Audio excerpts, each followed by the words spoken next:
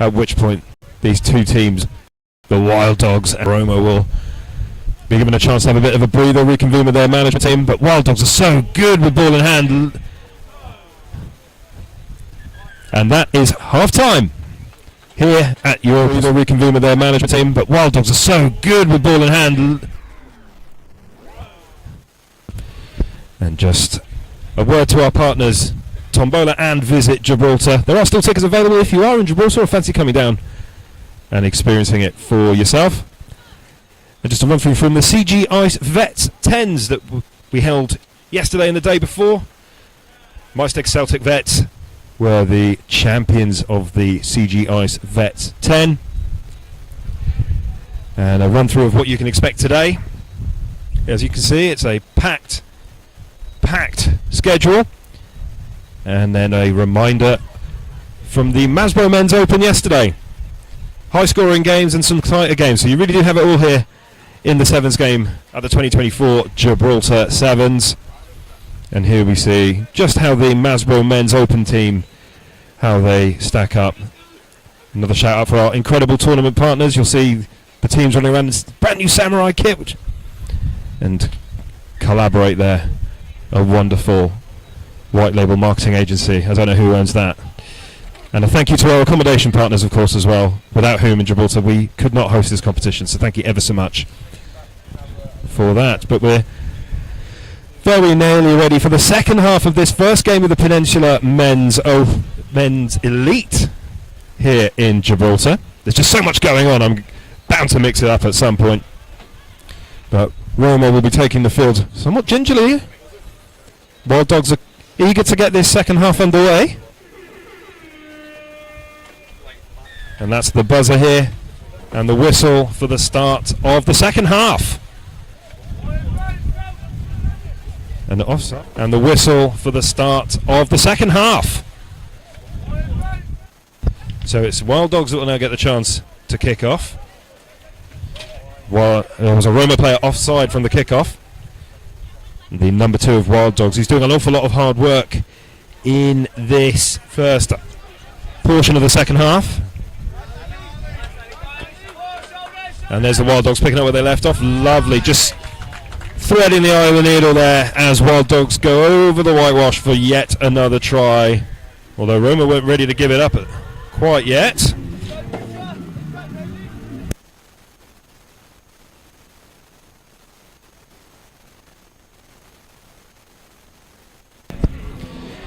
So we'll just wait for the try to be converted, but a couple of Roma players there feeling their exertions early on here. And I don't blame them. Even I haven't had a coffee yet, he says, hoping that somebody in the comms box will grab me one. It's going to be a long day. If you're at home watching this live, thank you very much, first of all, for joining us. Second of all, get a coffee, because it's going to be a long day. And when you're up making your coffee, put some beers in the fridge, or some vino, or Prosecco, or, depending how late you're planning to watch, maybe even a gin or 3, because that's going to be great. And they've just got the wind picking up here, so this will make the kick-off from Roma. But Roma on the ball now, hoping to start to exert themselves on this game. Wild Dogs are somewhat running away with it a little bit. And Wild Dogs with the interception, and he should be clean through here, the Wild Dogs. The 12 from Wild Dogs. Through. In between the posts, waiting for some of the Roma boys. Just hiding behind the pitch protector. With Gibraltar Rugby emblazoned upon it. This is the home of Gibraltar Rugby. And a wonderful home it is. From here at Europa, you can see 3 countries. You can see Gibraltar, you can see Spain, and you can see Morocco over the Straits of Gibraltar. The Atlas Mountains. The Barbary Coast. It's a wonderful, wonderful place to come and visit. It's almost like I'm paid by the tourism office to say that. And I am. Thank you very much to Visit Gibraltar for being part of this wonderful competition. So it's Wild Dogs with a kick-off. It's got to go 10 metres, which it does. Knocked backwards by Wild Dogs, but turned over by Roma. Roma trying to put themselves onto this game. Lovely pass over the top there. But Wild Dogs close the space down quickly, but Roma have found the space, and number 12 is just running along the touchline. It looks like it's been knocked forward by Roma player. Advantage played. Wild Dogs with the ball again. And really the very first game of this Peninsula Men's Elite, and Wild Dogs are making a statement to all the other teams and spectators in the stands, saying we are here and we are here to play some serious sevens.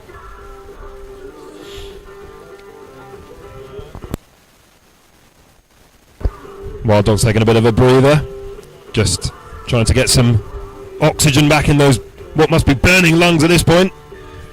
Conversion is good.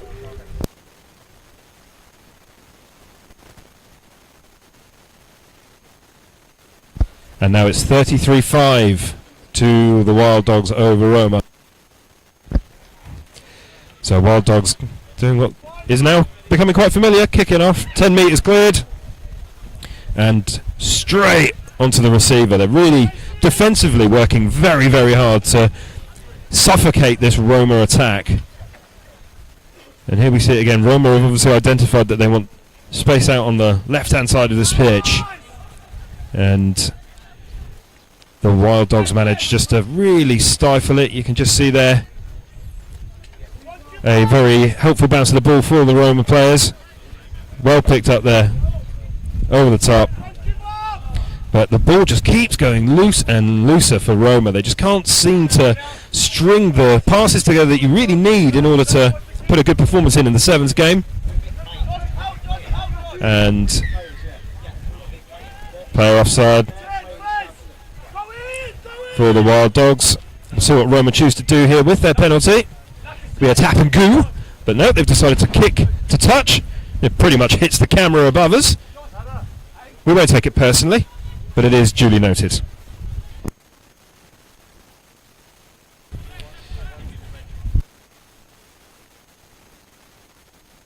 We've got 2 minutes left of this second half of the opening game of the Peninsula Men's Elite competition. Roma Rugby versus Wild Dogs Alpha Pack. I mean, even the name suggests that they're here to do business. And they are a pack of Wild Dogs on the pitch, but lovely boys off it. So we have a first scrum of the game. Something that you'd recognise from the 15-a-side game. Barely from the 13-a-side game. But you can decide to contest or not contest the scrums. Exactly the same across the codes in rugby. But they've decided to contest. And Roma get the penalty. And are really just trying. They're not going to save the game at this point. But they're just trying to go through the motions as they feel their way into this Peninsula Men's Elite competition. And Roma still with the ball, hoping just to string a passage of play together. Of course, all the time they're being pinned down in the centre of the pitch, they're not getting up the pitch to the pointy end. But just as I say that, bit of a break from the Roma 18 there. And this could be on. The bounce needs to be good for the Roma number 9. Is it going to be good? No, and it's knocked into touch. Great defensive work from the Wild Dogs number 9 there. And we will have a line out on the base of the try line, really. And Roma will be hoping to convert this into their second score of the game, just so that they can get the feeling. Then we've got the buzzer for the for the full time, and that's it. That is full time of this first game of the Peninsula Men's Elite competition. And what a wonderful opening game it was. The Wild Dogs really asserting their dominance over Roma Rugby.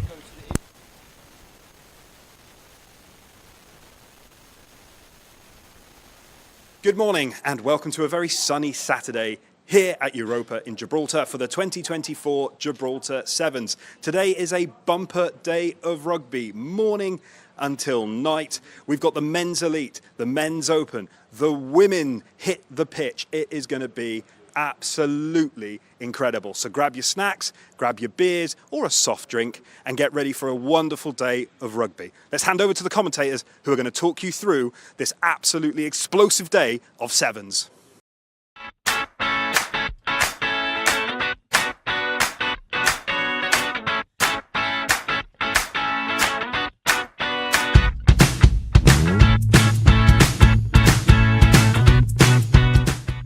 Gibraltar. Got the summer feeling, come on.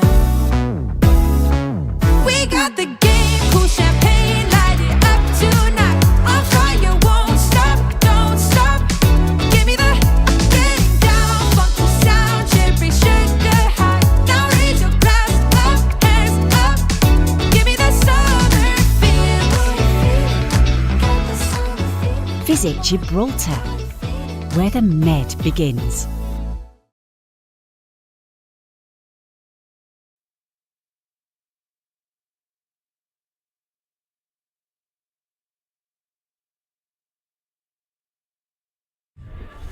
The earlier bird catches the commentator.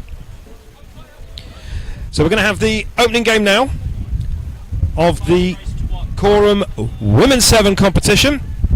We've got Wild Dogs Alpha Pack up against the Savvy Panthers. This is going to be a humdinger of a match. And they're going to enter the pitch now from the centre of that west stand.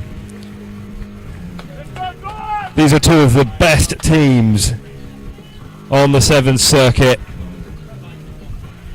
So sit down, keep your eyeballs peeled for this opening match of the Quorum Women's Sevens.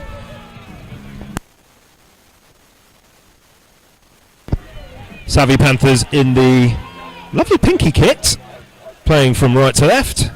Wild Dogs in a similar pack to their male counterparts, but with Hollywood Bet on the front rather than Pig and Whistle. I'm a Gibraltarian living in the UK, but I live very close to a pig and it's lovely. The restaurant, that is. And if you're listening, anyone from the pig establishment, feel free to comp me a meal at your establishment in Bridge in Kent. But the first action is underway and it's the Wild Dogs trying to avoid touch. Lovely offload in the contact. The Wild Dogs have come out here just like their counterparts earlier, really meaning business. Managing to keep a hold of possession, the Wild Dogs. There's an awful lot of space on this near side, but the Savvy Panthers nearly made it count. But the number 4 of Savvy is going to chase all the way, but manage to touch down in the corner. The first points of the opening game of this Quorum Women's Sevens go to the Wild Dogs Alpha Pack. What a score! And we've got the rock and roll coming out of the PA live here, and it is fantastic. I'm going to save everybody at home from my singing, as I don't want to sing along to the music necessarily, but I could well do. They're going to kick me off comms soon enough if I start singing. Mainly because I have to charge them extra. And the try is not converted, but it's a tough one from over there. 5 points to 0 for the Wild Dogs Alpha Pack over the Savvy Panthers. And we have our first try of the Quorum Women's competition.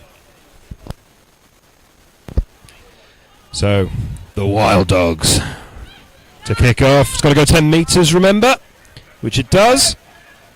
Knocked backwards by the Savvy Panthers. A question for everyone at home: are all Panthers savvy? But this one certainly is. And the number 13 of the Savvy Panthers has made the break, but she's being tracked down by Wild Dogs. It's a pack of dogs after a singular Panther. What a try-saving tackle. And it's a yellow.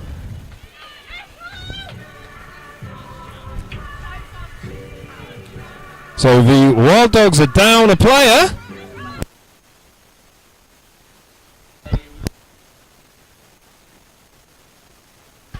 For not rolling away. The Wild Dogs player just making her feelings known. Thankfully I don't think you can hear the words that were used, but she wasn't happy about it. and I'm inclined to agree with her, to be honest with you. It was an unfortunate decision, but the referees do have a tough job to do.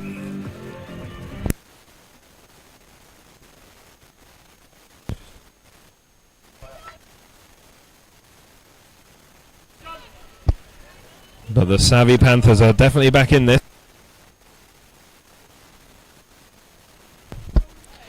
So, savvy Panthers to get this game back underway in the first half of the opening game of the Quorum Women's Sevens here at the 2024 Gibraltar Sevens. Well taken by the Wild Dogs. And they're going to just go through the phases here, try and find where the gaps are. And the number 3 has found the gap, and she's got a sprint to the finish. The Wild Dogs, a player down, and they are rabid for it. Just waiting to drag some of the players over, waste a little bit of time. Sorry, use up a little bit of time. No time is wasted, just used differently.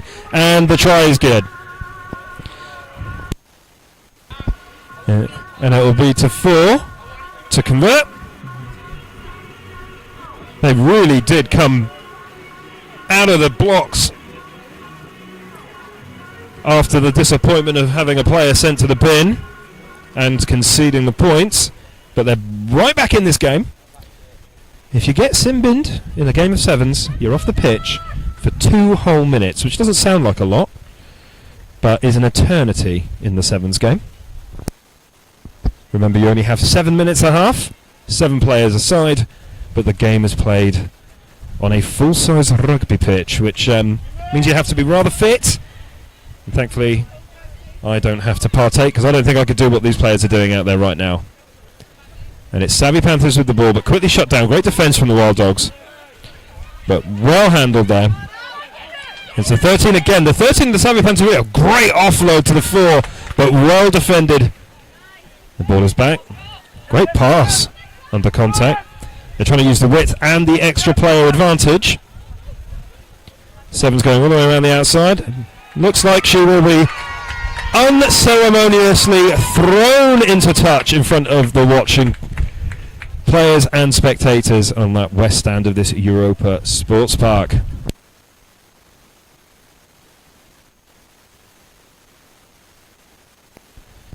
So we have the first line out of the game, and it'll be Wild Dogs to put in, but we have one of the players receiving treatment just off the camera here, so time is off, but she's alright. You can see she's just making her way gingerly, albeit, but walking under her own steam off the pitch. Replacement on, number 15 for the Savvy Panthers coming on. And once all the players are in position, this line out can be taken. And the time is back on. Just making sure that all the players are straight. It's a good line out from the Wild Dogs. They want to be moving this ball around quickly here. They want to go from south to north as quickly as they possibly can. Just pull the Savvy Panthers player into...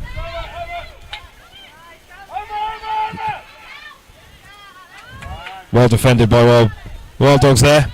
Working as a pack as Dogs... Oh, well taken from the Wild Dogs. And that's created a lot of space. It's now about just absolutely blitzing it to the try line. She's got a long way to go, and she's well tackled by the Savvy Panther player at the back there, covering the line.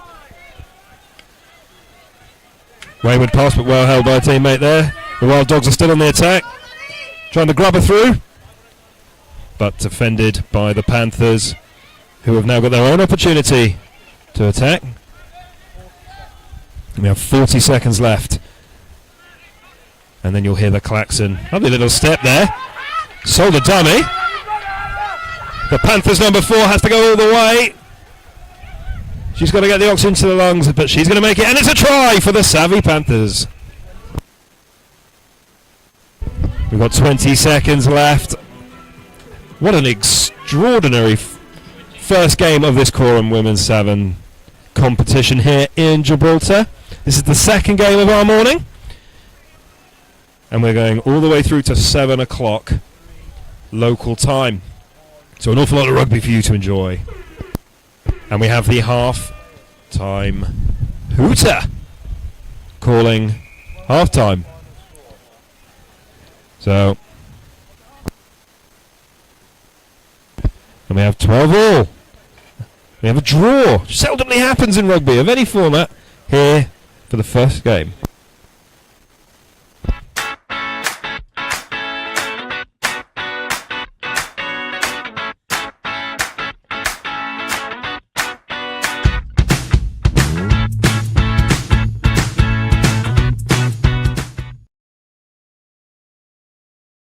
Organising a sevens tournament takes an awful lot of work and an awful lot of moving around. Thanks to the Gibraltar Sevens partners Land Rover and Vidor, they have very kindly given us a defender to help us do all the little odd jobs that we need to do. So come with us today in a brand new defender as we head around Gibraltar, tick off our to-do list and show you a couple of places in Gib that you might not know exists.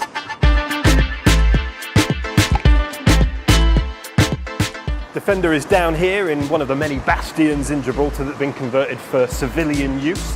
Don't worry, it's not going to be a whole history chat. And here it is, the Defender 110. What a beaut! Job number one, get the Gibraltar Sevens decals onto the side of this beautiful Defender. First stop of the day, British Forces Broadcasting Service, where we're going to talk about the Sevens tournament and what it means to Gibraltar and how people can get involved. So join me in the studio where myself and Tom will be chatting all things Rugby Sevens.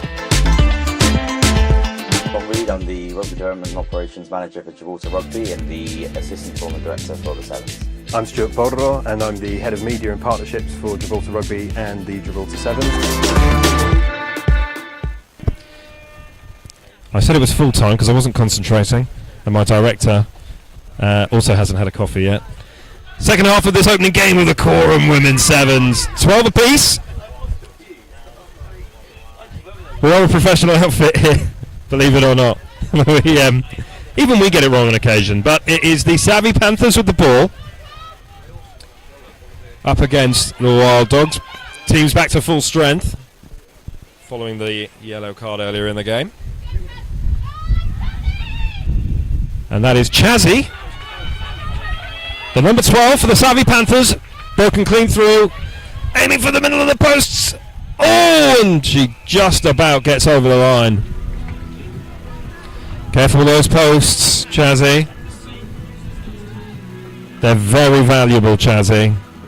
What a wonderful score there from the Savvy Panthers, opening up this second half of this opening game of the Quorum Women's Sevens. Here at Europa Point, the Europa Stadium in southern Gibraltar on the southern tip of the Iberian Peninsula. The wonderful hosts of this 2024 Gibraltar Sevens. The fourth edition of this competition. If you're joining us at home, thank you ever so much for joining us so early. You're catching some of the best games. They've really started strongly. Tell us where you're watching from anywhere in the world. We'd love to hear from you. Follow us on social media. If you're here in the stadium, share what you're doing. We'd love to see it. But it's the Wild Dogs with the ball, looking to bounce back from an early Panthers score. It's Wild Dogs versus Savvy Panthers. Will the logic and savvy of the Panthers outdo the sheer pack mentality of the Wild Dogs Alpha Pack team? But they're a serious outfit, both of these teams out there at the moment. And it is the Wild Dogs with the ball. Now they did move it around rather slickly in the first half, but intercepted from the Savvy Panthers, number 9 there. Absolutely taken. Not rolling away. And the Panthers are not taking it lying down. And just having a bit of a ticking off from the man in the middle. It's a bit early in the day. But it is the Wild Dogs with a penalty. Taken calmly by the Wild Dogs. Ball to hand. Lovely done. And the Wild Dogs decide to take the contact. Lovely out with number 10. And the number 4 of the Wild Dogs. She's really pushing on now. Looks like it went forward there to me, but I'm not a pro. And the Wild Dogs just keeping possession.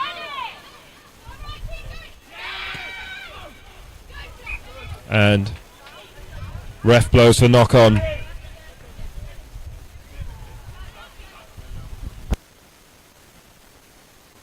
We have a couple of substitutions now. Wild Dogs moving players around. And you can just see them gasping for breath as they come off back to their teammates from up here in the commentary gantry. It is a tough game to play. It's a tough sport. It's a lot of running on a full-size rugby pitch when there's not a lot of you to cover the space. So I doff my cap to each and every player taking the field today. I get out of breath just climbing into my seat. So, but it's the Panthers with the ball. Well taken. Just picking a spot. Playing the ball around the back, trying to find the space. Trying to wheedle out some room. But great pass under contact there in the tackle. The number 10's found the gap and she is through and back over to the north side of this Europa Sports Park. And down it goes. Savvy Panthers with a try.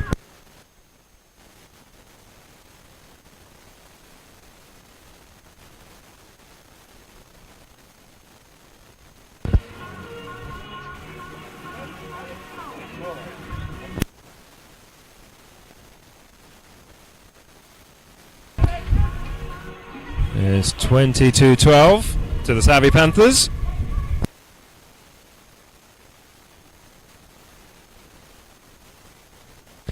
So the Savvy Panthers will kick off once again. In the Sevens game, it's got to go 10 metres, which it just about does. It is a little bit windy here this morning, so it's going to be tough. But it feels like the wind is going west to east. And I know that because it's hitting me right in the face and I'm heading west. But it is the Wild Dogs with the ball. What a wonderful gap found. It is end-to-end stuff as Sevens should be. And the number 3 of the Wild Dogs in between the posts on the south side of this stadium in for a try.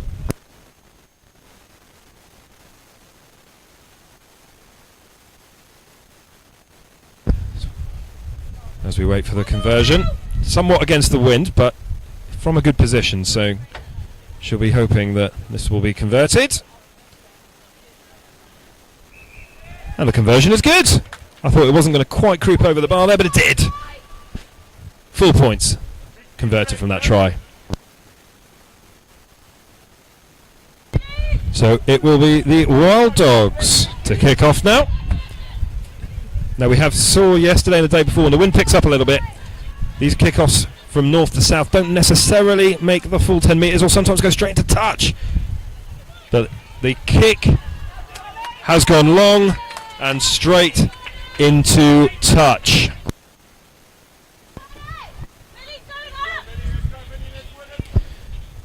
So it will be a Savvy Panthers line out on this near side.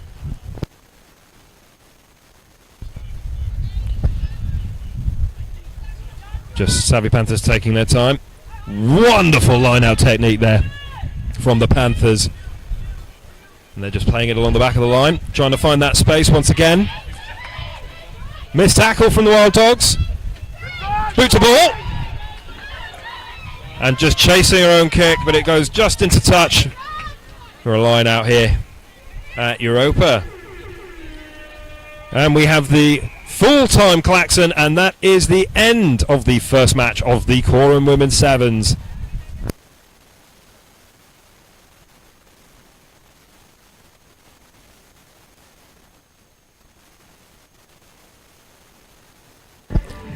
And it is a 24-19 win for the Savvy Panthers over the Wild Dogs Alpha Pack. What a first game here. The opening game of the Quorum Women's Sevens. It was just as rambunctious as I thought it was going to be. Thank you for joining us so early here on the live broadcast from the southern tip of Europe. Fantastic. And you need to visit Gibraltar if you get the chance. Gibraltar. Got the summer feeling, come on. We got the game, cool champagne, light it up tonight. I'll try you one.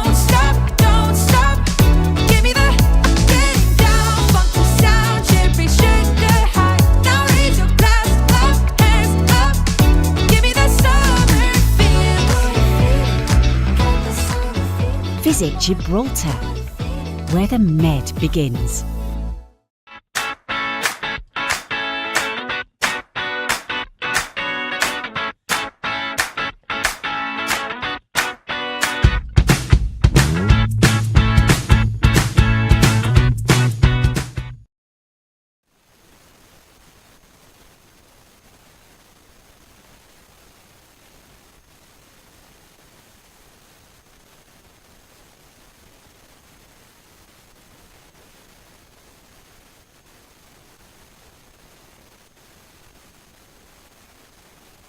FBS completed, and now we're going to take you on a little tour of a couple of my favourite places in Gibraltar. You can go to Visit Gibraltar to find out all the things you can do while you're here, but I'm going to take you to some of my personal favourites.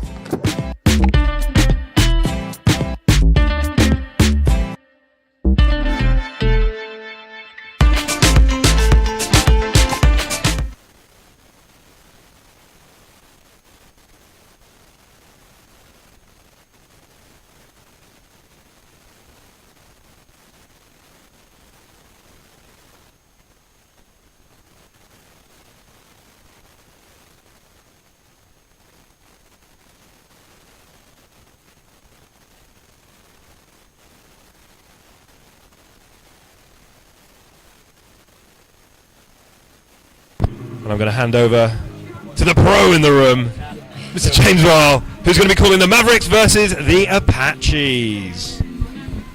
Morning everybody and welcome back to Europa Park. This is the first game in the Elite Division. Mavericks versus Apache. Mavericks wearing resplendent in canary yellow, and the Apaches in white and blue, rather looking very much like Leeds United supporters. Referee Carl Dixon in the middle. The Mavericks kick off up towards the rock. Winning their restart, they go left to right. The Apaches powerful in contact over the ball. This is going to be a step up in standard from yesterday. Some real athletes out here today, and less athletes up in the commentary box as the ladder to the top of the scaffolding proved this morning. Ball's turned over and the Apaches go running right to left. They've got an overlap here if he comes in on the support line. Some great scrambled defence by the Mavericks, but the Apaches recycle and go again, going right to left. Oh, final execution of pass is so important there. Referee Carl Dixon, World Cup referee, world class official. For those of you who know a lot about the Gibraltar Sevens, it's fair to say Carl went large last night as the referees went out and had a celebration, and he looks less than his sprightly self this morning. Scrimmage on the 5 metre line in the Maverick half. Apache put in. Pressure on the back of the scrum and that rush defence. Key component of Sevens rugby. But they get the ball wide, and this is gas to burn. Heroic tackle on the 22, but they go again. Carl Dixon deems that the player was held in the tackle, and the penalty goes to the Apaches. Brilliant piece of cover defence. This is thrilling Sevens at its best.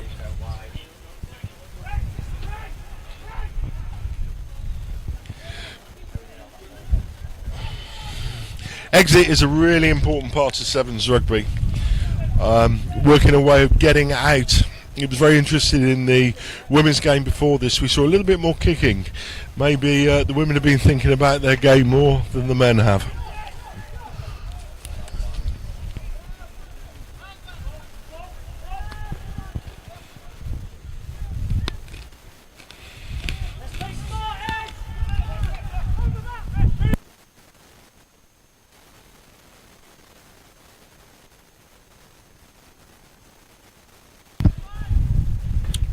Mavericks are defending as if their lives depended on it now, but it's all about patience in rugby sevens.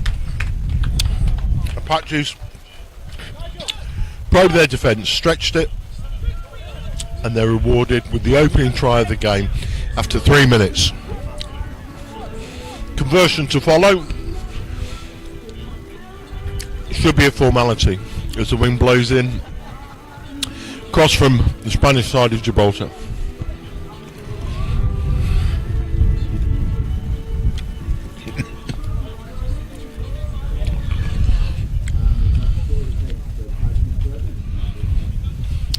It's Apache 7, Mavericks 0.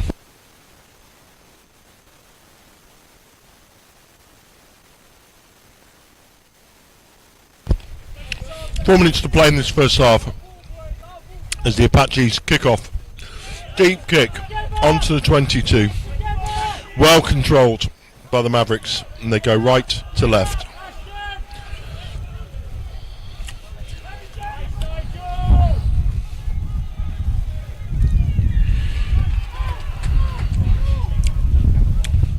Breakdown work is equally as important in rugby.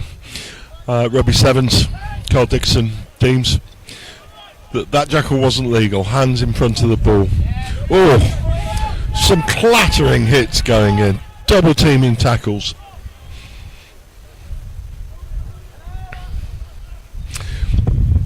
Mavericks get the ball to the edge, coming back to try and level the score, and they get through the first line of defence into scramble, but it's intercepted by the Apaches. Slight suggestion of coming in at the side there. The Apaches go again. Support down the right hand side. Cut back in field. Mavericks are stretched here. If they can recycle, no, the final pass wasn't executed. Ball goes forward, and it's a scrum down to the Mavericks on their 22.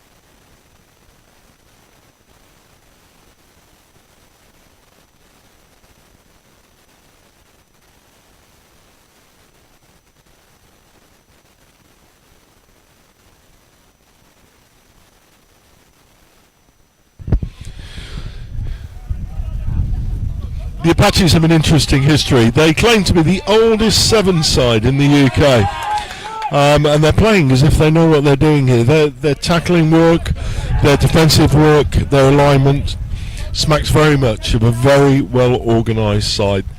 They draw from all parts of the UK, but sevens is the thing that bonds the team together. They're all specialists, all huge fans of the short form game. So line out to the Apaches, just short of the 22, and they go again. A long pass, beautiful handling in midfield, and that final pass has just cost them 2 or 3 times now. It looked for all money as if they got around the edge of the Mavericks there, but great scramble defence and great pressure. Score remains at 7-0 with just over a minute left to go.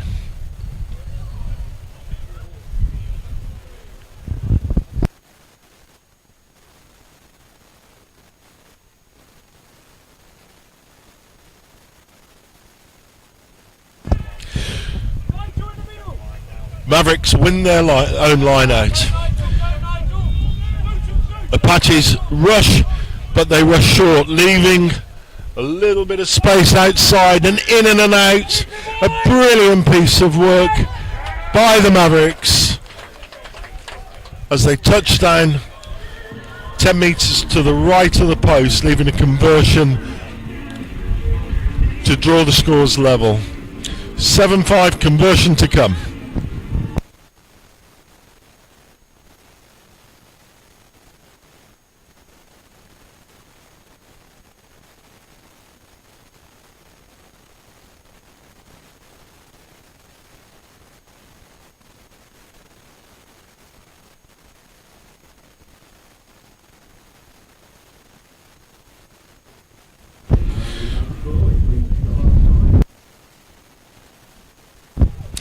And that draws the scores level.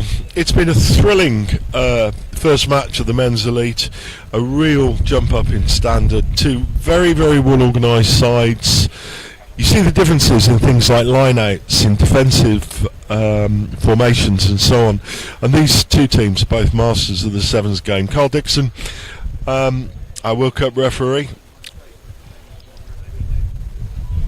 As I said, Carl was having a great time socialising with us. He will be off to South Africa on a flight tonight, in fact, he tells me, where he'll be working at the Ireland South Africa Test Series, something much anticipated. And Carl's officiating the second test in Durban, and he was confiding last night that in terms of sheer brutality, in his experience, the Ireland Springbok games are some of the most brutal. It's going to be a super one for the neutral, great one if you're South African or Irish, and I know many of you will be tuning in for it. I certainly will be, but then again, I'm doing the match reports on them for Planet Rugby. Here we go again. Apaches kick off, attacking up towards the rock. The Mavericks claim the restart. Really great piece of work. Oh, absolutely melted in the tackle, eviscerated. But the Mavericks recycle, and they've got the edge here. They're round the defence. Another heroic tackle. Brilliant piece of corner flagging. Tracking back, cutting down the angle. And the Mavericks go again. It's crowded and cluttered in midfield, but they recycle. There's a man over on the edge if they can commit and go, but no, that man, number 7, maybe needed to think about his running line.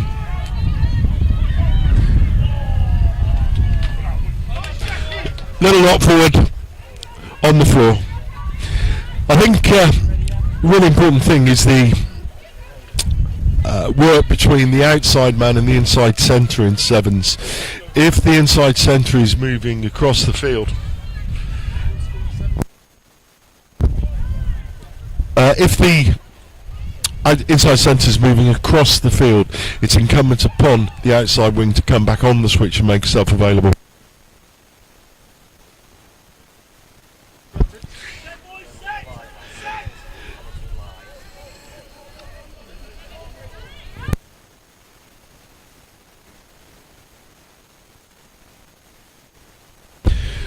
The Apaches looking to break out of their own 22.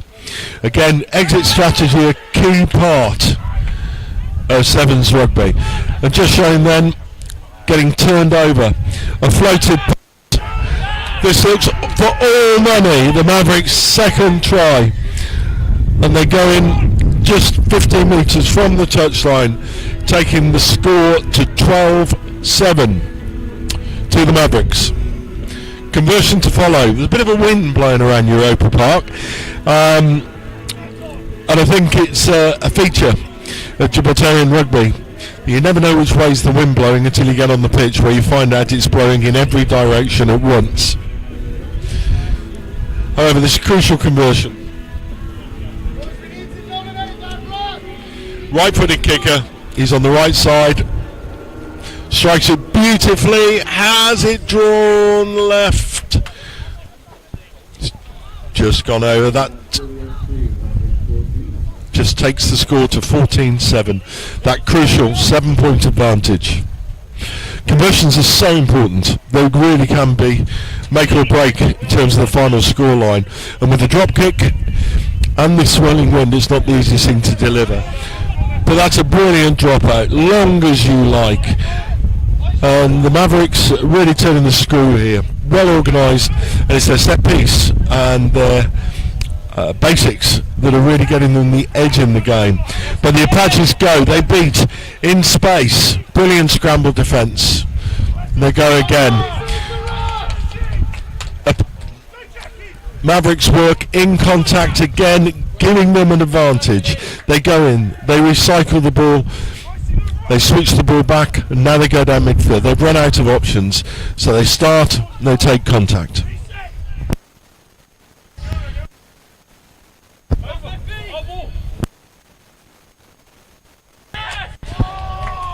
drifts forward there. Great competition at the work. The Mavericks really look for all money as if they lost that rut there, but I think the Apaches are a little bit slow to react. In fact, their bench down below me been bellowing at their own players to hit the rucks harder.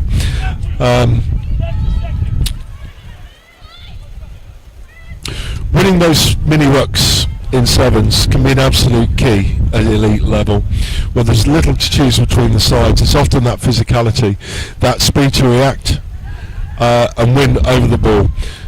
Apaches control the ball well at the back of the scrum. They run out of space on the right hand touchline, they go down the middle, but again, brilliant defence, absolutely brilliant defence by the Mavericks, causes a turnover in midfield, and they go again on the 5 metre line, driving forward. Options right, but they go straight down the middle with a lovely dummy. That takes the score to 19-7 to the Mavericks, and they've been great value today.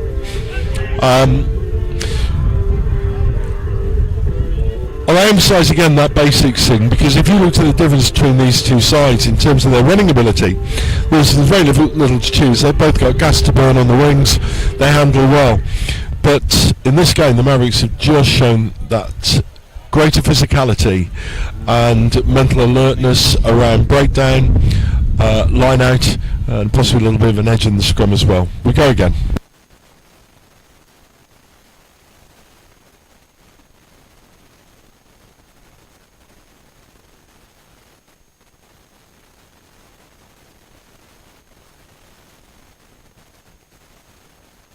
"90 seconds to go."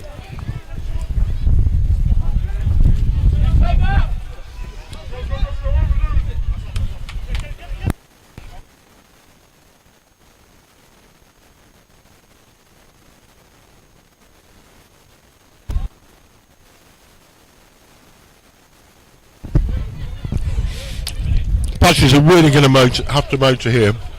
A minute left, they're 2 tries down.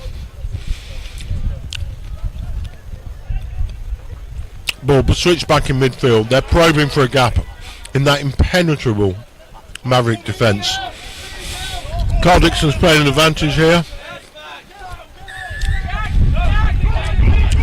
No advantage. Carl Dixon calls offside on the halfway line. And the Apaches, running out of time, attack down the left hand side. The Mavericks drift.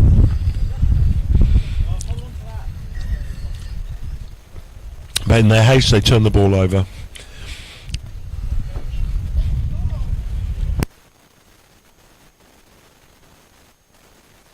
"15 seconds to go. This looks for all money a Mavericks win. It would take something quite remarkable.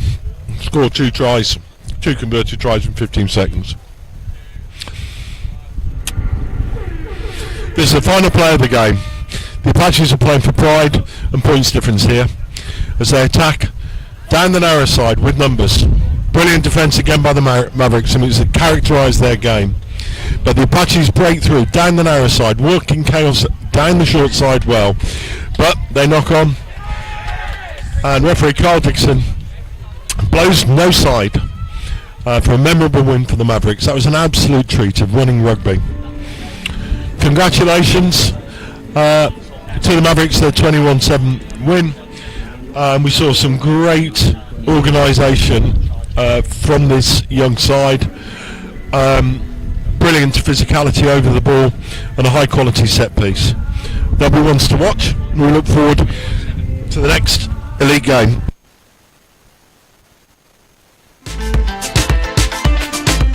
Welcome to Catalin Bay, or La Caleta. Behind me is Catalin Bay, or La Caleta, which means Little Bay. As you can see, it is a gorgeous part of Gibraltar. A lovely sandy beach, lots of nice little eateries, and personally, one of my favourite places in all of Gibraltar. If you want to spend a lovely day by the beach, this is where you should go. There's been people living and working in Catalin Bay for 300 years. This is where the fishermen used to set off into the Mediterranean to catch their daily haul of fish. and it was a huge Genoese population. In fact, it's thought that Genoese was spoken here up until the late 19th century. But away from all the history, it's a great place to come and eat and just spend a lovely day on the sandy beach.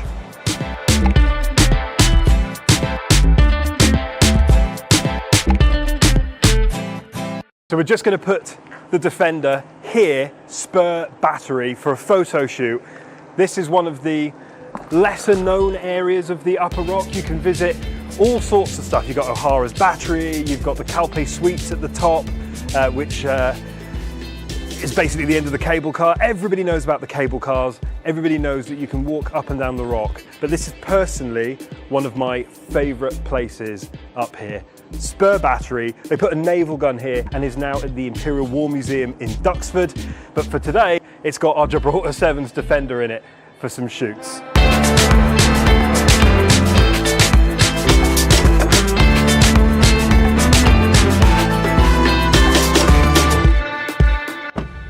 We've made it back to Europa, but I think it's worth talking about this incredible Land Rover Defender that Land Rover and Capurro have kindly lent us for the week. So this is the 110, so it's got the doors at the back. It's a P400e hybrid, so you can plug it in at home, but it'll go up to 30 miles an hour on electric only, which means it's good for the environment. It's in this beautiful grey finish. It's obviously pretty big. You've got 20-inch alloys on there as well. But I think with a car like this, the real magic happens inside, because we have tinted windows and a tinted panoramic sunroof. The Defender itself is jam-packed full of technology that you might need to take it off-road or take it to the shops. Automatic gearbox, climate control, and the infotainment system in here, I've got to say, is very responsive, and it's got nice little features which are particularly useful in Gibraltar. You've got off-road mode that has surround cameras. You can see exactly where your car is, what's going on, and where it's placed. And you've got nice big cup holders where you can put, for example, Gibraltar Water Reserve. The whole thing is just designed for comfort and off-road durability, and is the perfect vehicle for Gibraltar 7s to move people and equipment around. Thanks for coming with me on this whistle-stop tour of Gibraltar as we get the last few bits ready for the Gibraltar 7s. But there is an awful lot to do at the stadium, so I'm going to have to leave you. But if there's anything that you've seen or you want to explore Gibraltar more, head over to Visit Gibraltar. Thanks very much, and I've got to get on with work. Gibraltar. Got the summer feeling, come on. We got the game, cool champagne, light it up tonight. On fire, won't stop, don't stop. Give me the getting down, funky sound, cherry sugar high. Now raise your glass up, hands up. Give me the summer feeling. Got the summer feeling. Visit Gibraltar, where the Med begins.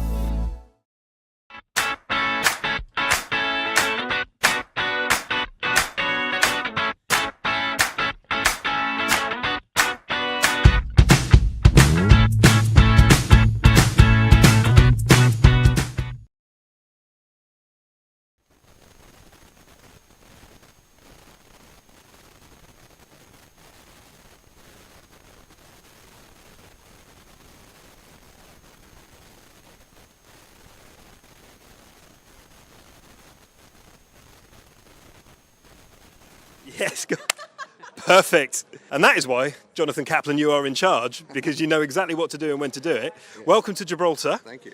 What do you think of our little home on the southern tip of Europe? Yeah, I love it. First time here. Been around the world, obviously. My best days are behind me, clearly. But I love coming to these tournaments, you know, just making a contribution and being a part of the action. Got an invite to Gibraltar. Had to find my own way here.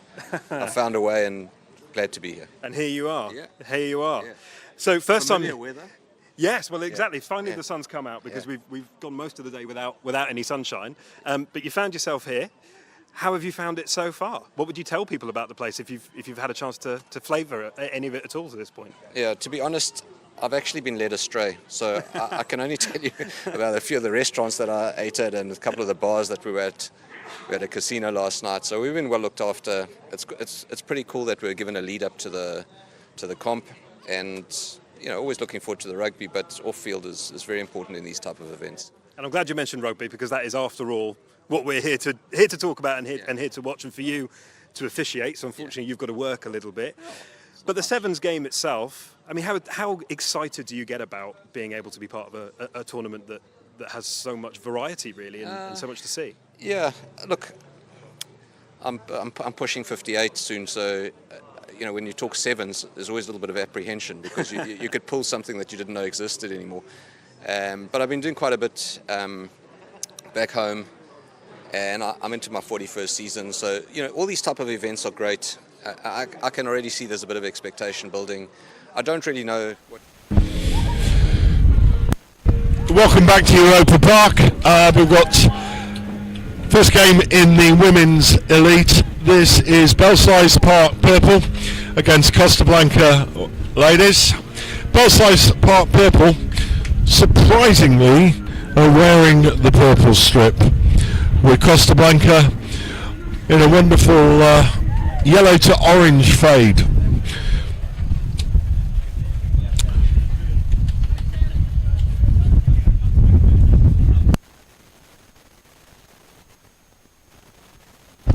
Referee Kara Zeneca hails from Germany. Down under the comm box we've got the legendary local referee who goes under the name of Luke Pearce, but it's a different one.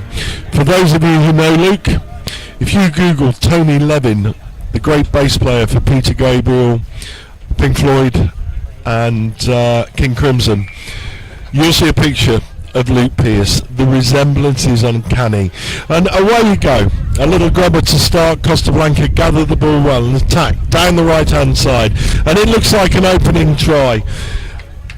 Defensive width poor from Belsize ladies purple. And the first try is scored after only 10 seconds of the game. You won't get anything quicker than that. Costa Blanca ladies far quicker to react.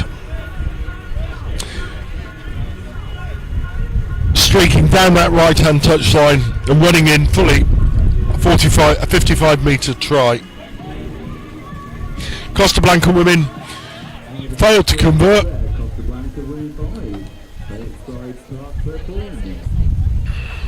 Costa Blanca 5-0 up after less than a minute of the game.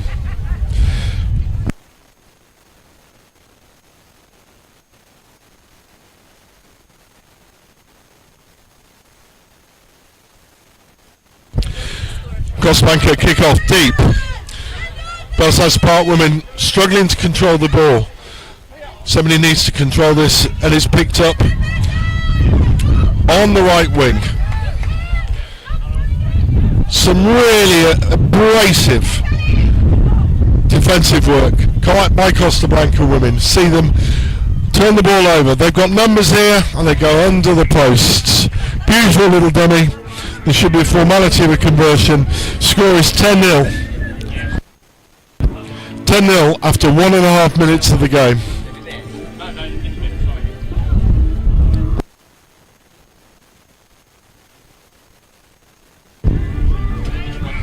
Conversion is a formality.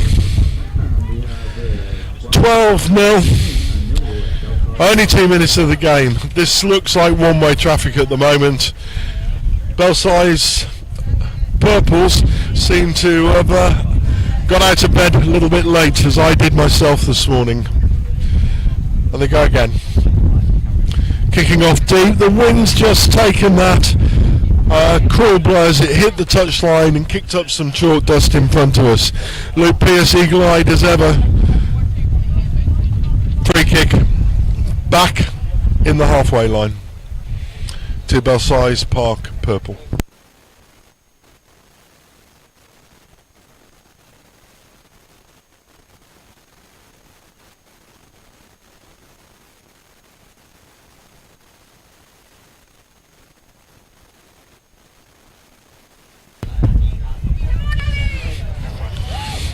The Purples go again. That's not gone 10 metres. But Costa Blanca women, they played again, and they've got players on the outside. Brilliant line from the number 11 coming in off the wing into the midfield on the switchback, and this is one-way traffic here at Europa Park.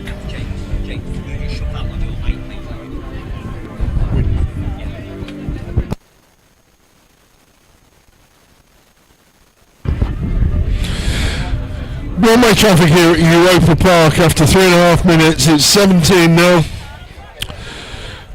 to the Costa Blanca women. They've been outstanding. They've been sharp, they've been abrasive, and they've been intelligent. This could be a little bit of a rout, I'm afraid to say. There's just under 10 minutes left in this game. As Costa Blanca women vary the restart, and they go down their right. Belsize Park women, this is probably their best time on the ball, but they're struggling to cope with the pressure of the Costa Blanca rush defence. This really is one-way traffic as the ball goes into contact and turned over. A lovely piece of jackling work there on the 22. Costa Blanca women have turned it over, and it looks as if they've got numbers on the edge here. If they can spin the ball out, this will only be another try. Belsize Park Purples have only themselves to blame there. The defensive spacing really bad, but leaving their two outside backs defending 2-on-3. Show and go. The inside centre took a pace to her right and left a hole as big as one of the Gibraltarian tunnels. 24-0 to Costa Blanca women as they unload their bench with 4 replacements. 2 minutes to go in the first half.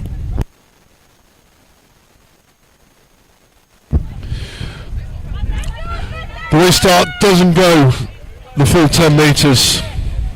The referee Seneca calls them back.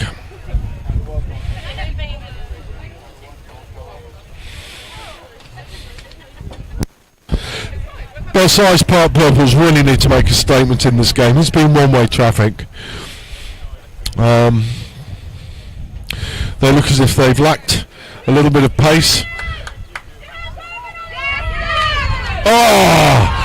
Absolutely melted in the tackle, and ferocious work to follow up, but Belsize Park Purples remarkably retained the ball there. They were hanging on for dear life. That's probably the first mistake the Costa Blanca women have made, going past the ball in the ruck, and Belsize Park go again, but that tackling is absolutely ferocious. That's referee Zanika calls that to be a penalty, but for me, clearly the Jacqueline player wasn't supporting her own body weight there. Strange decision, but Costa Blanca women go again. They look to have numbers here.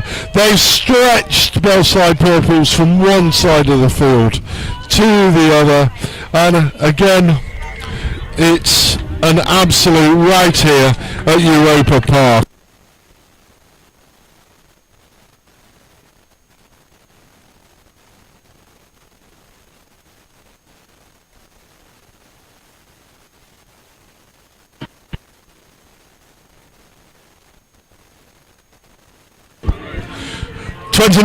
It's 29-0 here at half time at Europa Park.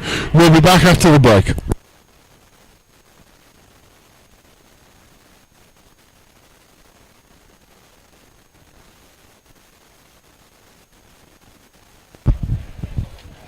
We'll go again. Sorry, that's my bad. I thought it was half time there, but it is now. So this time we will be back after the break.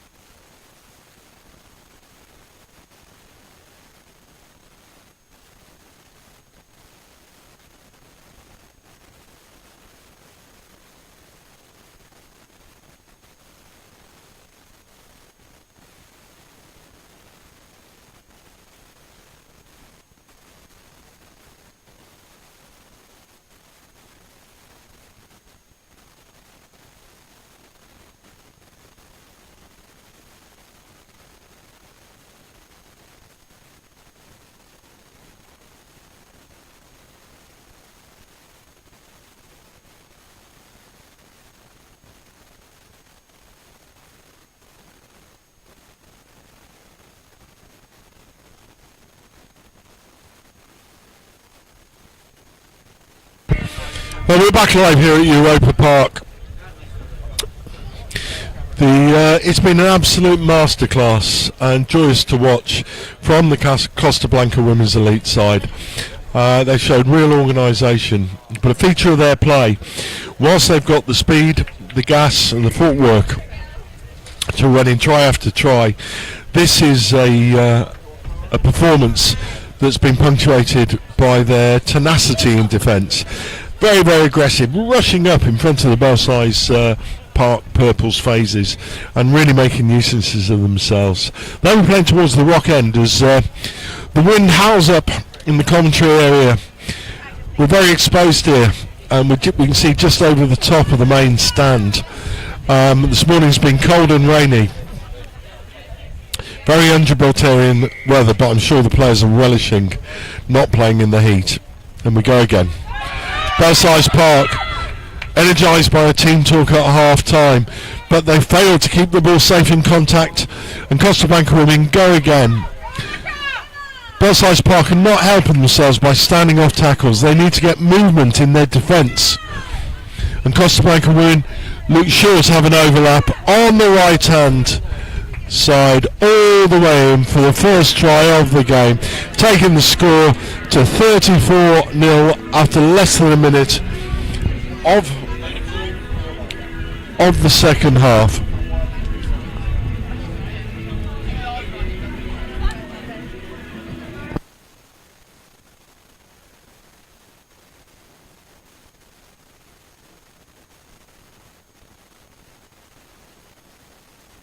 Lovely to see the local kids getting involved. Two little ball boys bringing the match ball back onto the pitch as Costa Blanca women kick off once more. Oh, another little leg break. But the Belsize Park Purples gather the restart, but immediately they're put under pressure at the breakdown again. Costa Blanca women go straight through the middle of that static defence. Belsize Purples are not learning from their mistakes here. Incredibly static in defence. They're letting the Costa Blanca women run at them at pace. They're retreating as they go back. They're in a negative defending situation.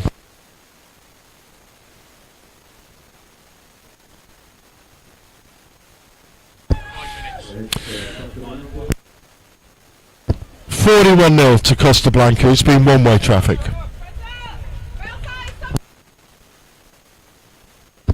Belsize Park Purples, they've travelled all the way over from the UK for this game, and to face a team as good as the Costa Blanca women at this stage in the tournament will really give them the benchmark as to where they've got to improve. But it would be lovely to see these young women take something with them to fire a shot. But so far it's just been a masterclass from Costa Blanca women.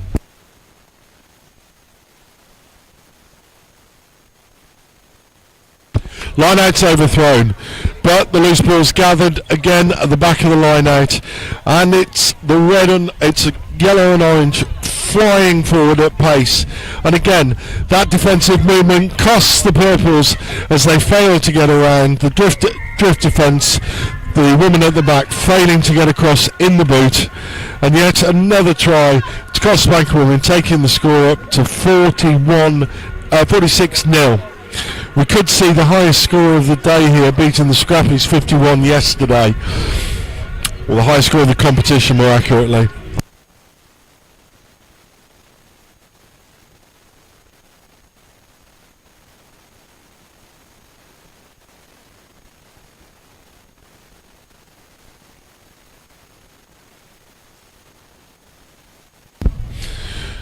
Three and a half minutes to go. We're halfway through the game. 46-0. Belsize Park Purples are playing for pride here, but they've been outgunned in every aspect of the game, and yet again they lose the ball in the breakdown. You'd wonder again if that player was supporting their own body weight, but the yellow and oranges go again. left to right. A woman loops round on the outside, but runs into the contact. Great pressure from Belsize Purples, but they fail to go in to guard the blind side. There was no defence at home. Players committed at the ruck.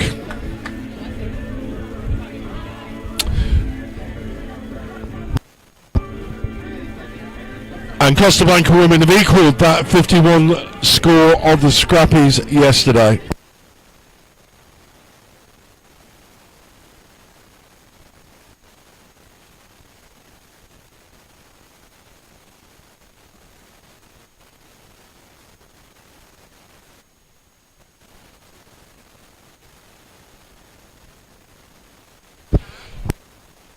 Minutes ago here at Europa Park, as Costa Blanca women kick off again. They kick off deep to the left. Bellside women Purples are put under pressure by three of the Costa Blancans coming through a pace to contest the breakdown. They retain the ball. It's a good contest at the Jackal. Bellside Park looking to exit, looking to get a try for pride.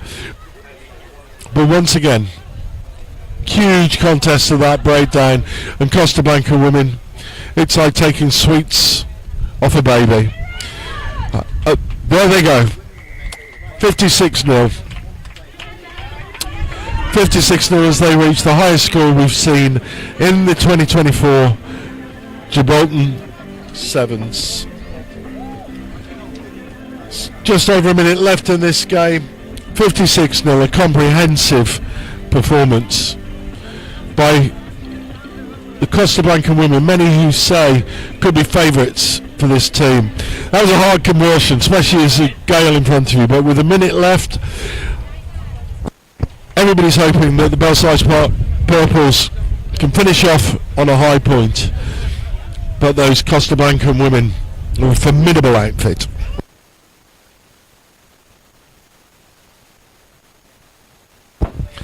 The restart goes deep to the left. Belsize Park women working up the right hand side touchline in contact, and yet again they're turned over. The number of times they've been turned over in contact is absolutely remarkable. But referee Seneca penalises Costa Blanca women for holding on in contact, and Belsize Park go down the right hand touchline, but poor handling, poor handling, no pace on the pass, leaving the catcher no chance. This is the last play of the match.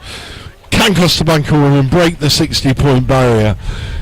Something in me that think they probably can if they choose to. Will they kick out to touch, or will they look for that last try for the record? They go again, right to left, inside ball switching. They're through the scramble, through the primary defence of Belsize Park Purples. They take the ball down into contact, recycle. They've got numbers right.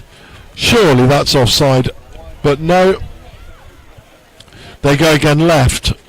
Players running freely, and there they do. They get the extra tie, the first side to get over 60 points here at the 2024 Gibraltar Sevens. Costa Blanca women, a comprehensive victory.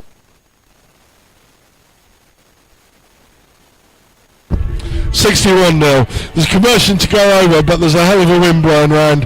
This will be an incredible effort to get it over. No. Score remains. That was an absolute hammering. It was a real golfing class between those two sides. Costa Blanca women brilliant at the breakdown, absolutely magnificent in defence, and when you've got the fundamentals of the game working so well, then there's only really going to be one outcome. But in credit to Belsize Park Purples, they stayed with it right to the end, and there's great spirit between these two sides. We'll be back for the next game, which is the Intelligence Corps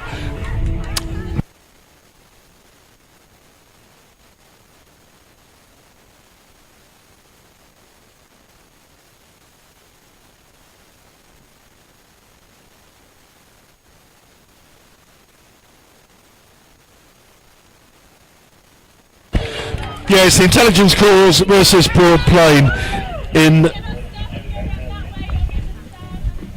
the plate semi-final.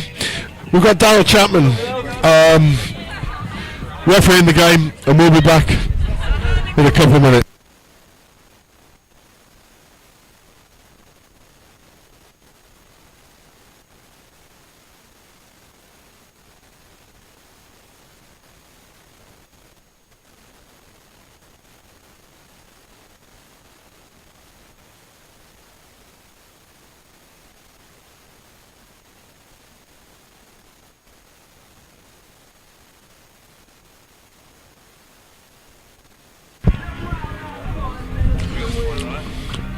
So Phil Nelson's back with me in the comm box.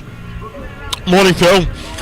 I'm going to wear my sunglasses looking at you. That's probably the pinkest shirt I've ever seen. Well, we always say real men wear pink. Broadplane to kick off. Playing towards the sea end.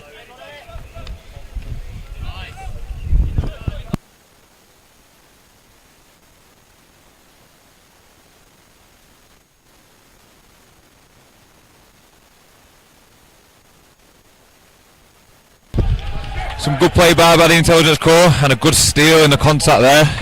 Good intention to set off. Quick tap. Looking for a little bit of space. The old bounce pass works for everyone, I think. Good carry. And again, good steal there. Nice clean steal. This is the big lad from yesterday, and he's off again. He's off again. I think he might get his 60 metre that he wanted yesterday. They're going to keep chasing. Yeah, he's off. Well done. Great finish. Good finish there. Good simple play. Broad lane play got a little bit isolated in the contacts, nice easy turnover, and he's gone the length, so good try there. I thought there was a hamstring being pulled halfway down there, Phil. It looked as if it had gone. Yes, it has. He's actually asking to be substitute, but the front rowers love scoring a try or two. No conversion as the wind takes its toll again, and it's 5-0 after a minute and a half played.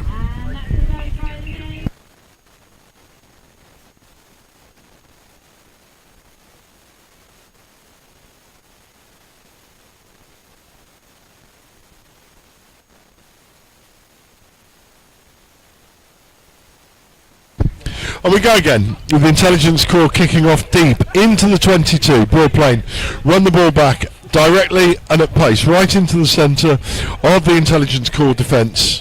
Really great contest on the ball, but Intelligence Corps deemed to have gone past the ball in the jackal there, Phil. How important is that contact area at the highest level of Elite Sevens? Yeah, I mean the contact area is important at every level, and I think there, I mean obviously it was 1-on-1. I don't think it was a clear release, if I'm honest, looking from it here. But that contact there, we said yesterday, you know, having a nice clean ball and attacking side is important. Oh, a bit of a wayward pass there, but yeah, having a nice clean contact area, speed of the ball is super important as an attack, keeps the defence on the back foot. But again, you know, in defence, it's important to try and slow up to give you defence time to organise. Again, a little bit of a wayward pass. Conditions might be playing a little bit to tell here. It's been obviously a little bit of moisture in the air, a little bit of rain overnight.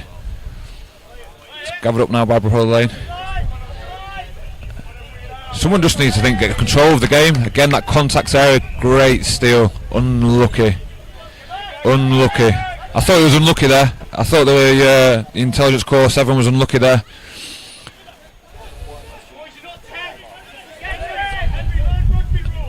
Off again.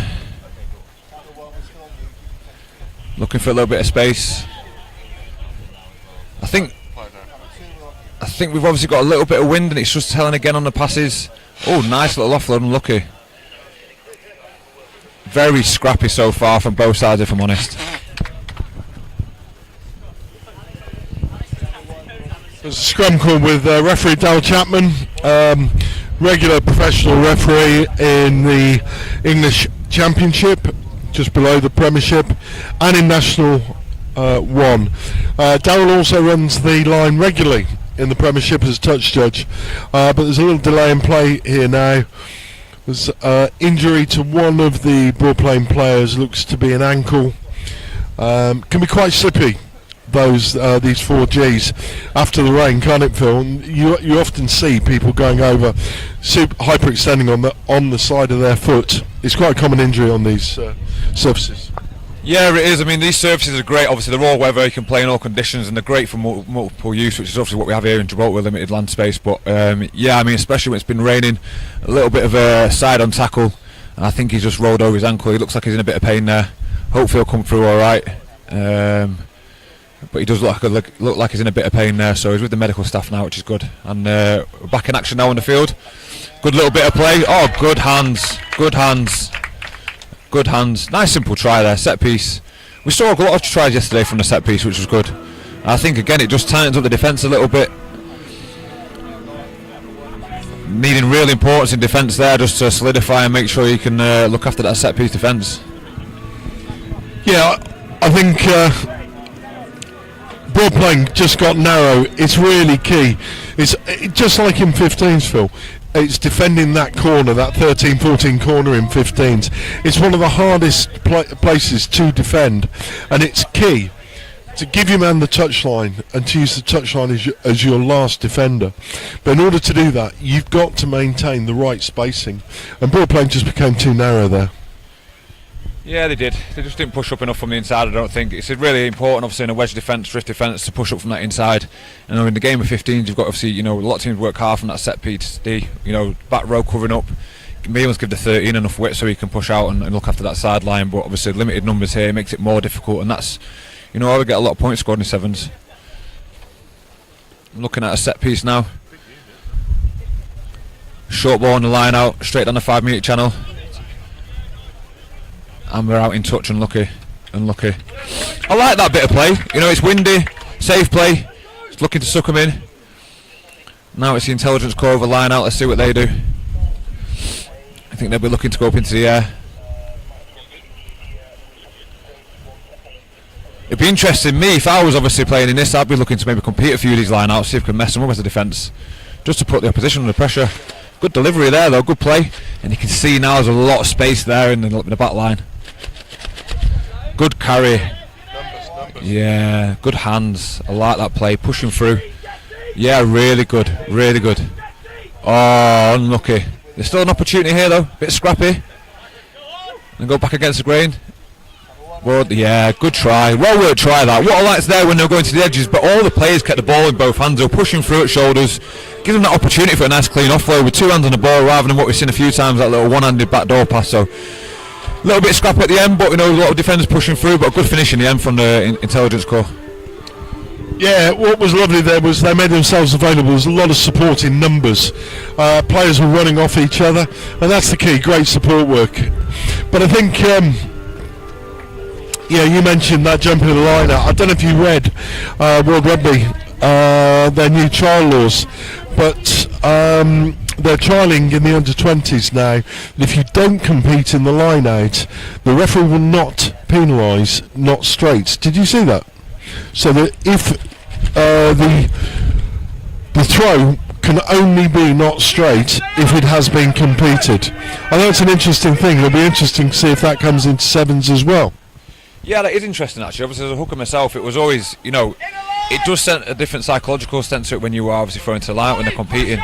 And also defensively as well, when you've got men being lifted in the air and the defence competing, it does affect the that link change between the forwards and the back line when they're defending. So it'll be interesting. Obviously, a not straight can be an easy turnover. It'll be interesting to see how that goes actually, but maybe potentially a good way just to keep the game flowing and keep the attacking side, the attack ball going. Poor little kick there, unfortunately a bit of poor execution.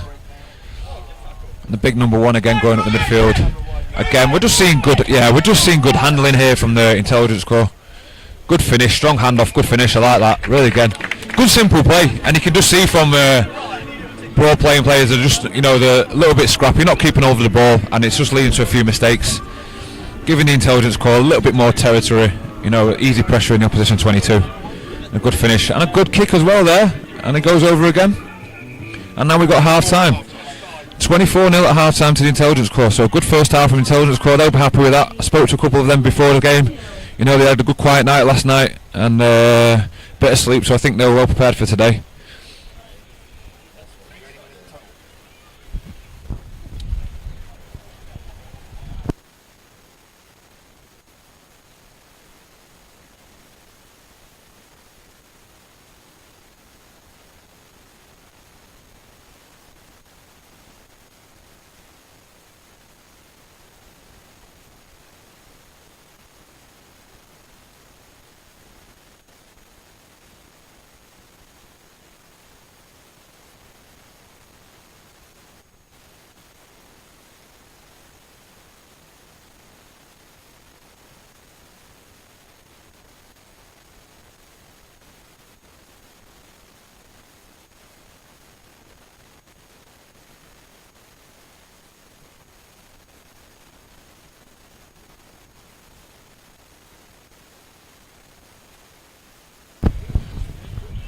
the Army Intelligence Corps, they've looked organised, they've looked a much better side than perhaps they did times yesterday. Broadplane, very proud side from Gloucestershire. They play in Gloucester in the Gloucestershire Threes Merit League. They run 2 teams on a Saturday, but they're very, very proud of their junior setup with 5 levels of junior rugby. Very much the future is the club, as they were telling me last night. I'm very, very proud of being in the hotbed of rugby. That's a brilliant piece of defence by the Intelligence Corps on the 10-metre line. Perhaps a little bit high, but boy oh boy, these guys are attacking the ruck.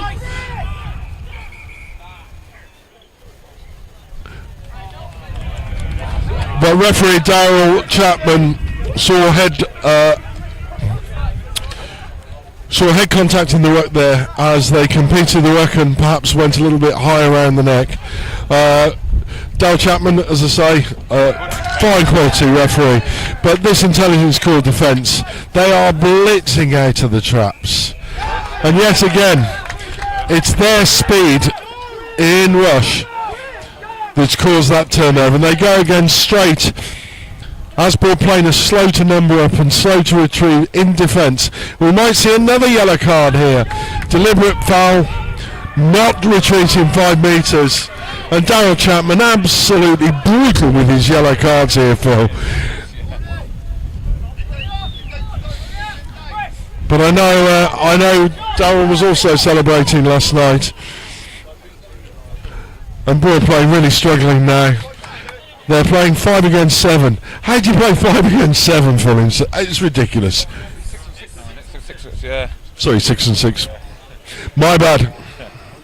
I think maybe the first yellow card was a little bit harsh. Now I do feel that one was a little bit harsh as well. I mean, it's the first time we've had a little bit of niggle in the game. I think maybe a warning would have been good enough there. But obviously, he's the man in the middle. He's made his decision. He's got to go with it. It's evened up now, 6 on 6. So we'll see how it goes. And the Intelligence Corps there, the defence has been fantastic. Normally we've been seeing a lot of the drift defence, but I think numbers down. They've just been looking to with the ball in the air. Just been looking to shut that off, and they've made 2 really good decisions on the edges there, which has led to good tries. Little chip and chase through now. See if we get the bounce. Unlucky. Nutmegged him. Yeah, unlucky. Offside, off the kick. Player in front of the kick there. Often in the heat of sevens, when you're on your straps and you're running deep, you don't really react to those kicking offsides quite as quickly as you might do in the long form game, Phil. No, you don't. Obviously, it's a broken field game, and they're just trying to push through, and the players are just playing distinctively wherever the ball goes, so it's easy sometimes to switch off. But good little bit of close quarter play here. Got that ball away. Still alive. Touch said he got the offload away before the touch, which is good. And again, a good physical contest here between the teams. I think we may see a little bit more of this maybe as we go on, just with the conditions at the moment. Good play up the middle. Some good rugby being played now. Compared to the first half, some good execution. Really good play there. Strong carry, good support, clean offload with 2 hands on the ball. And they're the ones that are making a difference when when they're pushing through and they're getting the ball back in 2 hands to make the offload. They're the ones that are being executed really well. With a lovely hand up from the big lad wearing the number 1 shirt. He's obviously a prop. Really good play there. Strong carry, good support, clean offload with 2 hands on the ball. And they're the ones that are making a difference when when they're pushing through and they're getting the ball back in 2 hands to make the offload. They're the pushing away being done there. That's my food, that's my dinner, I want that. That's been executed really well. With a lovely hand up from the big lad wearing the number 1 shirt. He's obviously a prop. 29-5.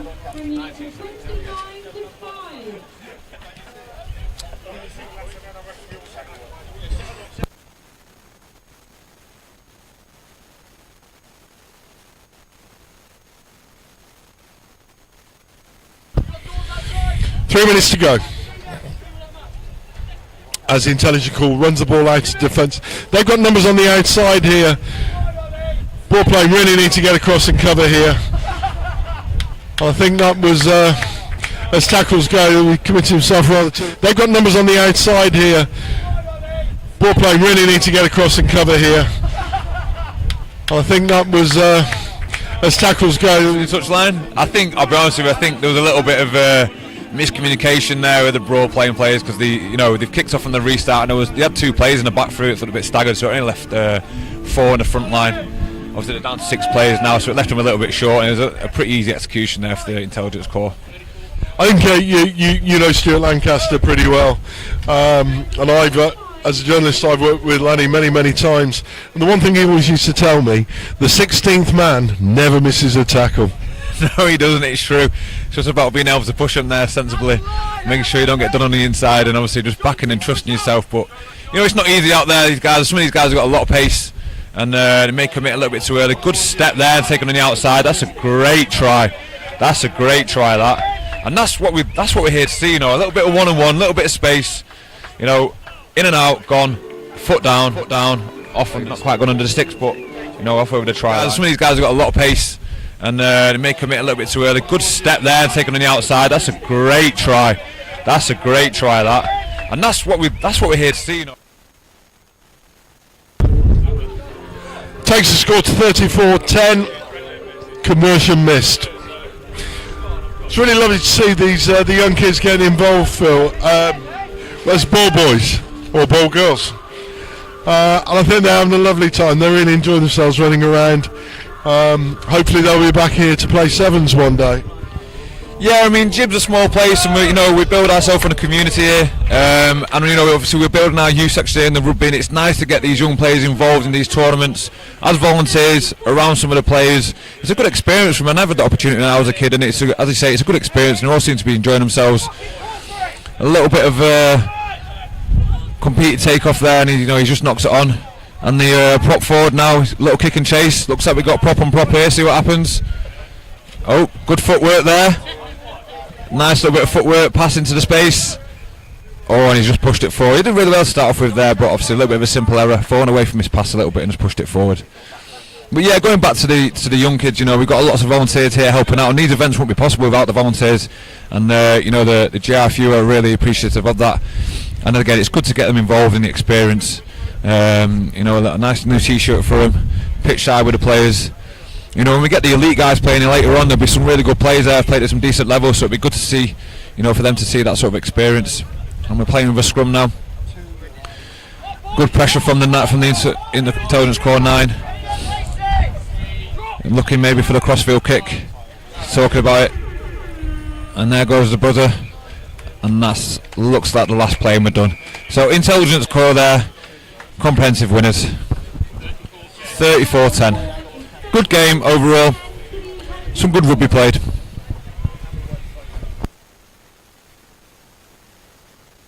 Phil and I are going to have a short break and we'll be back for the next game.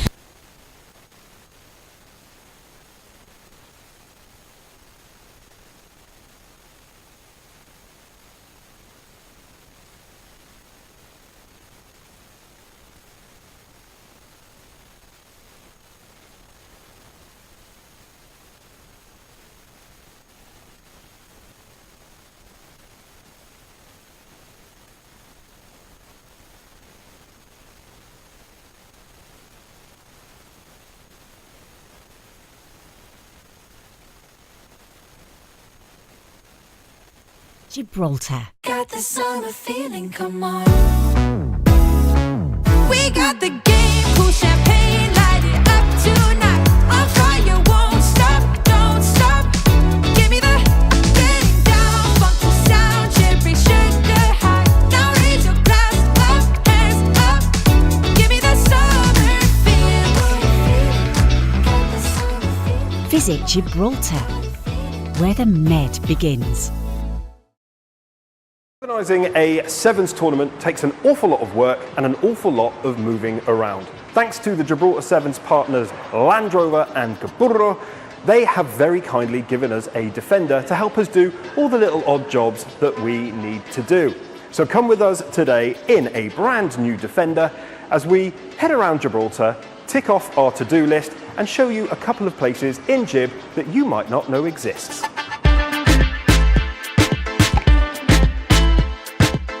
Defender is down here in one of the many bastions in Gibraltar that have been converted for civilian use.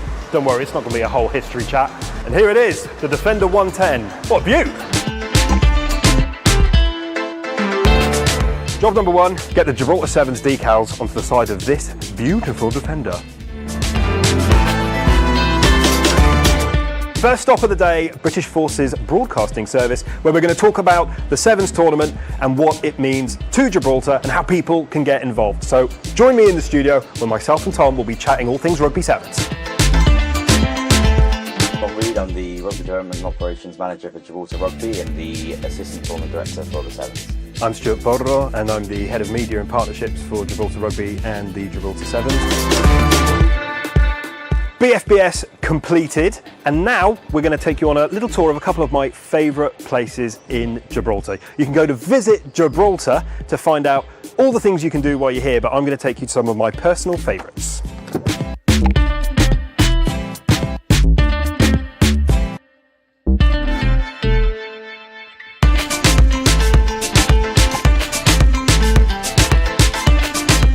Welcome to Catalin Bay, or La Caleta. Behind me is Catalin Bay, or La Caleta, which means Little Bay. As you can see, it is a gorgeous part of Gibraltar. A lovely sandy beach, lots of nice little eateries, and personally, one of my favourite places in all of Gibraltar. If you want to spend a lovely day by the beach, this is where you should go. There's been people living and working in Catalin Bay for 300 years. This is where the fishermen used to set off into the Mediterranean to catch their daily haul of fish. And it was a huge Genoese population. In fact, it's thought that Genoese was spoken here up until the late 19th century. But away from all the history, it's a great place to come and eat and just spend a lovely day on the sandy beach.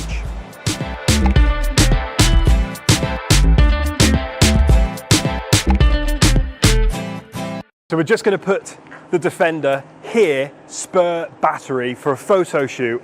This is one of the lesser known areas of the Upper Rock. You can visit all sorts of stuff. You've got O'Hara's Battery, you've got the Calpe Suites at the top, which is basically the end of the cable car. Everybody knows about the cable cars. Everybody knows that you can walk up and down the rock. But this is personally one of my favourite places up here. Spur Battery. They put a naval gun here and is now at the Imperial War Museum in Duxford. But for today, it's got our Gibraltar 7's Defender in it for some shoots.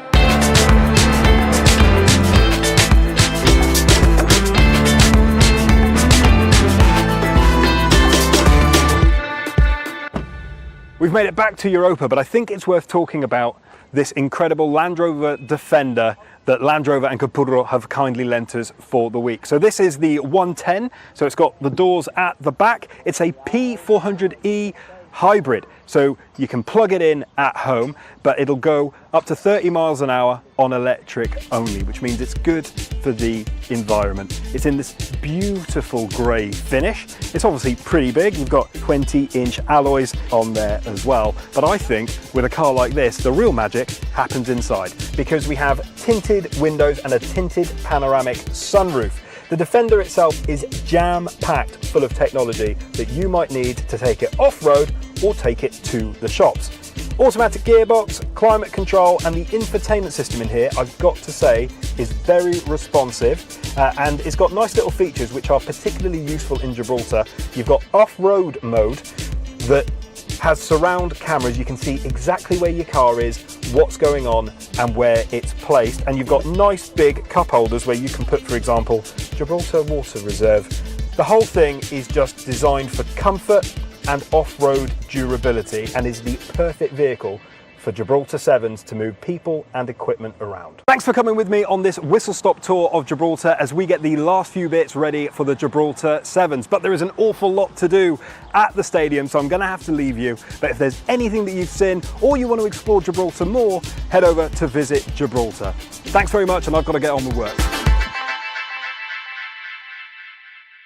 We're on the eve of the Gibraltar 7s tournament, and we are here with none other than Carl Dixon, who is back in Gibraltar. Yeah. And you've decided to go for it again. Tell us a little bit of why you've come back and how you found it so far. Well, obviously last year was a massive success. Really enjoyed it, and to be honest, it's a week just before we travel away for our July international tests. So it's nice just to come around, have a run around, get back into refereeing, blow the whistle, move a little bit, and just sort of hone my skills ready for traveling to South Africa next week. Now, obviously, you've done your job all over the world, so you've been to many, many rugby stadia.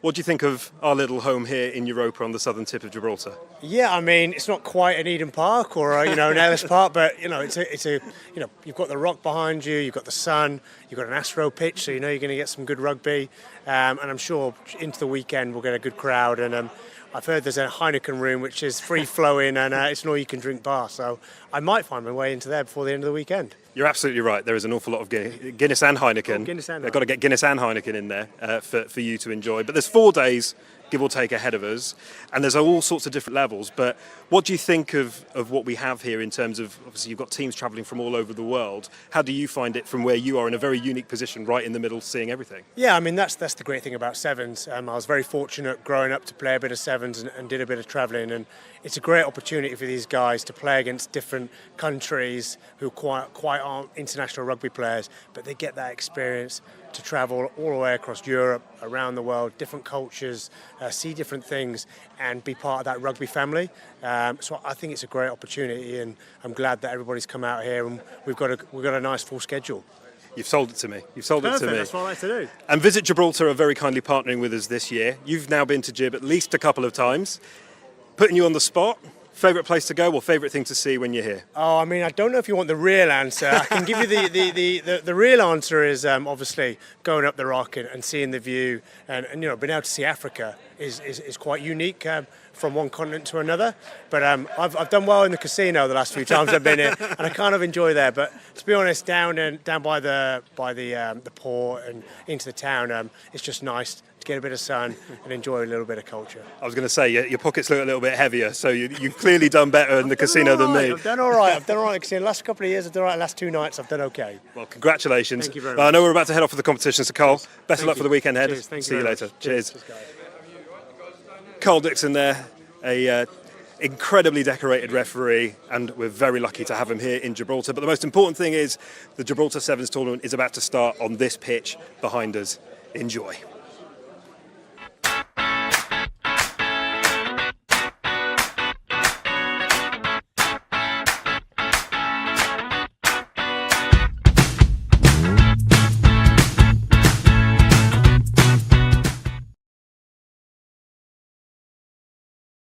Gibraltar. Got the summer feeling, come on. We got the game, cool champagne, light it up tonight. On fire, won't stop, don't stop. Give me the getting down, funky sound, cherry sugar high. Now raise your glass up, hands up. Give me the summer feeling. Got the summer feeling. Visit Gibraltar, where the Med begins. Yes, perfect. And that is why, Jonathan Kaplan, you are in charge, because you know exactly what to do and when to do it. Welcome to Gibraltar. Thank you. What do you think of our little home on the southern tip of Europe? Yeah, I love it. First time here. Been around the world, obviously. My best days are behind me, clearly. But I love coming to these tournaments, just making a contribution and being a part of the action. Got an invite to Gibraltar. Had to find my own way here. I found a way and glad to be here. And here you are. Yeah. Here you are. Yeah. So first Familiar time. weather? Yes, well, exactly. Finally, Yeah. the sun's come out because Yeah. we've gone most of the day without any sunshine. But you found yourself here. How have you found it so far? What would you tell people about the place if you've had a chance to flavour any of it at all to this point? Yeah, to be honest, I've actually been led astray. So I can only tell you about a few of the restaurants that I ate at and a couple of the bars that we were at. We had a casino last night, so we've been well looked after. It's pretty cool that we were given a lead up to the comp, and always looking forward to the rugby. But off field is very important in these type of events. And I'm glad you mentioned rugby because that is, after all, what we're here to talk about and here to watch, and for you to officiate. So unfortunately, you've got to work a little bit. But the Sevens game itself, I mean, how excited do you get about being able to be part of a tournament that has so much variety, really, and so much to see? Yeah, look, I'm pushing 58 soon, so you know, when you talk sevens, there's always a little bit of apprehension because you could pull something that you didn't know existed anymore. But I've been doing quite a bit back home, and I'm into my 41st season. So, you know, all these type of events are great. I can already see there's a bit of expectation building. I don't really know what to expect in terms of standard, but it doesn't really matter for me. For me, is about the game, promoting the game, doing what I can, you know, using my experience and hopefully contributing to the youngsters coming through. Well, I for one am very glad that you're here. And we thank you very much for coming to the Gibraltar Sevens and doing what you do best. But we do have the veterans kicking off this evening, so I'm going to let you go because I know you're a busy man. But thank you very much, and we'll see you out there running the lines in about an hour or two, I think.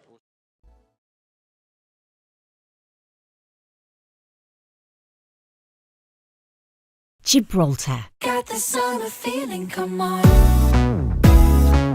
We got the game, cool champagne, light it up tonight. On fire, won't stop, don't stop.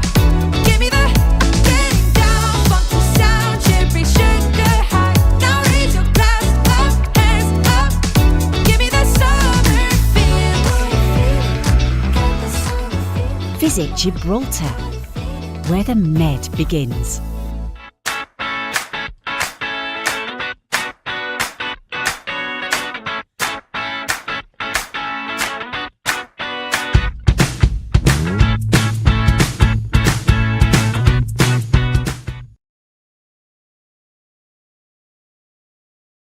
Organising a sevens tournament takes an awful lot of work and an awful lot of moving around. Thanks to the Gibraltar Sevens partners Land Rover and Burro, they have very kindly given us a defender to help us do all the little odd jobs that we need to do. So come with us today in a brand new defender as we head around Gibraltar, tick off our to-do list and show you a couple of places in Gib that you might not know exists.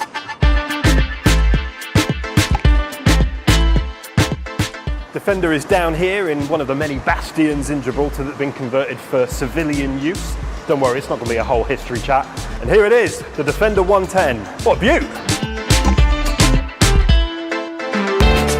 Job number one, get the Gibraltar Sevens decals onto the side of this beautiful Defender.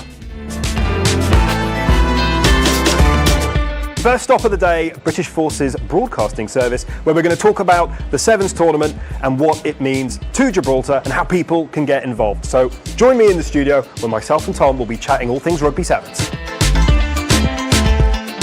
I'm the Rugby Development and Operations Manager for Gibraltar Rugby and the Assistant Tournament Director for the Sevens.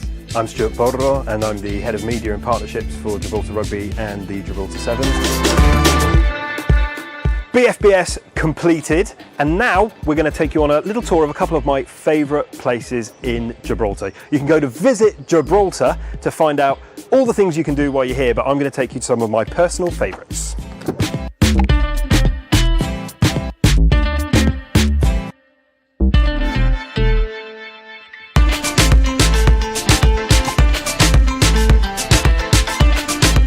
Welcome to Catalin Bay, or La Caleta. Behind me is Catalin Bay, or La Caleta, which means Little Bay. As you can see, it is a gorgeous part of Gibraltar. A lovely sandy beach, lots of nice little eateries, and personally, one of my favourite places in all of Gibraltar. If you want to spend a lovely day by the beach, this is where you should go. There's been people living and working in Catalin Bay for 300 years. This is where the fishermen used to set off into the Mediterranean to catch their daily haul of fish. And it was a huge Genoese population. In fact, it's thought that Genoese was spoken here up until the late 19th century. But away from all the history, it's a great place to come and eat and just spend a lovely day on the sandy beach.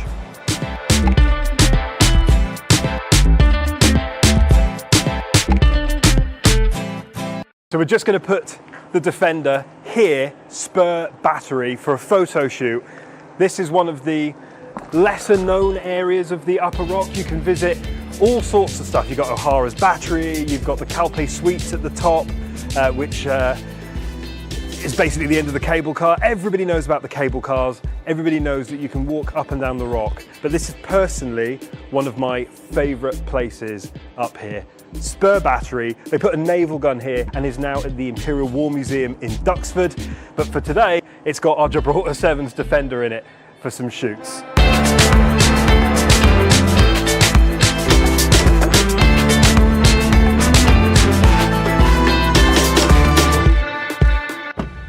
We've made it back to Europa, but I think it's worth talking about this incredible Land Rover Defender that Land Rover and Capurro have kindly lent us for the week. So this is the 110, so it's got the doors at the back. It's a P400e hybrid, so you can plug it in at home, but it'll go up to 30 miles an hour on electric only, which means it's good for the environment. It's in this beautiful grey finish. It's obviously pretty big. You've got 20-inch alloys on there as well. But I think with a car like this, the real magic happens inside, because we have tinted windows and a tinted panoramic sunroof. The Defender itself is jam-packed full of technology that you might need to take it off-road or take it to the shops. Automatic gearbox, climate control, and the infotainment system in here, I've got to say, is very responsive, and it's got nice little features which are particularly useful in Gibraltar. You've got off-road mode that has surround cameras. You can see exactly where your car is, what's going on, and where it's placed. And you've got nice big cup holders where you can put, for example, Gibraltar Water Reserve.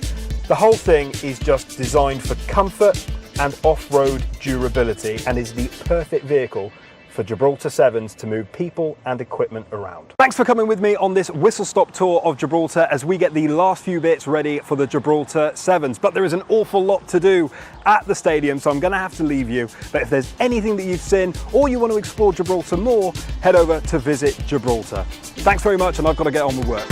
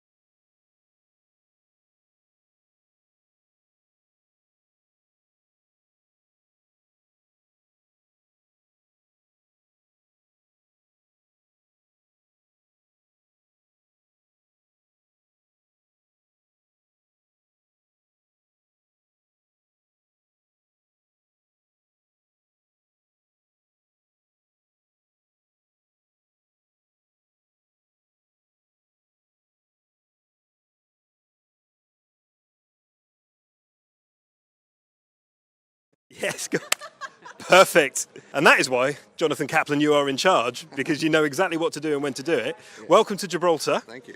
What do you think of our little home on the southern tip of Europe? Yeah, I love it. First time here. Been around the world, obviously. My best days are behind me, clearly. But I love coming to these tournaments, you know, just making a contribution and being a part of the action. Got an invite to Gibraltar. Had to find my own way here.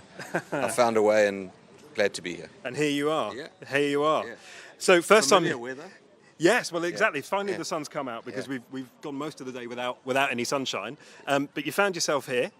How have you found it so far? What would you tell people about the place if you've had a chance to flavour any of it at all to this point? Yeah, to be honest, I've actually been led astray. So I can only tell you about a few of the restaurants that I ate at and a couple of the bars that we were at.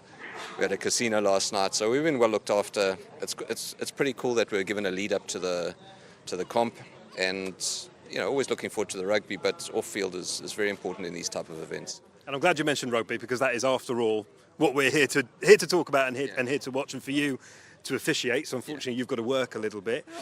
But the Sevens game itself, I mean, how excited do you get about being able to be part of a tournament that has so much variety, really, and so much to see? Yeah, look, I'm pushing 58 soon, so you know, when you talk sevens, there's always a little bit of apprehension, because you could pull something that you didn't know existed anymore. But I've been doing quite a bit back home, and I'm into my 41st season. So, all these type of events are great. I can already see there's a bit of expectation building. I don't really know what to expect in terms of standard, but it doesn't really matter for me. For me, is about the game, promoting the game, doing what I can, using my experience and hopefully contributing to the youngsters coming through. Well, I for one am very glad that you're here. And we thank you very much for coming to the Gibraltar Sevens and doing what you do best. But we do have the veterans kicking off this evening, so I'm going to let you go because I know you're a busy man. But thank you very much, and we'll see you out there running the lines in about an hour or two, I think.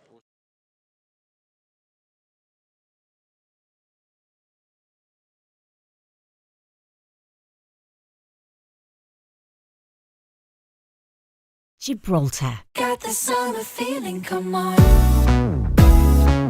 We got the game, cool champagne, light it up tonight. On fire, won't stop, don't stop. Give me the getting down, funky sound, cherry sugar high. Now raise your glass up, hands up. Give me the summer feeling. Got the summer feeling. Visit Gibraltar, where the Med begins.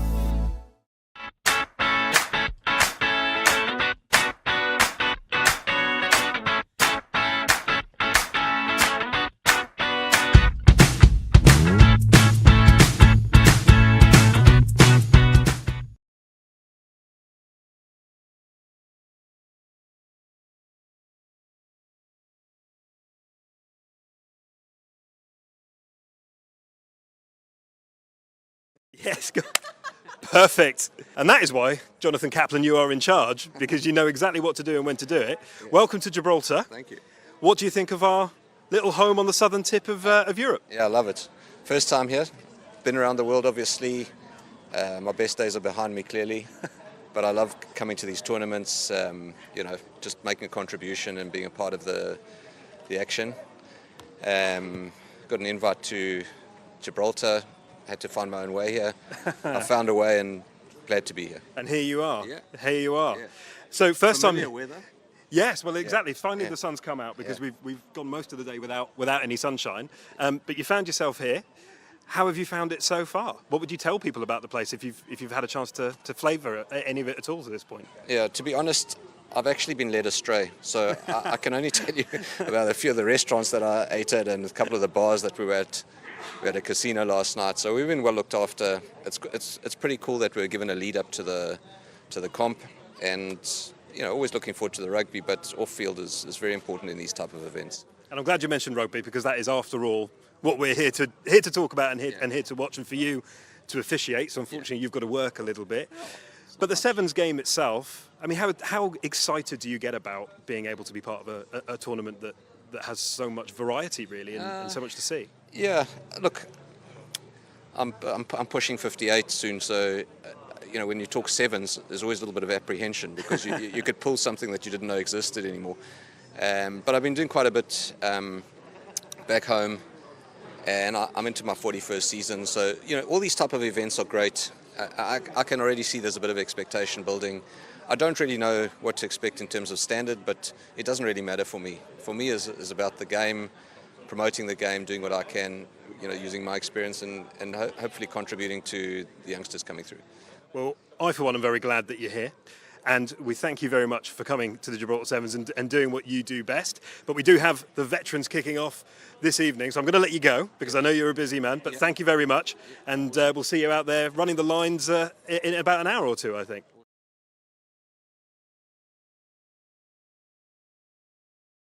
Gibraltar. Got the summer feeling, come on. We got the game, cool champagne, light it up tonight. On fire, won't stop, don't stop. Give me the getting down, funky sound, cherry sugar high. Now raise your glass up, hands up. Give me the summer feeling. Got the summer feeling. Visit Gibraltar, where the Med begins.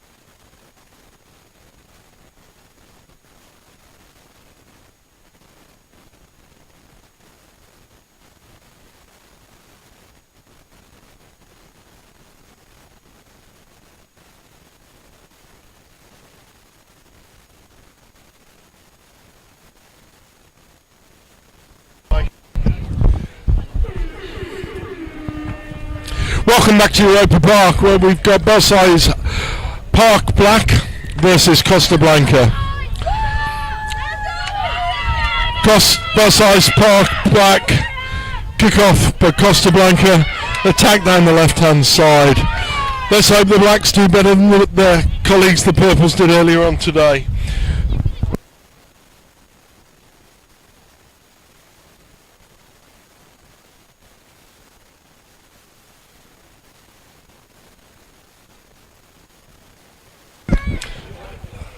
And the opening try goes to Costa Blanca.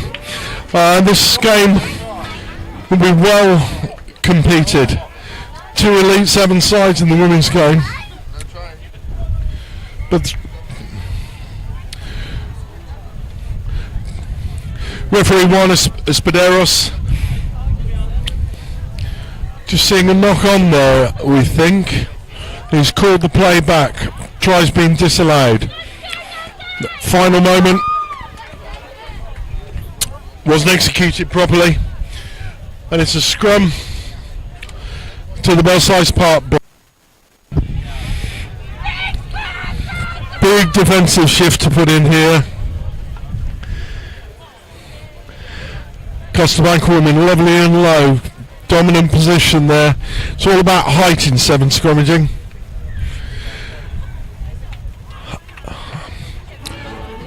Just goes to show that the set piece is as big a part of 7's rugby as it is 15's. A big drive from the Costa Blanca women there, and Belsize Blacks failing to control the bobbling ball, and the scrum off, or the acting halfback, nips in under the post just to steal a try.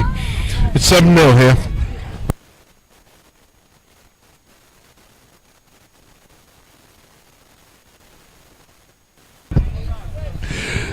Costa Blanca kick off. A bobbling ball. Oh, the bounce of the ball on this service is causing havoc. But Belsize Park Black. Well, that looks hyperextended to me over the ruck, but Costa Blanca women go again. Poor defending by Belsize Park Blacks in the midfield. They got out of shape there. The speed of that tap penalty took them by surprise. Defensive alignment's always important in whatever type of rugby, whatever standard of rugby you're playing. Chris is back up with me this morning. What do you think of that, mate? How important is that defensive alignment? Yeah, morning everybody.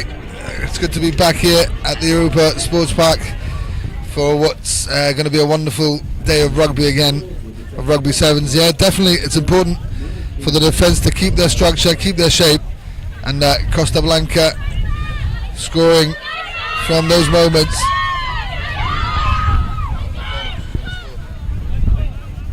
And Costa Blanca will get another try from a knock on, and it's 2 tries to 0. A good start for the girls in light blue.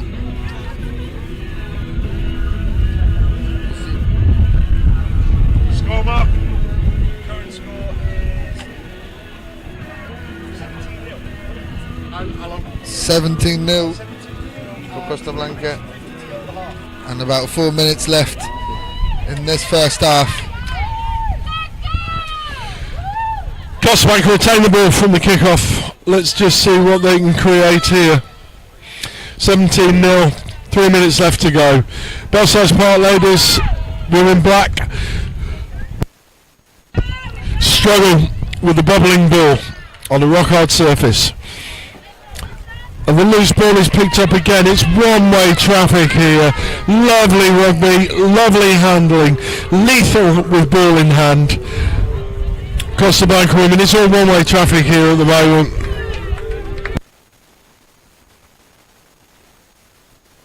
(19-0) with a conversion to go. Conversion's fluffed, but this has been a masterclass so far.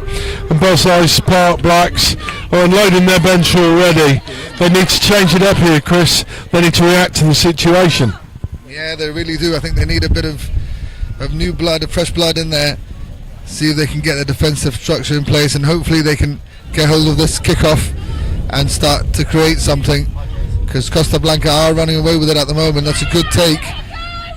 She's looking to take it in, looking to support, but it comes off forward. But good play again by Blanca. There's gaps everywhere if they can use their hands here. Numbers on the outside. Good cover defence. But the speed of the ruck is quick by Costa Blanca.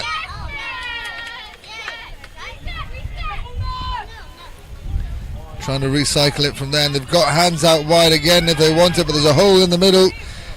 Slight hand off, and she's underneath the post. Wonderful try. I think there's a real difference in pace in the back line in these two teams, isn't there? Costa Blanca looked sharp, athletic, well organised. With a minute left, it's 29-0 to Costa Blanca. We've already seen a 61-0 scoreline today. I wonder if Costa Blanca women can go a little bit one further. They look as if they've got the gas and the firepower to do it for me, Chris. Yeah, they're looking really good at the moment. Really finding loads of gaps and loads of holes in that black defence. But the black team showing some heart here, trying to, but they've lost the ball already in the 9. Looking to go. Quick ball from that rug for number 21. Finding holes with a good hand pass and a good try in the corner. And the scores are mounting up. 26-0 now. Yeah, Costa Blanca, I remember them from last year. They were a very handy team then, and they're definitely doing a wonderful job here today. I think you hit upon the speed of ruck that Costa Blanca are creating. I was just watching right underneath us in the commentary position. Coaches, we often talk about posting length at ruck, trying to get the ball as far away from the jackler as possible. And it was lovely to watch the ball carrier there really twisting her hips, getting an immense amount of length at that ruck, and that really prevents the competing jackler from getting anywhere near the ball unless they win that contact moment, Chris. Yeah, exactly. Both sides in defence have a few questions to ask. Now number 21 is going through for another try for Costa Blanca. What we were saying before at that rug time, both sides need to make a decision whether they put a couple of numbers in that breakdown or they decide to just let Costa Blanca have it and spread out in defence. That's 39-0 conversion to come. Conversion's taken 41-0 at half time. That record of 61 looks in serious threat here. We'll be back in a couple of minutes for the start of the second half.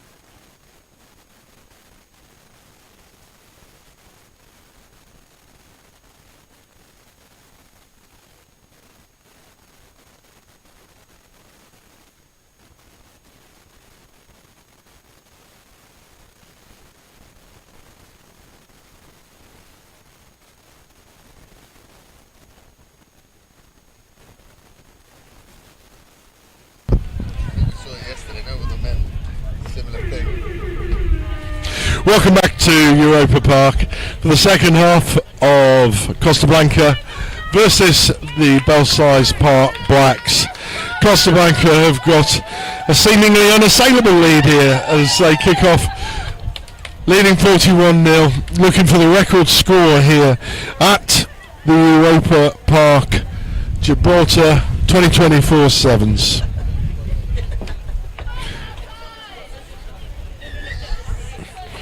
And we kick off left to right.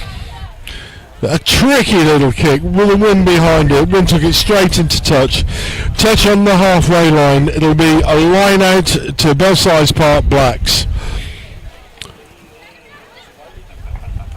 Young Hook will be throwing into probably a force 5 wind here.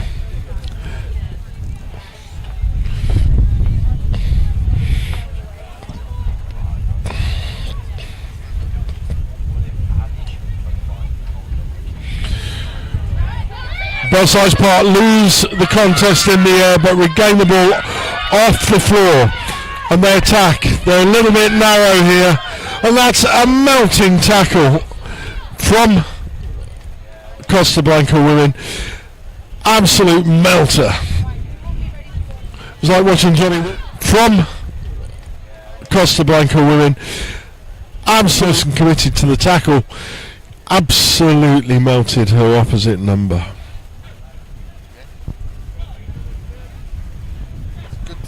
Good to see the girls in black showing a bit of heart there, trying to play a bit of rugby. Let's see if they can get some go forward here. But the Costa Blanca defence holding well, and the ball goes over the heads, and number 18's got the ball now with a good offload to number 11, and another try for Costa Blanca underneath the posts. Over the heads, and number 18's got the ball now with a good offload to number 11, and another try for Costa Blanca underneath the posts. And black, they couldn't quite keep hold of the ball, and Costa Blanca scoring underneath the posts, and the conversion's good too. And Costa Blanca scoring underneath the posts, and the conversion's good too. That record, what was it, 61-0? Is likely to be beaten here. 5 minutes to go still in this game.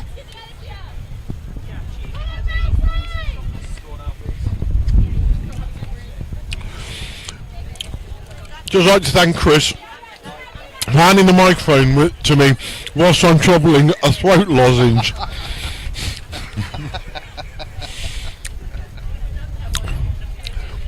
Caught me by surprise there. My throat was a little bit sore from all the work yesterday. We're commenting 3 levels up on the scaffold and the wind blows right in our face, and I can assure you both Phil, Chris and myself struggling a little bit this morning with sore throats. Nothing to do with the celebrations and the fun at the fan zone last night. As Costa Blanca women go again, attacking right to left. They can get the ball out wide now. It's a run in for number 23. Nobody's going to stop her. And she screams under the posts. Again, attacking right to left. They can get the ball out wide now. It's a run in for number 23. Nobody's going to stop her. And she screams under. Good rucking, quick speed off that breakdown. And nice hands. They saw the space on the outside and they used it. 55-0 to Costa Blanca. Half of the second half gone. Can Belsize Park just fire a shot here? It'd be great to see them score.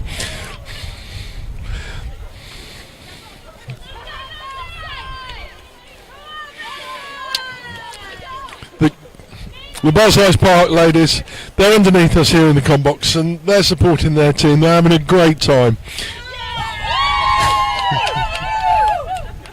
As you can hear them.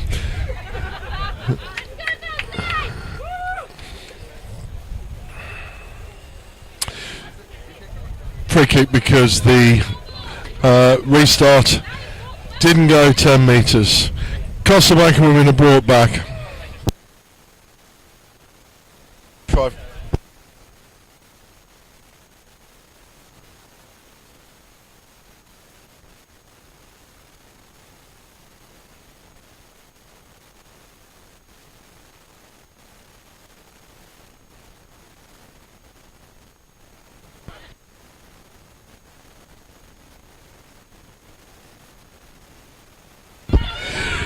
Belsize Park Blacks, they're going again. They're attacking straight down midfield, but they get turned over in contact. And Costa Blanca go again. But poor handling, pass thrown at the feet, and we see a scrum knock on. The Belsize Park supporters in front of us are loving this. They're showing real heart. They brought a little bit more contest to the breakdown, and it's good to see spirit right down to the final whistle from these young ladies enjoying their tour to Gibraltar.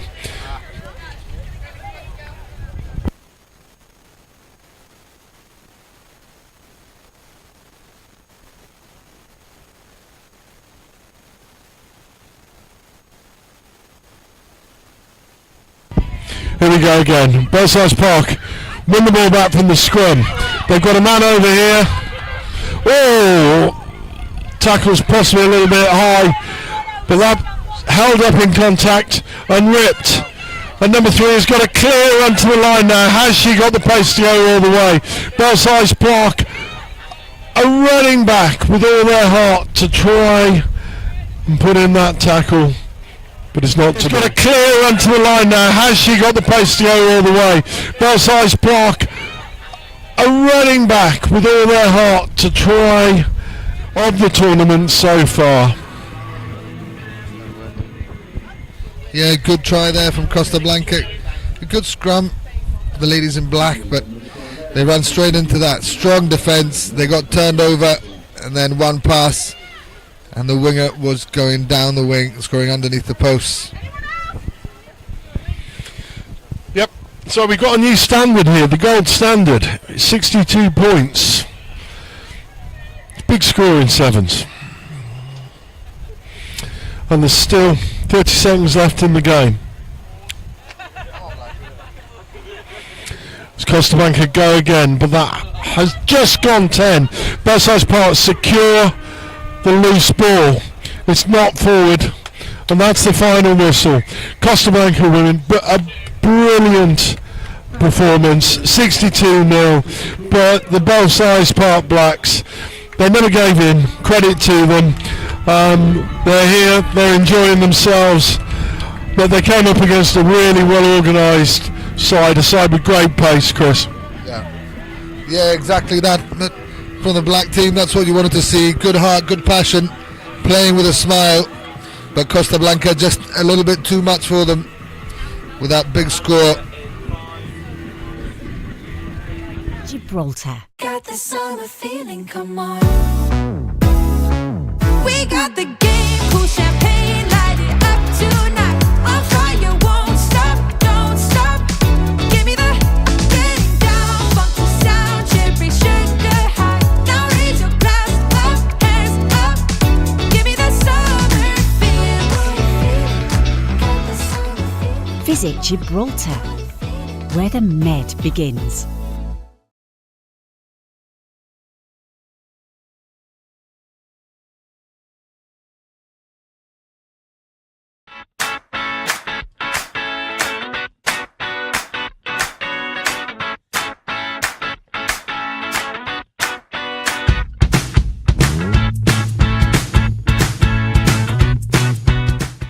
Yes, perfect. And that is why, Jonathan Kaplan, you are in charge, because you know exactly what to do and when to do it. Yeah. Welcome to Gibraltar. Thank you.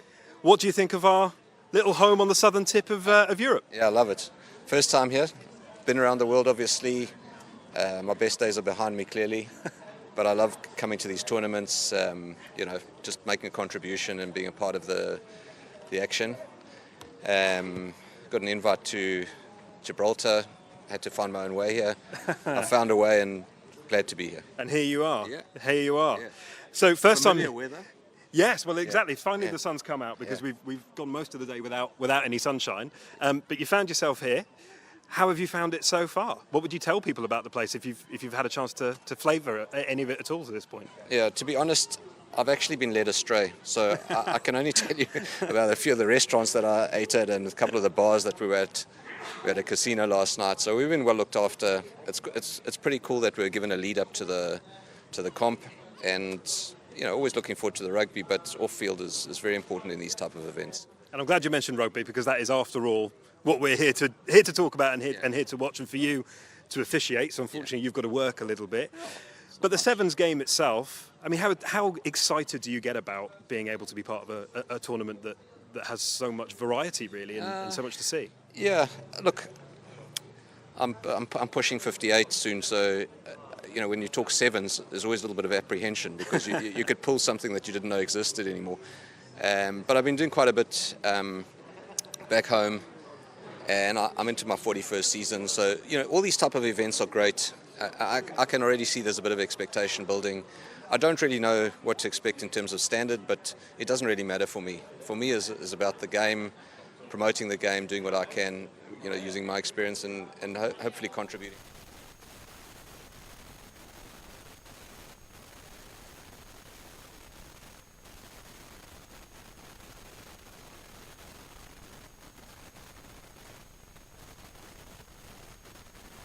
Well,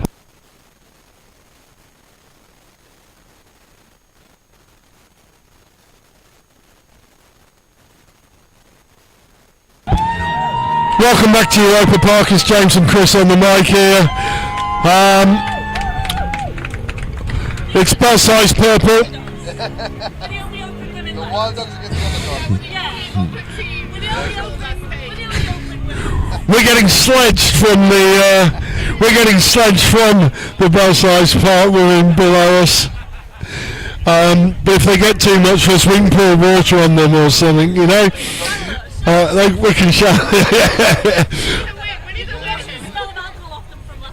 But yeah, Wild Dogs Alpha, the Wild Dogs men's size have looked absolutely outstanding, and that's botched kickoff. It hasn't started well.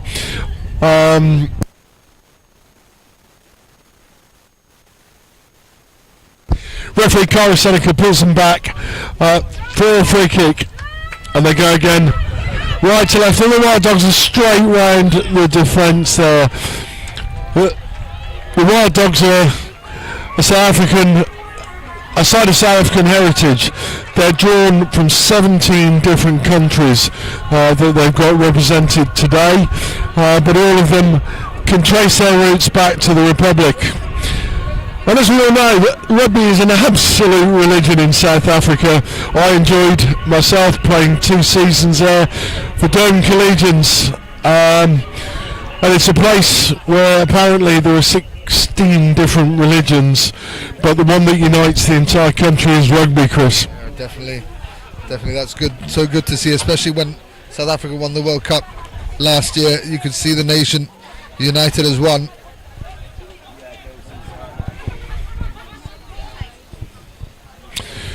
The Wild Dogs kick off, striking the ball well into the wind, but the Purples deal brilliantly with that. Was a little knock forward there. Referee Seneca says not. And the Purples compete at the right, but the Wild Dogs close over the ball and win it in the jackal, and they go again, attacking left to right towards the rock. This number 7 on the outside has got real gas, and she pins her hair back and absolutely skins Belsize Park Purples on the outside. That was a show and go, little bit of a goose step, and the afterburners applied. Yeah, wonderful try there from the Wild Dogs. Wonderful work at the breakdown. Really putting pressure on Bell Park girls, and then hands out wide to the speedster with a beautiful try. After 2 minutes gone, it's 10-0 to the Wild Dogs. When a side's called the Wild Dogs Alpha, you do expect them to have a little bit of a bite, don't you? That is really, really sort of, Chris has said it's exactly what we're seeing. But I think it's intimidation via branding, isn't it, Chris? Yeah, we're petrified of them already, and we're up here. No, we're not even down there. I'm going to hand over to Phil. Phil's going to join me. I'll be back later. Good morning, back from a quick coffee break. Morning, Creek, how are you doing? Looks to be an interesting start, this. Yeah. Some decent, few decent tries scored already as I was coming round the pitch. I've looked there. Yeah, the number 7 on the wing there looks electric, I'm not going to lie.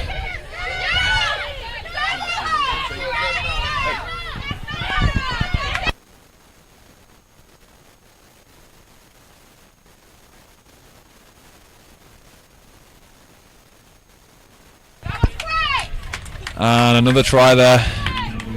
Nice easy running at the end.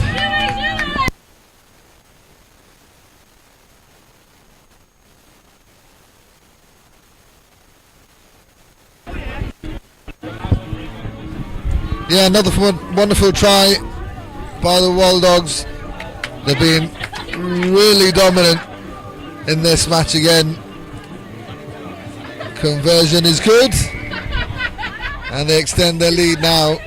Not much long left in this first half.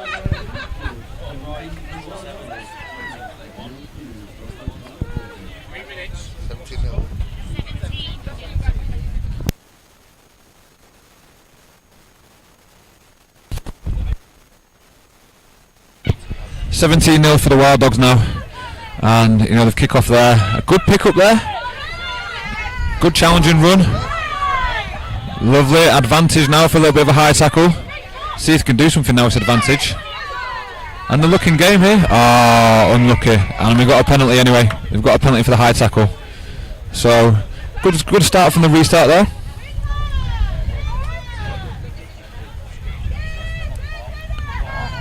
Oh, unlucky. I'm not too sure I was expecting that there, so late to the line, but it's a little bit difficult. I was just up in the stands actually talking to some of the Wild Dogs players. They're here with a big squad of them, so they've got a good support here with them. And they've got some decent players as well, bringing players from all around, joining together to come and join in the tournament. So it's showing they've got a bit of class about them here at the moment. The ball out, good movement of the ball there. The weather's actually starting to dry up now. You're starting to see the ball being moved around a little bit easier than it was earlier this morning. But just a little bit of a poor pass in the end of the line there. A little bit unfortunate for the Wild Dogs. Yeah, these Wild Dogs are looking good in the men's team, looking good in the girls' team and the women's team. So they're definitely favourites to go all the way with the both teams, and they were unlucky there, just a knock on out there on the wing, and now they've got a scrum. Girls in black and purple will want to create something from here, try and get into their half, into the position half, and try and get some points on the board. Ball comes out of that scrum, ball's taken into the defence, a bit of space out here.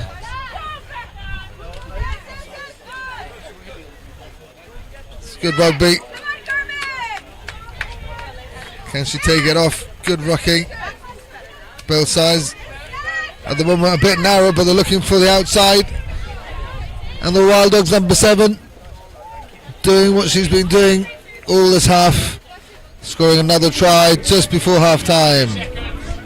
30 seconds to go with this conversion.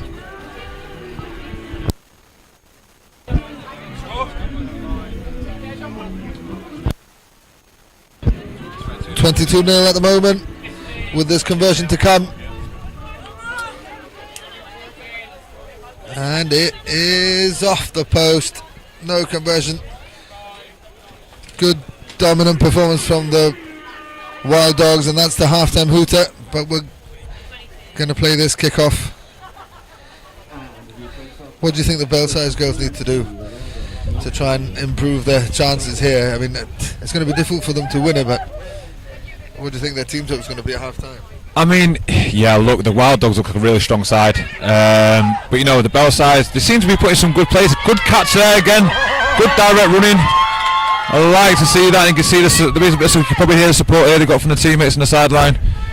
And the game, they're showing like they're a little bit games, a little bit lacking in execution. I think for me, you know, I'll just be saying at half-time, pretend, you know, just concentrate on our own game. Let's not be scared of them. Let's go at them a little bit. And maybe just try and look after that ball and just keep hold of the ball for a few phases and just see what they can do. I think they're showing there. They've had a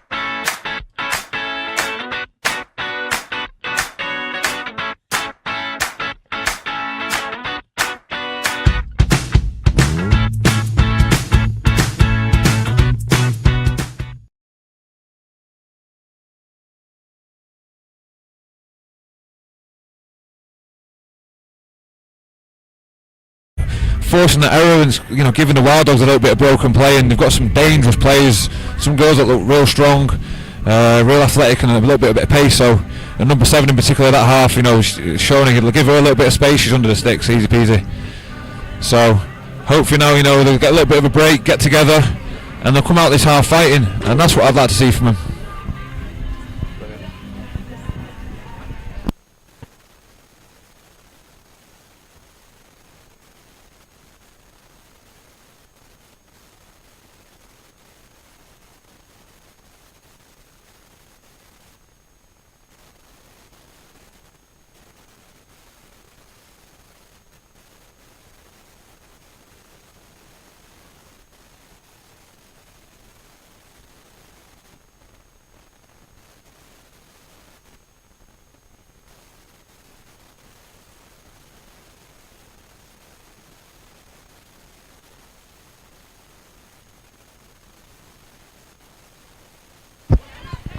Okay, so we're just about ready to kick off the second half. There goes the hooter. The Wild Dogs will want to keep doing what they've been doing, and the Belsize Park will want to try and keep a bit of the ball, like Phil said, try and keep a bit of that ball and see what questions they can ask from the Wild Dogs defence. Good take from the kickoff, looking for the offload. Ball bobbles on the floor, but picked up by number 11, using her hands off, but good tackle by the Wild Dog 7.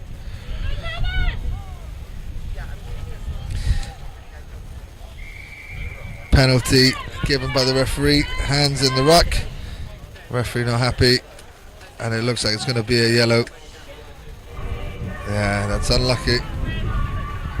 Yeah, I think the referees may have had a bit of a get-together last night or early this morning. They seem to have been quite quick on some of the yellow cards. A couple of the early games, you know, they were a bit quick on some of the yellow cards in the breakdown in particular. No, I don't think it was interfering too much, but obviously the referees made a decision, you know. I think maybe a warning first up, maybe a little bit better. But, you know, quick tap, mistake, maybe the windy conditions playing into account there, and potentially, you know, the Wild Dogs may have slipped off a little bit in concentration. You know, they're easily controlling the game now. And, you know, we saw that yesterday, you know, teams that, you know, get away early, showing a little bit lapses in concentration at times later on in the game. So Bellside now with a scrum. I'd like to see him now just have a few direct carries. You know, just keep the ball at half time, you know, go through the phases. They've been turned over now in the scrum. A little bit of space. Oh, unlucky. And you see them mistakes coming in again there, just a little bit. It is difficult here though. It is windy again today.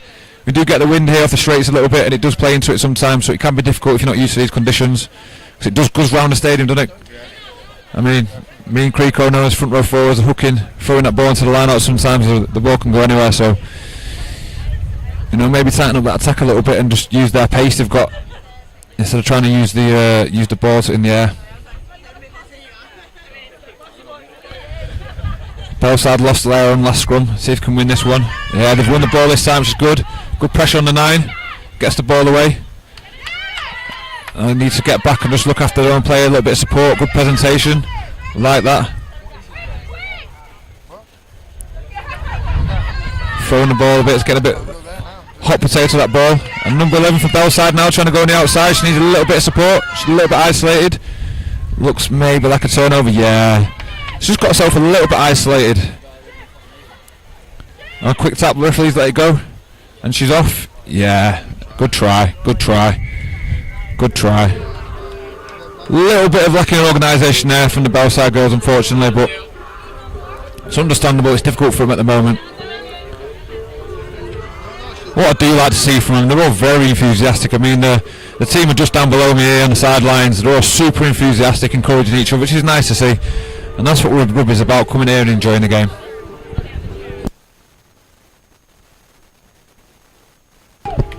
It's 27-0 now to Wild Dogs. 3 minutes played of the second half. And Wild Dogs with a kick-off.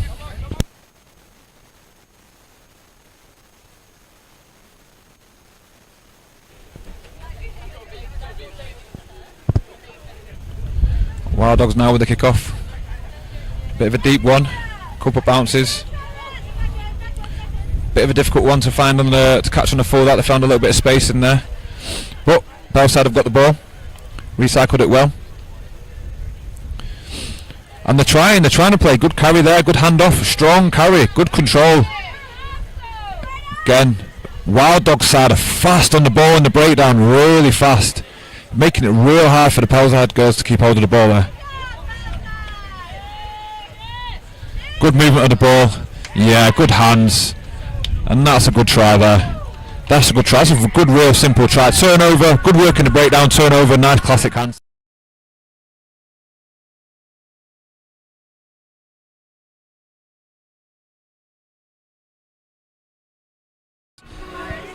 Really good execution there. They were counter-rucking, and then they were able to get the ball out wide to some space and score a brilliant try here in the corner, and they extend their lead.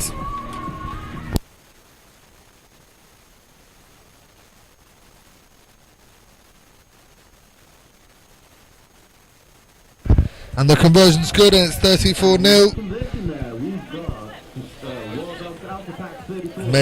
Wild Dogs making a couple of substitutions, bringing in some fresh legs. They're looking really good out there today.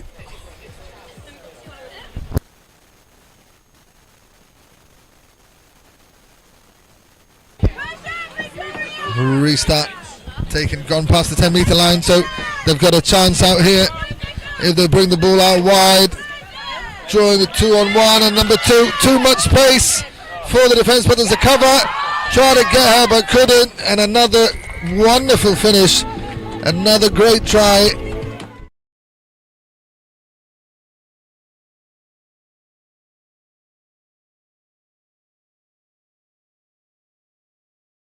$39-0. Not much left in the second half, but you can see the purple and black team still smiling, still enjoying themselves. We've just been told by the players here down here that they might not be winning on the pitch, but they're definitely going to win on the party side.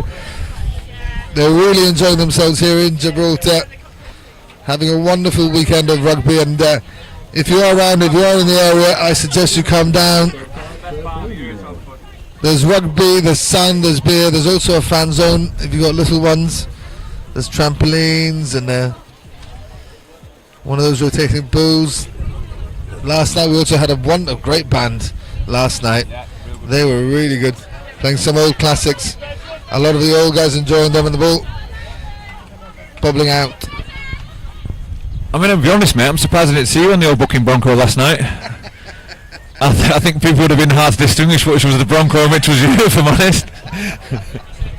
Half an hour to warm up. Yeah. No, mate, a man of your stature can go straight in. You'll be good. You'll be good. We've got the line out here now for Bellside. Unlucky.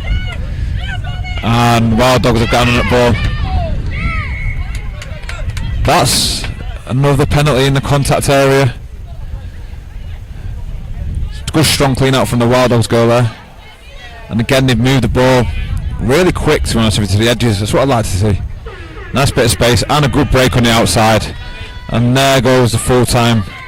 And that'll be the last play of the game. Final score 44-0 to the Wild Dogs team. I just want to give a big shout out to the Bellside girls, because I've just been having a quick chat with them downside, the girls on the sideline there. You know, they're very energetic and they're here for the fun side of it, and they're really enjoying the time here.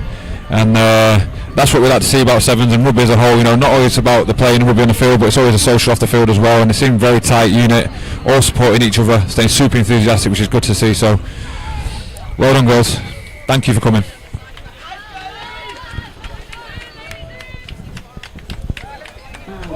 Yeah, you can see what Phil said. Bellside Park girls have enjoyed themselves here in Gibraltar, and even though the score on the pitch hasn't gone their way, 44-0 against the Wild Dogs, who've been very clinical in all aspects of the match and of the game. So yeah, next up in the men's, see you in a bit.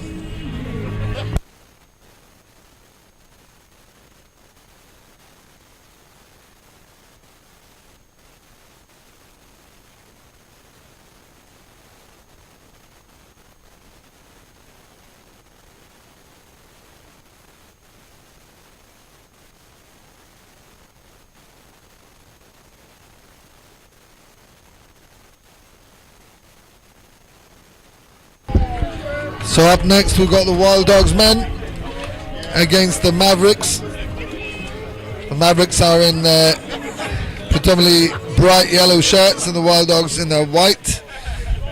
Let's see if the Wild Dogs men can do a similar job as the women have done, but both teams physically at least look very, very equal. It should make an intriguing match.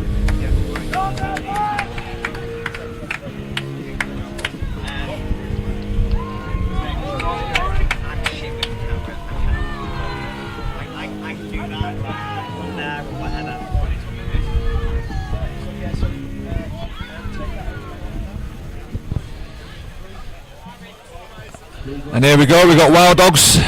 They've got, as I said before, they've got 3 teams in. They've got the ladies in. They've got a side in the Open and a side in the Elite. So, and now they're facing up against the Mavericks, connected to each rugby club. A rugby club back in the UK have a lot of history. So it'll be interesting to see how this game goes now. I'm excited to see some of these teams play. And we're off. Good kick off. Oh, and look at that. The wind's just got hold of that. Look good when it first went on. Wind's got hold of that and taken out on the full. So not the start that we were probably hoping for. Now Mavericks have got the ball, start off within the halfway line.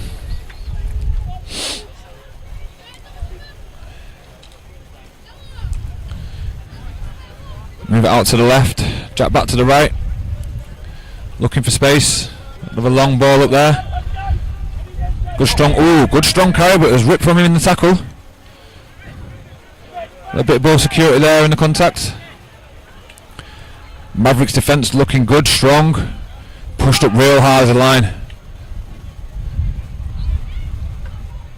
Good bit of first play here. Teams remaining patient, just trying to find the spaces. A bit of control. It's good defence over there. Good ball out, good long ball out in this wind that. Oh, lovely bit of pace in the midfield. Wow. He looks fast. A little bit of a dogleg line there in the Mavericks line, and he's taking advantage of it. Might be better maybe looking at that just to hold the line, stay a little bit more patient. Good try though, good individual try that. Yeah.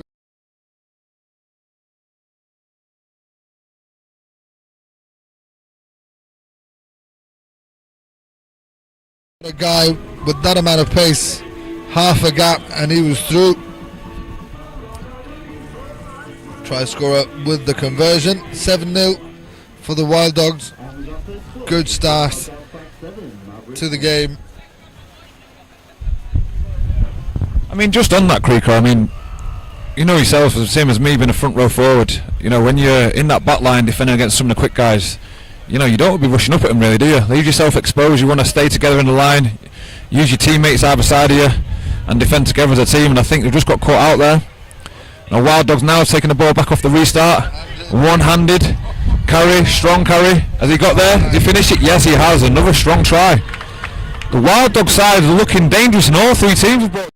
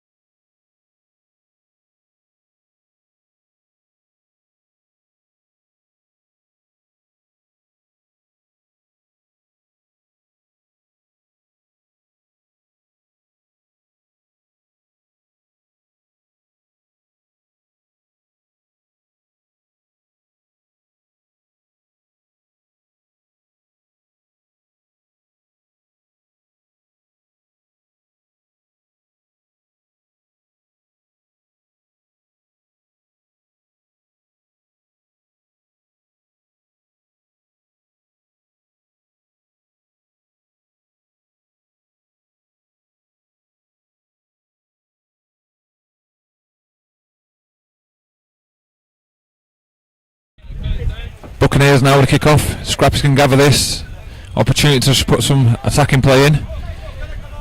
Easy take there from the restart.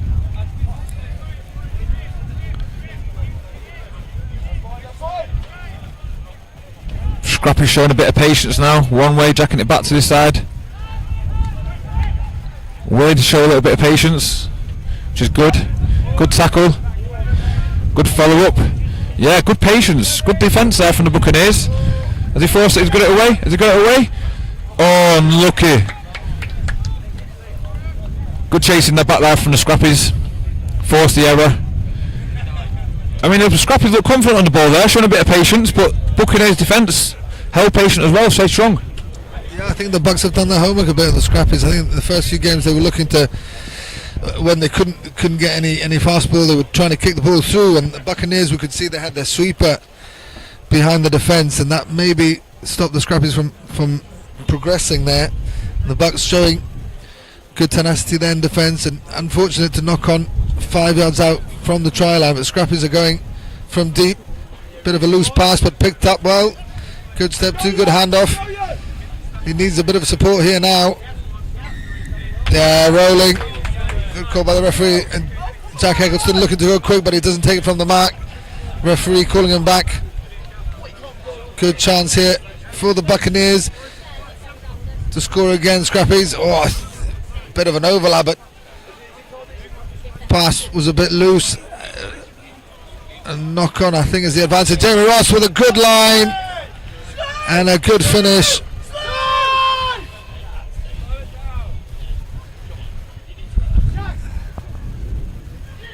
And a good try for the Bucks with a cartwheel.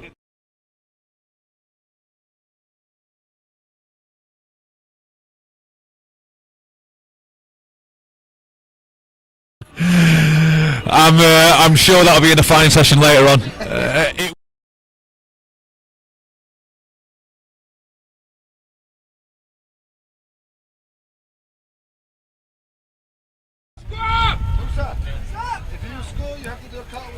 I think Scrappies is a little bit uncertain there where the original penalty was for, and there's a little bit of rolling on the floor. I think, the referees will allow some movement on the floor, but clear a couple of rolls. This didn't allow the Bucks, competing players to get on the ball, so I think that's a fair penalty, if I'm honest.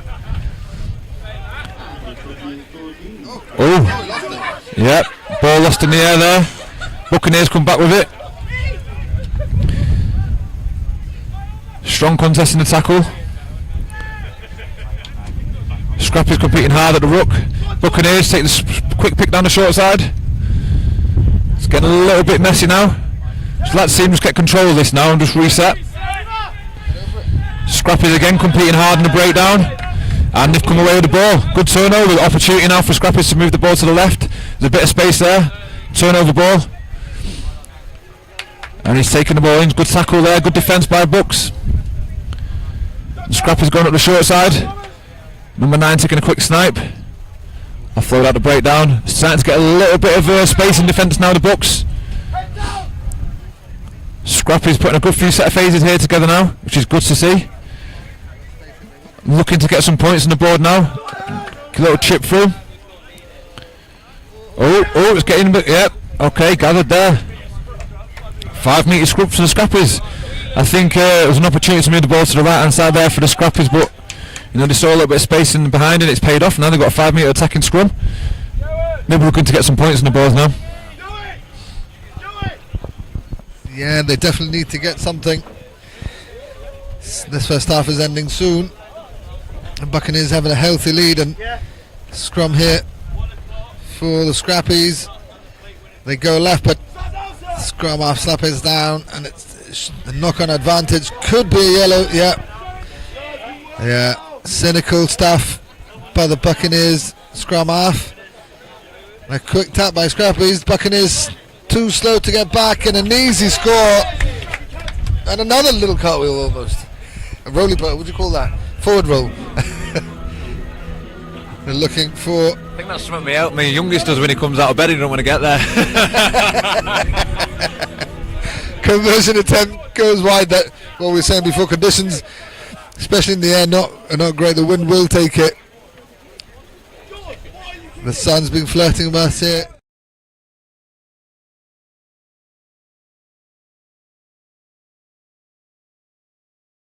I tell you what, for those listening or watching at home, it's not really a beach day, but it'll be not yet, but it'll be good if instead of going to the beach you come down here. Oh, good running by the 9. Can he make it? Yes, he can. Good finish. 60-metre try for the Buccaneers.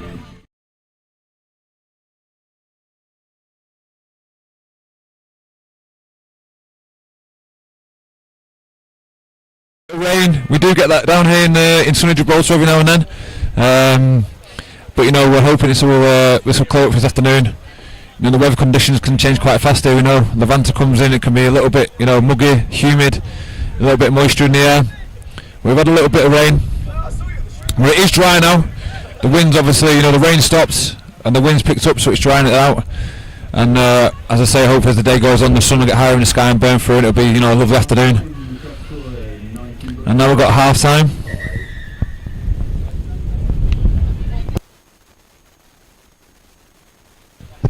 (19-5) to the Buccaneers at half time. The Buccaneers look to be in control. They've got a man down in the sin bin, so it'll be interesting now to see if Scrappies can come out and get a quick try after the half time. I've mentioned this a few times now, you know, the teams, you know, that are potentially behind to get a score before half time is, you know, for me I'd be focused on now, you know, get that score straight after half time, because it can get you back in the game, set a different tone. You know, the half time puts a little bit of break on the game, maybe, you know, takes a little bit of momentum out of the attacking side, you know, the team that's in control at the moment. And that'll be my focus now as a team, maybe, you know, regroup, let's focus on getting this ball, let's get a quick try, next team to score, get themselves back in the game, and then see what happens from there, try and get control of it. The mental side of it, do you always find the mental side of the game is always the hardest to stay involved? I mean, 7's a little bit shorter, but obviously, you know, in the 15's game as well, the mental side has always been a big part of the game for me. Yeah, most definitely, and I think especially because your skill set in 7's has to be so high, you know. Any little mistake, any knock on, any, you know, skewed pass, and it makes a massive difference. And I think for the Scrappies in this second half, they'll be receiving. I think they'll be saying to each other, you know, just concentrate on the next job, and you know, try and ensure that they get a score before the Bucks do, and then they're back in the match. I mean, it's only 19-5 at the moment, so they really want to do that. And the Buccaneers, the same thing, I suppose. They want to get hold of this kickoff, but they've all let it bounce. Jamie Ross collects, ball back to number 1, takes it down, but he pops it up nicely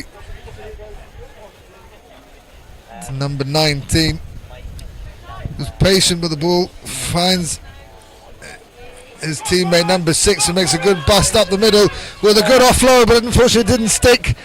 No Scrappies fighting for the ball, holding on in that ruck, but it's a knock-on advantage. It'll be a scrum for the Scrappies in their 22.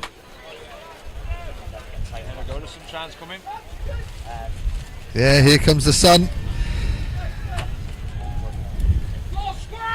It is a bit windy, but it is good conditions for rugby anyway. I think it's the temperature has dropped. I think yesterday was quite warm for the players out there, so now conditions just about right. It's difficult to pass the ball, but the boys are showing good skill, and that pass sticking to the number 8, who makes a run up the middle. Bucks defence holding well, but there's a bit of space out here. Good footwork, loves a step off the right. Good offload and good defence by the Bucks, good hounding, and they've got a chance here. Jamie Ross with a pick and go, good step and good acceleration to score his second try. No cartwheel this time. Yeah, I've been really impressed actually with the Bucks number 6. You know, he made a good strong carry there, real physical, holding off the player, unlucky with the offload, and again strong defence there from him, real aggressive. He's forced a mistake. And Bucks seem to be running away with this now. Conversion is good.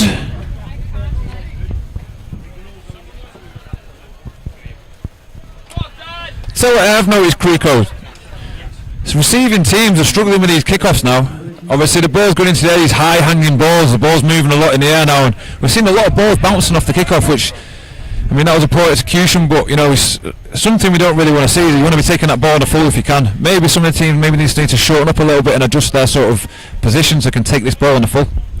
Yeah, I mean, the conditions are not, once the ball is in the air, it does wobble a bit, but some of the guys just don't seem to really want to get hold of that ball, it seems. I don't know whether it's the wind or the sun sometimes pops up, but it is what it is at the moment. A scrum for Scrappies. Again, they'll want to get a score soon to try and claw their way back into this match, but the Buccaneers defence is doing well. They're good ball to out wide, slowly progressing up the field. They want to get out of their half, but look at that Bucks defence, really hounding them. A good kick across. Buccaneers forgot about the winger. He looks like he's got some pace. Oh, they lost hold of it, but now the Buccaneers have a chance to go. Number 19, there's a bit of space out wide, good pass. Number 6, who's been looking good today, number 9, potentially could score his second try of the match. Yeah, good try. Good work by the Buccaneers. You can see the defence. They were all swarming the Scrappies and then they decided to go for a kick. Unfortunately, the man lost possession and the Buccaneers on the counter. It's difficult to transition from attack to defence like that, isn't it, Phil?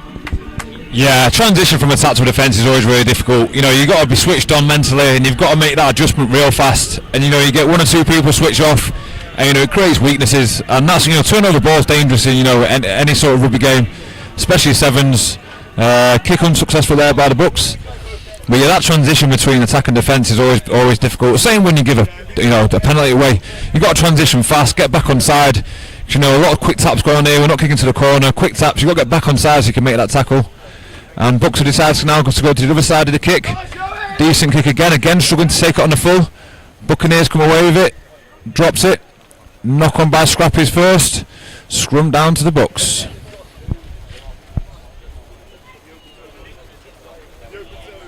I think it was a good little play from the Bucks there, switching off the kick-off. They've been going down to that left and then just switch it up down to the right, keep the Scrappies on the toes.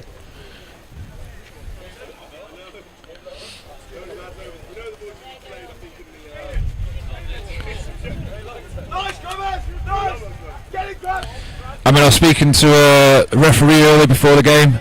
You know, this is a great calibre referee we got here today. He's good strong carry down from the short side here. I thought we were going to have a quick mini more then. Ball out, good.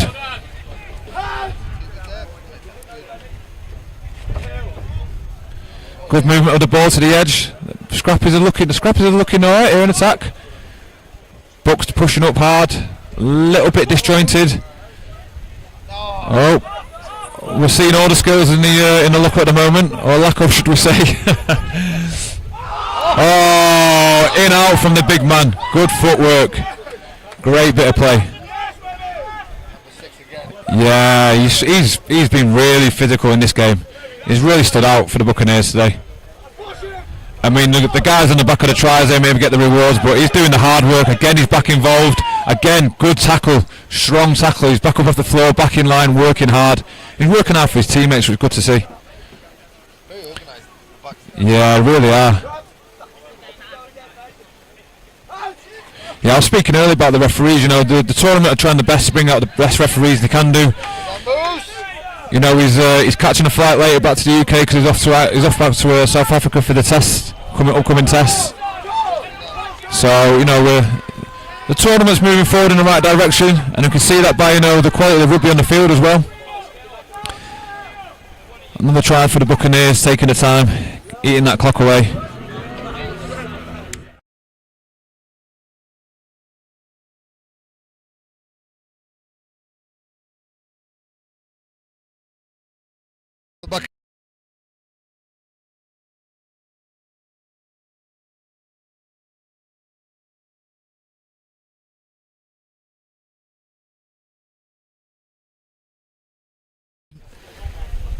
They've got maybe one guy trying to push up, the rest will stay flat and stay, as one, stay connected. And now, as the hooter goes for full time, the Buccaneers will restart. They might want to get another score on the board. Jamie Ross with a good carry. Good recycling, and number 19 finds the hole and gallops away underneath the posts to extend the Buccaneers lead, and a very good win for the Buccaneers against the Scrappies, who played good rugby. They haven't played badly, but Buccaneers a little bit too strong.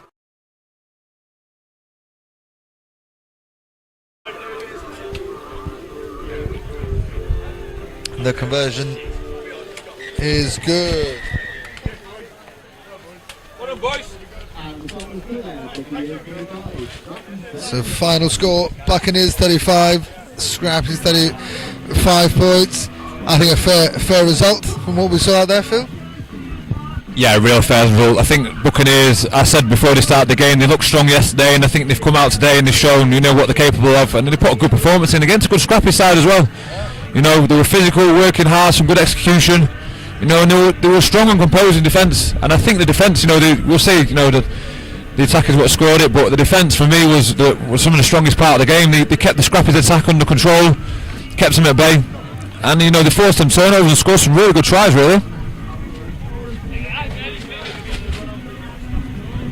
Yeah, good to see a good defensive set from the Buccaneers there, and a great win, 38-5 against a good Scrappy side.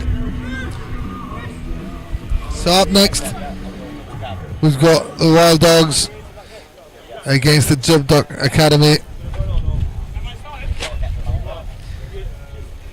Gibraltar Academy, a bunch of young guys. Yeah, let's go please, mate. Let's get them out whenever you're ready, yeah? A lot of them coming through the age grade groups in Gibraltar. It's so good to see them out there playing against the very good Wild Dogs team. Let's see how they can do. I'm sure they'll show a lot of heart, a lot of passion, wear the shirt with pride, making, I'm sure all the families are down here to watch. I'm sure they'll make them proud.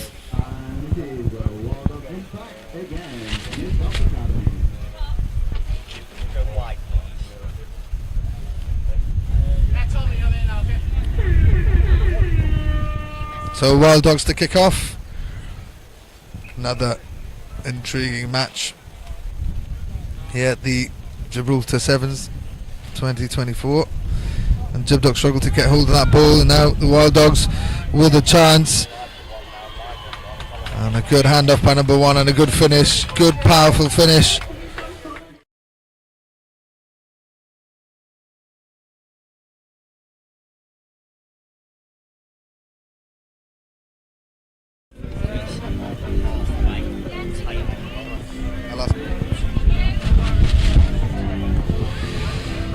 Yeah, I think the Wild Dogs, you know, showing their sort of maturity now against the Gibraltar Academy side. I mean, it's still early on, but you can see, you know, very physical.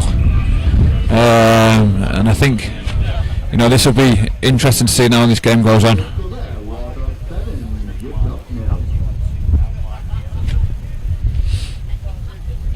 We watched the Wild Dogs yesterday and they looked real sharp when they were playing.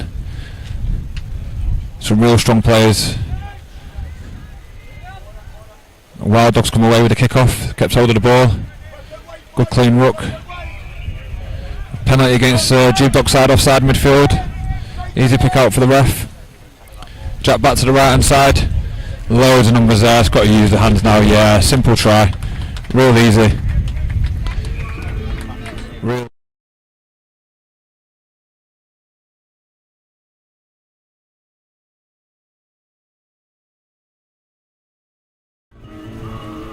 What we'd like to see now is, you know, a clean restart from the Gibraltar team. Keep hold of that ball and get the ball through the hands. Put the Wild Dogs under a little bit of pressure and attack. That looks like a strong kick. Unlucky. Good effort from the edge. 12-0 Wild Dogs. Wild Dogs kick off. Oh, poor kick off there. Into the Gibraltar ball now. On the halfway. Opportunity now for him to get the ball in the hands. Put the Wild Dogs under a little bit of pressure. and show them what they got in attack. Let's see what they got in defence now.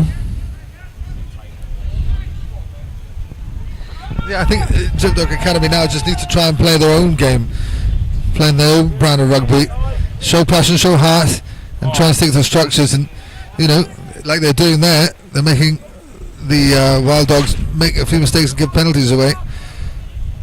Here they go with the ball straight into them. Maybe not the right tactics, but they managed to recycle it, and they still get possession, which is good to see. Offside for the Wild Dogs, and Gibraltar Academy going, looking for the gap through, kick through. Can he catch it? Oh, unlucky. That would have been a great try. They need to keep playing because ref hasn't blown, and there's a chance here for the Wild Dogs to go. Space out wide. The speedster, a lot of pace, but a good hounding by the youngsters if they can track him down. Yes, good defence. The Wild Dogs, look how set up they are. They were ready for the moment and outnumbered on the wing. A good defence. That's key for the defenders, making that play, make the pass, and for the potential.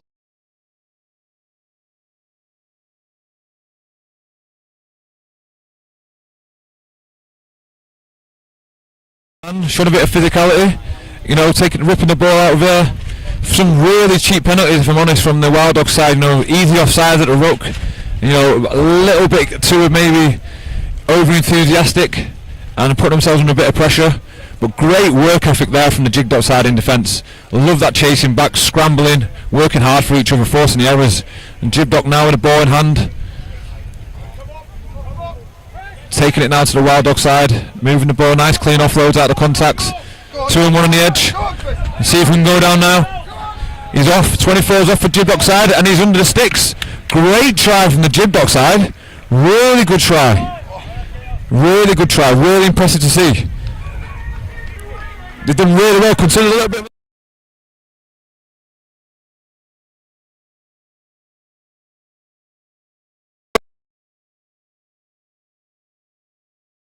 The ball in the middle, some wonderful rugby, patient rugby too, not trying to get into contact that they don't know what to do, just keep the defence guessing, and then some wonderful hands here on the edge, and a great try.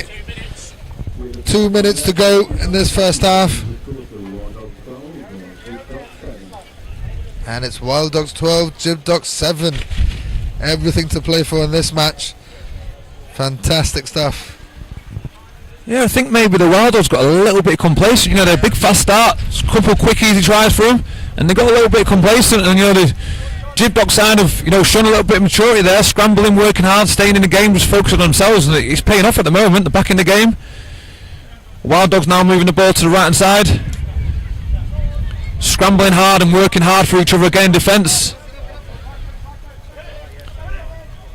Good tenacity there from the Gibraltar team, scrambling hard in D. Forcing the kick. Yeah, nothing there for the referee.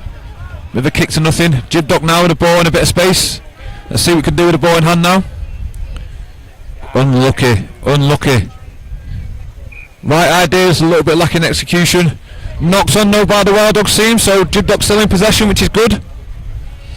Oh no, sorry. Referee had his arm out the wrong way. They've confused me for 20 years and they're still confusing me. Yeah, no, a little bit far from here. I'm getting older now. I need to get my binoculars out. Wild Dogs now with a scrum. Steady set piece. Messy from the half back. Move the ball. Good. I tell you what, this Gibraltar side are scrambling hard in defence. They're working hard for each other, forcing everything. And again, they've just forced a mistake, I think. Yeah, knock on.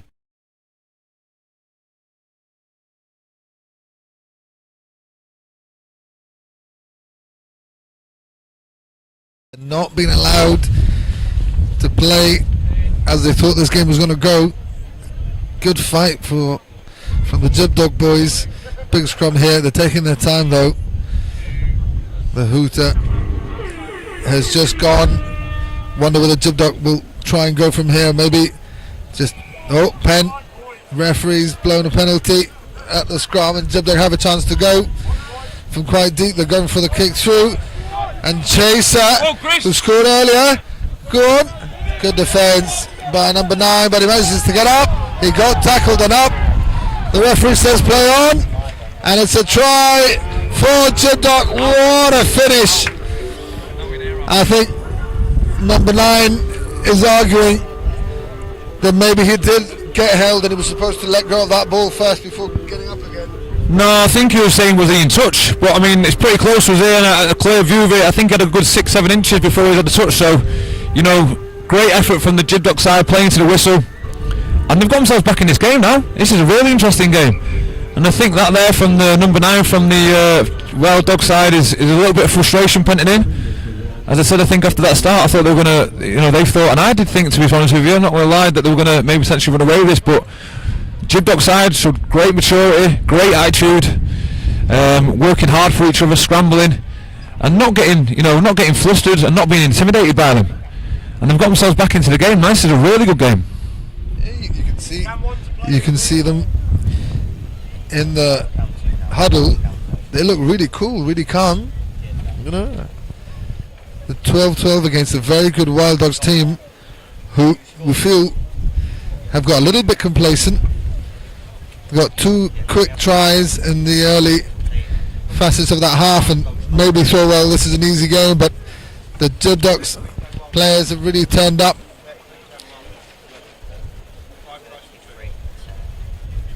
What do you think the team talk would have been for the Wild Dogs?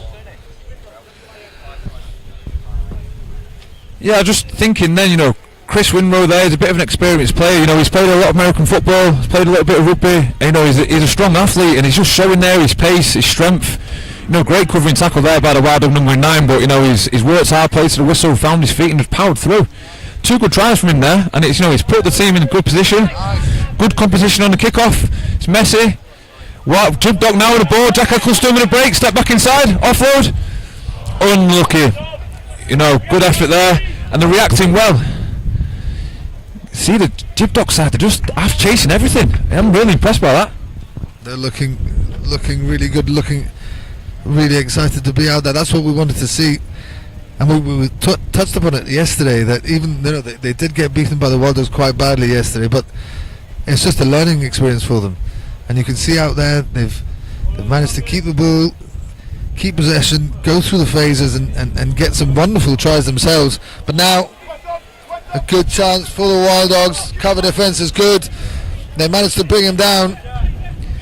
The Wild Dogs have a bit of space out there.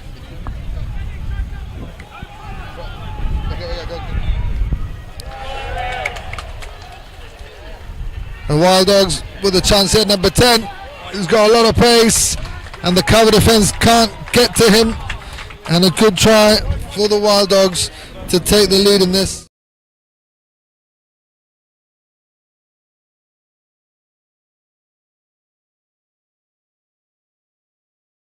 Gibraltar team, you can see Gibraltar just concentrating on their own game and making it very difficult for the Wild Dogs, but Wild Dogs there showing their class.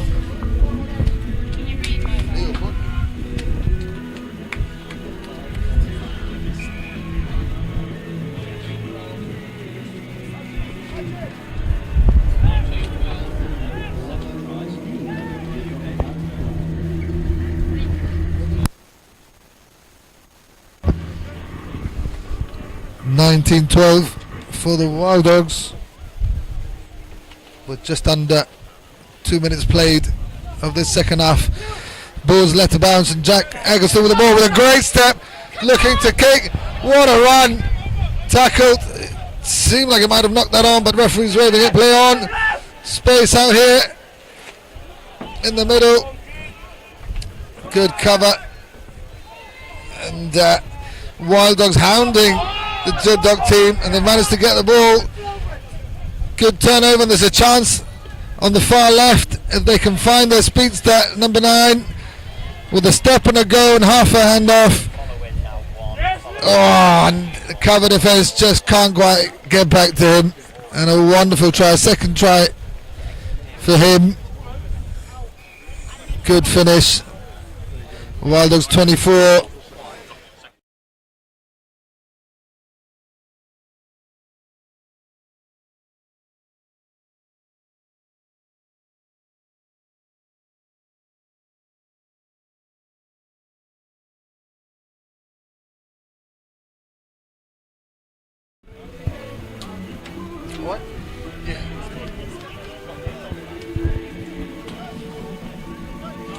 Conversion taken by number 14 is good.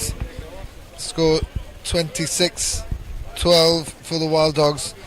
And we've got James back with us now. Phil had to rush off. Yeah, back again. Had a bit of a change of clothing here as it's warming up on the gantry. Although there's some dark clouds, looks as if they're coming in as Wild Dogs kick off again. Their ability to dominate the restarts has been a real feature of their game, with Ben Hatch, number 10 for the Wild Dogs, being one of the players of the tournament so far. But Ben's now off the pitch. Wild Dogs are continuing with their power and their handling as they cross over for another try.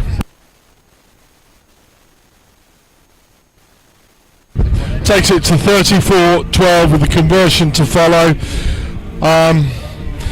Interesting to see somebody trying to grab a piece of 4G pitch and throw a blade of grass in the air before taking the conversion. I'm not quite sure what that would achieve, but it seems to have worked. He's bowled the most beautiful in-swinger there off the left foot.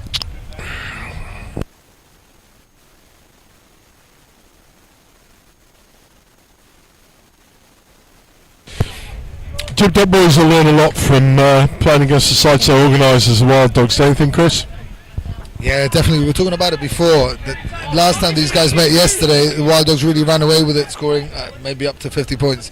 But Buildup, especially at the end of that first half, really showing that they can also play rugby. They can also cause a lot of trouble. But Wild Dogs in the second half showing their class and now running away with it. But the Buildup boys need to keep pushing, keep working. And good power by number 6, running over Buildup's 24 to score another try under the post.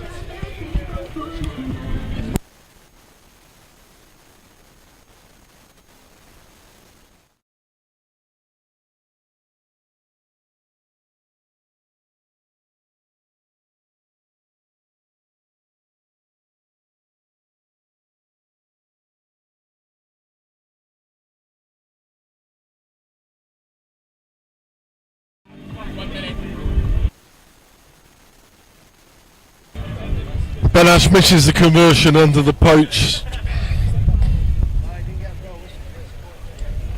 Minute to go in the game. See if the Buildup boys can come. At least leave with a little bit of a statement as the Wild Dogs go again, dropping out deep. The ball goes into touch just 5 metres outside the 22. It'll be thrown to Buildup. Line out between the 10 and the 22. 20 seconds left to go in the game. This will be the last play.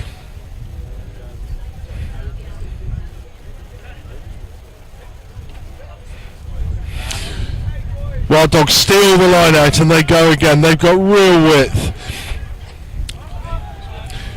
Inside. Beautiful bit of play there, absolutely classical sevens. We talk a lot about the men looping, creating space outside them. That was a masterclass in sevens rugby, Chris. Yeah, absolutely.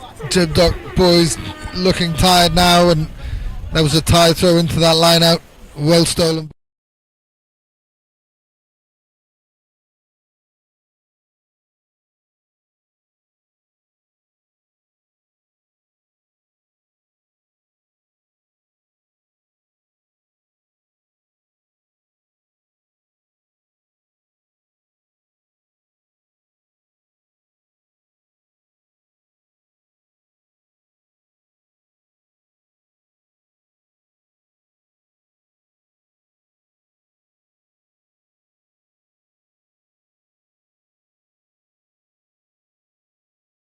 But this South African outfit, pretty special.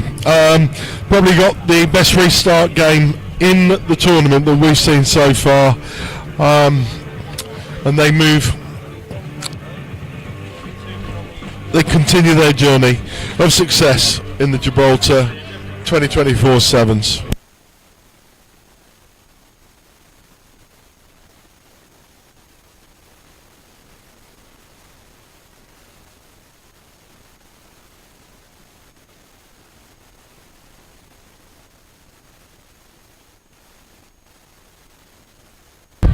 little bit of a break now from rugby. We've got a trophy award for the veterans.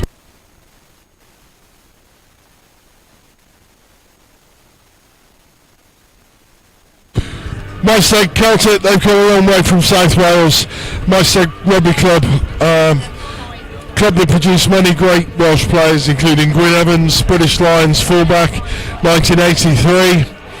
And they walked away with the Vets Trophy. Very hotly contested and fun part of the Gibraltar Sevens. So we'll be off comms now whilst the awards are made, and we'll be back in about 40 minutes.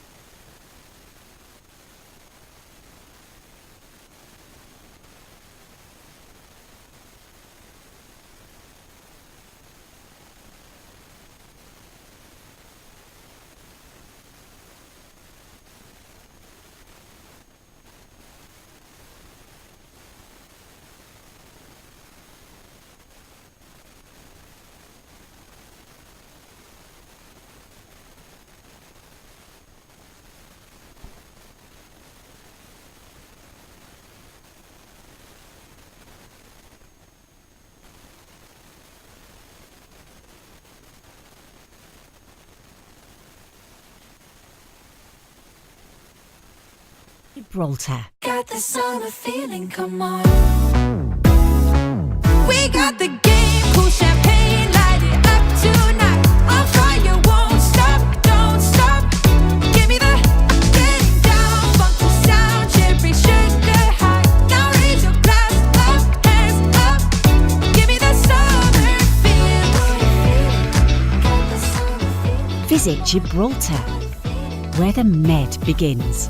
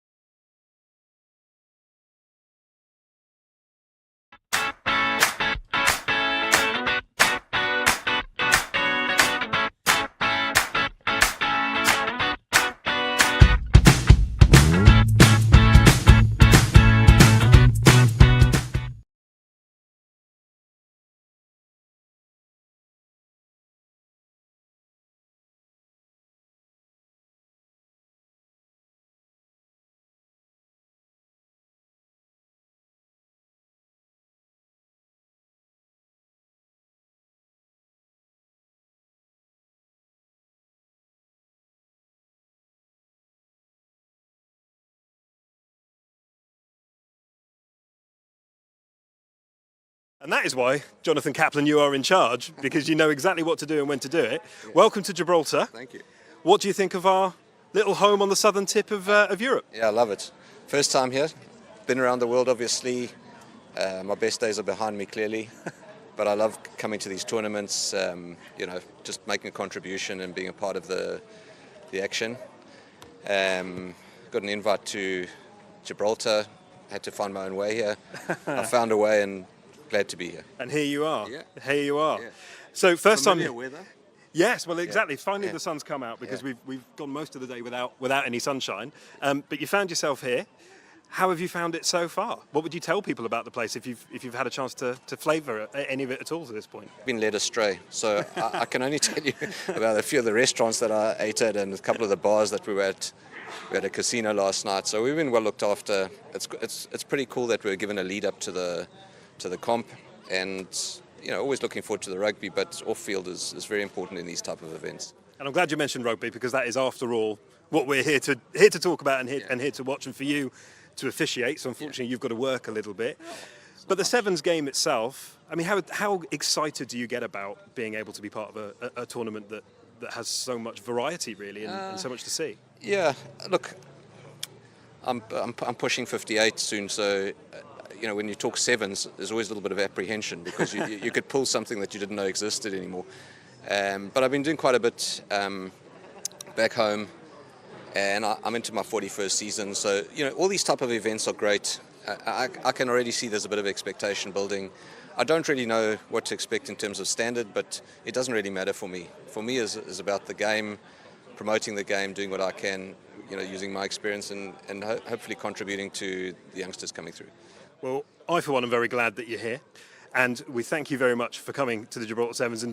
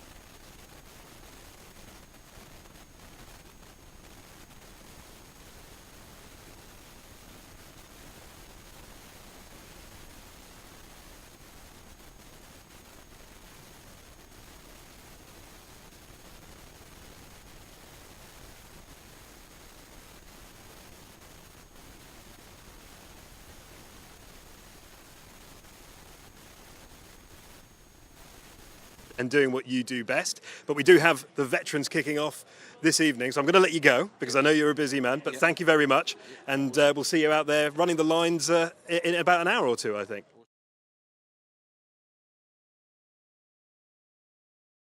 Gibraltar. Got the summer feeling, come on. We got the game, cool champagne, light it up tonight. On fire, won't stop, don't stop. Give me the getting down, funky sound, cherry sugar high. Now raise your glass up, hands up. Give me the summer feel. Got the summer feeling. Visit Gibraltar, where the Med begins.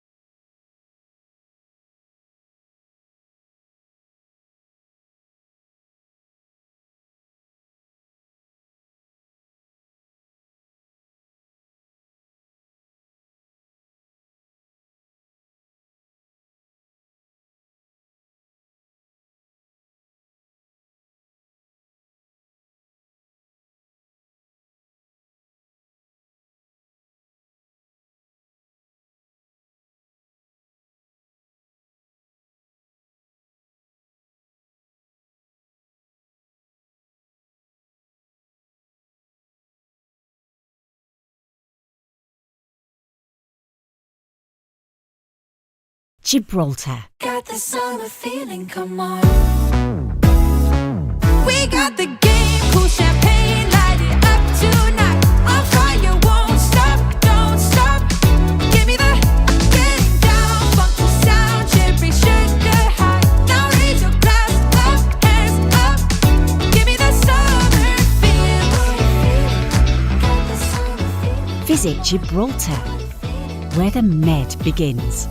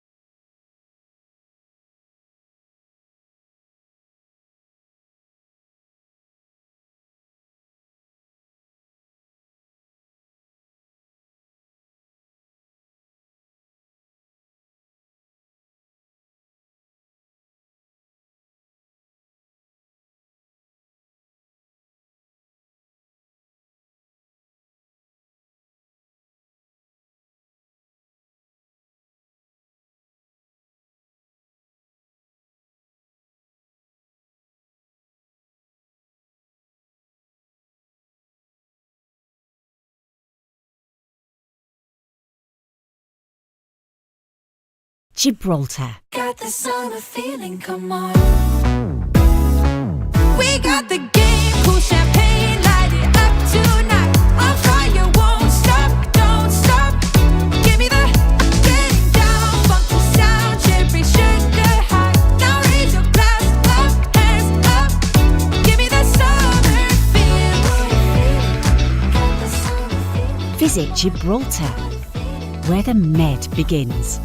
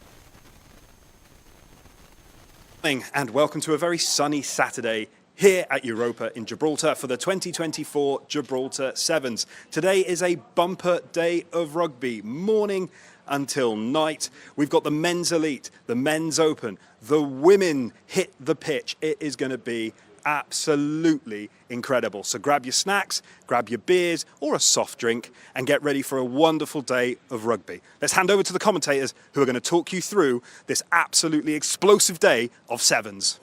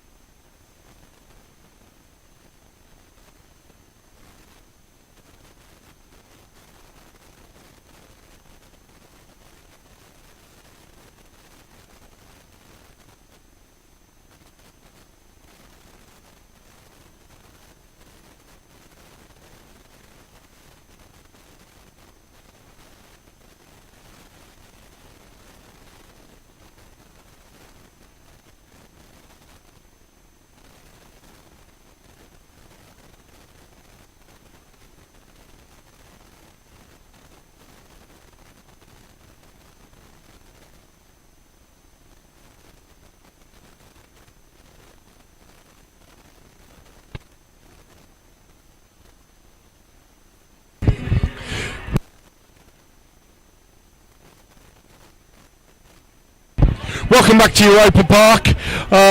We're in the women's elite here, where Belsize Park Black are taking on the Wild Dogs. Wild Dogs have really shone at this tournament, both in the men's and the women's section. Belsize Park Blacks start the game dropping off short and straight down the middle immediately. The Wild Dogs are on the attack, going right to left. They've got pace to burn outside, and in the first minute of the game, 30 seconds gone, the Wild Dogs open the scoring as they get around the Belsize Blacks.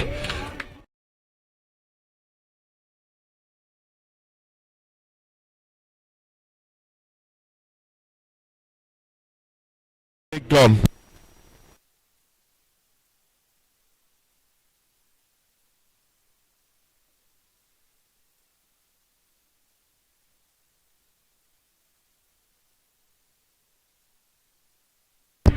Conversion taken 7-0, just a minute gone.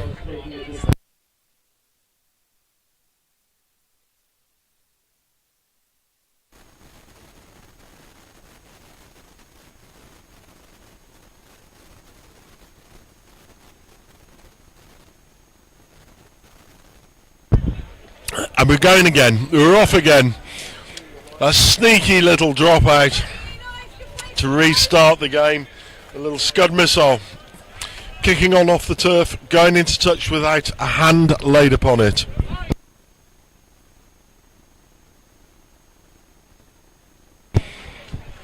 Great officiating by young Juan down on as assistant referee there, just making sure the Wild Dogs keeping their distance 10 metres from the start of the line out. Belsize Blacks with the throw-in. It's thrown long, it's tapped. The ball goes loose. The Wild Dogs pick up the bouncing ball. But this is a run-in. Number 7 for the Wild Dogs has shone. 3 tries in the opening game. And this girl's got gas to burn. It's one-way traffic here at Europa Park as the Wild Dogs move to a 12-0 lead with less than 2 minutes gone and the Camelo.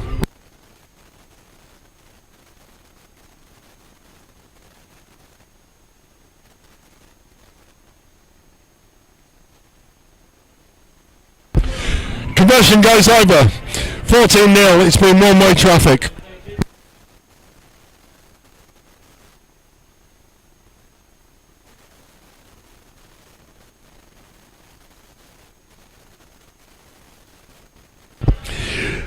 Mike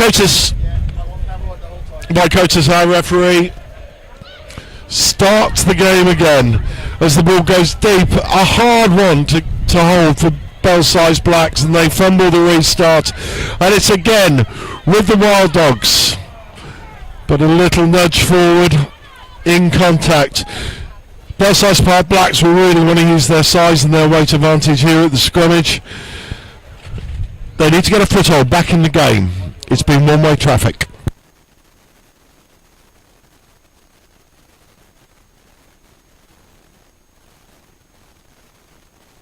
Ball's popped in.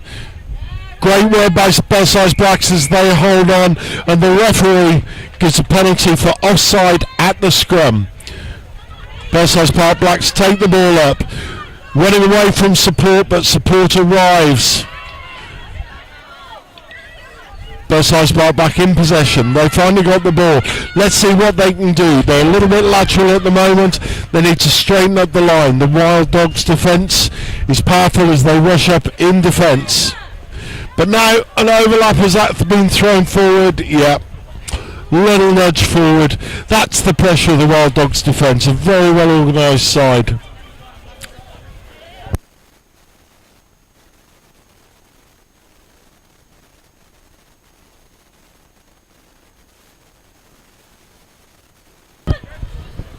Great enthusiasm for the Wild Dogs bench, exhorting their colleagues on. And I think their enthusiasm and the support from the bench has resulted in another try for the Wild Dogs as they spring clear.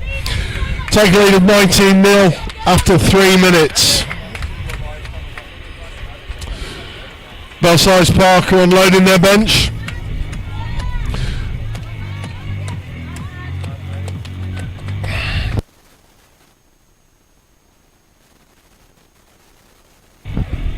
Conversion goes over. 21-0 after 4 minutes.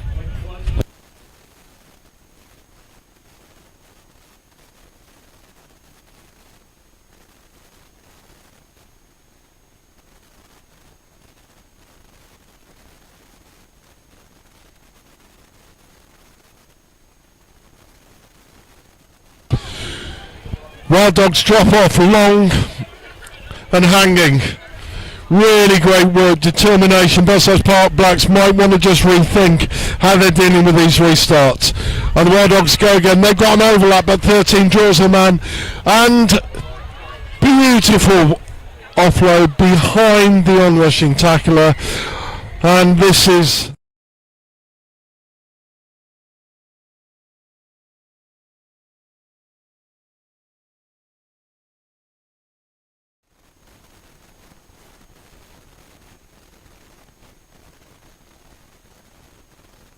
Tricky little conversion here. For those of you watching on telly, you won't realise just how windy it is here. Yeah, the wind keeping that one out. Score remains at 26-0.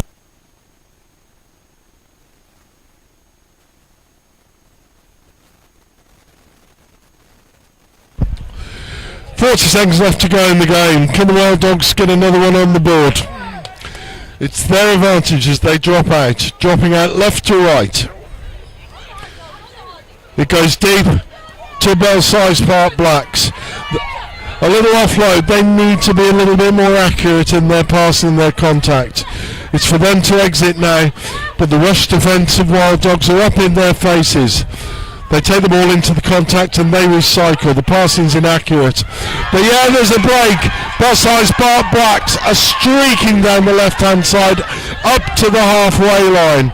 The ball comes loose in contact and there's now a 3-on-2. How quickly can the game change? And a run into a line. Can Belsize Park Blacks get across and cover? No, they can't. A real shame for Belsize Blacks. Ladies, they took the ball right up to the halfway line.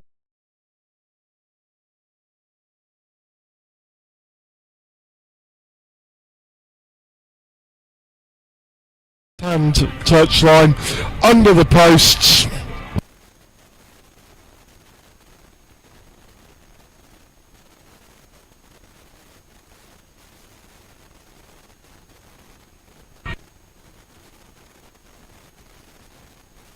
33-0 at half-time here at Europa Park.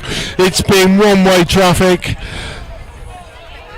Belsize Park Blacks maybe need to think about exiting, how they're getting out, maybe looking at employing the boot, trying to get a little bit of distance down the pitch. They've been pinned in their own half. They haven't got over the halfway line all game. And we'll be back after this short break.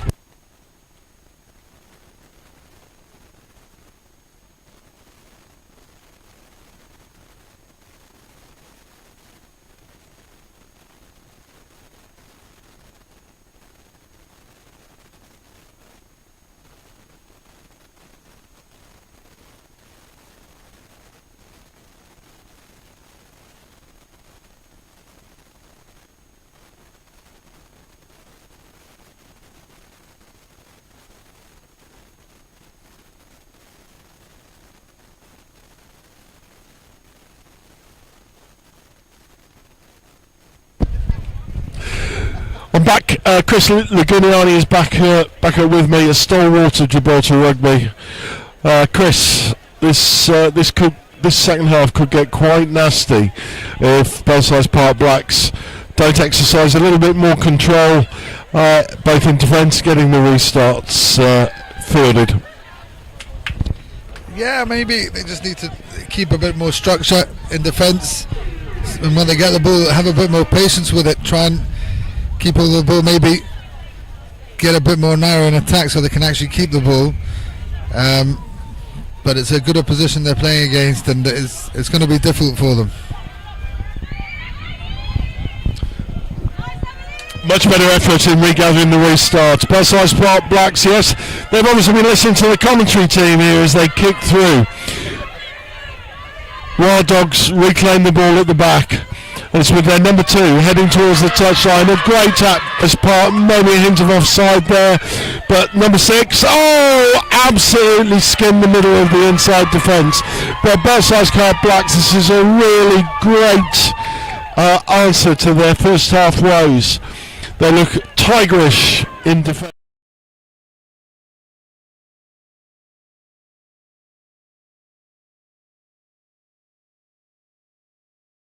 And shouting for every effort they're putting into this match. Some good defence, getting a lot of support from the girls down here. Again, we saw it yesterday too, earlier this morning. They're playing with their smiles on their faces, and that's what's good to see. And an interception, potentially. Can she get there? She's opening the legs, trying to get through the 13s, handing her down and brings her down. She manages to offload to number 4, but of patience needed now. Good defence by Wild Dogs, but again Belsize has been able to give the ball, but they knock on. How unlucky were they there? Good rugby. I don't know if you saw that, Chris, but I think after the tackle there, ball was recycled, but there was a 3-on-1 on the left hand side of the pitch, and Belsize Park Blacks decided to come down the right. It was a sure try had they have gone left, but in the heat of the moment they didn't read the situation and they cut back into traffic and got turned over. Great shame, but it's great to see the spirit of the girls coming back and putting a mark on the game. Wild Dogs exit out to their own half. They find width again down that right hand side. It's a run for a line, a straight foot race. So close. Maybe a tap tackle might have been in order there, but the Wild Dogs have broken the hearts of the Belsize Park Blacks after Belsize.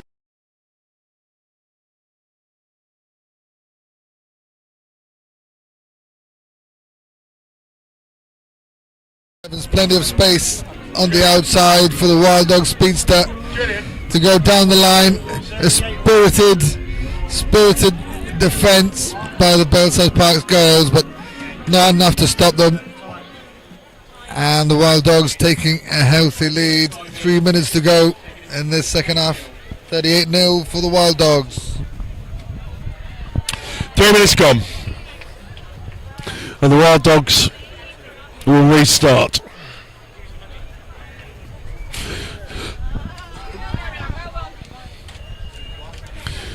Restarting deep.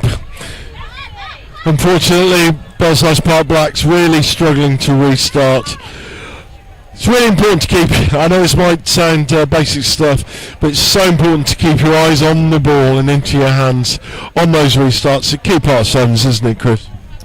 Yeah, absolutely. We've been seeing it yesterday, we're seeing it for most of today as well. Team that can control that kickoff always has an advantage over the opposition. The Wild Dogs team do that really, really well, both in the women's team and in the men's team. But now they've got a chance. Good pass on the outside and a good switch. Both sides with good defence, but ball's coming out wide. 3-on-1 at the end. Too much for the defence. Another good try for Wild Dogs.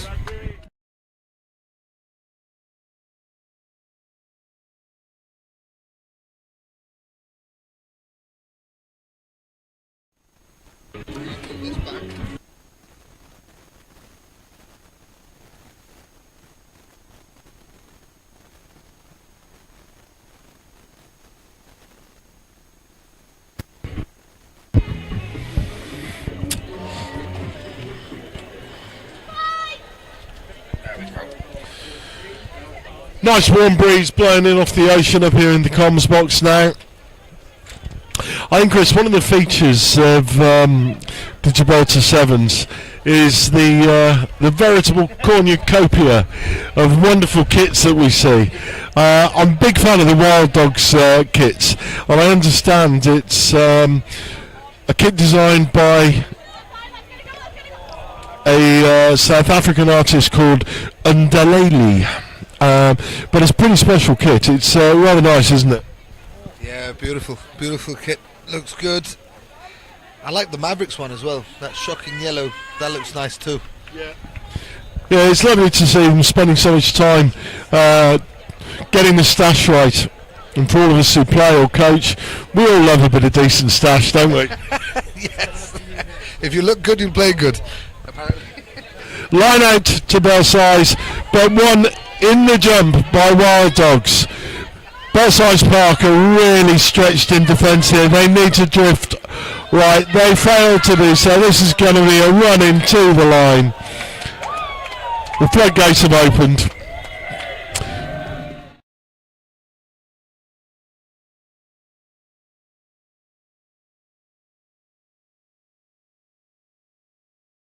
Lovely spirited side, a really great bunch of girls. Play their rugby in London at Belsize Park Rugby Club. We run 5 men's teams and 2 women's teams, plus a junior section. A real hotbed of rugby in North London.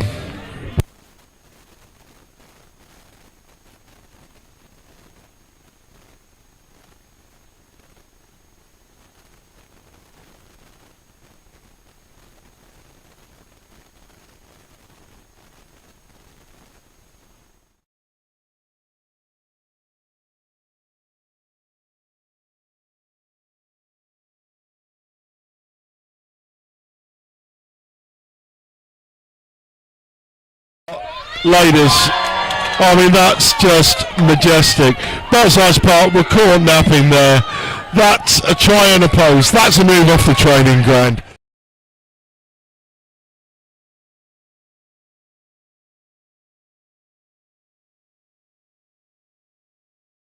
To get into space and compete. But that was a brilliant piece of work, an absolute corker. Yeah, really good kick off, a restart, and a good take by the attacking Wild Dog player. I think the Belsize girls were expecting a much deeper kick and were not able to collect, and that's the end of the match. 55 points to 0 for the Wild Dogs. Well-deserved game, well-deserved result. But I mean, look at that spirit these guys have been playing the rugby at. That everybody's smiling, everybody's happy, and that's what it's all about. Rugby Sevens on the rock. Yeah, it's all about the spirit, and the women's have a camaraderie that's absolutely exemplary. You know, you might be saying wait till the coach gets in on the Monday morning, but I don't think there's any of that here. They're all here having fun in the sun, and it's great to see the players shaking hands, smiling and having a laugh after such a one-sided match. We'll be back for the next game in a couple of minutes.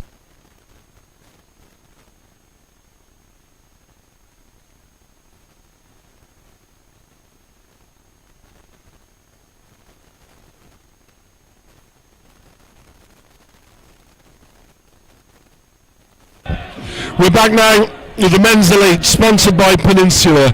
Vidor, the champions last year, the Elite champions last year. This is a side that's well worth watching. Absolutely packed with talent, pace, organisation and skill.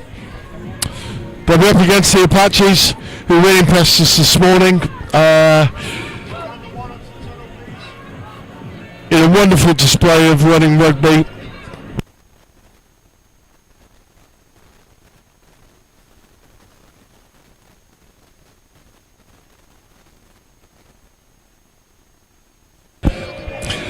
Those of you who watched the Gibraltar Sevens or were here last year won't remember the last moments in the Vidor win when one of their players went down injured, screaming in agony.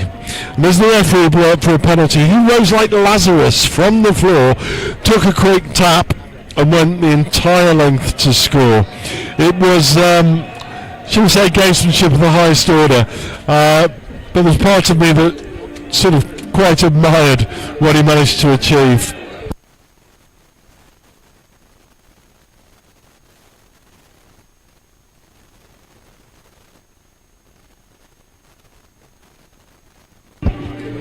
Sorry, correction. Apache actually lost this morning to the Mavericks. I was on comms at the time, but I've done so many games. They all merge into one. But if last year was anything to go by, Vidor are really the side to watch in this competition.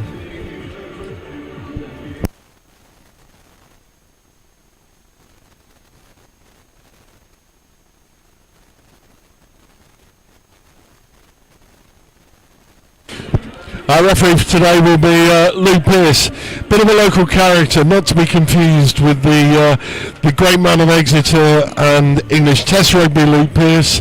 This is Gibraltar's very own version. A man that referees locally, comes from Wellington in New Zealand, an absolute character, and the life and soul of all the social events in and around the Gibraltar Sevens.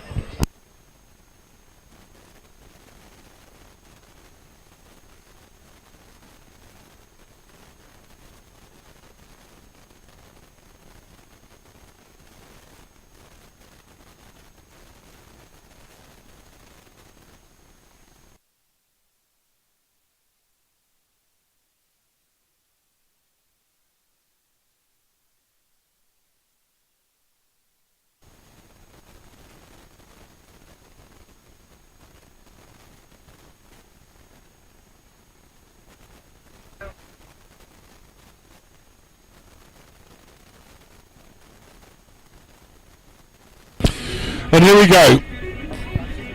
Men's Elite, the mighty Vidor against the Apaches.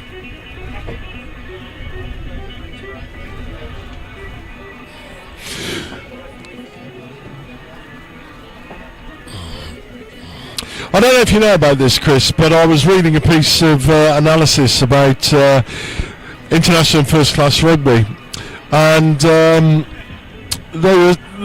there's a school of thought that's going around coaches, and it can be statistically proven that sides that wear green get less offside penalties against them than sides that wear yellow, white or red.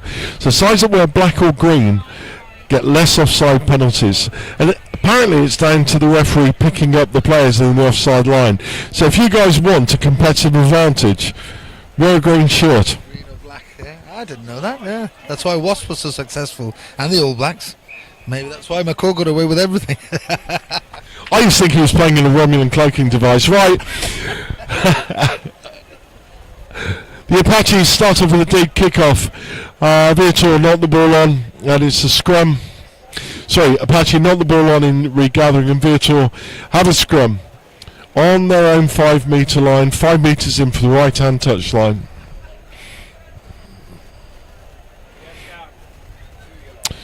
And Vidor go from the inside centre channel. They hit contact and they recycle. Great work with the Apaches getting around on the cover tackle, but Vidor recycle and they go again. Brilliant work in chaos and a chip through. Great work by Apache in reclaiming that ball. Fair shoulder charge, but 2 players competing for the ball, and Apache go again straight. Great length posted at the ruck, allowing the ball to be recycled and tacking right to left. This is a step up in terms of competition and physicality. Apache making a handling mistake, volleyed through by 15 for Vidor. It's a foot race to the line. He gets the bounce of the ball. That's great football skills from the Spaniard, and he touches down for the opening try of the game. 5-0. Great footballing skills. Great try.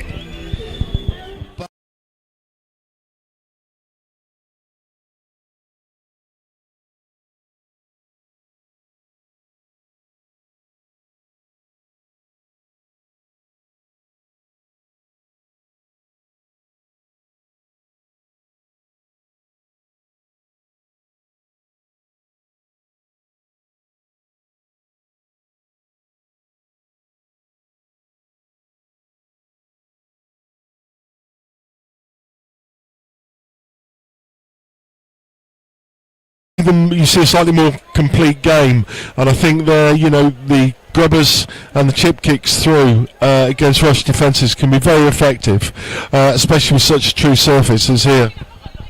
Yeah, you can see them also. They're much more connected as a team. There's more cohesion, and it seems like everybody kind of knows what the other guy is doing. And also the comms. I don't know if you can be picked up by the microphone, but we can hear it from down here. The communication is much louder. They're all talking to each other all the time, and that's really good to see, and I hope a lot of the youngsters are watching and they'll learn a lot from this and how the game of 7 should be played. Knock on there by Apache, but number 5 picks up, and Vidor get their second try. Good finish. Yeah, there was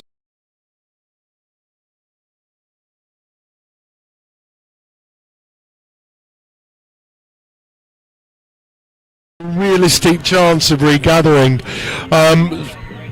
The deliberate knock-on is often a contentious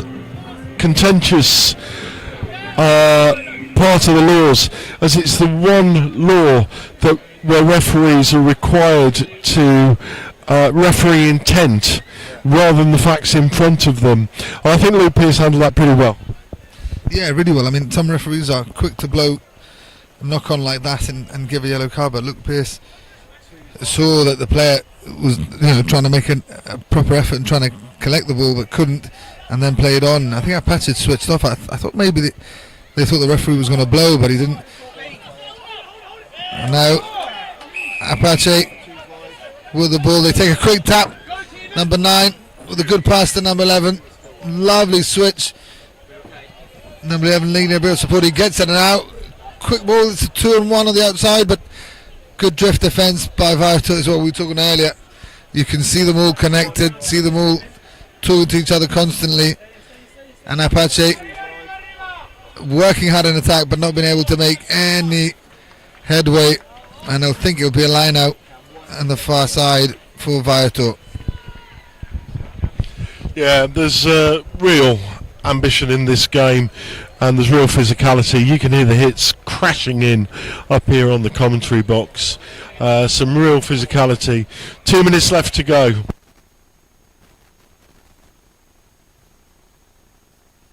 Two minutes left, 14-0. As Apache go again, they need to get on the scoreboard. They need to fire a shot here as they attack They got around Vidor. Yeah, oh, he's turned him inside out as number 7 goes round.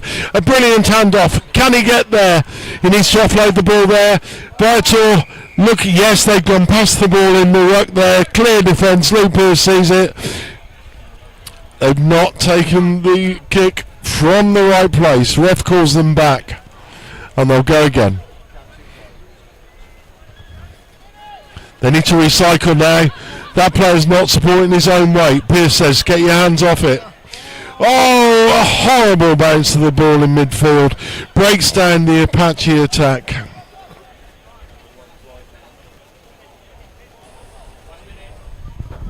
You can see Vidor so comfortable on the ball, even deep within their half. But as soon as I said that, he drops it. Commentators curse. Commentators curse, Chris. So it'll be a scrum for Apache, a good position for them to form some kind of attack. They really need to score. They need to score next to stay alive in this match.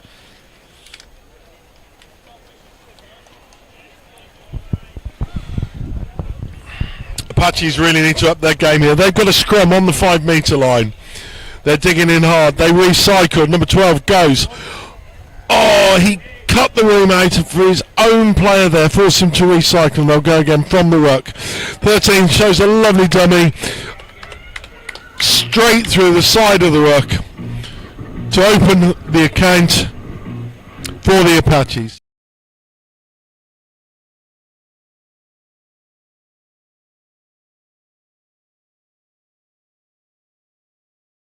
The Apaches are a shadow of themselves. You've been thinking about that one for a while, haven't you?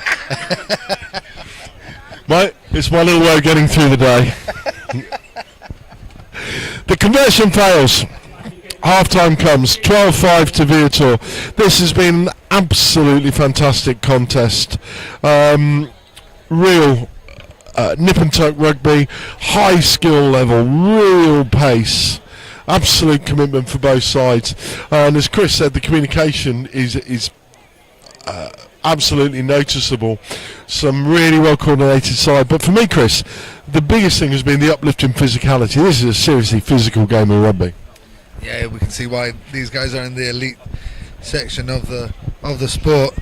But we were saying before, contrasting styles. You got Vidor playing what some people might say proper sevens, patient, not going into contact, looking for the space, using the hands, and Apache doing what they know best, which is a bit more physical, a bit more straight, and it worked for them there at the end, almost a bit like sevens rugby, take it into the ruck and then try and find a hole from a pick and go. But it's good that they got back into it, and it makes for a very good second half. What do you think Apache need to do in order to make a bit of a comeback? I mean, they are a couple of scores behind. They need to score twice without answering here. Do you think they can do it, Chris? I think they can. I think that Vidor, you can see they're a proper seven side, and I think what Apache need to do is try and get a bit of niggle out there. You know, ruffle their feathers a little bit, like Gibraltar did to the Wild Boys. You know. Make Vidor make mistakes like they did at the end of that first half, and then in the game of sevens, who knows? Defensively, the structures have to be good. You can't let Vidor have much space to do stuff, but if they've got to concentrate mainly on their game, and then I think they've got a chance. But first score in the second half is crucial. Yeah, we used to call it going the biff in the old days, didn't we? But yeah, Apaches have been pretty physical. This game could go either way. The first score is going to be absolutely crucial. Yeah.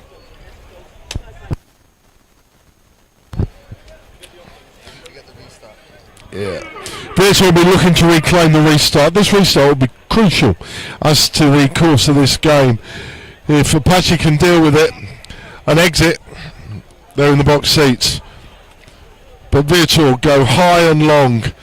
They're not the ball forward in the restart, but Apache regather. Luke Pierce plays on. But there's no advantage there, and the referee calls them back for a not forward. That restart is falling in the way of Apache. They need to exit well here, Chris. Get over that halfway line, and then exert pressure onto a really well organised Vidor defence. Yeah, Vitor, again, very organised, but they don't seem to be the most physical team in the world. So I think if Apache can play to that strength, they've got a chance, and see how it develops from here. Pass going a bit loose, and see how quickly Vitor are on him. 2 guys on him. There's no space for Apache to move, to breathe, and as soon as they lose the ball, Vitor making ground and will score. And that's what happens with good pressure, good organised defence.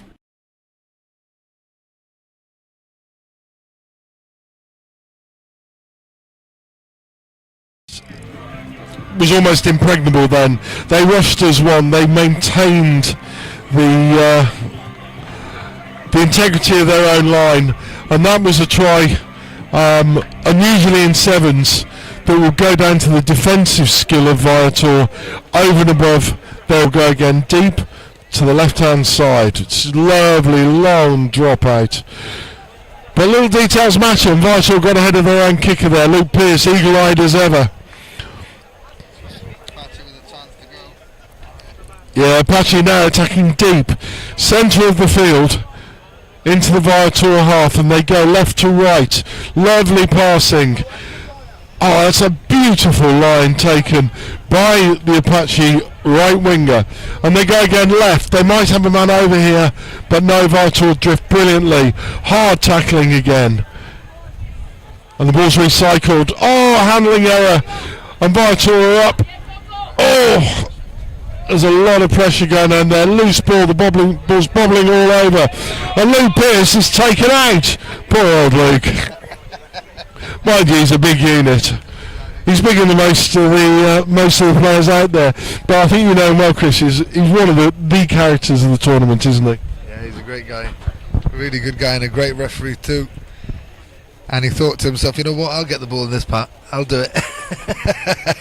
No, but you can see there, Apache with a good facet play, trying to get some attack going from edge to edge. But Vitor's defence again, very, very organised.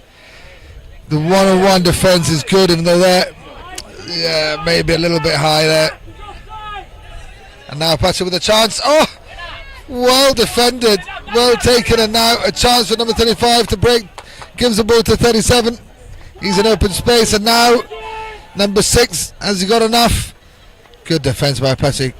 They are getting back hard, and good discipline in the ruck, but Vitor still have the ball, using the hands so well.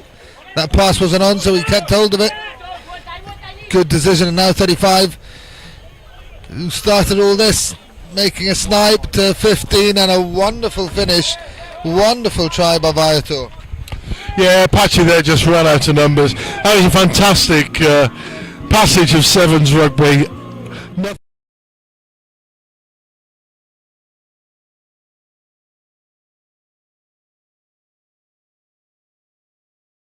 In the Apache defence, they just simply ran out of numbers. Too many players on the floor. You know, another often overlooked part of sevens rugby is the ability to recycle yourself back into play. And you know, I was talking to Mike Friday, former Elite Sevens coach, now coaching in America, and he was talking about the England and GB7 sides, and he was talking about how they set the players 3 and 2 second self-recycle times, i.e. getting themselves back up off the floor and back into play within 2 or 3 seconds, Chris. Yeah, that's a lot of hard work, a lot of determination to do that, and obviously very, very fit athletes. And Vitor are not too far off that. They really are a very well-oiled machine. See them setting up in defence extremely quickly. As soon as they sniff a chance in attack, you can see them all swarming onto the ruck, swarming onto wanting the ball, and at the same time not being too selfish. They're also managing to find their teammates with the passes. But now a snipe for number 9 for Apache, deep in their half. A good defence again. Good defence again by Vitor. Have they managed to get the ball back? No, Apache keep possession. But again, you can see it's almost like one man out rugby. They get the ball and they're running straight into defence, and the Vitor, good pressure at the ruck, but Referee saying the tackle are not rolling away, so Apache will go again. Good defence. Yeah, gotta be. Referee waves it, play on. There's a chance with the kick through. See if he's got the gas. Who's going to win that race? The ball wins. And it'll be a line out for Vidor. 1 minute to go.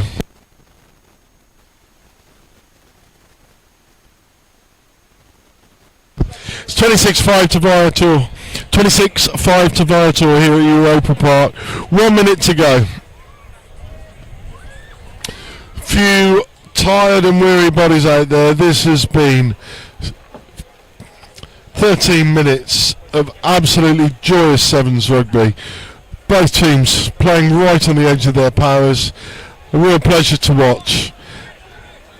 The European Sevens circuit is often overlooked, but this is as good as any sevens you'll see really in any tournament around now in rugby.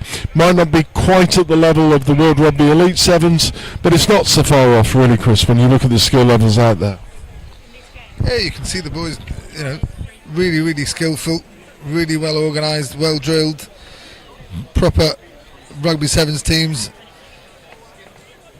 And then Vidor with their ball in the half. A good defence by Apache in the middle, but look how quickly that ball comes out. Vidor looking inside out and a wonderful pass inside. Has he got enough to get there? He doesn't. Apache with a good scramble defence. Now again Vidor setting up quickly, 3 guys out here, 2 and 1. Number 38, can he get hold of it now? Good hit. Number 11 with a cruncher right on full time. Wonderful game of rugby, wonderful ending to it, and a good win for Vidor. 26-5. Good game. Yeah, really great game. Warms us up here on the commentary box. Great rugby. Really joyous to see. There's a few bruised bodies down below us. A couple of the Apache lads carrying some heavy knocks, but that was a seriously committed game of rugby, and probably set the bar, I think, from what we've seen so far on this Saturday, the second day of the Gibraltar 2024 Sevens tournament.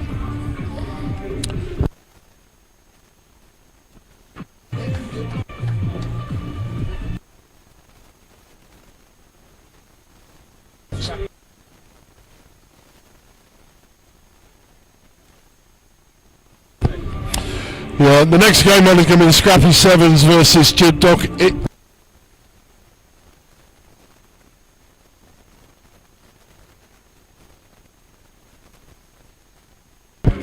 Yeah, Scrappy Sevens versus Gibraltar in the Men's Open.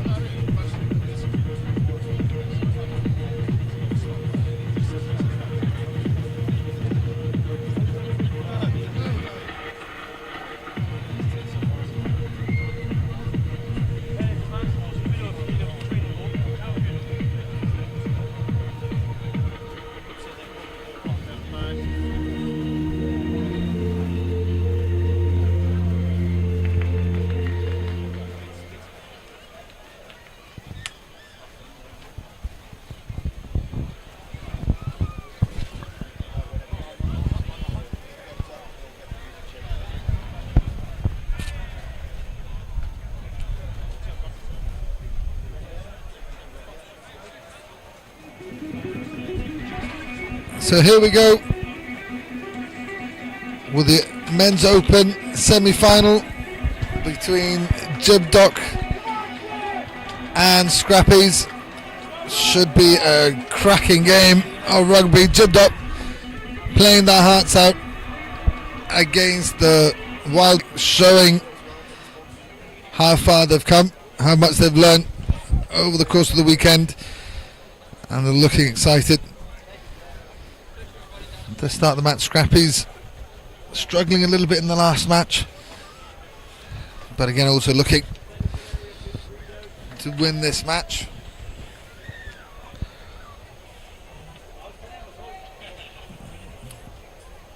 Gibraltar boys, as we mentioned over the course of the weekend, most of them playing age grade rugby throughout their whole career here in Gibraltar.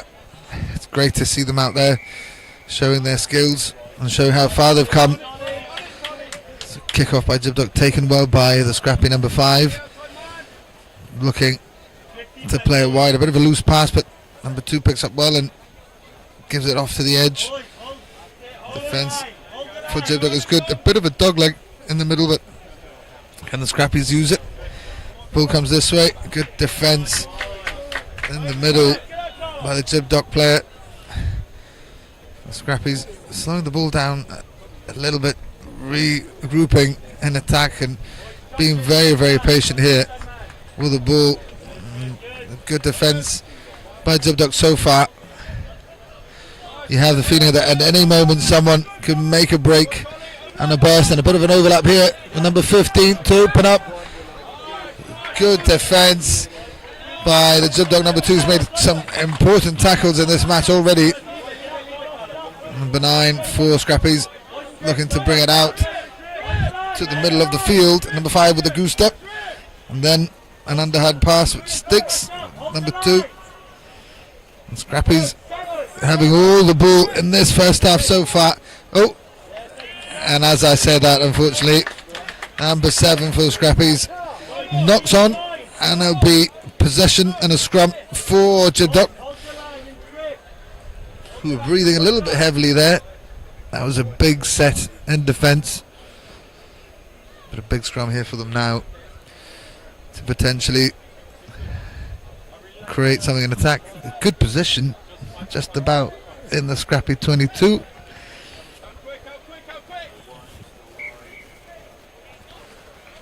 The referee has asked for a reset.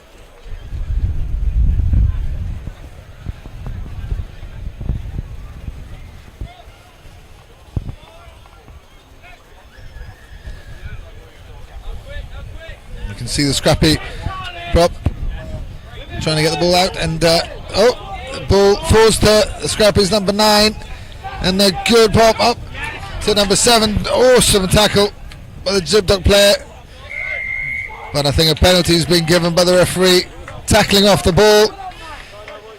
Scrappy player tackling a Gibraltar player who hadn't had possession of the ball just yet, and now Gibraltar taking the time with this quick tap. Number 9 to the middle to Dom, who thinks what to do. Good pass to number 13, and the 13 pops it off to number 19, who finds a bit of space, and now it's Jack Eggleston on the wing, who will dink and wave. He's got great balance, looking for the right. Good clearance, but a penalty been given, holding on, and Scrappies go quick. This game played at a frantic pace, but now the Scrappies taking their time. They haven't been able to get out of the half in this first half, and out. There's a chance here, looking for a pass.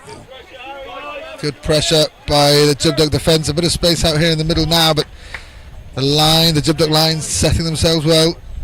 Scrappies very patient in their approach, looking for pass. Now number 9 with a direct line, and he's found the gap, and now he's got a chance to run it. But Jack Eggleston hounds him down and brings him down really well, potentially for holding. Oh, referee saying to let him go, and Scrappies keep possession, and a chance here for number 5 with a step. Another tackled well, and now Scrappies finally get into the Gibraltar half, inside, deep inside that 22.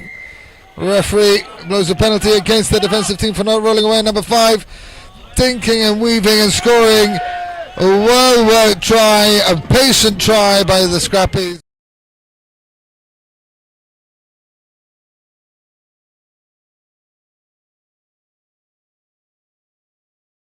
Really good stuff to watch, and Scrappies, their patience paid off at the end. They're playing with some really nice rugby, not throwing any rubbish away, keeping the ball.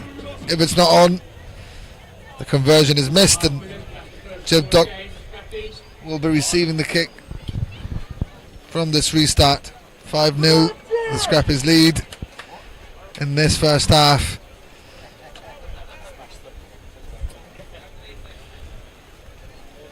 I think Gibraltar won't be too disheartened about that. I think Scrappies, sometimes you just have to admit that the opposition do really well in that. From the restart, number 4 Scrappy tried to catch the pass, or trying to catch the kick, but he took the number 9's hand, and referee deemed it as a penalty, and so Gibraltar take it quickly.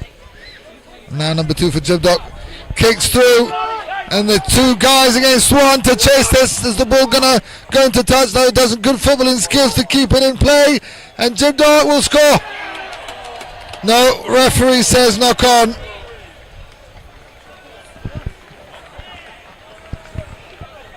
Knock on given by the referee. Let's see if we can have a look at that again. The referee's deemed it as a knock on, so it'll be a scrum for the Scrappies.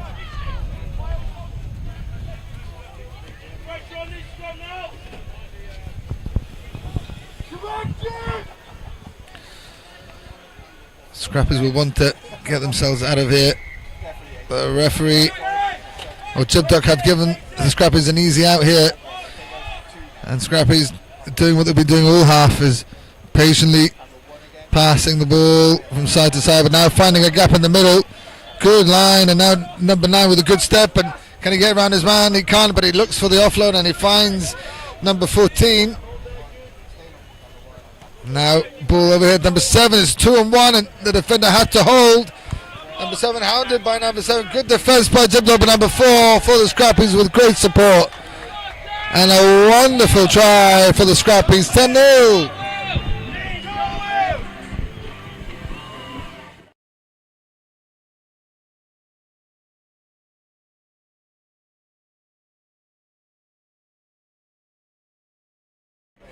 Good try for the Scrappies there.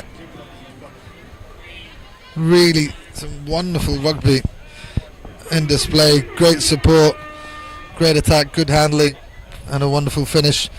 And that's the half-time hooters. This will be the last play. Conversion's not good, so the Scrappies in the lead at half-time, 10-0 against Gibraltar.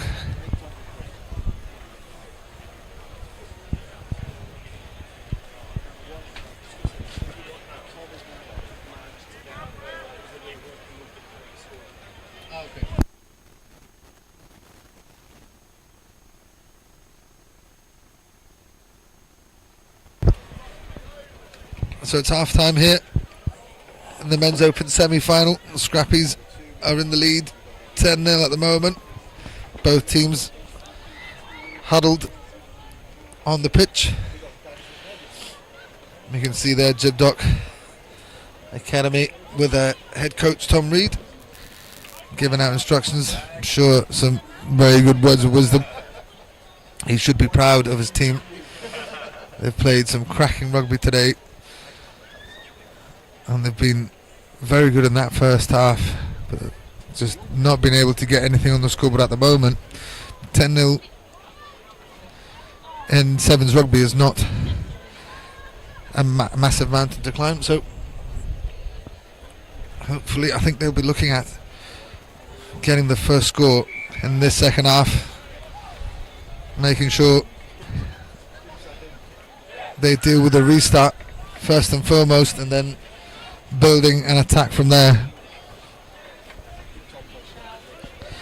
Scrappies, I think, will want to keep going, doing what they're doing with that patient rugby in their half, just going from edge to edge, it's a good idea, I suppose, because the defence is not as aggressive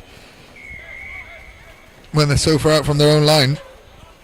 So you got that little bit extra time to look for the passes, and could take a jib dock, keep the ball, and Dom takes it in. He's tackled well there. Good clear outs by the jib dock players, and now a chance out here, quite possibly.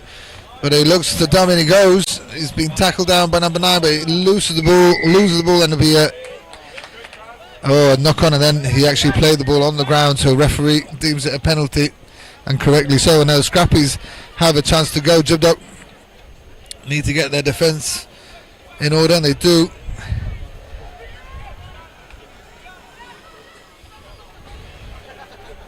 Scrappies looking to come here to the near side now. They've got numbers out here, but the jib dock defence holding well. Number 9 being very elusive today. A bit of a step over number 2, but Jack Eggleston's got him. Still got him. He's going to take him out. Yes. Well defended with a smile. There'll be a line out just under us here on the commentary box for jib dock. Good position to create some form of attack. It's hard out there for the boys. It's been 2 days of hard rugby conditions. Overcast, drizzling a little bit, which is, and it doesn't normally happen at this time of year, but I guess the players won't be too displeased with that. Yesterday it was nice and sunny and warm, and the players were really feeling it.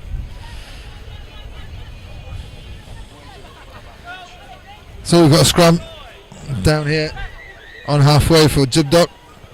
Good scrum, and number 9 picks up and goes, and now there's space here for number 2 to kick through, and Jack is on the chase. Jack Eccleston, who kicks it through, and it looks like he was tripped, and a penalty try being given. Penalty try for jib dock. Tom Reed leaping of joy with a try, and jib dock cut the lead to the amazement of the crowd.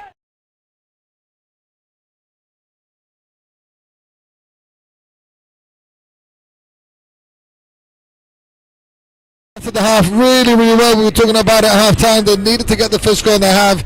Now they need to set that defence, put pressure on the Scrappies, force them to make a mistake. Oh, good line, good tackle. That's good defence, but number 2, and then Dom gets back, and a knock-on being given. But there was a knock-on by jib dock, so it'll be a scrum for the Scrappies. The jib dock academy will take that. It'll be a good position to put some pressure.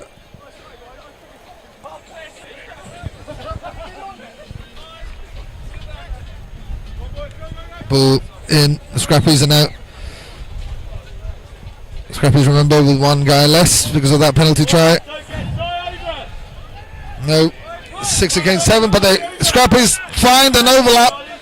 Dom manages to get back and make the hit, and he does again. But good hands by Scrappies. And Jack Eccleston on the wing is a bit isolated, but the defence is coming across. Seems like the Scrappies, with 1 man down, are picking up their energy.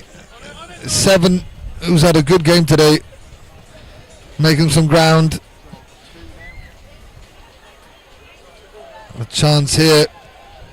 Scrappy's running out of men, but he manages to wriggle his way out and perhaps get down to score in the corner. And the referee's giving it. Good try for the Scrappies. Score 15 points to 7. And that must be a bit disheartening for jib dock.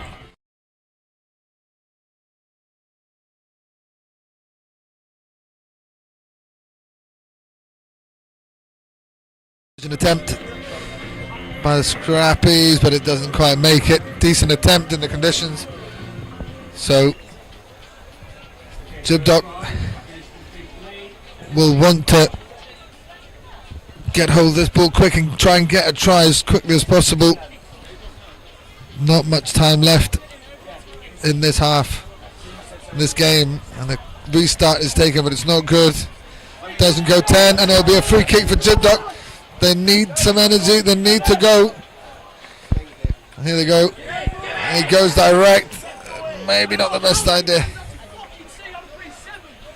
Now number 2 gets the ball with a bit of space and he gives it back.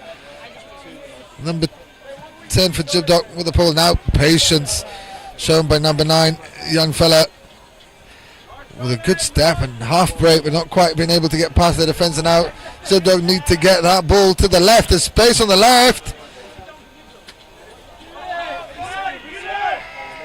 Penalty for Gibraltar, and they've got a chance if they go quickly. The Scrappies. Ball goes forward. Tired players out there at the moment.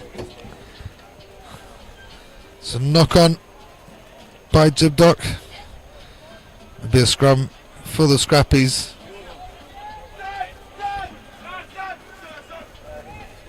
Yeah, Gibraltar just not being able to keep their composure. You know, they got close. They got 7 points down, or 7-10. You know, in that sort of early on in that second half, in this half, and they just haven't kept the composure. They managed to get a penalty try. Scrappies went down to one man, and then I think the wheels have fallen off a little bit. I think they'll learn from this, there's no doubt, but it's just a shame. They had a wonderful chance to win this game. And now Scrappies, number 2, who's had a fabulous game today, number 9, sorry, making a bit of a break, and now 5 looking like he's going to kick through.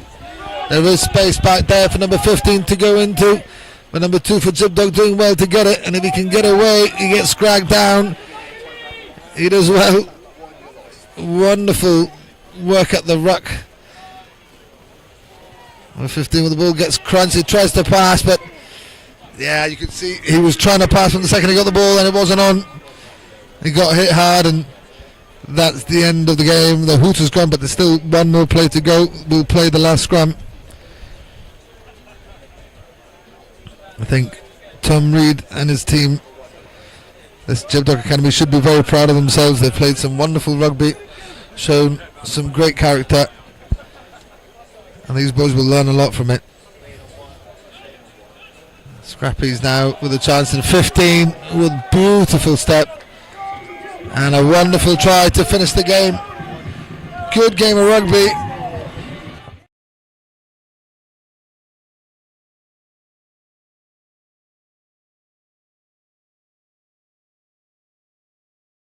And Scrappies get the win.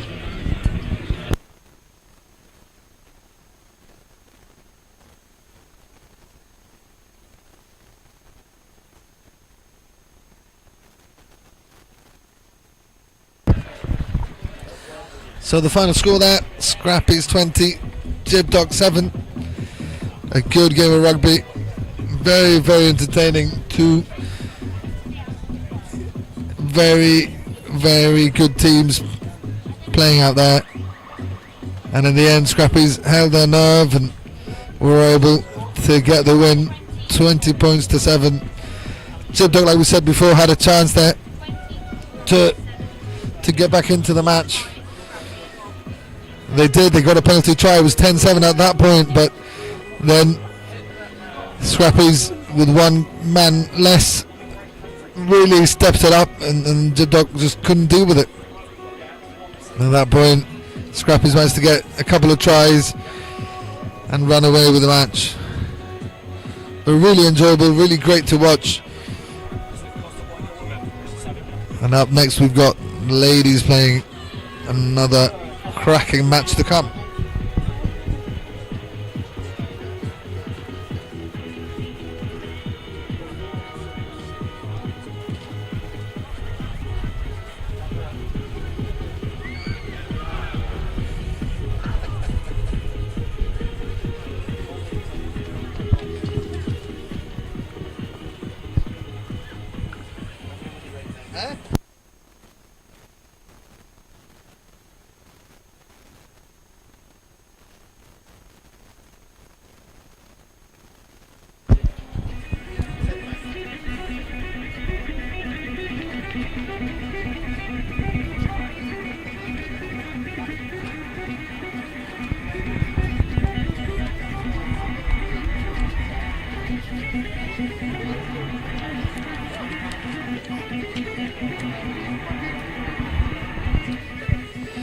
So here we go. All right, perfect. So Mike Hayes is the referee in the middle. He's part of the production team. An awesome guy, an even better referee. So he's the man in the middle, and we've got the Savvy Panthers on the left, wearing the pink, and Costa Blanca in the yellow. And James is back to join us. All right, James? Yeah, just had 5 minutes with Chad Thompson, the erstwhile CEO of Gibraltar Rugby, and a man that works day and night to put a tournament of this level on, the real stalwart of this event, isn't he, Chris? Absolutely. Absolutely. If it wasn't for Chad Thompson, to be fair, this wouldn't have happened. He's been here in Gibraltar now for the good 20 years, and what rugby was in Gibraltar to where it is now is all due to that man. Obviously a few other people along the way have helped out, but he's the brainchild, he's the one with the vision, and it's been a wonderful weekend of rugby here, which is to be expected.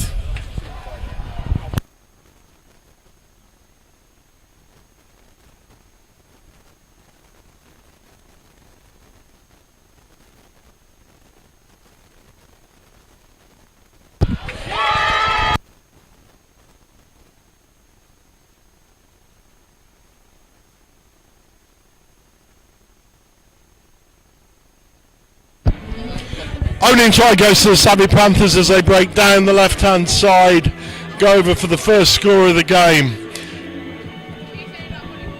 Yeah, the Hawaiian party's in full swing up in the hospitality area, and I have to say, lovely finger buffet, some coronation chicken sandwiches.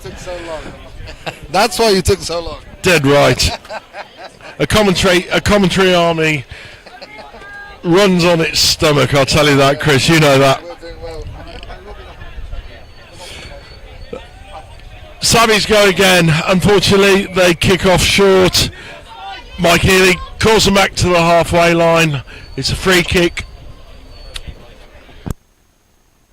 for the Costa Blanca women. Side that thrilled us earlier on today. Can they come back? Get rid of this 5-0 deficit. They make a break. They've got a man over on the left-hand flank. Show and go. Brilliant piece of work by number 14 for the Costa Blanca ladies. The answer's immediate. The answer's decisive. And she goes...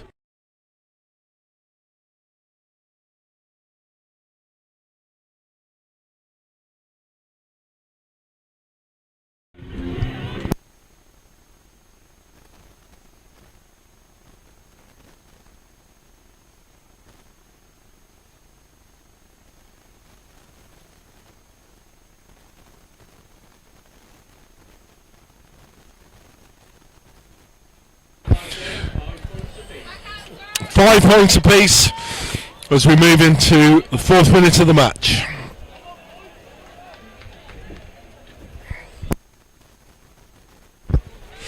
Costa Blanca kicking off. Wind just behind them. But referee sees the players getting in front of the ball. Discipline's so important. Little moments like that can cost you a game when the teams are so close, Chris. Yeah, 2 evenly matched teams, and that could cost them. Savvy Panthers deciding to go for a scrum here, though, which sometimes could be difficult to get, but they're backing themselves. Both teams looking good, and we'll see where we go from here. So the ball comes straight out. Bit of a wayward pass, but 12 does well to collect it. Hounded down by number 7. Good defence. Look forward, yep. Given forward on the scrum will be for Costa Blanca. Yeah, that offload was almost perfect. Just drifted forward. Again, the little moments. Savvy Panthers had an advantage there. Failed to maximise it. Costa Blanca forced the turnover. And they now have a scrum midway in the Savvy Panthers half. The ball squirts out. Costa Blanca attack in contact. They offload. They're looking for options now. Cries out to maintain width. They've managed to do it. There's an offload. Oh, but the ball just drifts forward. So close, yet so far. Just that last pass going astray. Yeah, unlucky there. We saw early in the men's game with the Scrappies, and they were a little bit more patient when they went forward with the ball. If it wasn't on, they weren't giving it there. Costa Blanca, wonderful build-up. Great hands, but just that 50-50 pass just not going to hand. And the Panthers get the scrum. Yeah, good call from referee Healy there. Clear case of Costa Blanca not releasing the tackle player, not rolling away from the contact zone. And savvy Panthers living up to their name, showing a bit of savviness there, and they clear out for a line out to themselves from the penalty on the halfway line. Taking out a bottle of a bin of water bottles there as well, with the kick directly underneath us. Savvy Panthers go again. Step up into the line out. Oh, the line out's just overthrown. A timing issue there. And to compound the error upon error, Savvy's go past with hands in front of the ball at the ruck and concede another penalty. Costa Blanca attack down the left hand side. Lovely handoff from number 3. Recycles the ball. They're offloading brilliantly in contact here. A bullet pass out number 21, who offloads to 18, running a brilliant line down the middle. That was champagne rugby from Costa Blanca. Champagne rugby at its best, James. Champagne rugby at its best. You could see the handling.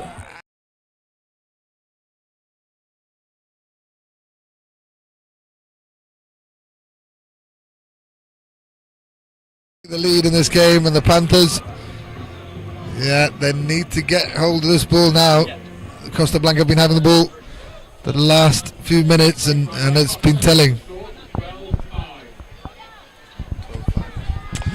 12-5 late in the first half. Costa Blanca again with the advantage. As the half-time hooter goes, this will be the last play of the game. Costa Blanca drop out deep to the Sabbies. They fail to gather, but that'll be half-time here at Europa Park.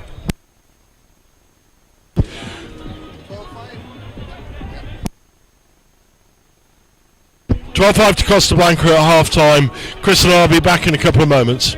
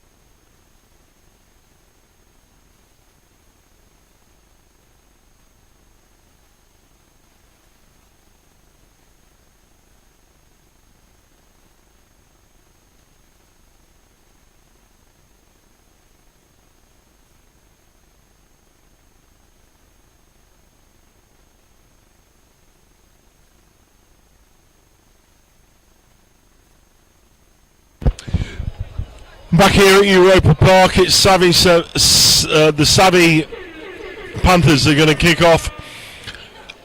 Costa Blanca very organised as the ball goes high. Super drop out. Costa Blanca not getting onto the touchline. Ball goes directly out into touch. It'll be a line out to Costa Blanca. Savvy Panthers camp deep in their half now. Can they reply to the half-time deficit?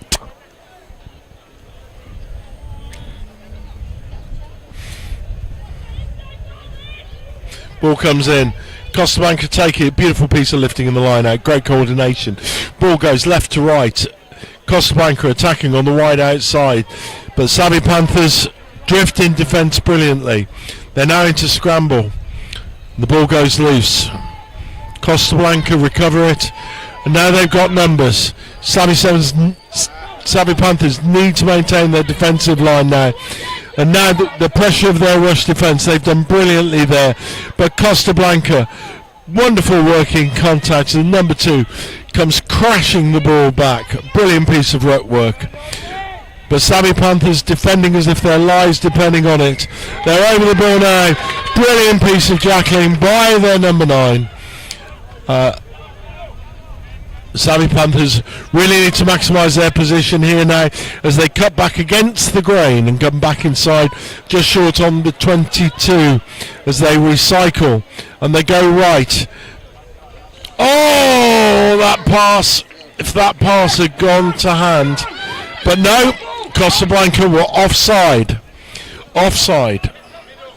A little bit enthusiastic to get up. Savvy Panthers really pushing them all the way. In an alpha move, they call the scrummage. This is like watching South Africa. This is like watching South Africa in the World Cup, isn't it? Do you know what? I'm really... They pulled that law now. You're not allowed to do that in 15s. And that takes a little bit of theatre out of 15s for me, Chris. And I know as a citizen of the front row yourself, I'm sure you'll be a bit disappointed about that.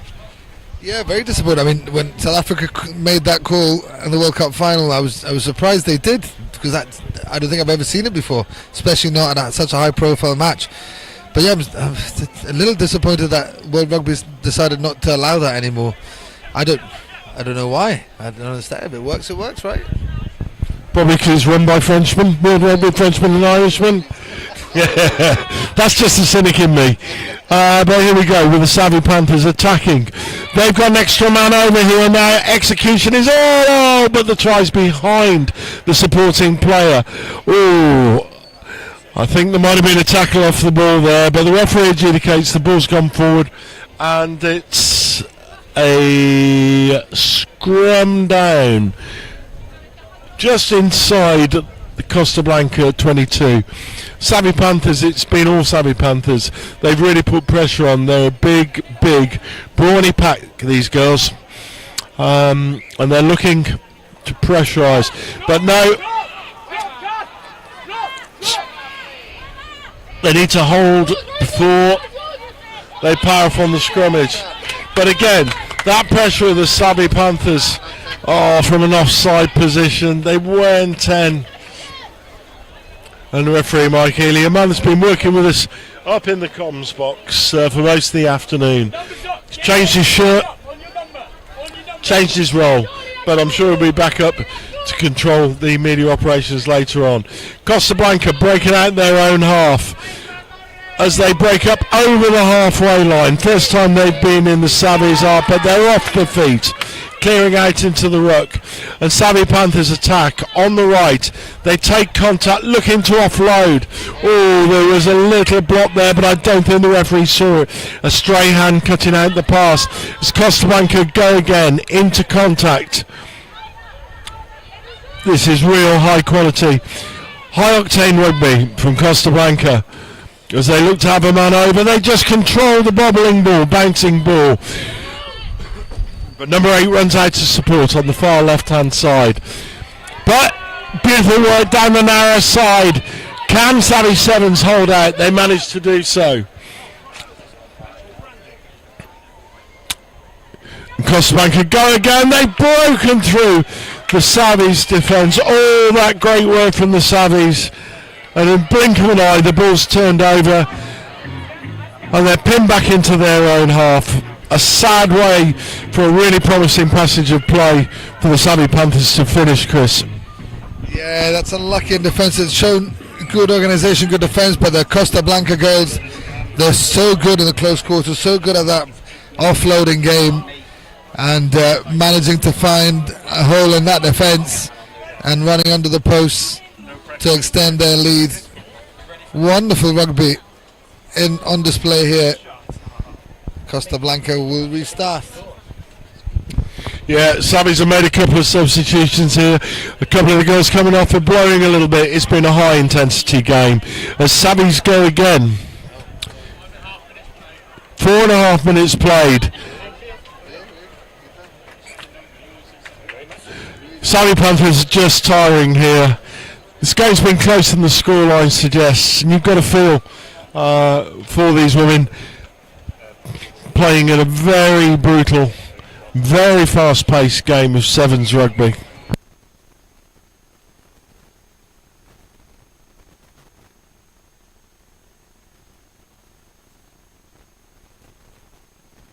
(19-5) to Costa Blanca as they have a skirmish. Scrappies go for that scrum, but Costa Blanca control under pressure.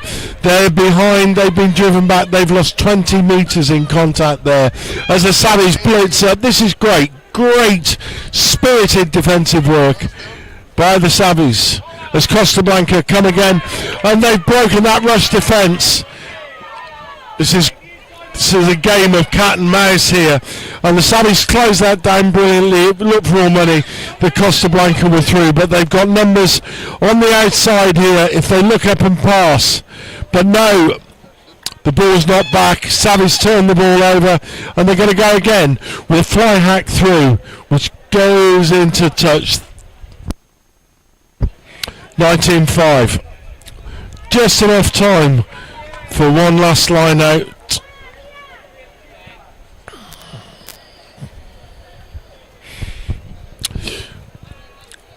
I think these two sides definitely are characterised by their own superpowers. Savvies really aggressive, physical in defence.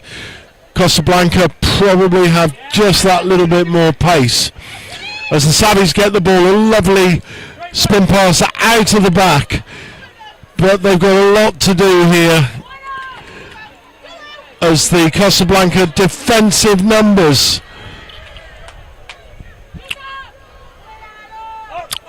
just clear out the Savvies. The ball goes into touch, and that's the final whistle. What a brilliantly hard fought game. It's really sad that there's a loser in that, because that was a super game of rugby. 19-5 to the Costa Blanca women. A real great display of sevens where you could see every facet of the game come into play there, Chris. Yeah, wonderful match, wonderful game of rugby. In the end, we touched upon it. Pace is the king here, and Costa Blanca showing that with a couple of their tries, but Savvy Panthers will be happy with that score, with that game. They've shown great heart and great skill, and Costa Blanca probably the team to beat in the women's division. They're looking very, very solid, very organised, very, very solid in defence, and exceptional in attack too.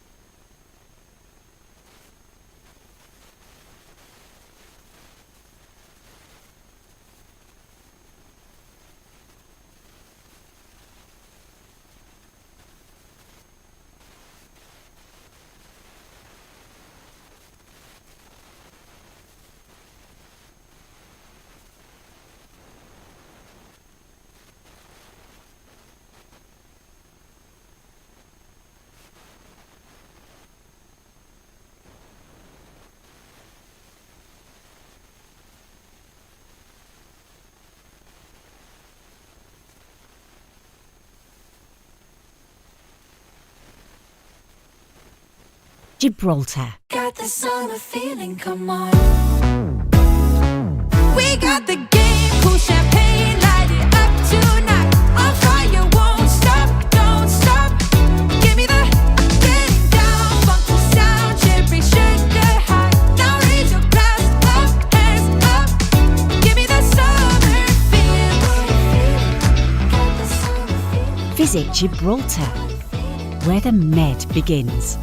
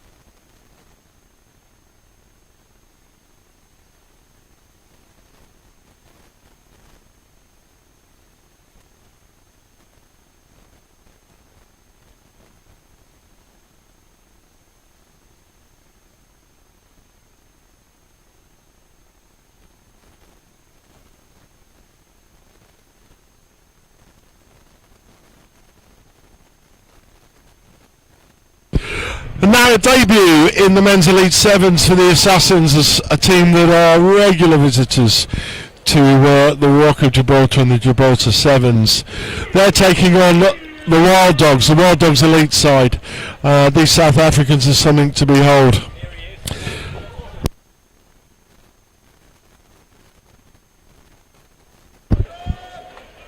We kick off. Ben Mulroy, man with the whistle.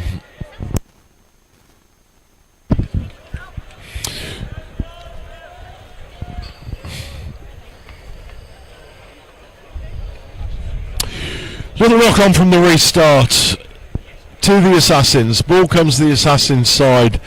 There'll be a big shove from the Saffers. South Africans love a scrum, and Sallies don't win scrums. Oh, that's well completed. But failure to release the man in the tackle, failure to roll away, and the Assassins go. 13 stepping off his right foot and inside into traffic. Ball's recycled. The rush defence of the Wild Dogs are right up in the Assassins' faces, but the Assassins take them on the outside, and they get through the primary defence. It's all into scramble now as they're inside the 22. They recycle the ball under pressure, but go again, right to left. A hitch kick from 13, who switches back inside. Bit of a head clash there. Number 12 for the Wild Dogs, a little bit wobbly on his feet. We'll keep a watching brief on that. As the Assassins go right to left, 12 popping out the line, 13 handing off straight down the middle. Really physical for the Assassins. They targeted the man that had just taken a massive hit. I think the medics running onto the pitch just to see on the health of the Mad Dogs 12. The Wild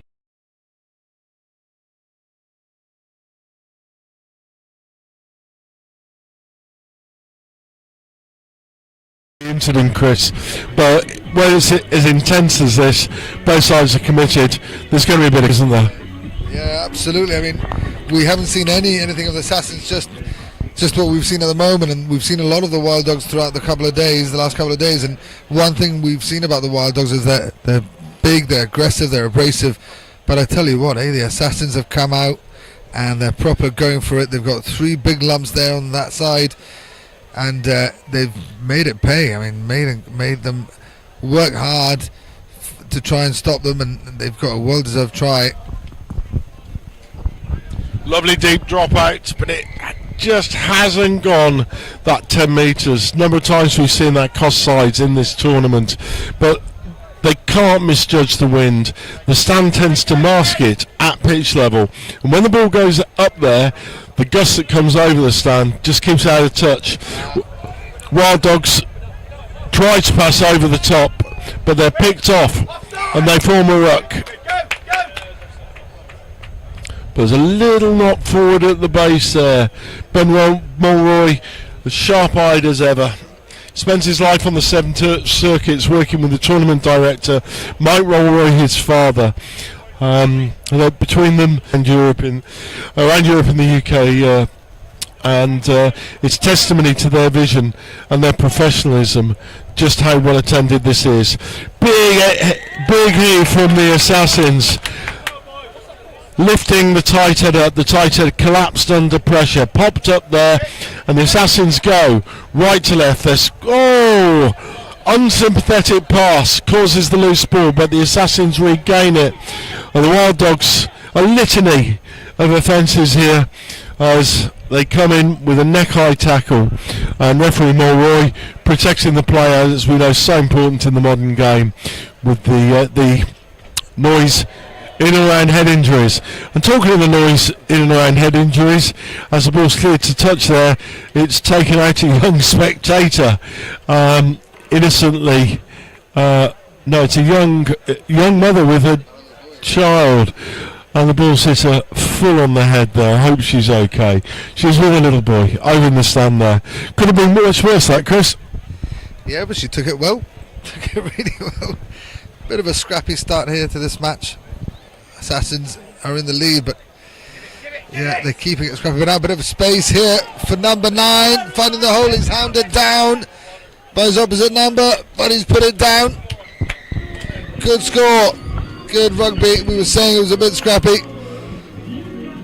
Ball from the line out, well won in the air and down to one out runner. Yeah, Wild Dogs finding their match, I think.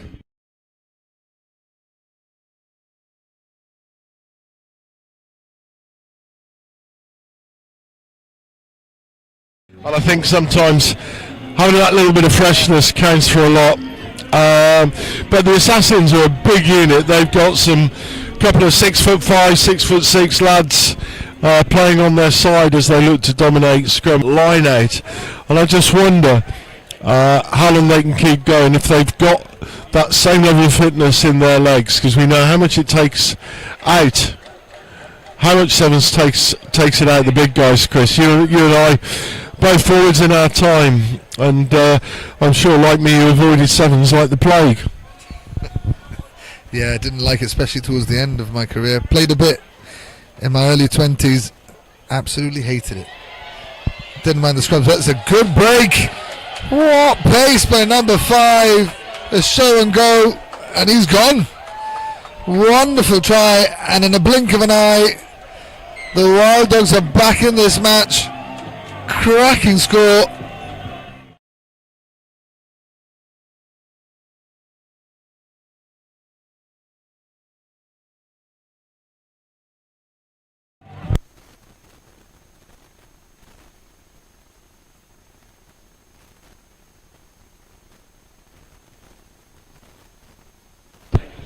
It's 12-7 to the Assassins as the Wild Dogs come back into the game. This will be the last play of the game. Wild Dogs. The Wild Dogs with the restart. It's long and it's high. Great work, a lovely tap back. That's quality sevens play. Controlling the drop zone. And an opportunity for the Wild Dogs line. He goes sprinting down the touchline. Oh, a heroic tackle, absolutely heroic tackle from the Wild Dogs. The ball's recycled, but he was offside at the ruck there. And the Assassins go again. They're living up to their name, they're being ruthless. With ball in hand and attack as they're held up just short of the line. They recycle and they'll go right here. And number 9 goes in, the man that started this move with a brilliant break 50 metres down the pitch. Take the score to 17-7 with just a conversion left to go before...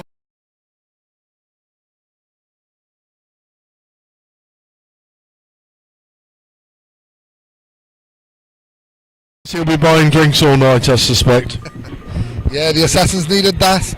It was a good try from the Wild Dogs. It looked like they were getting back into it, but now, just missed. Unlucky there with the conversion. But the Assassins extending their lead into the end of that first half and makes for a very interesting second half. See how we go.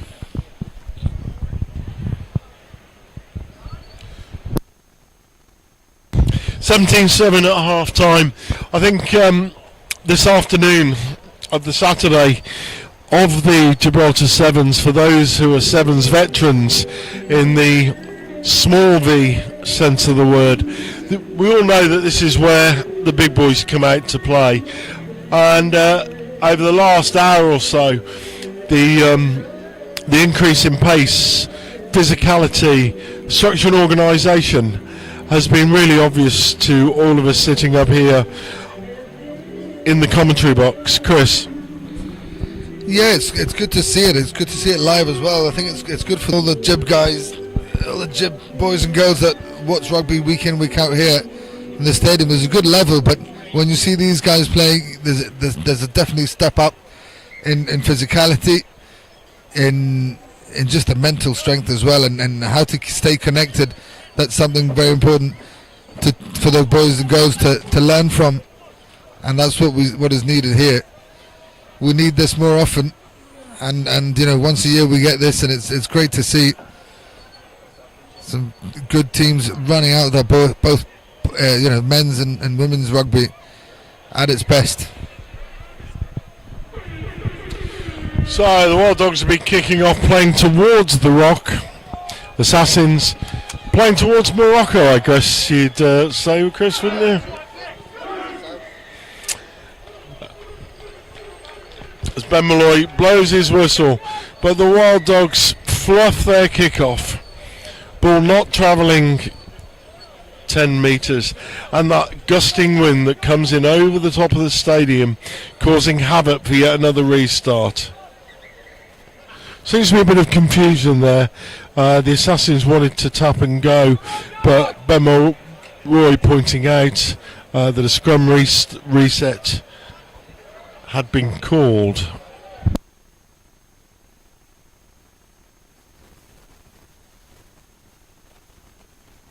Right, big scrummage battle here. The Assassins really applying pressure on the loose edge side as they attack down the right hand side of the Wild Dogs. Recycle well. Really great work over the ball, but dogged determination, appropriately, from the South African team. Sees the ball recycled, and the Assassins bring the ball back to the narrow side. Really ferocious contesting at the work, and there's a kerfuffle in midfield between 12 and 1. Little bit of argy-bargy, handbags from two big men. A few words have been exchanged there. Assistant referee Darryl Chapman, very experienced British referee. Darryl works in both the Championship and National 1. He's had his flag up, and he's conferring with Ben Mulroy, and we might see a little bit more than a penalty here, as the ref and his touch judge confer. This is great teamwork. It's really important, even with sevens, to see this great teamwork, and I think Ben's lucky he's got such an experienced hand as Darryl with him. Yeah, absolutely. I mean, I couldn't see it properly, but I think number 12 was trying to tackle the Assassin's player number 1, and the Assassin's player offloaded, and then 12 kept going, and number 1 was incensed by it. Something happened there that we couldn't see from up here, but maybe the refereeing team has seen it. And I wonder what's been given a yellow card.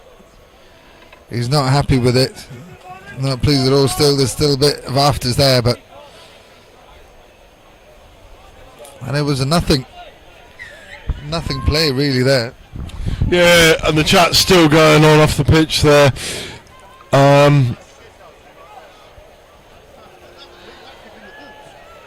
Yeah, there's a few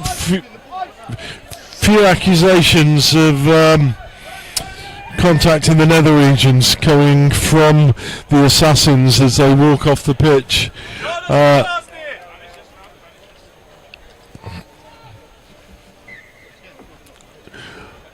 And the game resumes.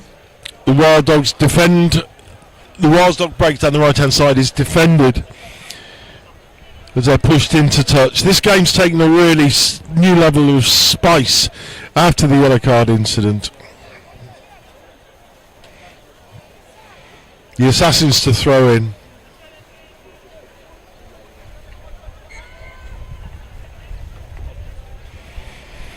They need to exit well. They camped on their own line. But a brilliant bit of lift as they go long to the back. Pod went backward one pace. Lovely bit of lifting work, and they come direct straight out of their own line. Bit of spice in that, I think, Chris. Yeah, it's good to see a bit of niggle out there. Two teams going hard at each other, and the Assassins with one man less playing a bit tighter now. But they're finding a little bit of space. They're still inside their 22. And now here on the short side, 3-on-2. A good defence by the Wild Dogs, and the referee's deemed that he rolled. It's a bit harsh. Oh, the ref's not happy. A bit of chat back and another yellow card, so Assassins are down to 5, and the Wild Dogs need to capitalise on this now. Yeah, this is going to be a real big ask by the Assassins that they got their second yellow card of the afternoon. Ben Mulroy dishing out Christmas cards. This is incredible work by the Assassins, really showing some commitment and power as they turn the ball over, defending brilliantly with only 6 men as their number 1's gone back onto the pitch.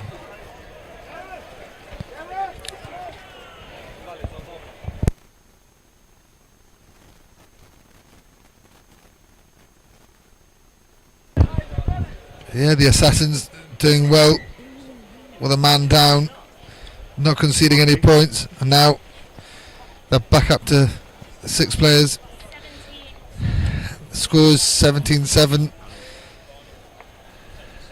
with 3 minutes to go. So Wild Dogs still with a numerical advantage, but they don't have the line-out. Assassins with a good line-out. They're pressing up the middle. And now the number 1 being aggressive again, taking out all of them with a good offload. And again, beautiful, good defence, Wild Dogs. He's a bit isolated, yeah. Well done, referee. He says he rolled as he got tackled. And now the speedster will go again. He seemed to have slipped, so he pops it up to number 11, who finds a space with the kick through. And if the bounces kind of might be through. Oh, well picked up.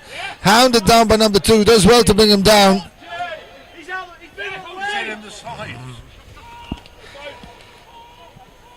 Ball outside with number 5, who's a good step and a good decent pass, but doesn't stick. But now number 7 finds number 9 on the loop, who manages to get there or not. What's the ref doing? Held up. Great defence. Awesome. This game's got a bit of spice in it now. The Assassins aren't happy with a couple of moments where they think a couple of cheap shots have gone in there as they unload their bench. This is really amazing commitment. The Assassins are drawn from various parts of the UK. These boys have put in a massive shift.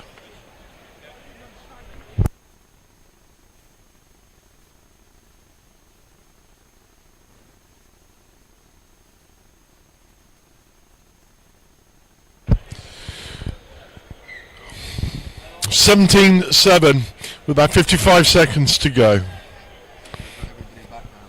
And a massive effort in the scrum by the Assassins sends the Wild Dogs trolleying backwards, but a lovely show and go.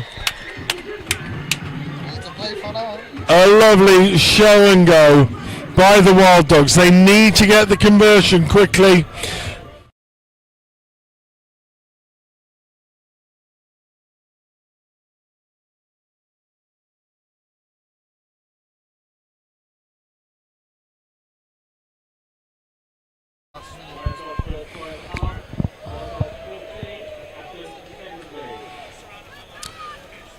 We approach the closing moments of the game. Can the Wild Dogs restart? This is all about the aerial battle.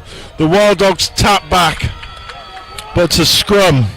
Have we got enough time on the clock to get another scrum?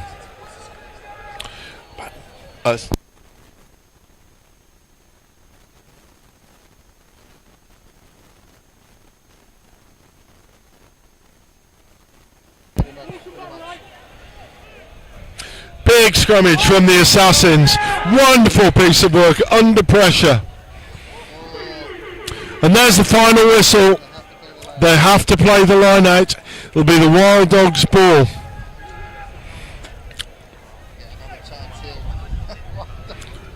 Assassins need to keep their discipline here. Yes, they've reclaimed it as the Wild Dogs knock the ball on. And that's been an incredibly abrasive game. Really taking up the standard, the level of physicality. There wasn't a love lost between those sets of players on the pitch, was there, Chris? No, absolutely not. You could see it. Physicality was up there, but a lot of skill, a lot of guile as well. Some wonderful rugby, some wonderful tries, and it's going to be interesting to see these teams fighting it out with Vidor and the Mavericks too, and the Apache. Let's not forget them. It's going to be an interesting competition. So up next, who's next?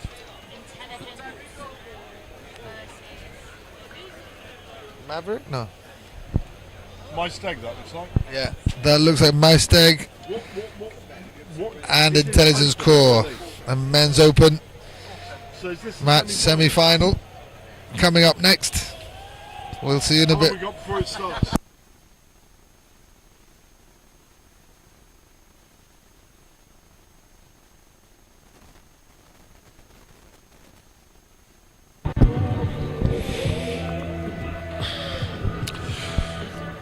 Welcome back to Europa Park. It's James here with Chris on the mic as we move into the semi-final of the Men's Open. Mysteg versus the Intelligence Corps.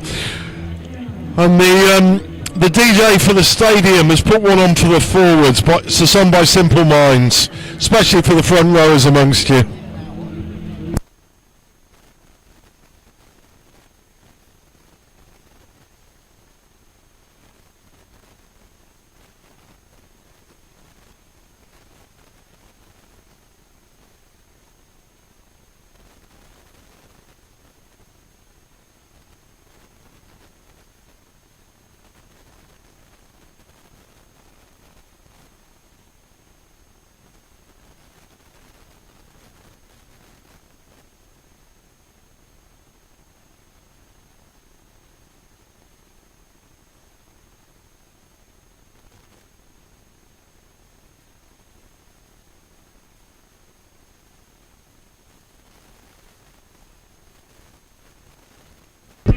And here we go, semi-final, live from Europa Park. Semi-final of the Men's Open, it's Mavericks versus the Intelligence Corps.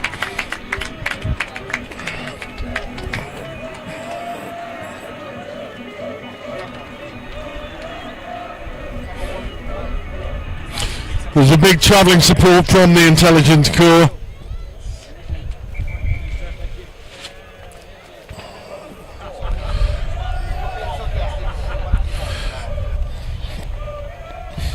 It's great to see commitment from some of the older guys.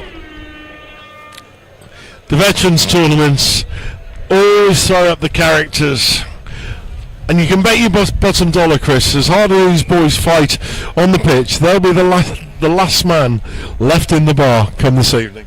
Absolutely. I think once you get a little bit older, you think maybe potentially this will be your last tour, and I think the guys tend to want to stay till the very end. And you'll always find a few. Well, we saw a few down here at the fan zone. I know a lot of the guys had to get back, had to rest for today, but the old boys all stayed out, and then they hit the town and they hit it hard. And a few tired bodies out here, out there at the bar, but they're still hitting it hard. As Mystic get the ball, but it's just stepped outside, stepped on the touchline, and it'll be a line out for Intel Corps.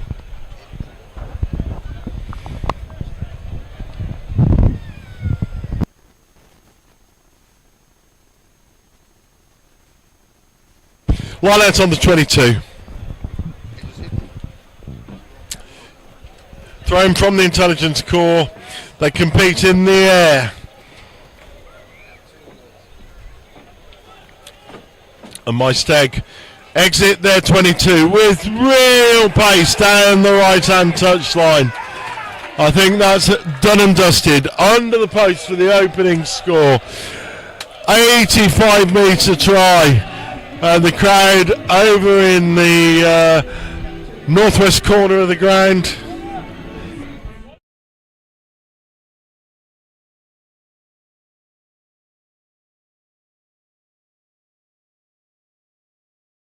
And two sets of lads fighting it out in the middle.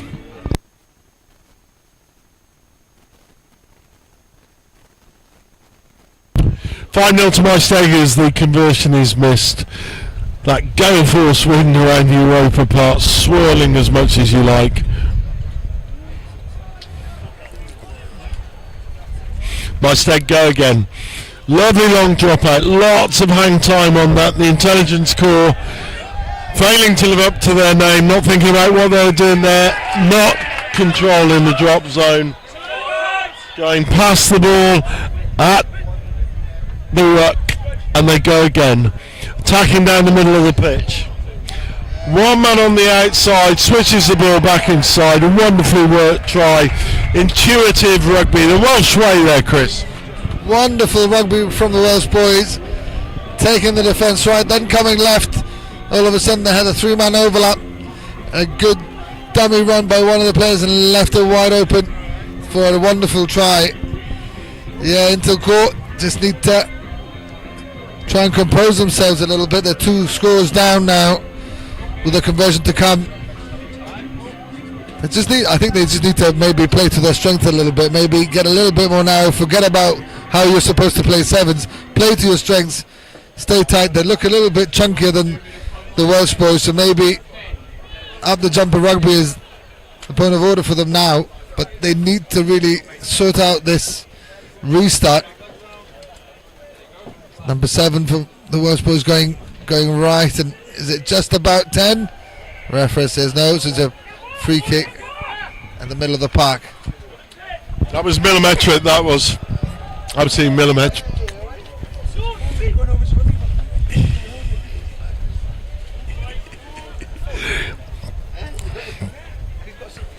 From the free kick, the Intelligence Corps attack down the left-hand side of the pitch. Referee's playing an advantage. And Maesteg have got numbers here now. It's a 5-on-1. It's a give and take, and they'll be over. Nobody will stop the number 8, but actually Intelligence Corps did really well to close the man down.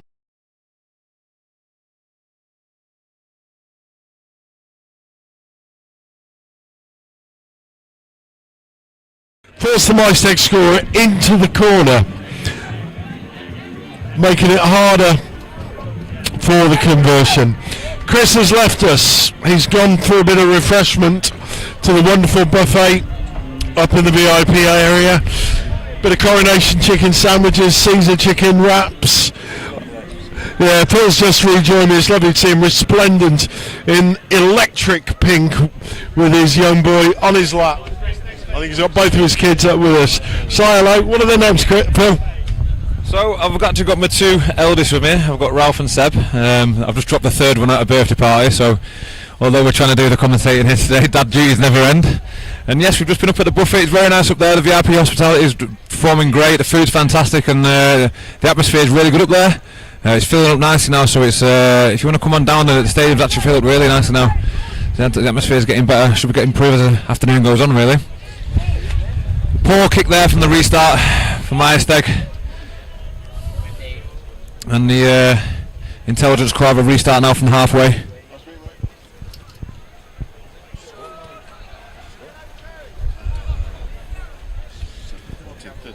Intelligence Corps now moving the ball to the left hand side. Big handoff there from the number 12. A little bit of an offload. Still got the ball in hand, the Intelligence Corps. Good recycling. Good contact work there from the Maesteg. Turn the ball over nicely. And they've got some numbers on the short side, I think. Footwork, step back inside and he's through. Has he got the wheels to go? Yeah, he's gone. That's try time. One of the Intelligence Corps is chasing him down now. He's going to force him to the edge. I don't think he's going to let him score under the sticks. Still fighting to the end.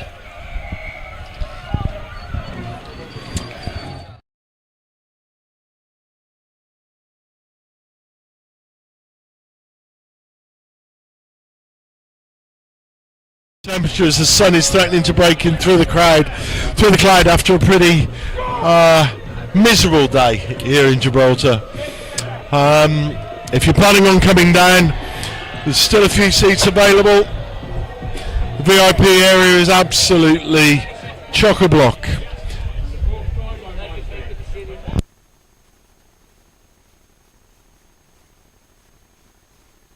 $20 to Maesteg.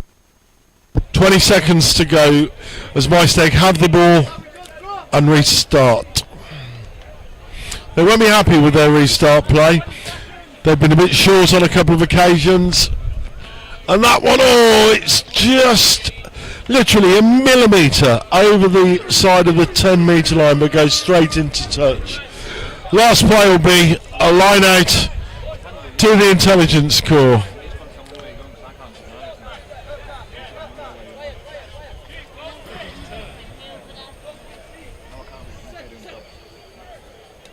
Maesteg still at the front. They're comfortable with their lead. 20-0 at half time. And they bank their advantage. 20 points up at half time. And they're happy to sit on their lead and go into half time in a very, very powerful position.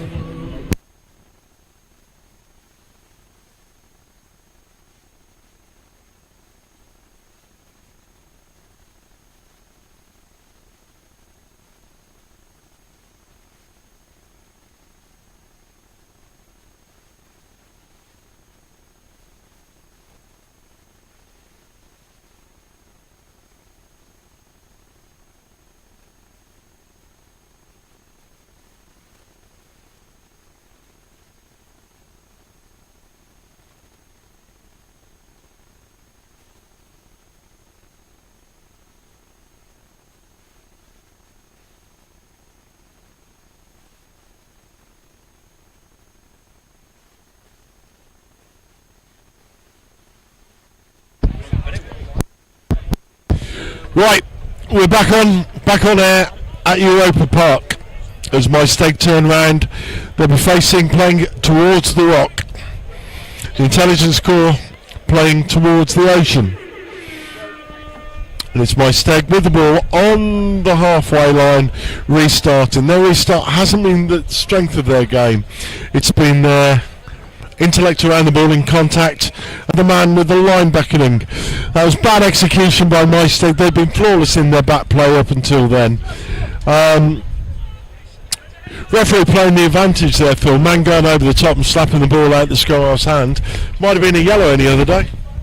Yeah, I mean, we saw earlier on this morning, some really quick harsh yellows in the contact area, and maybe as the day's gone on, it's got a little bit more lenient with it, but definitely, cynical. And it was a penalty, what day, any day of the week. So, maybe, the intelligence corps getting a little bit frustrated there, and that frustration coming out in the contact area.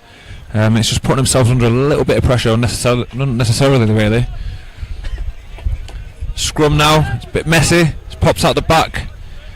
The intelligence corps still got the ball. Again, that contact area fiercely contested. Meister get the penalty. Look to move the ball away quickly now. Step back inside. Needs a little bit of support. You see both teams really working hard in the contact area. And moving the ball to the left now, a little bit of space. He's shown his ability before that step. Yes. Nice little play. Drag him out to the left, back inside. Easy try under the sticks for Meister there.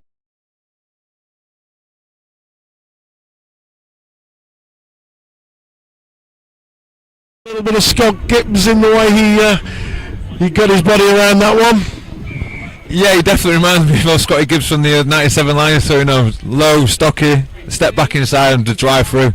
You can see he's been key for the Myers-Tech team. He's made some good breaks, and a lot of the players come around him. So for me, if I was just drifting off him, it's just giving that easy step back inside for him, and you can't give him too much space. He's got too much pace to get through there.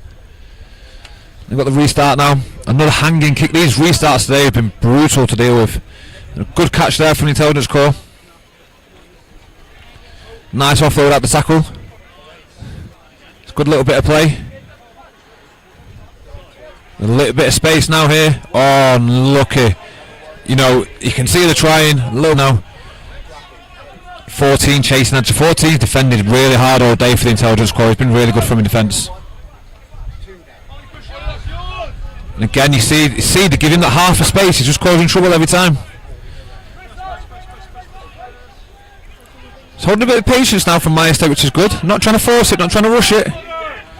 Intelligence line holding well so far. Willing to move the ball back and forth, looking for a mistake from a defender. A little chip over the top, no one in behind, good option. Is he going to get the bounce now? Oh, well collected. Good offload as well, on his support. Oh, fantastic finish. That is a superb try there. Yeah, joyous to watch.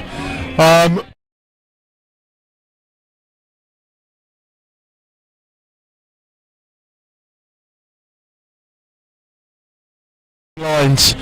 Glorious sevens rugby there from Mustang.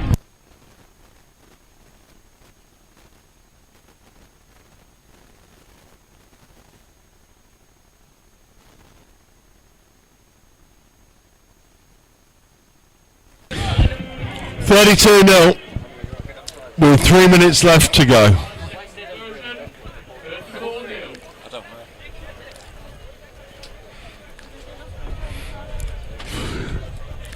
Young lad from Meister, he's an absolute belter, that lad, Phil. Everything's come from that boy.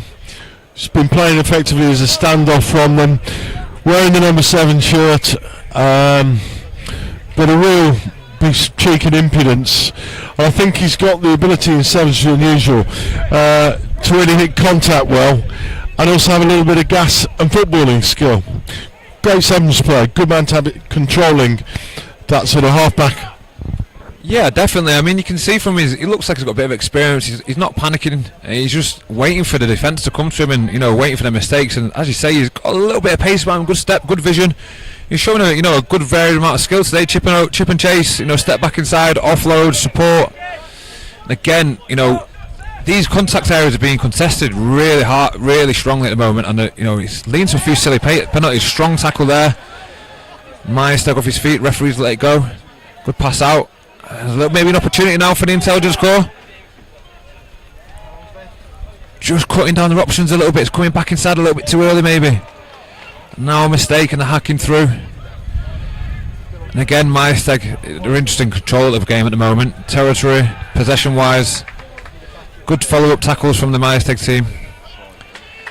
Yeah, forced a knock-on. Great follow-up tackle there from the Majesteg number 3. And I think what we're seeing here now is maybe a little bit of frustration for the intelligence corps. They're trying to force things. Maybe a bit lacking in confidence, because earlier on in the day they were taking them extra passes to the width and they were scoring some good tries. You can see now they're just cutting back inside a little bit too early. It's cost them a bit, if I'm honest. Yeah, a little bit inaccurate at the breakdown there. I think though, for me, man coming in at the side there, but I think referee's a little bit lenient. He sees these boys up against the pump or under the pump. Majesteg, it's been all Majesteg in this game. Testimony to a great club, produced many Welsh internationals, notably Gwyn Evans, a key component of the Welsh Grand Slam, I think in 1983, saw him go on the 83 Lions tour to New Zealand and starting Test fullback.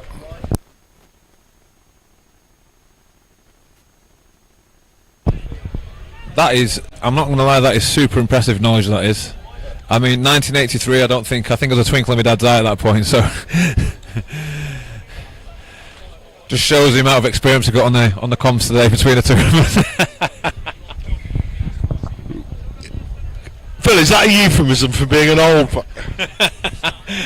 I don't know what I'm saying, mate. Don't worry. No, I'll tell you, I will remember that night. I was at school with Keith Jevons, Nick Jevons' brother. And Jebbo went on that tour, and he was like the hero to all the young 14 and 15-year-olds growing up.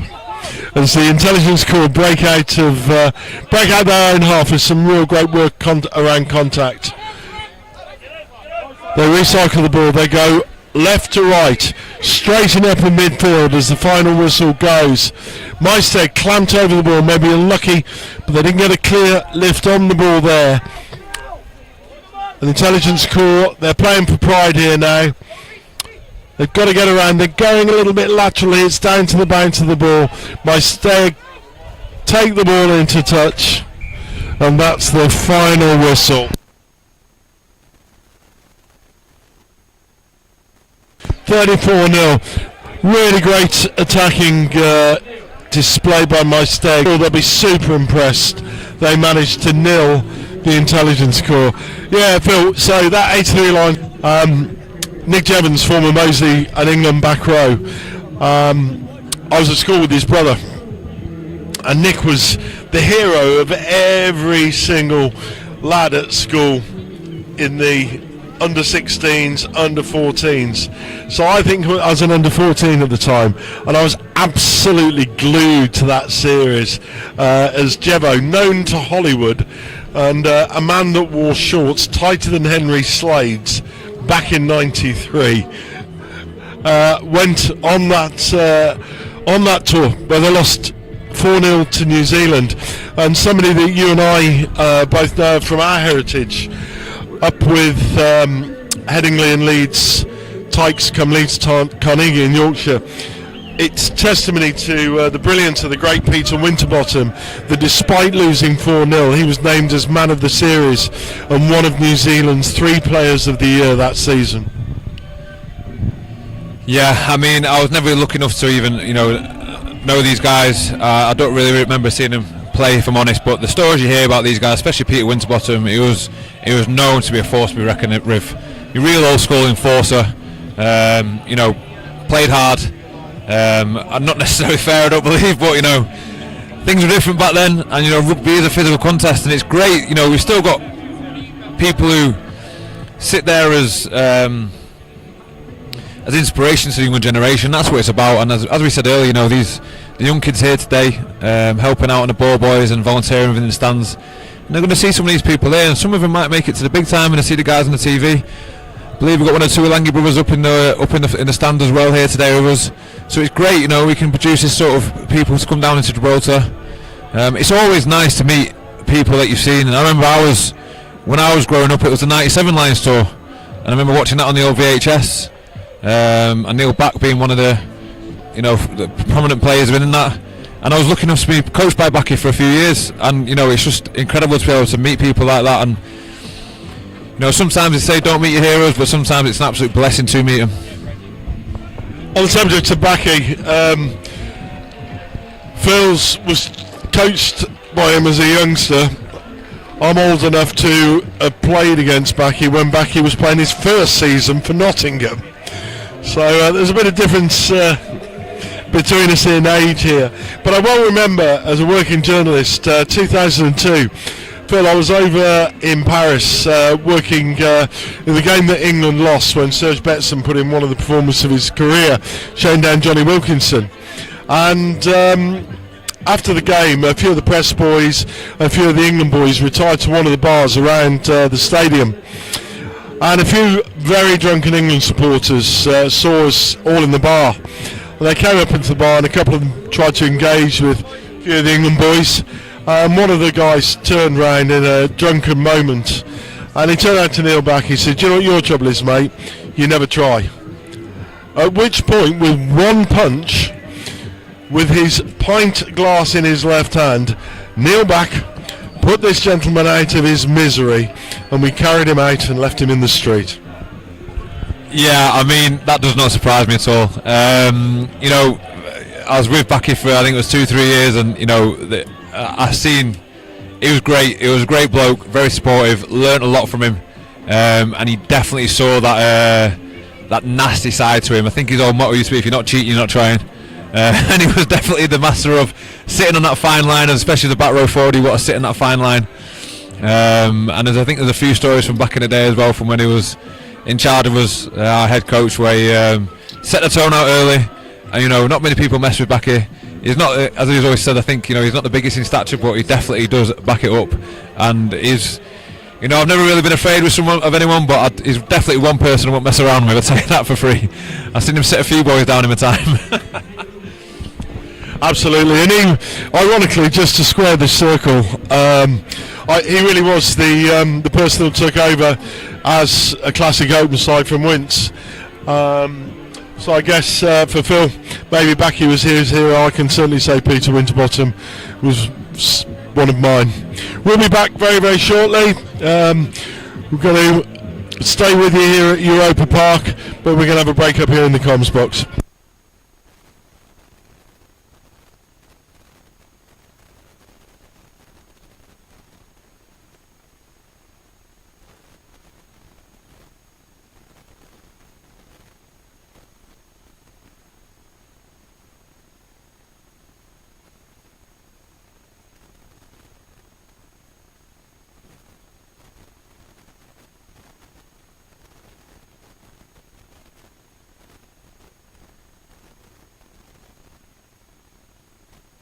Gibraltar. Got the summer feeling, come on. We got the game, cool champagne, light it up tonight. On fire, won't stop, don't stop. Give me the getting down, funky sound, cherry sugar high. Now raise your glass up, hands up. Give me the summer feel. Got the summer feeling. Visit Gibraltar, where the Med begins.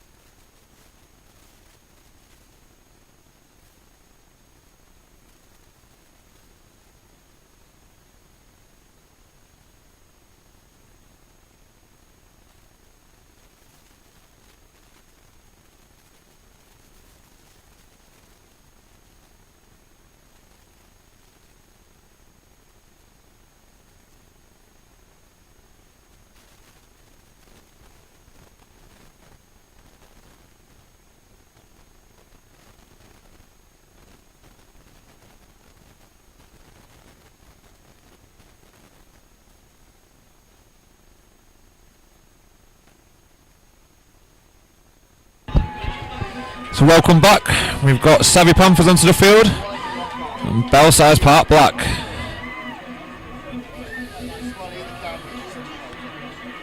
All the teams now making their way over to the dugouts and getting ready for the kick-off. I must say I've been really impressed with the ladies rugby today. There's been some great skills and great effort shown. I'm ready to go. Kick off from Savvy Panthers. And we're off. Offside, early free kick, offside at the kick off. A little bit of lax in concentration. Maybe a little bit too excited to get into the game. But we have to move on now. Next set defence. Bellside with a restart. And they're off, moving the ball. Ball to the floor. Good tackle there from the number 10. Bellside still with the ball. She needs a little bit of support now. She needs a little bit of support. Yeah, good clean out. Looking to move the ball. I must say Savvy Panthers' defence looks real strong here. And I think that'll be a knock-on against the Bellside team. It's a good set of defence there from Savvy Panthers. We scrum down, Savvy Panthers.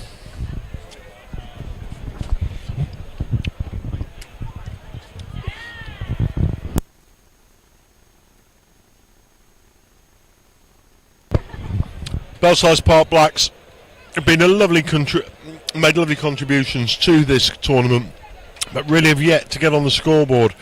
So they're up against the Savvy Panthers, who really are a well-organised side, and a lovely move with 6 running a beautiful supporting line off the shoulder of the halfback, opens the scoring, which they go under the post 5-0. And the conversion should be a formality. Phil, that was a coach's dream, a beautiful line running off the halfback there, don't you think? Yeah, it really was. Just nice direct line. Took the ball, outside break, just using that natural pace and swerve just to beat the defender. I must say that the Bellside teams, they've been great today. They've struggled to get on the scoreboard, but they've had positive energy throughout the day, and they've shown great enthusiasm. And part of today is some of the rugby, but also it's some part of the social aspects and getting together as a team and enjoying each other's company. And they're definitely top drawer in that from, in my opinion. We've got Savvy Panthers now kicking off again. Let's see if Bellside now can take us on the clean. Difficult kick to deal with. It's on the bounce. Attack now from Savvy Panthers. Looking to move the ball now. A little bit of space midfield. She's taking up midfield. Nice offload. And Jack back now down the short side. They've got numbers there. Simple hand to put them in the corner. Yeah. Well worked try. Savvy Panthers just showing the class again. Takes the score up to 10-0. Conversion was missed right in front of the posts on the previous one, and this is a far more difficult effort, especially for a right-footed kicker. No, actually she's left-footed. This one will be outstanding if it goes over. No, it just falls short.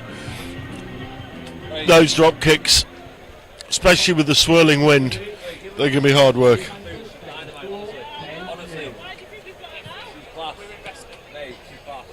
Hello, mate.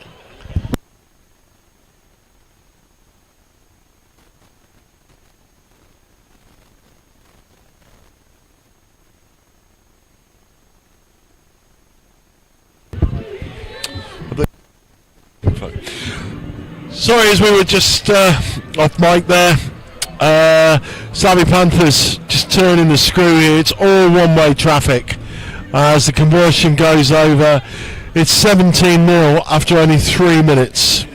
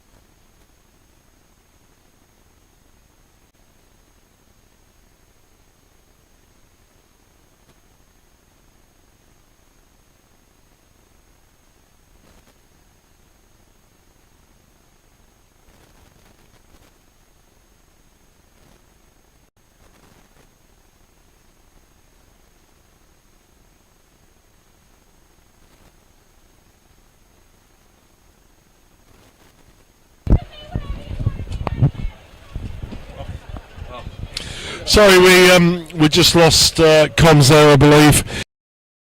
As just a little bit of a technical issue here.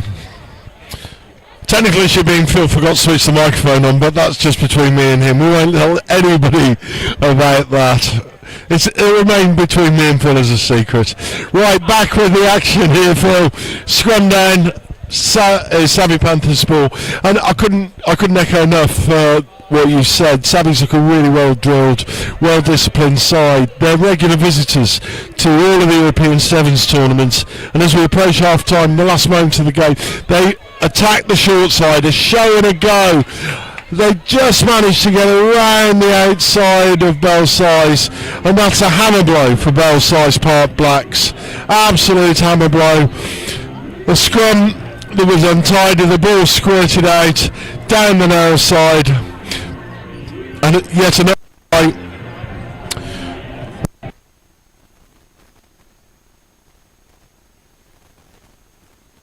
Taking the score up to 29-0 with a conversion to follow.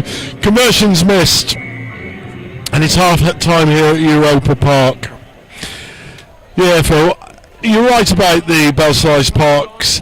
They've brought both the purple side and the black side. They were telling me earlier that they've got 22 players that wanted to come here for a laugh, and the spirit that they've shown. They were telling me all about their club in North London. They run 5 teams on a Saturday, 2 women's teams on a Saturday, and 4 junior sides. That's the sort of rugby club that you want to be a member of, really, isn't it? Yeah, I mean, that's just fantastic for the sport itself, you know, offering that participation to everyone at all levels, you know, offering games to people week in, week out, and that's what, you know, rugby's an inclusive sport. It doesn't matter if you're, you know, if you're tall, small, short, fast, slow, you know, it's a game for everyone. And, you know, when you get places like that, it's great to see the participations. And I remember going back to my junior club, you know, a little club back in Manchester, Trafford Metrovics. You know, they're celebrating their 100th year anniversary this year.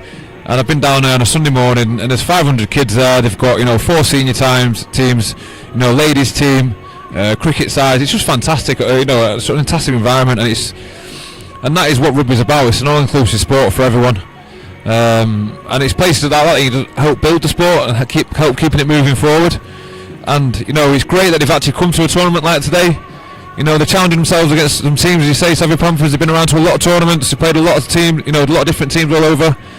And it's good for them to get this experience. It's just, you know, it's just a learning experience from and a perfect experience in a rugby environment. I'd like to echo your sentiments about the inclusive rugby.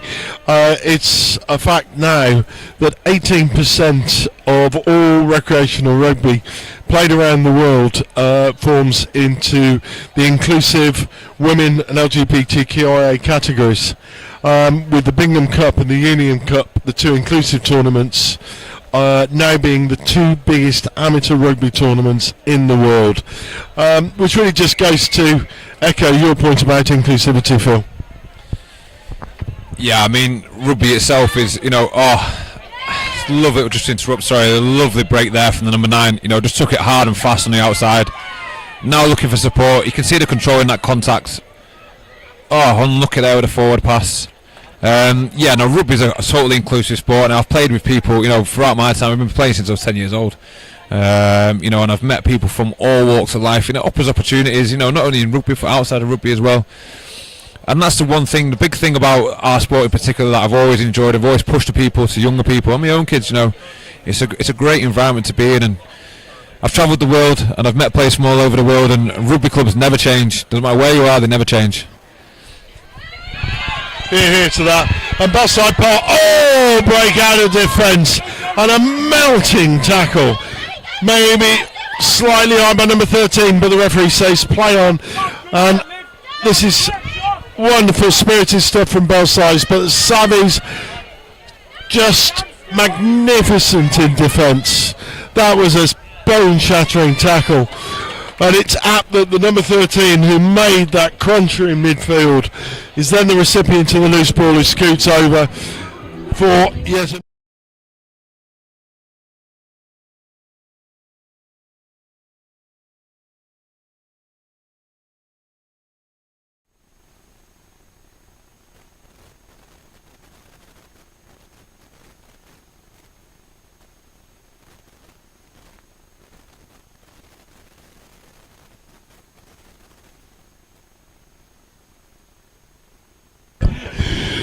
Yeah. And as Phil's being barraged with texts about the brilliance of his commentary, the Savvies kick off really deep up to the 22. Belsize didn't quite get across. Ball goes into touch. 36-0 with 4 minutes to go of the second half. In fairness, you've got to feel for Belsize Blacks. They've worked so hard. They've shown such spirit. They've defended as if their lives depended on it.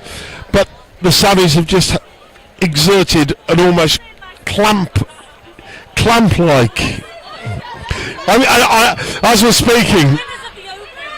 As I'm speaking, we're being sledged by the Belsize girls below us. But as I was saying, they've shown great spirit and they've shown so much this tournament. But the Savvies really are turning.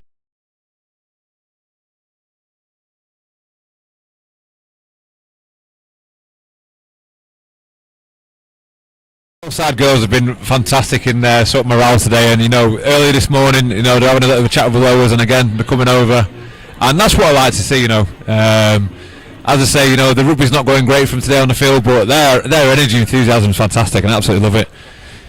If I had a camera here every now, I'd pipe over there and show you more. They're all intensely watching the game, supporting each other, irregardless of the score.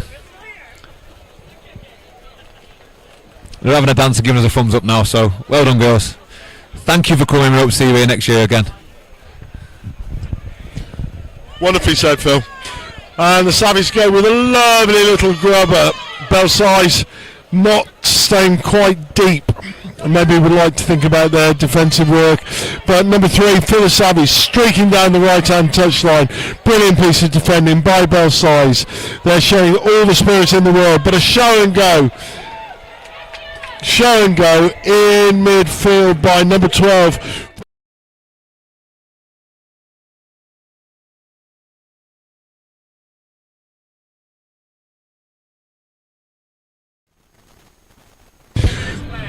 (46-0) with 4 minutes played. And Belsize are unloading their bench, making sure everybody gets a game. It's great to see. This is the spirit of rugby personified for me.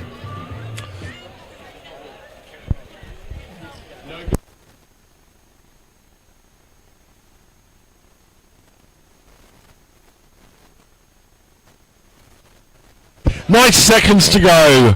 Savvies leading 46-0. Can they crack that half century as they kick high?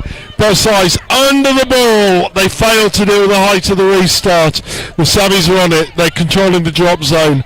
And they go left to right with 7 in midfield. 9 running a brilliant line off her shoulder. Again, we saw that in the first half, Phil. That line off the first receiver.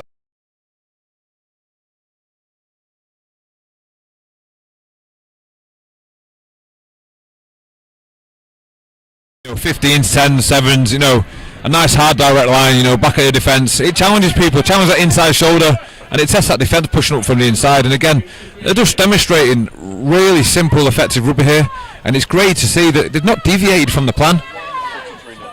It's 53-0 now, and they're putting the foot on the throat of them now, and they've good kick off again, a little bit deeper.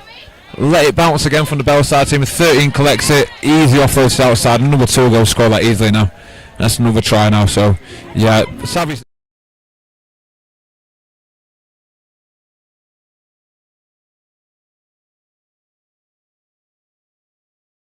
I think on the third side to rack up a 60-point score in the 24 Gibraltar Sevens. This is the Quorum's women's section.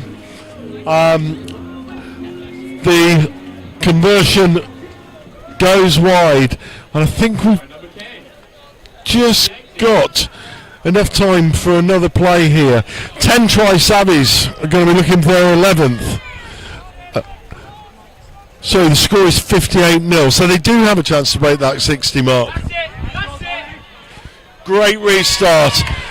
Savvies 13, surely the player of the match, Phil. Yeah, she's been fantastic. She's just been key in everything, and you can just see there, she's directing the players, very confident in her play.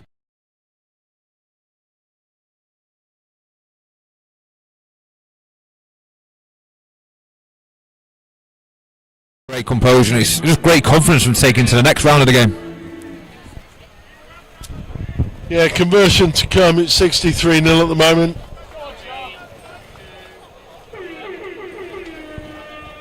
The hooter goes. Oh, what a great kick. That really is one of the best kicks we've seen here. As the conversion goes over, 65-0 is the final score. But the crowd giving great applause to the Belsize Park Blacks. They've been the feature of the tournament, as Phil and I have both said. And there's lovely camaraderie between both sets of women as the game draws to a close.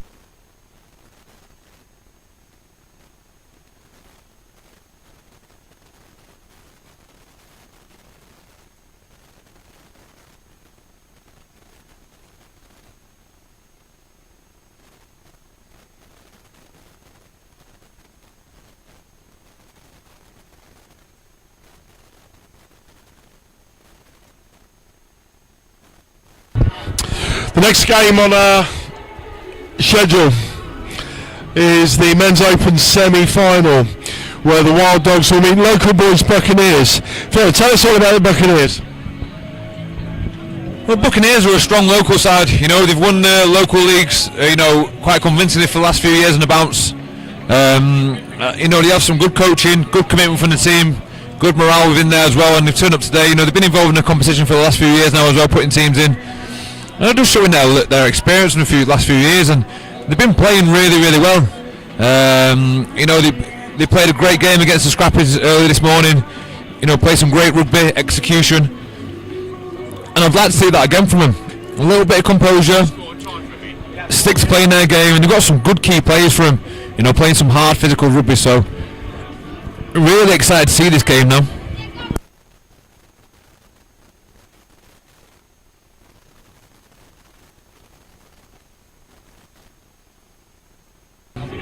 I think we'll have a little small delay here now where the team's got over to the tunnels. Wild Dog's been warming up behind us, getting prepared for this. It's good to see them preparing properly for this. It's a big game for them, opportunity to progress to the finals.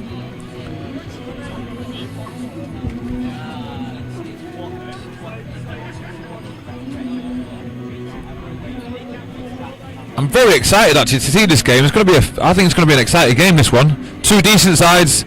Good composure between both of them, and it'll be exciting to watch. The Buccaneers got a lot of local pride about them, and the Wild Dogs have brought 3 teams with them today, which is fantastic. Great contributors to the tournament themselves, so they've got their own little support base here as well, so hopefully this will be a fierce and fantastic game. Yeah, I'd just like to echo what Phil said there. I think one of the features of the Wild Dogs game has been their ability to control the aerial game. Their restarts probably the best in the tournament. I think Ben Royce, the number 10 for Wild Dogs, it rather looks like Dolph Lundgren with a man bun, Phil.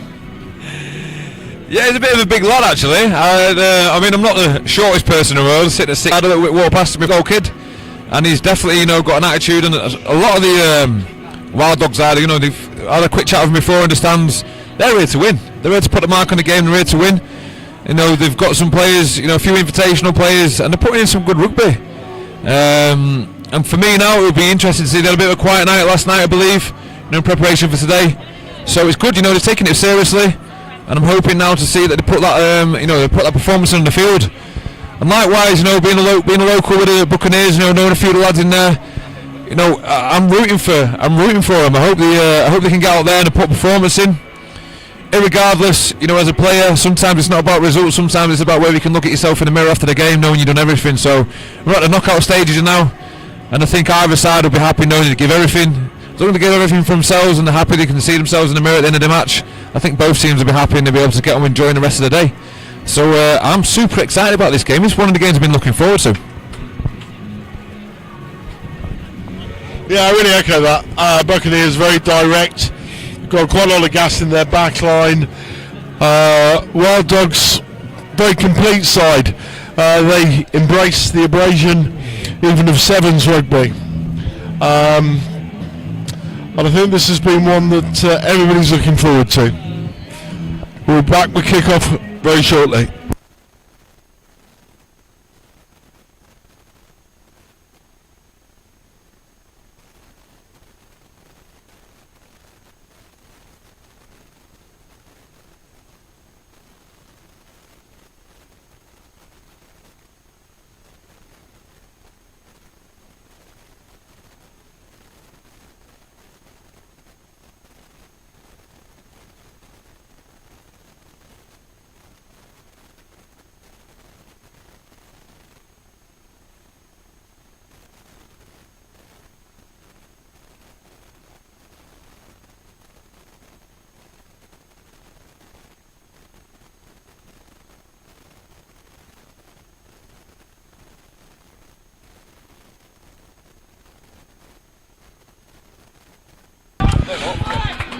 Here we are back in Europa Park for the Men's Open semi-final.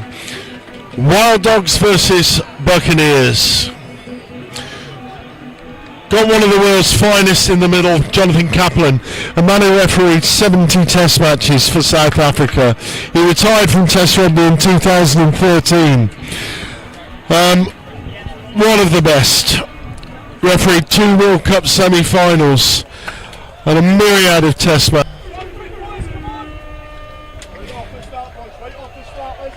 Catalin blows his whistle for the start of the game. We hope there's no South African bias here shown, JK. You know, should a man from South Africa be refereeing his own nation here, Philip? Well, he's a man in the middle. He's got to stay impartial. We've had a few English refereeing the English side, so I think he'll be alright.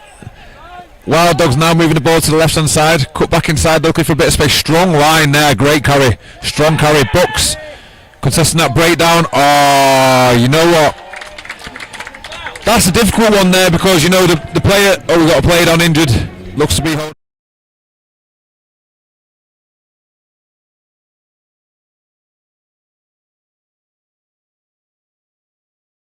You know, fell on his side, straight onto the ball he was, but in doing so, he's just left his defensive line one man short, and he didn't slow the ball up enough. When you commit to that ruck as a defender, you've really got to contribute to it and slow it up to give yourself that chance. If you don't do that, then it's going to leave yourself short in defensive line. I think we might have a little bit of a break in play now where one of the Buccaneers players gets some attention from the medical staff. Yeah, that was that direct line straight down the middle, wasn't it, Phil? And I think there is going to be a hold-up in play.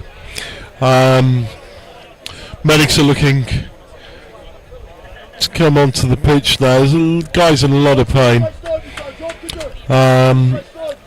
Substitution needed. But referee Jonathan Catalin, he's been in a situation many times before, even at elite level, and there won't be a hurry to get the player off the pitch. Looks if that could be a shoulder sublux there, Phil. Yeah, I mean the physios are just putting him into his shirt, you know, give that shoulder some support and walking him off. So I think if he was, you know, if there's a bit of a stinger or anything, it'd be okay to carry him, might be able to shake it off. But you know, we've got a pretty experienced medical staff side here in Gibraltar. You know, we've been lucky. We've got quite a lot, you know, English doctors over here and some, you know, well-trained staff. So he'll be well looked after. Just getting him off the field now and getting him under stands and getting him to see one of the medics. And we're off again. Wild Dogs now with kick off. Good high hanging kick. The big number 10 chasing it. Unfortunately didn't take it. Bucks now with the ball. A little bit of space there now, 2-1. Good pass. Eccleston now down the left hand side. Strong carry from Young Jack. Again, great contesting the breakdown. Ball's moved out now to the midfield and now moving to the edge. Bit of space there, looks for the gap, 1-on-1. He's taking it, good tackle. Keeping the ball with the Buccaneers, which is good. Keeping that recycling. He's gone for the pick and go, so needs to look after it now, get a bit of support. Scrappy ball's gone on the floor. A few of the Wild Dogs players calling knock up, but it's right in front of the referee, so it's okay to play on. Buck still with the ball. Wild Dogs now, a little bit of a blitz defence, putting them under pressure. Chipping behind, is the bounce good?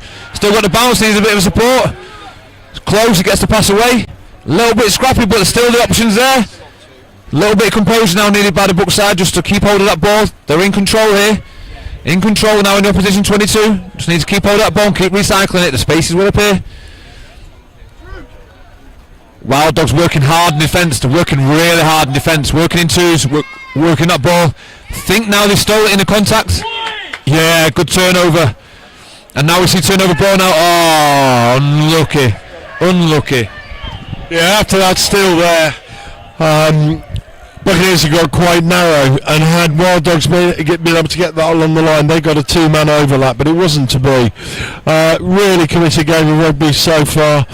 There's a lot going on around the contact area. This looks quite a feisty match to me, Phil. Scrum down. Buccaneers ball. Wild Dogs will attack this. Buccaneers get it out. Looping round, the scrum half takes on the outside. Great cover blitz tackle. Man has not released there before the jackal. Jonathan Kaplan, absolutely in agreement with the commentary team. Buccaneers, give and take. Oh, he's held up on the line, but has he got the ball down? No, he's just short of the line. And the Bucks go again, and they're over in the fight.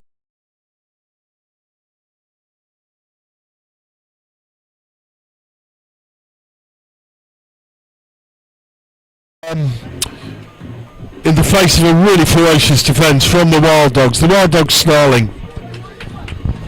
No, definitely. I mean, that's one thing. I mean, yesterday when we watched the Buccaneers play, you know, I thought they looked strong as a team, but they were lacking a little bit of discipline. And today they've come here and they're showing that discipline, and the strength in the rugby field now is starting to appear. And you know, they've had to work really hard for that try. But I've said it yesterday. You know, it's a lot easier attacking it is defending, especially in the game of sevens.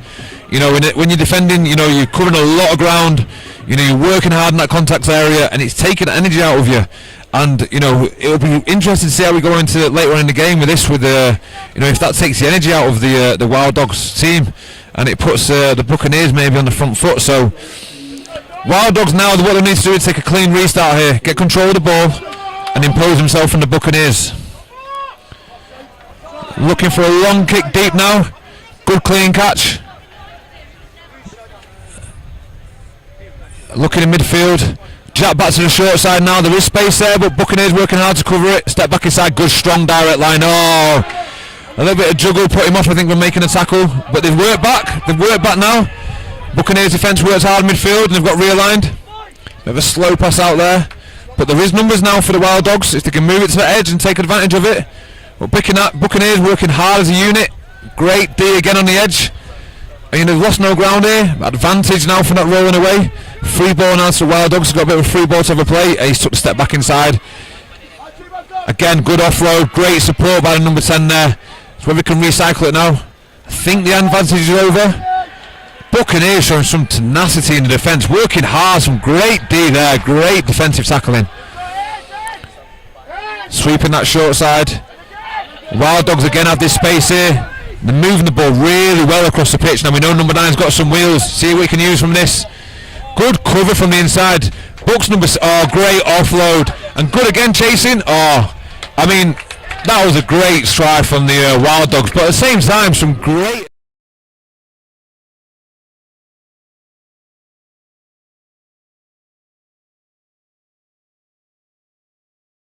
Teams, very great exponents of Sevens rugby. They're going hammers and tongues.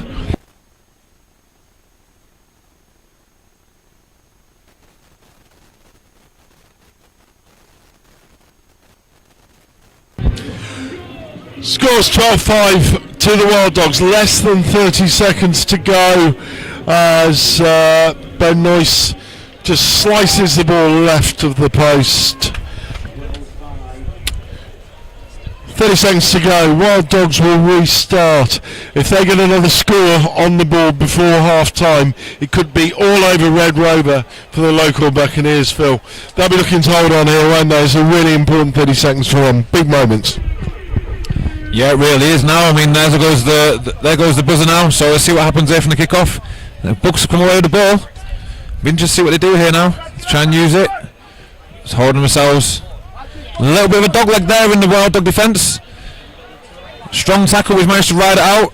looks after the ball. Buccaneers jack back, little chip through, trying looking for the play. Coming from a few feet there, can't really see who's got the ball now. I think Wild Dogs now got the ball, it's an opportunity for them. Opportunity now, pressure just outside the Buccaneers 22, now they're into there, good offloads, some strong carries, direct carries, looking for offload, short play. Wild Dogs holding some good width here in attack. Buccaneers might get caught short here, especially if they get this number 9 here, he's got some pace, some great work, yeah, I mean, look, you know, the Buccaneers working really hard there, but that's classic, you know, trying to create a 2-1 out of a...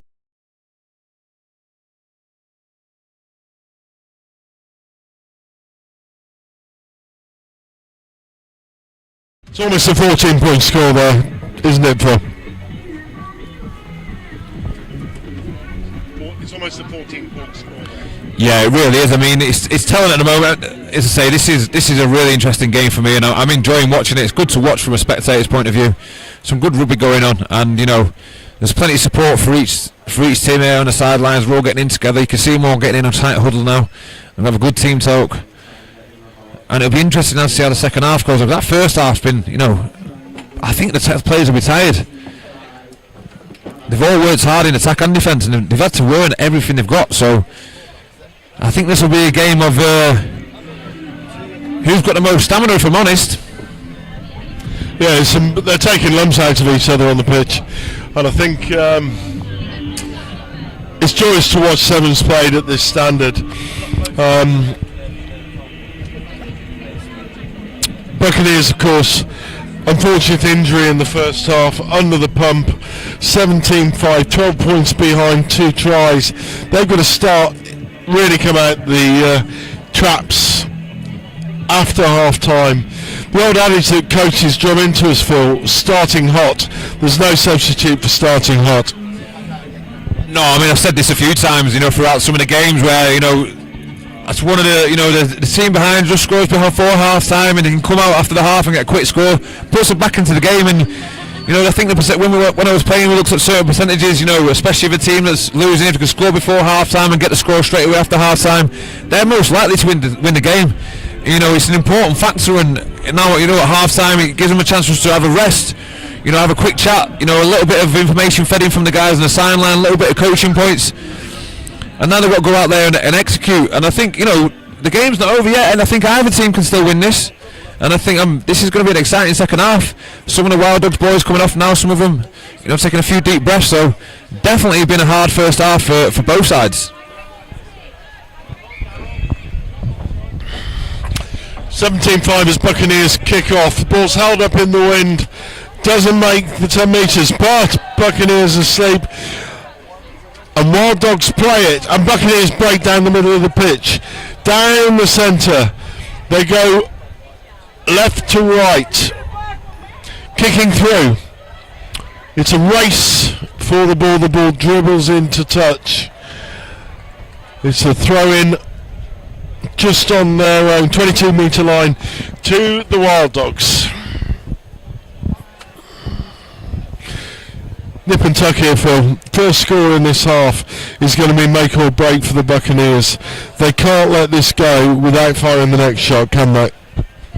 No, definitely. I mean, it's Wild Dogs ball at the moment, but I'll be looking from the Bucks' point of view to defend real hard here and force a turnover.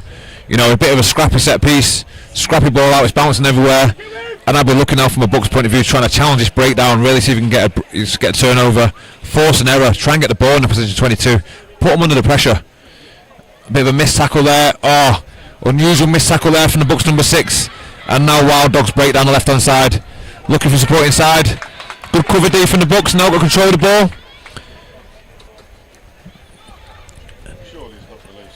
Yeah, I think a bit of a slower up, but it gives them time to get some composure. All you got to do now is just got to keep the ball.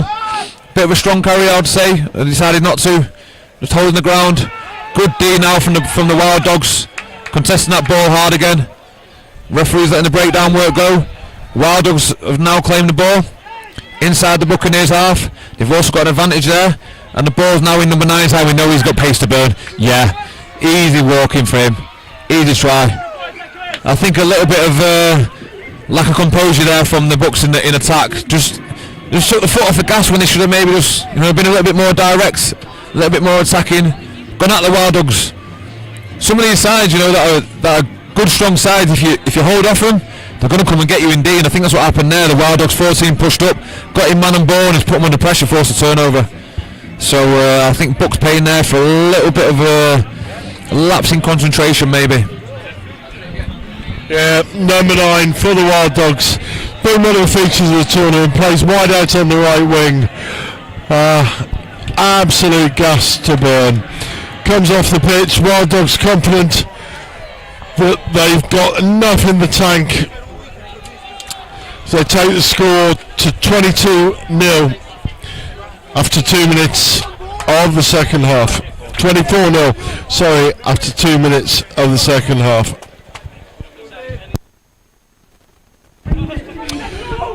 Wild Dogs start again. Buccaneers take the ball well on their own 22. They've got to exit here now. The pressure from the Wild Dogs is huge. 13 comes in midfield. Ball's not forward. Buccaneers breaking out. Under pressure from underneath their posts. Wild Dogs resolute in defence. Ball's loose, but Buccaneers keep it in hand, and they attack with ball in hand. As number 10, off he goes down the right hand side of the touchline.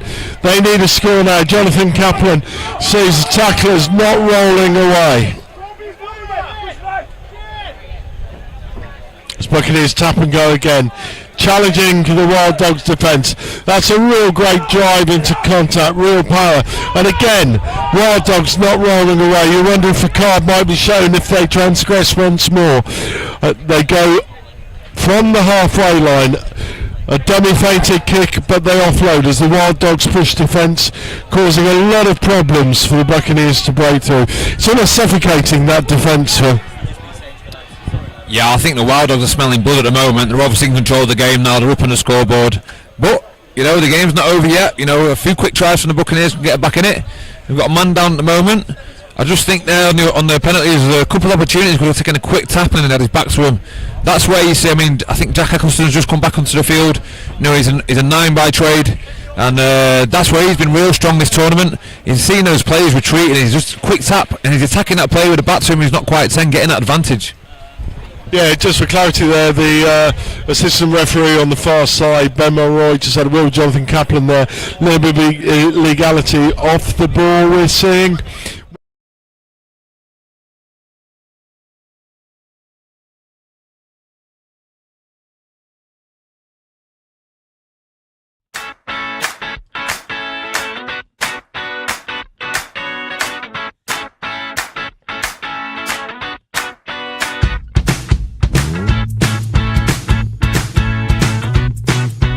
Gibraltar. Got the summer feeling, come on. We got the game, cool champagne, light it up tonight. On fire, won't stop, don't stop. Give me the getting down, funky sound, cherry sugar. That's been 3 penalties on the bounce now. I think the next one could be a yellow card, and that's what they've got to be careful now. The Wild Dogs have got to be whiter than white, stay out of that contact area and just get back on the right side of the referee. Buccaneers scrum now. Clean ball, Eccleston down the right hand side. He's taking him on. Looking for the offload back inside, not quite executed. Wild Dogs have got the ball now. Possible knock on there maybe. No, referee says it's backwards. No, he's called the offload from the Buccaneers first forward. Scrum down to Wild Dogs. I think there's a Wild Dogs player there just down off the field now. Not sure if he's injured or struggling a little bit of cramp. It's been a long couple of days. It's not the hottest days we've had it over in Gibraltar this time of year, but it's still warm. Also, we're on an artificial pitch as well, 4G, so it's a fast track. Hydration, looking after yourself in these tournaments is really important, looking after that, because it's quite easy to cramp up, especially in these games, fast pace.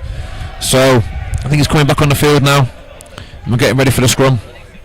But the Wild Dogs team in front of us here, just in the dugouts there, looking very confident and very encouraging to their own team. So I think they're happy with the performance so far. Bit of a scrappy scrum. Wild Dogs come away with the ball. Good defence from the Buccaneers, jamming up from the outside, working hard in that contact area again. Wild Dogs trying to work the ball now underneath the sticks. Under a little bit of pressure. I'd like to see the Buccaneers defence now stay a little bit more composed and try and force that error. 2 minutes to go in this fixture. Buccaneers need to fire a shot as Wild Dogs take the ball into the contact and attack left to right.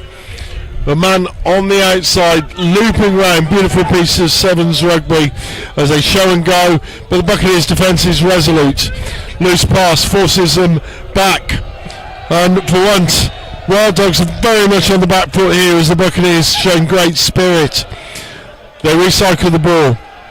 Ball's in midfield, under 22 with the Wild Dogs number 3. Oh, lovely dummy, but his feet give away underneath him, and the Wild Dogs are looking to exit with a little bit of panache and style as they get the ball out onto the edge. And back they recycle it into midfield, 10 metres north of their own 22 metres.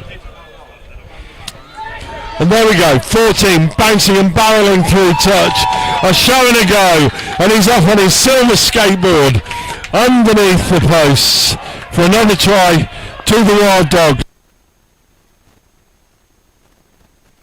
29-0 to the Wild Dogs.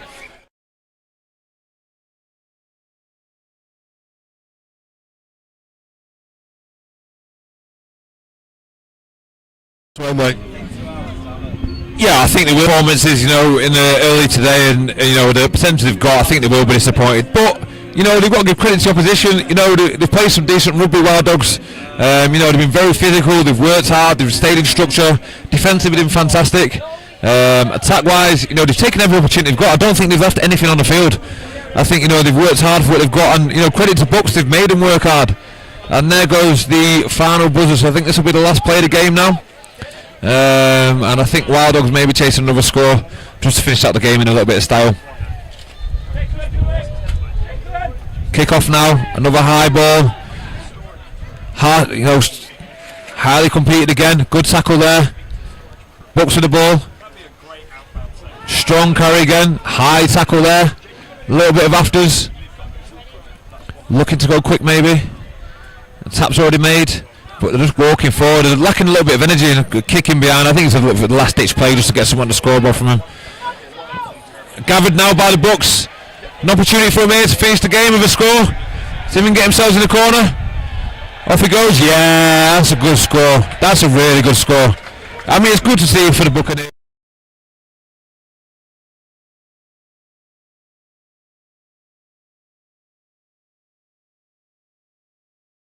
This afternoon. Yeah, I think these boys have come here with a real message to win it. They're playing with the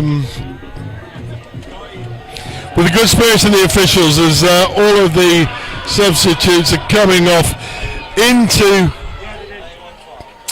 the main pitch now, as Wild Dogs secure their place in the Men's Open final.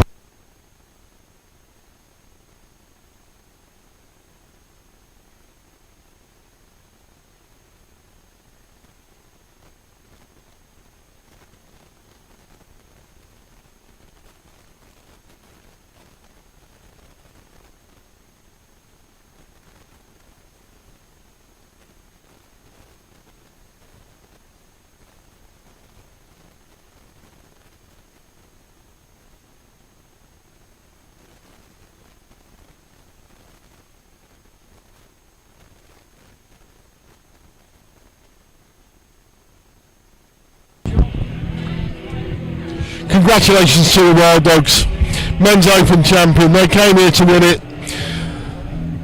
They're so intent on winning they even celebrated with water. We waited to see champagne, but there was none. 31-12. Masbro Men's Open's Sevens champions, the Wild Dogs, as they beat Buccaneers 31.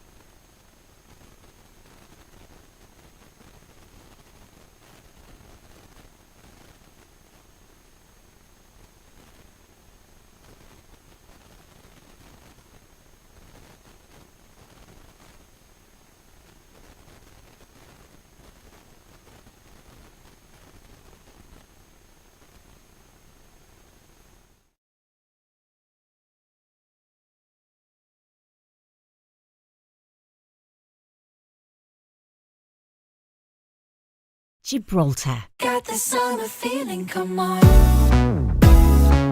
We got the game, cool champagne, light it up tonight. On fire, won't stop, don't stop. Give me the getting down, funky sound, cherry sugar high. Now raise your glass up, hands up. Give me the summer feel. Visit Gibraltar, where the Med begins.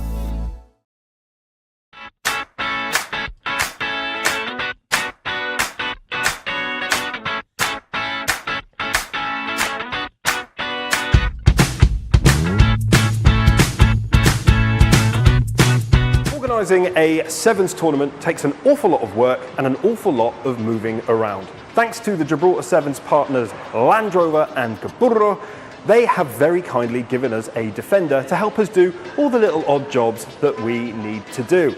So come with us today in a brand new defender as we head around Gibraltar, tick off our to-do list and show you a couple of places in Gib that you might not know exists.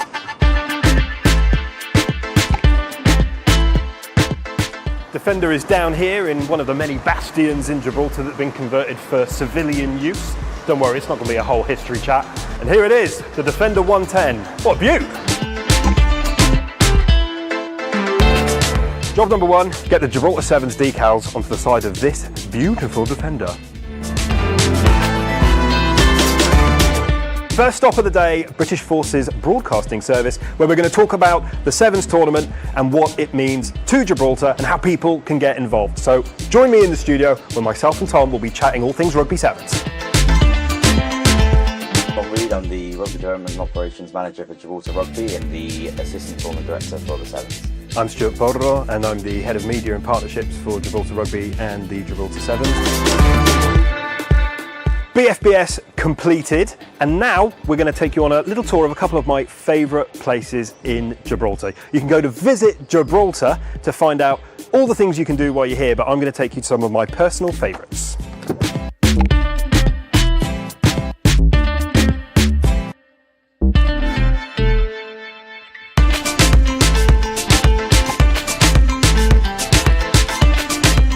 Welcome to Catalin Bay, or La Caleta. Behind me is Catalin Bay, or La Caleta, which means Little Bay. As you can see, it is a gorgeous part of Gibraltar. A lovely sandy beach, lots of nice little eateries, and personally, one of my favourite places in all of Gibraltar. If you want to spend a lovely day by the beach, this is where you should go. There's been people living and working in Catalin Bay for 300 years. This is where the fishermen used to set off into the Mediterranean to catch their daily haul of fish. And it was a huge Genoese population. In fact, it's thought that Genoese was spoken here up until the late 19th century. But away from all the history, it's a great place to come and eat and just spend a lovely day on the sandy beach.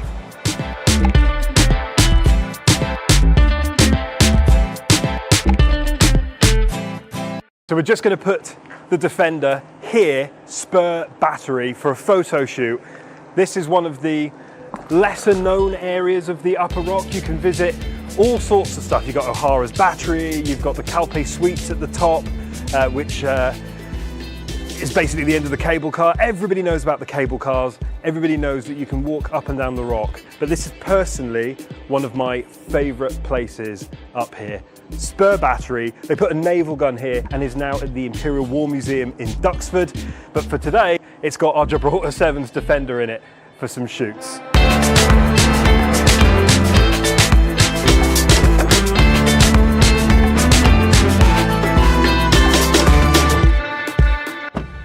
We've made it back to Europa, but I think it's worth talking about this incredible Land Rover Defender that Land Rover and Corum have kindly lent us for the week. So this is the 110, so it's got the doors at the back. It's a P400E hybrid, so you can plug it in at home, but it'll go up to 30 miles an hour on electric only, which means it's good for the environment. It's in this beautiful grey finish. It's obviously pretty big. You've got 20-inch alloys on there as well, but I think with a car like this, the real magic happens inside, because we have tinted windows and a tinted panoramic sunroof.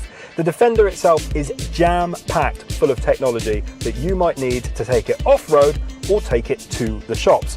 Automatic gearbox, climate control, and the infotainment system in here, I've got to say, is very responsive, and it's got nice little features which are particularly useful in Gibraltar. You've got off-road mode that has surround cameras. You can see exactly where your car is, what's going on, and where it's placed. And you've got nice big cup holders where you can put, for example, Gibraltar Water Reserve. The whole thing is just designed for comfort and off-road durability and is the perfect vehicle for Gibraltar 7s to move people and equipment around. Thanks for coming with me on this whistle-stop tour of Gibraltar as we get the last few bits ready for the Gibraltar 7s. But there is an awful lot to do at the stadium, so I'm going to have to leave you. But if there's anything that you've seen or you want to explore Gibraltar more, head over to Visit Gibraltar. Thanks very much, and I've got to get on with work.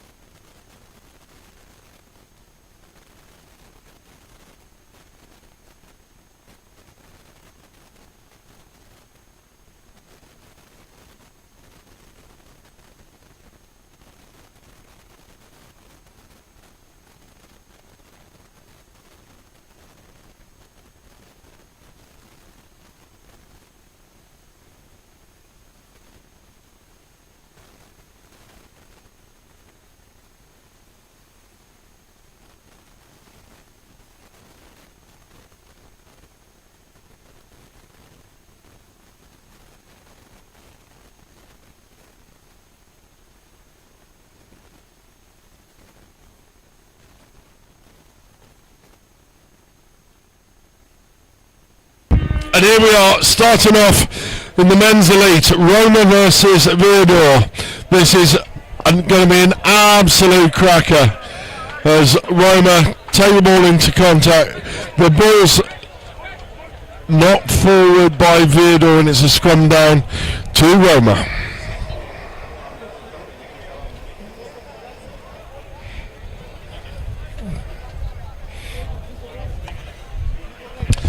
Men's Elite, it's a different level this. Rugby Sevens in Europe at its finest. Ball squirts out as the scrum's under pressure. Vidor defending for their lives as the ball squirts out, but they recycle. In midfield, massive contact. But no one away in contact by Vidor. It's a penalty to Roma. They go quickly down the middle of the field. Is that penalty early? Yeah, there. Tackle the man without the ball. Yellow card. Well spotted by Juan, the referee.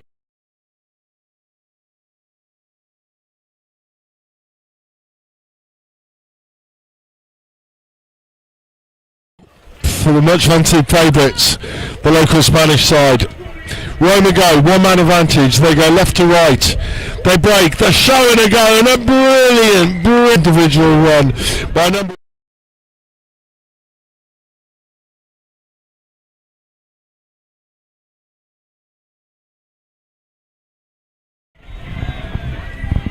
Yeah, VSO coming in is obviously favourites. They've won the tournament every year so far, so you know this will be a good game. And I think Roma are just showing their sort of strength at the moment, imposing themselves.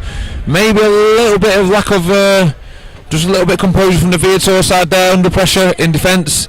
I know, a few missed tackles, not working quite hard enough again. And you can see the difference in these teams now. You can see Vidor set up, they've got a man behind him to lift the catch for the ball if they want to, and they're talking between each other, ready for that short kick-off as well. The ball's up in the air, they're moving towards it. Strongly contested again. Vidor now come away with the ball. Roma contesting hard over the ball now. And you can see the difference in defence. I mean, the defence is up high. Oh, taken from him like a candy from a baby. Too easy that for the Roma side to take away from him. And it just Vidor with strong defence. I think both sides just need a little bit of a settle here just to get back in the game. Move down to the left. It's going to go around the outside. Has he done him? Strong tackle there. Good defence. Managed to stay in field, recycling the ball well. Roma side not quite onside, I don't think. I think they've managed to get away with it. Vidor a little bit of space now. Oh, created 2-1, great footwork, and he's off now down the right hand side. Number 38, 1-on-1 now at the end, taking him on the inside. Great cover tackle from the number 9. Oh, fantastic offload and support from number 23. Can he get there and finish? Yeah, fantastic team try that. Fantastic team try.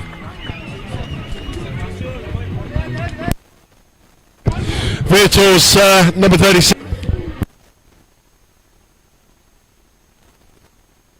In one of the most hotly anticipated fixtures of the Gibraltar 2024 Sevens.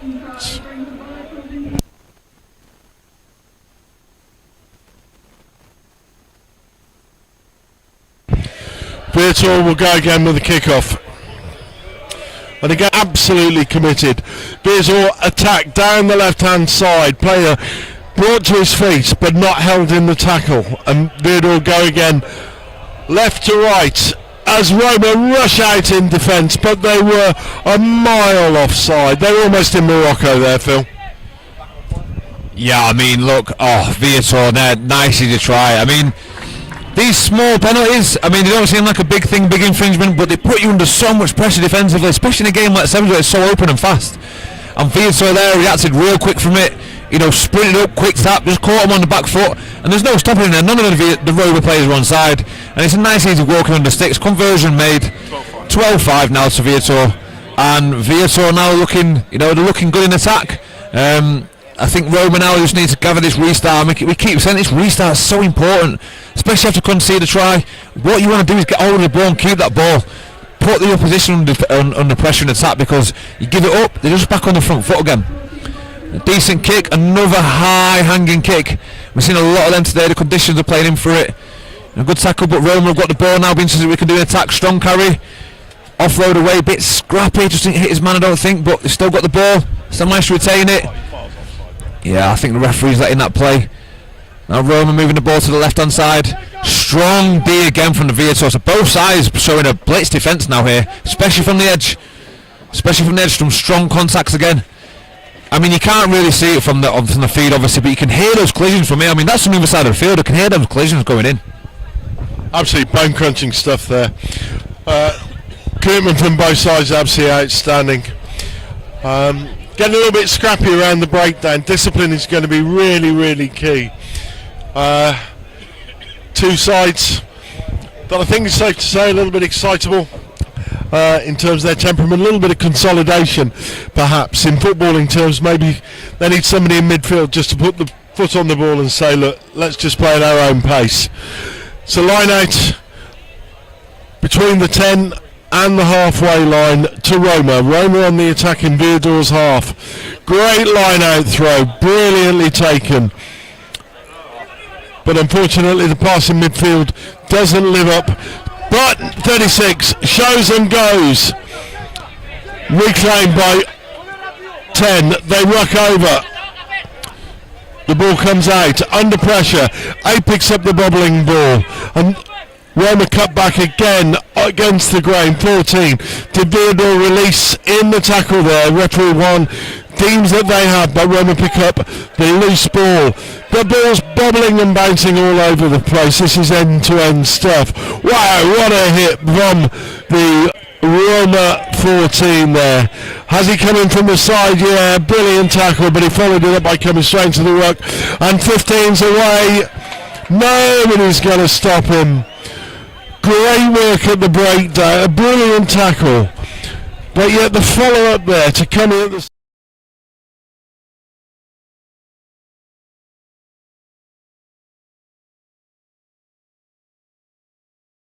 try. Fine margins, mate.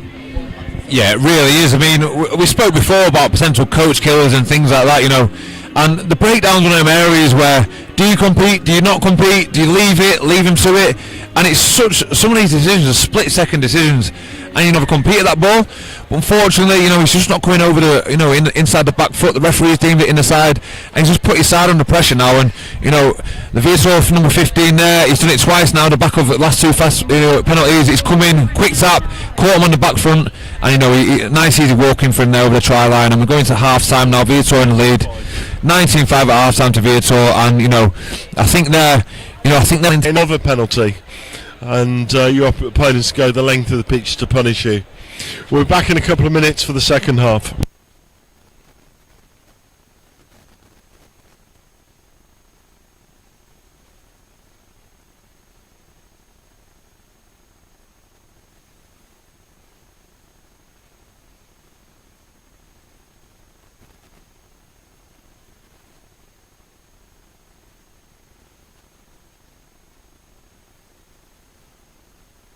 Gibraltar. Got the summer feeling, come on. We got the game, cool champagne, light it up tonight. On fire, won't stop, don't stop. Give me the getting down, funky sound, cherry sugar high. Now raise your glass up, hands up. Give me the summer feeling. Got the summer feeling. Visit Gibraltar.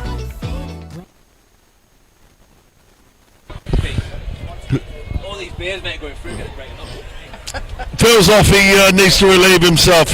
He's taking his bottle of water and his cans of water, I'm sure they're water, taking them with him. I'm rejoined by Chris as Vidor lead 19-5 in an absolutely thrilling Peninsula Mens Elite round tie.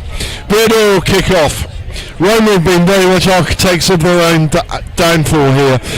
They're an absolute curate egg of a performance. They've hit some brilliant work in attack and defence with some brain dead penalties, and for the first time we see a really big mistake. Big mistake as Vidor kicks short on the penalty. Little margin between the two competing players. Roman can collect their kick here. They're over, but no, Vidor managed to claw back, and they come out of defence with the goose step. Attacking left to right. They've got a man over here, and he's off. Flying down the wing. It's whether or not Roman will be big enough to cover tackle. He steps inside, absolutely skins the covering defender. That's end-to-end stuff by Vidor. Roman was so disappointed.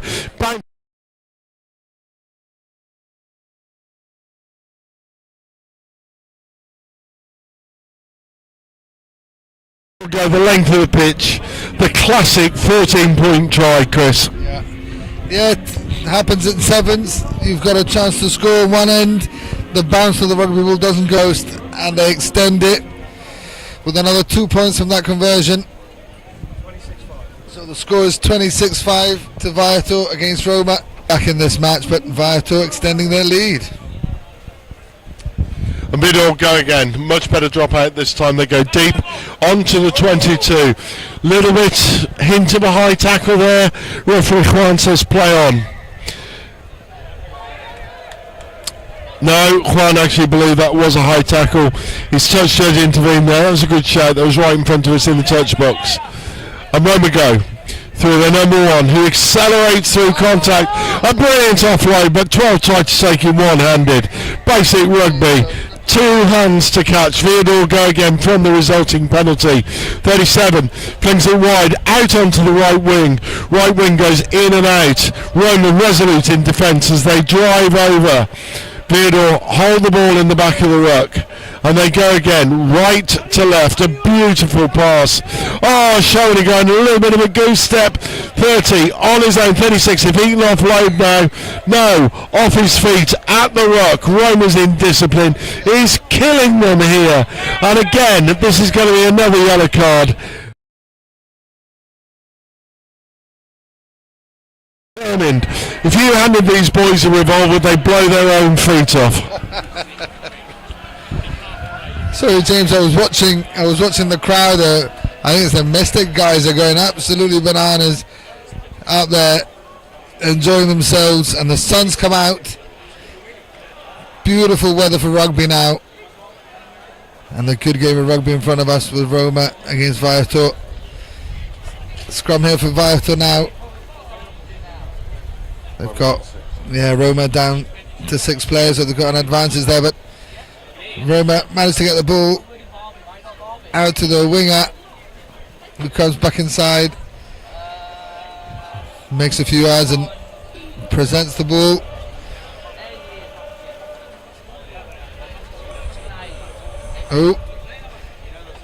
Ball comes out to number 1, who's played well so far in this match. He's looking for the offload. He tries to find his teammate but can't, and it's a knock on and scrum for Vidor.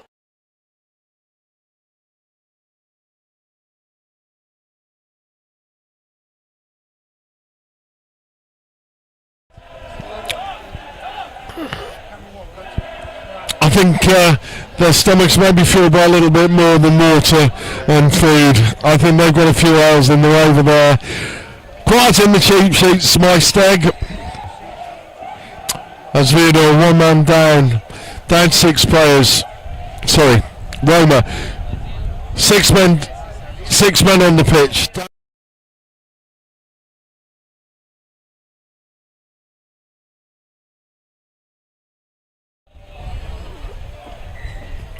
Referee Juan sees a little bit of shenanigans. Roma go quickly from the tap penalty. 1 straightens the line. He's been a standout player for Roma. Powerful and direct in carrying and contact. Vidor not rolling away from the ruck.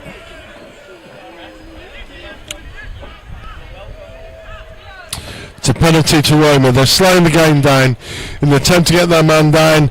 8 slips on the field as he tries to go around the angle, but failing to release the man in the tackle. And Jacqueline sees Vidor get a penalty, and they're off again up to the 10-metre line. But penalties are absolutely killing this game. There's a real lack of flow as Roma go again from a penalty for offside halfway between the 10-metre and the 22. Roma slow it down. They're back up to 7 men now, and they go 2 minutes of normal time. 6 comes inside, takes contact. Vidor again not rolling away in contact, but Juan ignores it this time. A crunching tackle. Passing accuracy is everything, and I tell you what, that was a cheap shot in the edge, but 12's off a pop ball in midfield. He's off on his moped, scooting under the posts. A try that possibly...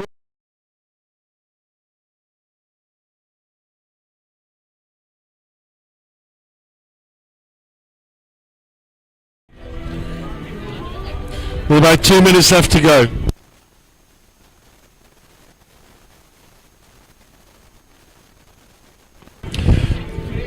It's an uphill task for you, Chris. 2 tries just to get the draw. Do you think Roma got it in them? I don't know. They're playing quite well at the moment, but that restart not going their way, and it'll be free kick in the middle of the park for Vidor. But yeah, they've been playing to their strength in this second half, getting a bit more physical, especially with their big number 1 driving hard into the heart of that Vidor defence. And we were talking about it earlier. Vidor very organised, very good technically, but they're not the biggest. And I think Roma, and at least in this second half, tightened things up a little bit more.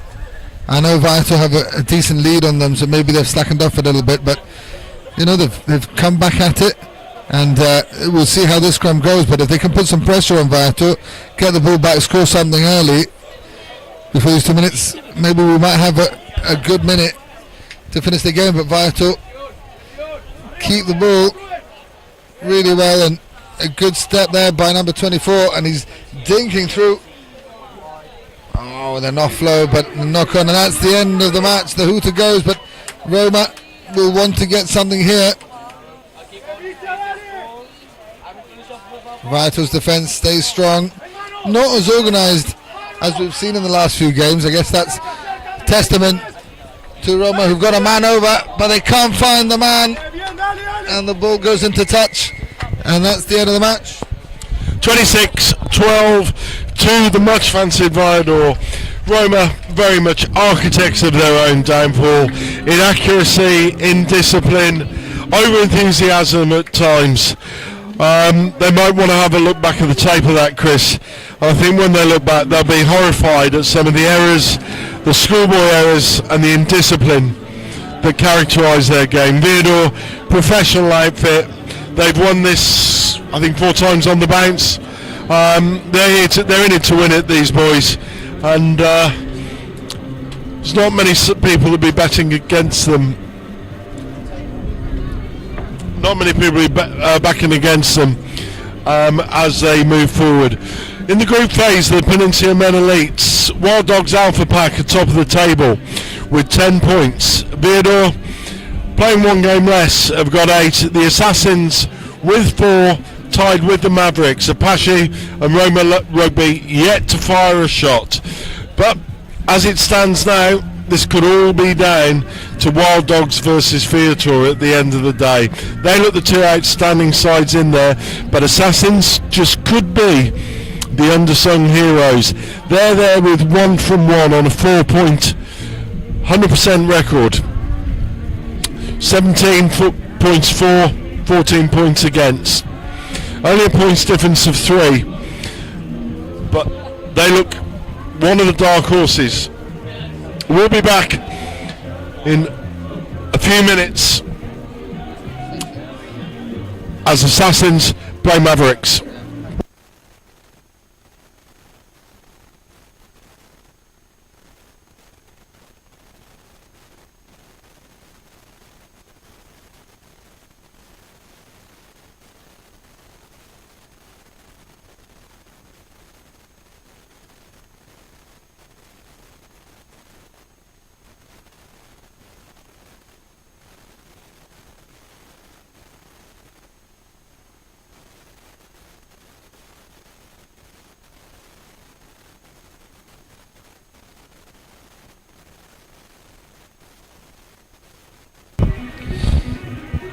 So here we go. Up next, we've got the Assassins in blue against the Esher Mavericks in the yellow.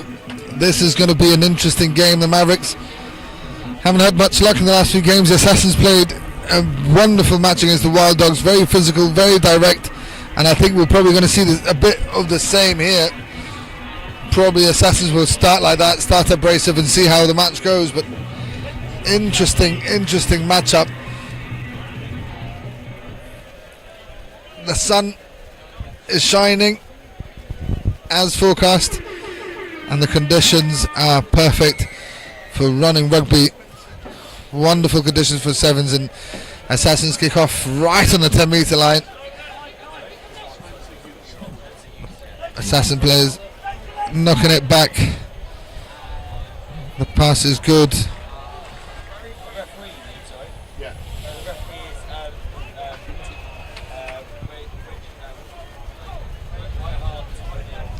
The Mavericks get the ball back and go straight into that Assassin's defence, who managed to strip it off and get it back for them. Yeah, this is a lovely open game of rugby, and Assassins with ball in hand as they move over, but Mavericks competing well on the ground. A few expletives. We apologise to our listeners from the Assassins bench below us.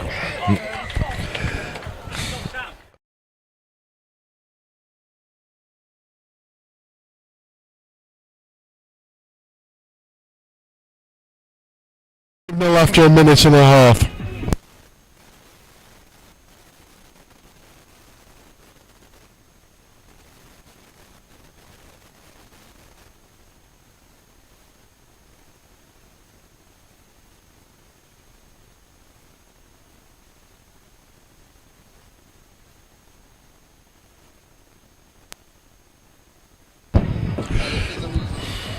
As we said before this tie, Assassins could just be the dark horses in this side.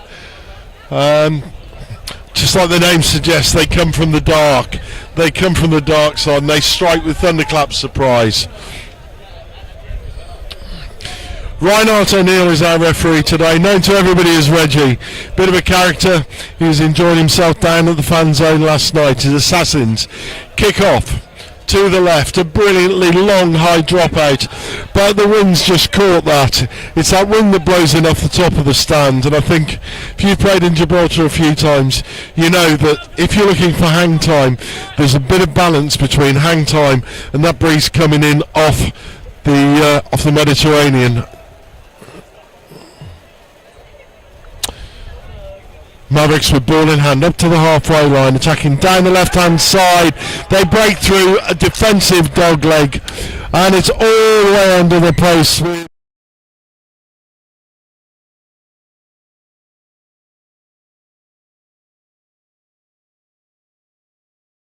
An easy conversion to follow. That's wonderful rugby by the Mavericks. They needed that. They struggled in their first game to get any foothold on the game, but in this match, the second they've had the ball, they've managed to get a try, and it's all in the air now, and they need a good restart here. They'll want to get a chase on this and put pressure on this Assassins team.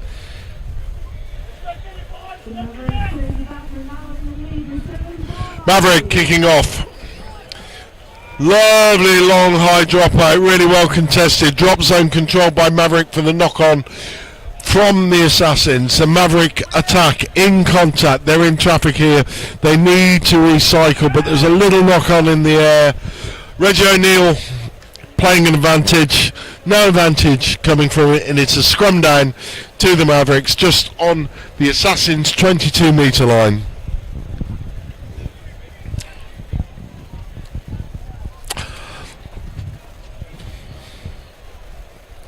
The sun's now baking into the commentary box. Welcome, sun. Could be a baseball cap moment in a moment, Chris. Possibly, but the players will be feeling it more for sure. But a good scrum for the Mavericks. Managed to keep the ball. They've been very direct in their approach, but now they've got space out wide if they can find their players, and a bit of a dummy, a bit of a go, and well, a bit of a neck roll there, but number 12 manages to get the ball, he's through, and he'll score, and the Mavericks take the lead. Wasn't it?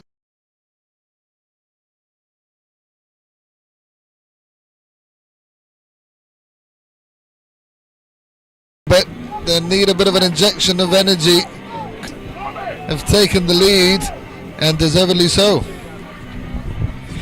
Yeah. Look, Chris, I hate to be criticising our wonderful referees there, but also a clear neck roll on the ruck that led up to that.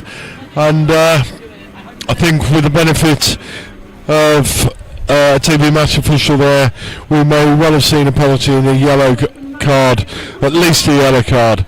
But it is what it is.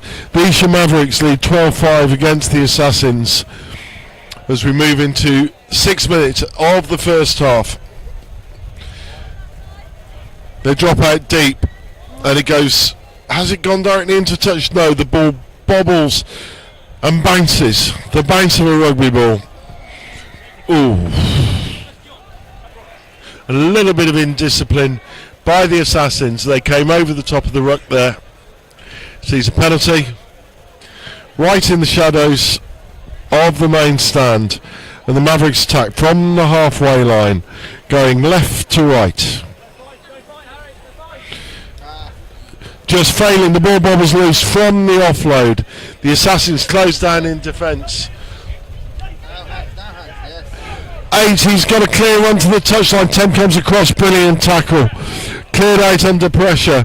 And 2, he's looking to gas and go, but he's brought down. A clear jackal and lift.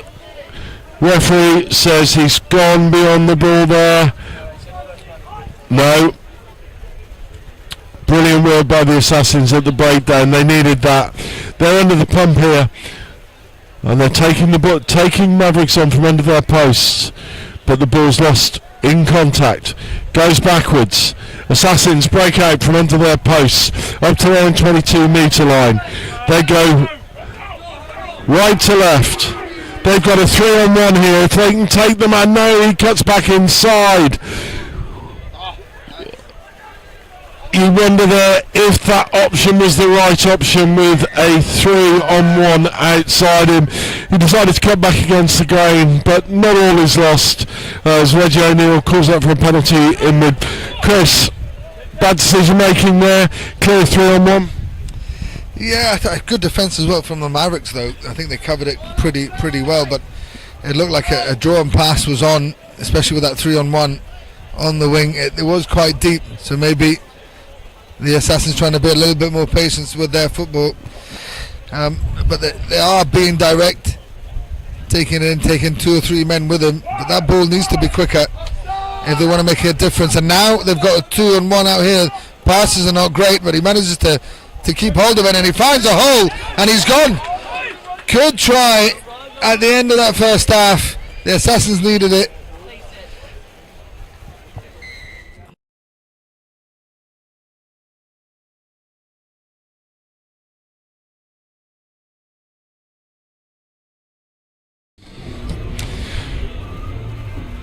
The Assassins can draw level with a conversion under the posts. Water onto the field. It's really hotting up here in Gibraltar at Europa Park. There'll be half time in this game. Closely fought. Chris and I'll be back in a moment.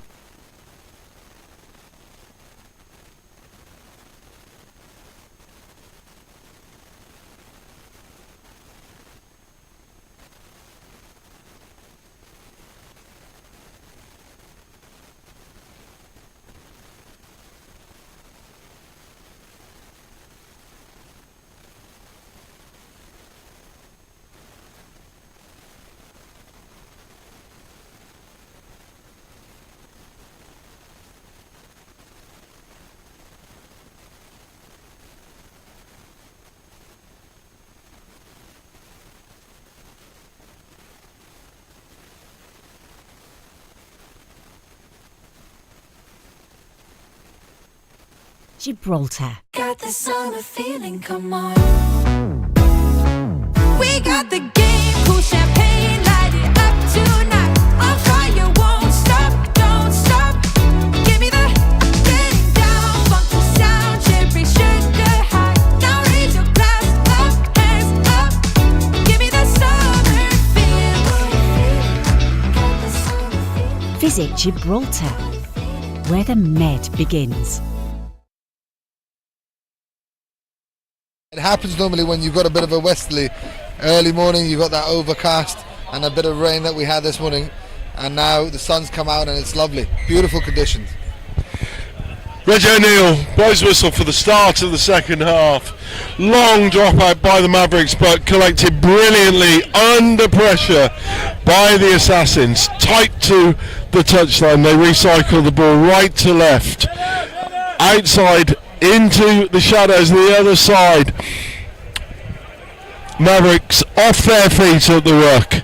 Clear a penalty, clear as day, and Assassins go again. Scrum off, asking his players to run off him and give him options on his right, but great tackling in midfield by the Mavericks. See the Assassins knock on under pressure.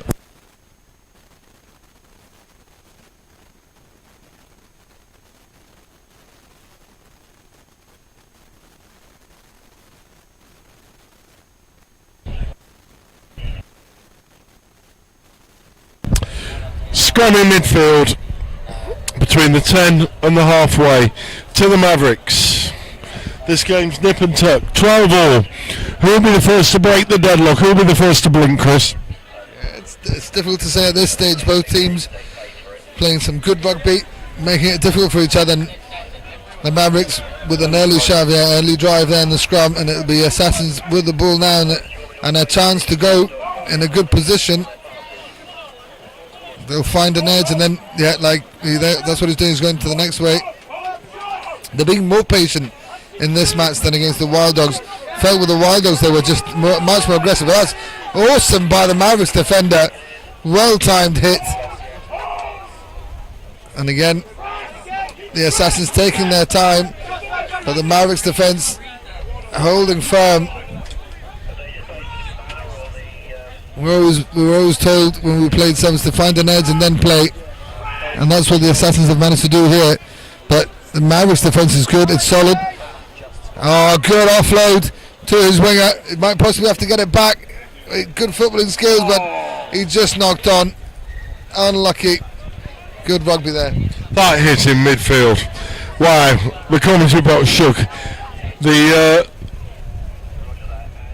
Assassins player was absolutely atomised, wasn't he there? It was bone crunching, Chris. One for the forwards there, one for the back row union rather than the front row union, surely.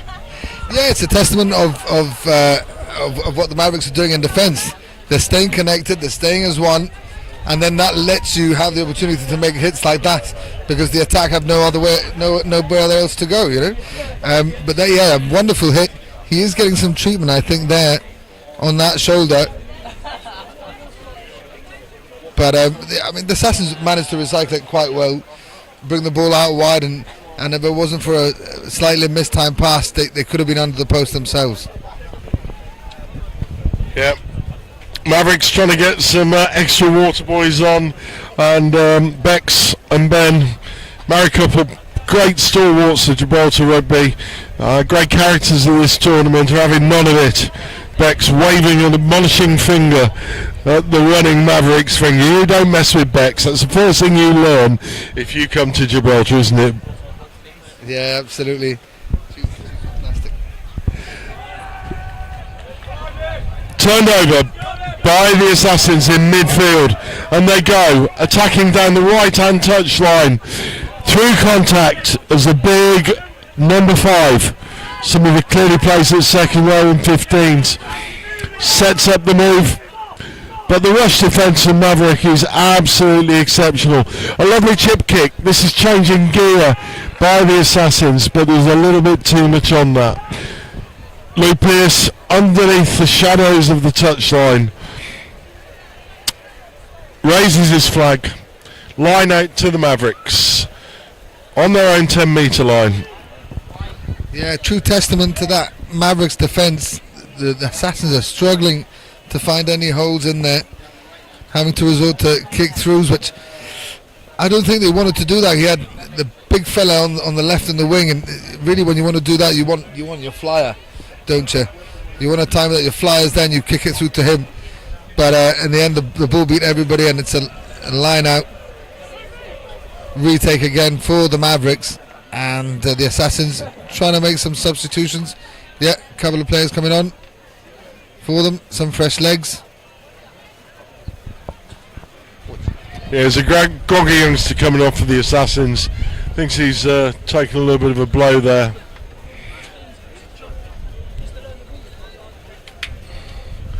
Ball competed, Assassins win the ball under pressure. But Reggie O'Neill says that the substituted players hadn't left the pitch, so just asked them to come back, and the Mavericks throw in again. Not straight. Option to the Assassins. They decide to scrum. A scrum just on the other side of the 10-metre line towards the 22 in the Mavericks half.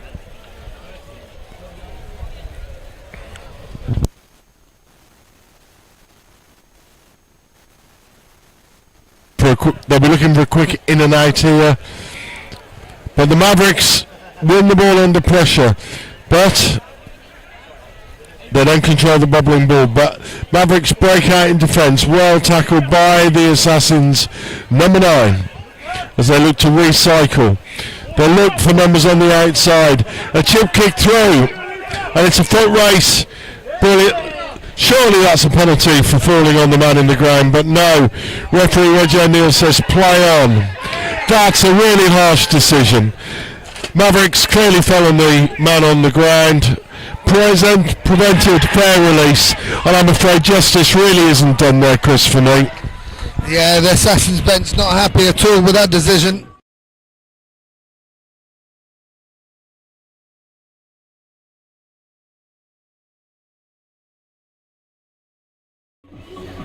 I think they've made the game extremely difficult for the Assassins, not letting them play like they normally do. Testament to their defence, testament to their character, and they take a well-deserved lead here in this match and the conversion to come. I think although perhaps justice wasn't done there, you might say on the other side of the coin the Mavericks defence has really been the feature of this game. And sometimes you get your reward from your industry in defence with scores at the other end of the pitch. But yeah, certainly if I was an assassin, I'd feel hard done by that. My player collecting the ball on the ground had no time to get to his feet as the Mavericks dived on top of him. Restarts taken, Mavericks with the ball in hand, going left to right, attacking underneath the shadow of the main stand. But they fail to roll away in contact, holding onto the ball as Assassins look to steal. 12-17. So not here. This could be the last play of the game. The Assassins need to win it. The ball goes loose. Oh, another vaporising tackle comes in from the Mavericks, but if they move the ball quickly here, they've got a man over. Can they get on the outside? No! He's decided to take contact. He's got two men outside. Oh no! An absolutely horrendous misunderstanding between two players there. And Mavericks win right in the last moments of the game. Assassins, they fought all the way down to the line. Mavericks defence won them that game, but Assassins want to take a look in the mirror about their own errors under pressure, Chris. Yeah, you can see by the reaction from the Mavericks, they just wanted it more. You could tell by the time when the players came out, there was that feeling, that energy in the air where the Mavericks just wanted that little bit more. Their defence was solid, their attack was good, and the Assassins just couldn't put their feet down on it. There was nothing they could do there. Close in the end, 17-12, but the Mavericks just seemed to want that little bit more. The Assassins will come back in the next match strong, I'm sure, but they'll be disappointed. You could see that they felt they should have won that, but Mavericks played the all-round match and managed to get the win there at the end.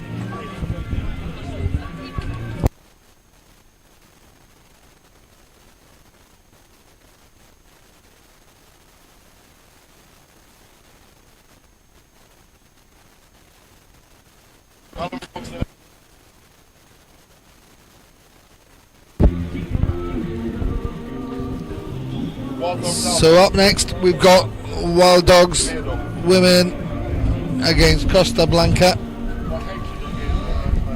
The top of the table clash here for the Quorum women's sevens. You can see there Costa Blanca played 1-3, 11 points. Wild Dogs second with 9, equal with the Savvy Panthers. Then you got the Belsize Park Purple. No managed to get any points on the board, and the Belsize Park Black the same. But this is going to be an interesting matchup. Top of the table clash. Both teams have been playing some wonderful rugby today. Gibraltar. Got the summer feeling, come on. We got the game, cool champagne, light it up tonight. On fire, won't stop, don't stop. Give me the getting down, funky sound, cherry sugar high. Now raise your glass up, hands up. Give me the summer feel. Visit Gibraltar, where the Med begins.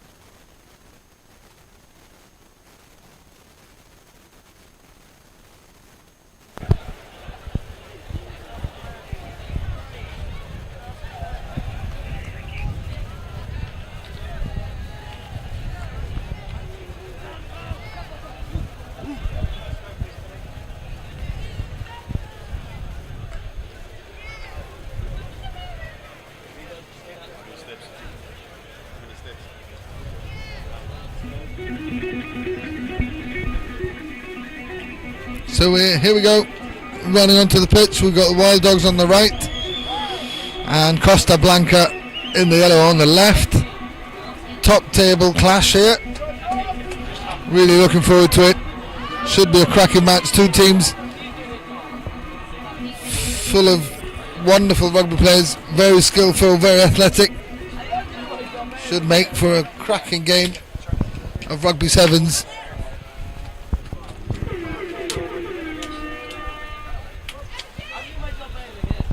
The Wild Dogs to kick off from right to left. The wind's picking up at this moment, and that ball will travel, and it does, and it goes, bounces into touch, so will be a line out to Costa Blanca.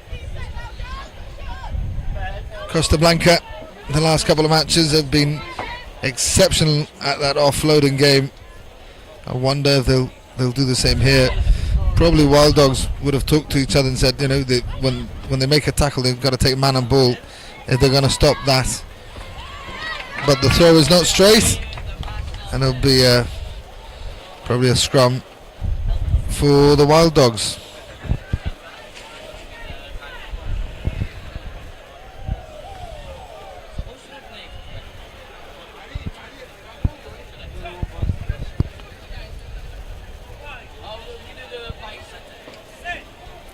Good position here for the Wild Dogs to attack, but under pressure from Costa Blanca. Scrum half, and they're back down to the halfway line. The Wild Dogs have got everybody here on the left, but number 7 decides to go right a bit to buy a bit of time. She's having to twist and turn and use that handoff to good effect, and there's a bit of space she's trying to run into. She gets stopped by Costa Blanca, but throws a bit of a speculative pass, but they manage to keep the ball. And now, if their hands are good, the space here on the left. Great recycling, great handoff as well in the middle.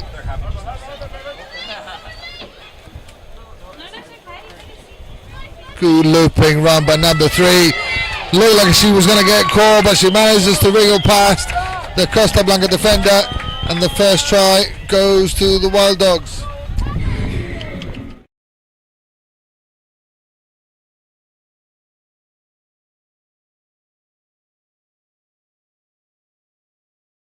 Before committing numbers in midfield, then using gas to get around on the wide outside. Opening try of the game under the post, a reasonably simple conversion. Conversions made 7-0 to the Wild Dogs. These South Africans have really come here. They've said we're in it to win it in every competition, haven't they, Chris? Yeah, absolutely. They really turned up today, both in the men's and the women's competitions, and they're looking very good in this match. Costa Blanca are a great outfit, very well organised, so there's no doubt we're going to see them come back in this match, and it's still a long way to go though. Great take from the restart, and here they go. This is what we were talking about before. They're so good in contact, so good at the offload. The Wild Dogs really have to be savvy to that, and see there, a bit of space and a pop. That's all due to the support, which has been exceptional. Now number 3 fancies herself against number 14, but 14 manages to pull her into touch. Wonderful defence. Yeah, Chris, if we're looking at that there, if you look at the angles that Costa Blanca are being forced to run, they've got very lateral in this game, and that's testimony to the aggression of the Wild Dog defence. Is that fair? Yeah, most definitely. I think what we're seeing from the Wild Dogs is that they're choosing the time when to really bite, excuse the pun, in defence, and when not to. If it's in their position, 10 metre line, halfway line, they're happy just to sit back a little bit, and when the attack gets closer, then go for the hit. And you could see it there, Costa Blanca player having to make a bit of an arcing run and running herself straight into touch pretty much. Yeah, Wild Dogs doing really well in contact. Boot is applied to the ball, and it's a foot race down the pitch. Costa Blanca being run down, the Costa Blanca number 23 being run down by Wild Dog 7. She's been one of the stars of the tournament. Brilliant work by the Wild Dog 7, probably their crucial player, a girl that fuses both pace with power. There's Wild Dogs again in midfield, just on the 22, recycle the ball, but in at the side at the ruck, or sealing off. Was that sealing off, Chris? I think it was sealing off. No, that's what he's given. Penalty. Yeah, sealing off of the ruck. It's very obvious in sevens when you seal off, because generally there aren't many people in the ruck, and the ball comes right up almost onto the commentary gantry and bounces down into the practice area. Young ball boy enjoying his day in the sun in Gibraltar, hopefully being inspired by what we're seeing in sevens. Next generation of players. Overthrow at the line at 15 from the Wild Dogs, picks it up, drives it up to the 22, lovely handling across the line. The Wild Dogs can get along the line, they've got a man out on the outside here. It's that number 7 again. Brilliant defence by Costa Blanca as they cut the angle down, using the touchline to defend. The ruck's contested. Wild Dogs go again, comfortable in contact on their own possession. They recycle once more. This is classic rugby. Costa Blanca almost have run out of players, but no, Wild Dogs recycle again. This is wonderful continuity from these girls. One of the longest passages of play we've seen at the Gibraltar Sevens all day. A break in midfield as Wild Dogs take contact, they recycle. A head-high tackle, that must be a yellow card. Referee calls no yellow card, but the ball shipped out onto the wingers. A little bit of a high cheap shot goes in as the ball goes down. But Wild Dogs there, the continuity.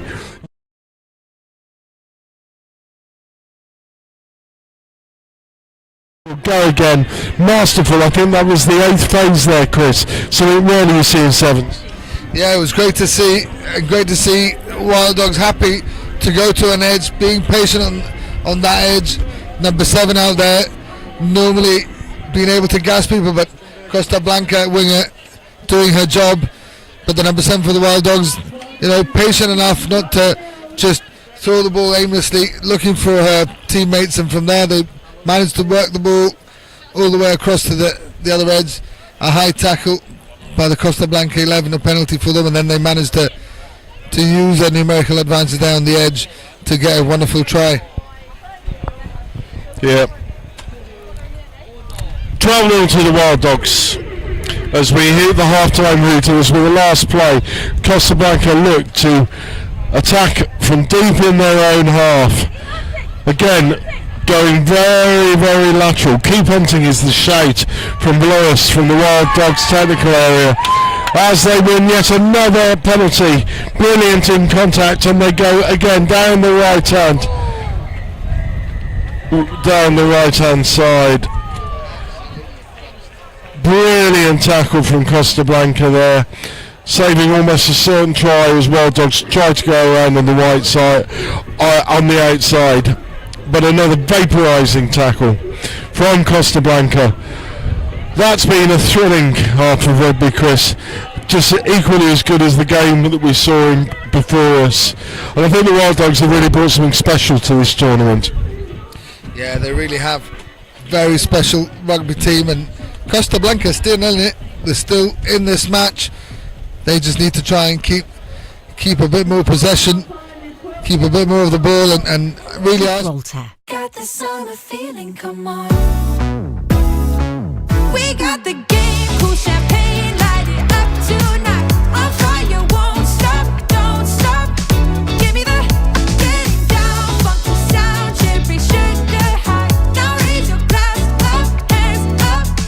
Give me the summer feeling. Visit Gibraltar, where the med begins. A couple of centimetres, a player more than the Costa Blancan girls. Great to see all of the women players.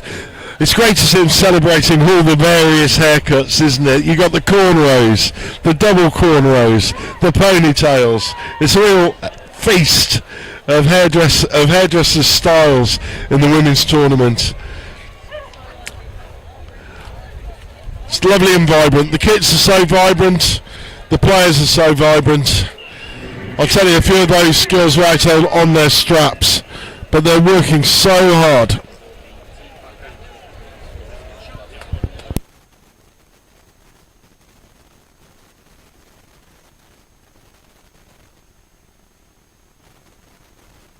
Here we go, with the second half. Costa Blanca kicking off. Rather skew with kick. Wild Dogs. Oh, if only the pass had been taken as well as the restart, we might have seen an attacking move down the right hand side. It wasn't to be. Wild Dogs knock on. Unforced error, no pressure there. Scrummage to Costa Blanca. Costa Blanca, little bit of instability there. Referee said Wild Dogs are the culprits, and Costa Blanca go again. 8 looping round on the mismove, but again it's very, very lateral until she straightens up. But Wild Dogs great in the tackle. She's not held in the tackle, picks up the ball and goes again. Costa Blanca, they need to straighten their lineup. They're running from far too deep here. But a little fumble under pressure there. 3 attacks the blind side, around the outside of the Wild Dogs. Wild Dogs using the touchline to defend. Costa Blanca go again, attacking. They're very, very deep. Wild Dogs rushing up in defence. But 14 throws the dummy. That was a really poor defensive error by 3 and 12 in the Wild Dogs, which is a real shame as defences characterise their performance. Yeah, Costa Blanca putting pressure on that Wild Dog defence, and we've been saying it all afternoon. You rack up those phases, eventually your defence will run out of numbers, will tire, and that's what's happened there. Costa Blanca now pull themselves back at 7 points behind, all to play for. I think at half-time Costa Blanca have just rethought their attacking strategy, and if you look how deep they're lying, they're actually saying to the Wild Dogs, come and rush up at us and we'll sidestep you. Maybe trying to use their superpower, which is their mobility, their fleetness of foot. They know the Wild Dogs are probably a little bit more physical than they are, so we're seeing quite a little bit of intelligence from Costa Blanca. They're saying, come and catch us and we'll sidestep you. Yeah, exactly. In the first game for Costa Blanca, we could see that they were going up to the line, trying to give the offloads in close quarters and then finding space. But on this occasion, they just can't live with the Wild Dogs' physicality, so they're saying, okay, we'll just hold off a bit, you come to us and we'll find the holes, and that's exactly what happened there. Boot to ball, and the result is a line out. Almost on the halfway line. Costa Blanca feinting the quick throw. Excuse for the language there.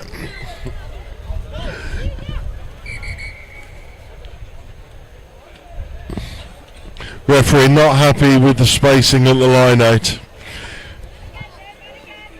Wild Dogs clearly with a height advantage. Let's see if the Wild... Oh, it almost worked as the Costa Blanca pod looked to dummy and move forward, but the throw wasn't up to the movement of the pod. It's a difficult one, Chris, because often when we look at lineouts, it's the hooker's throw to blame, but a lineout has many moving parts, and it's all about that synchronicity between the pods and the hookers. You're now as a front row forward, somebody who's played hooker.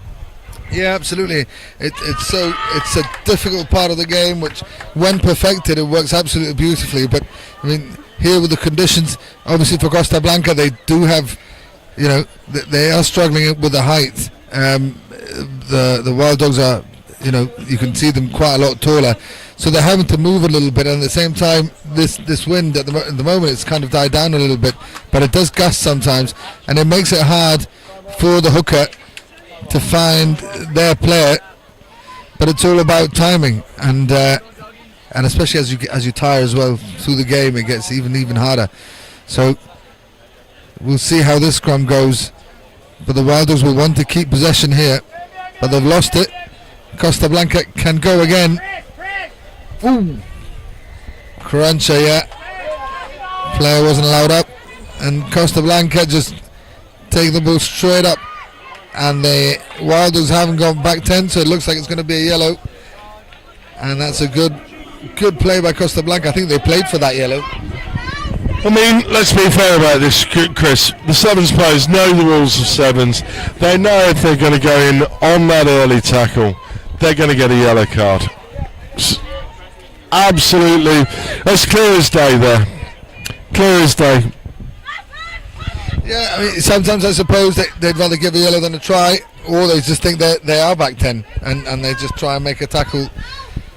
But the referee deemed that she wasn't back far enough, and she's been given a yellow card. And again, and in discipline for the Wild Dogs now, there's been a number of penalties in a row.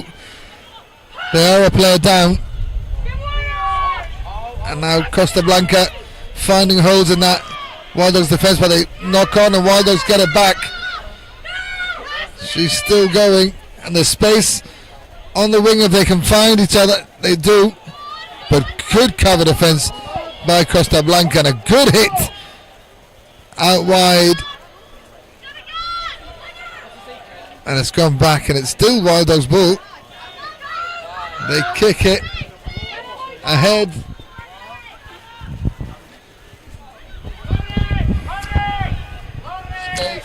Space here now for Costa Blanca as they attack down the left. Show and go. Inside out. Oh, was there a bit of obstruction there? No, yanked, scragged by the shirt as 21 cuts back against the grain and goes inside. 5 metres out, underneath the posts. Costa Blanca have got 4-man overlap. Show and go from 21, using the players outside as a decoy.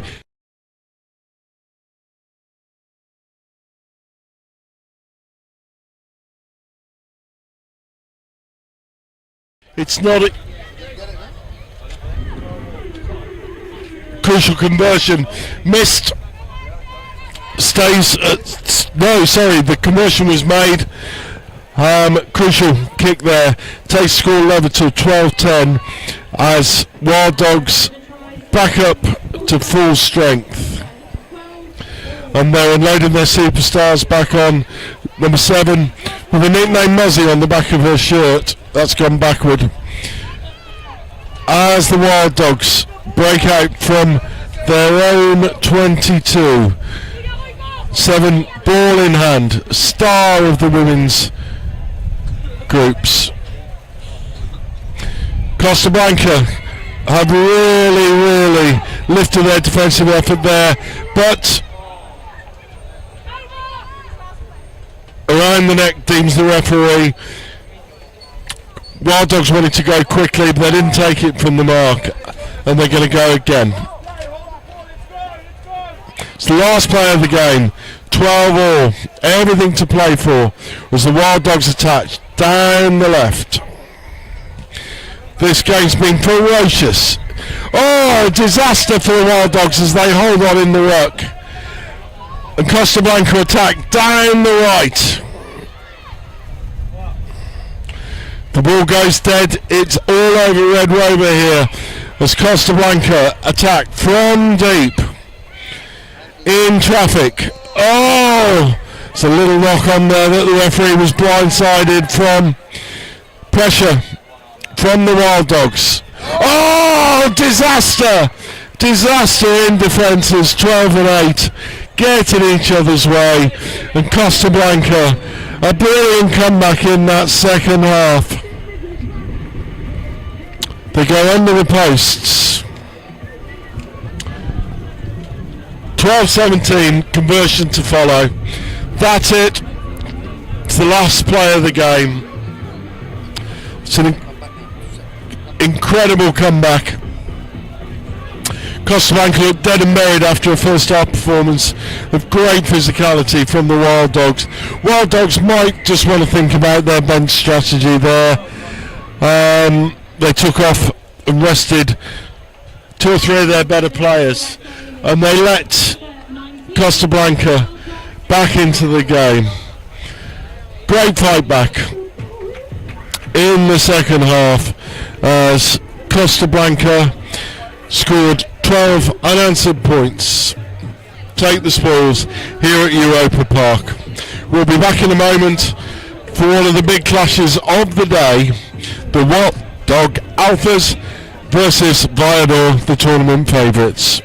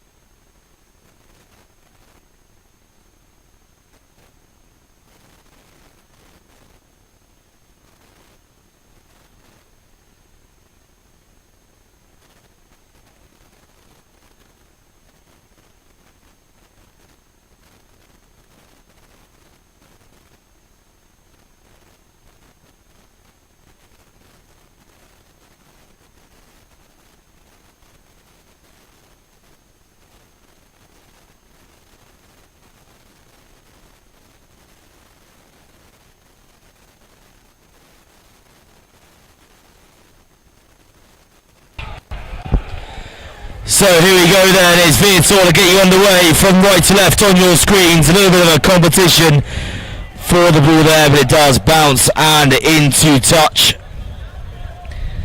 And it will be a Wild Dogs. A line out here, Vidor in the green strip and the Wild Dogs in the white. Ball just coming loose there and not taken well, but it has come back for the Wild Dogs. But in presenting that ball, a foot has drifted into touch as Vidor take it quickly now. A little slip on the turf. A strong carry forward, beating the first defender off. Now moving that ball across the field, Vidor just trying to find that space, but the Wild Dogs managing to grab onto the curtails there. Again, moving this ball with great speed here, Vidor, and the support coming through, but the offload is not got a hand, and now the Wild Dogs with a great opportunity charging through. The offload comes in through the tackle, loose on the floor, but it has been picked up by the Wild Dogs. They do retain the possession. Got on the blind side now, potentially isolated here, and he is. The penalty given by the referee. Yeah, Luke Pierce there. Lovely man, real character. Spotting, clear, holding on the floor by the Wild Dogs. Wild Dogs have been a real feature of this tournament, as we said before. Oh, as we're about, coming over into the comms box now. It's just missed the scaffold. Could have taken that cameraman out there, Tom. They're basking up in the autumn sun. It's baseball cap time for us here on the gantry as Vidor have a line out just on the other side of their 22. Vidor take it.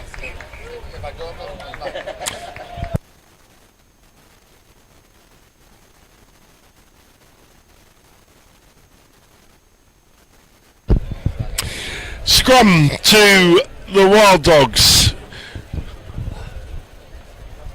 In midfield, right in the centre, between the 22 and the 10. There's a big blind side here for the Wild Dogs.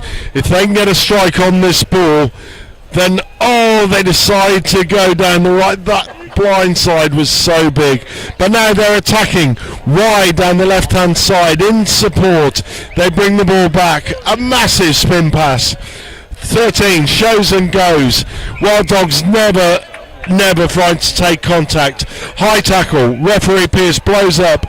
And Wild Dogs go again, a show and go on the loop, but the ball's taken into contact. These South Africans love a crash. In midfield now, players looking to stay on their feet. Bit of a hospital pass there, but the Wild Dog number 8 stays with his man. The ball comes in. Oh, mercurially keeps the ball in, and brilliant piece of continuity. That was miraculous. How did they keep the ball from going into touch there? Recycled, refusing to die.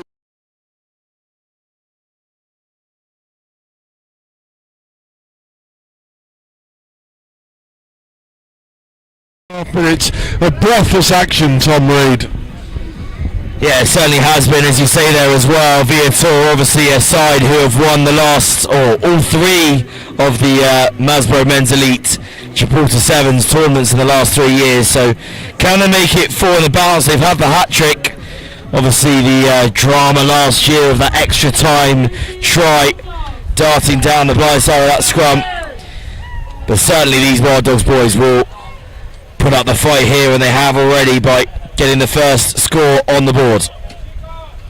5 points to 0 then to the Wild Dogs.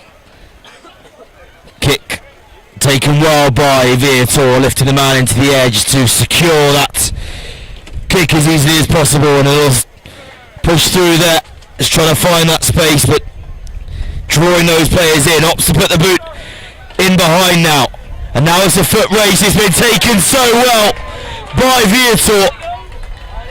That is textbook. The ball sat up for him beautifully there,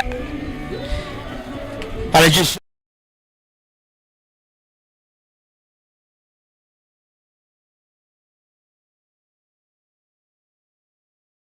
beautiful work, James. Yeah, I think there's I think the number 2 for Wild Dogs wasn't happy that he was impeded in the chase through there. There's a few words being exchanged under the post there. There's no love lost between these two sides. Quite fun to see. We like a bit of spike in our rugby, don't we, Tom? Yeah, we certainly do. It's what makes this sort of competition so competitive.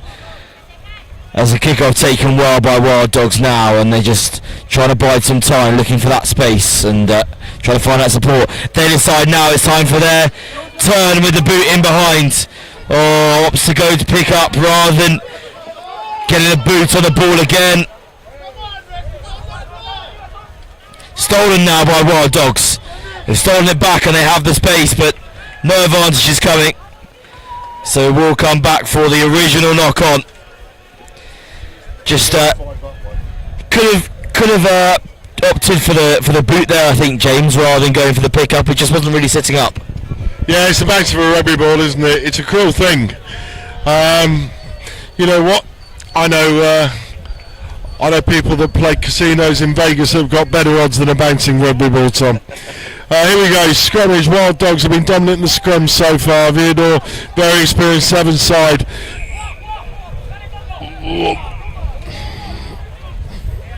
Referee Luke Pierce, a stickler for accuracy, asking the Spaniards to take the penalty from the correct place. They call for a scrum. Brave call.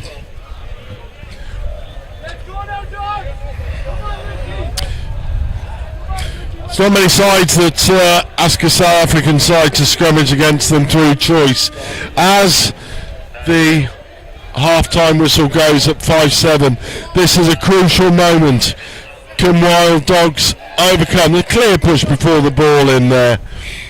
And Vidor go again. A little bit of clutter in midfield, but Wild Dogs hold on really, really well. Maybe a bit of pre-latching there, who knows. Vidor attacking, beautiful dummy by number 5. Wild Dogs in the ruck. But you've got to ask yourself, did Vidor go beyond the ball there? but they handle well, going right to left. If they can get the ball back out onto the wing, but no, they decide to come back against the grain. Poor tackling in midfield. No, referee Luke Pearce says the knock on there. The man open on the outside here as advantage played. Wild Dogs with a last gasp tackle. Referee Luke Pearce. Referee Luke Pearce has yellow carded one of the Vidor players.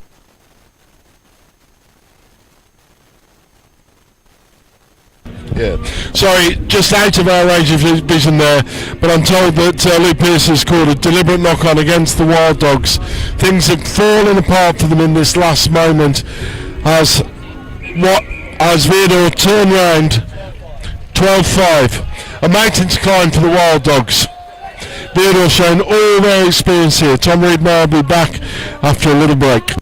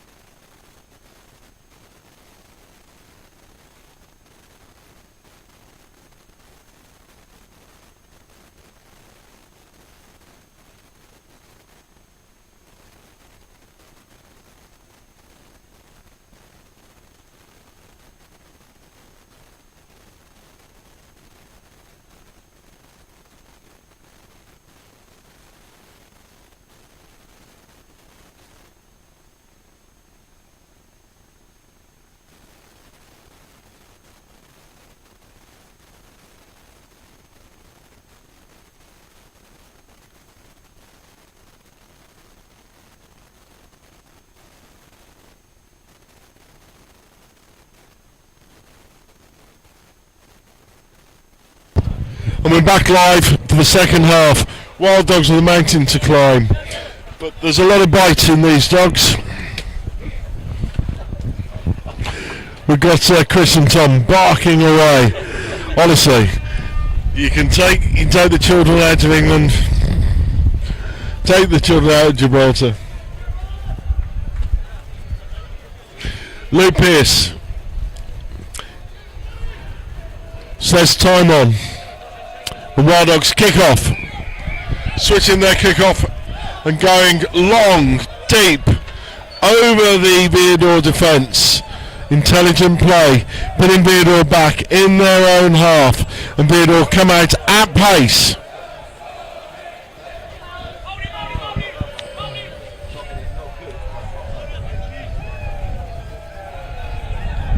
Wild Dogs, brilliant over the ball there, absolutely fantastic, and they go again. Surely it's a run in now. Beautiful dummy by the 12, but he might have overdone that. They were going to be scoring, but they're much wider than they'd want to be. They really want the conversion. The conversion is going to be difficult for that touchline, but it's 10-12, and Wild Dogs will have the restart.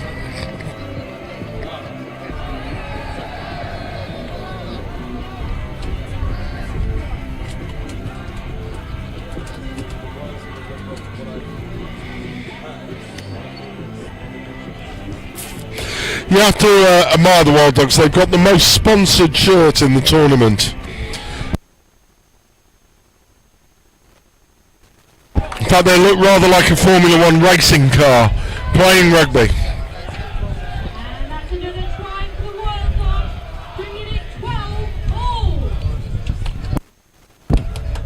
They nailed the conversion. That's quite a remarkable effort. 12 all. As we kick off left to right. Vidor fumble the ball. Up as a line go the Wild Dogs. Oh, there's a hint of a forward pass there. And the South, they're chasing back. Can they nail back the Vidor defence? But no, they can't. It's end-to-end stuff. One slipping.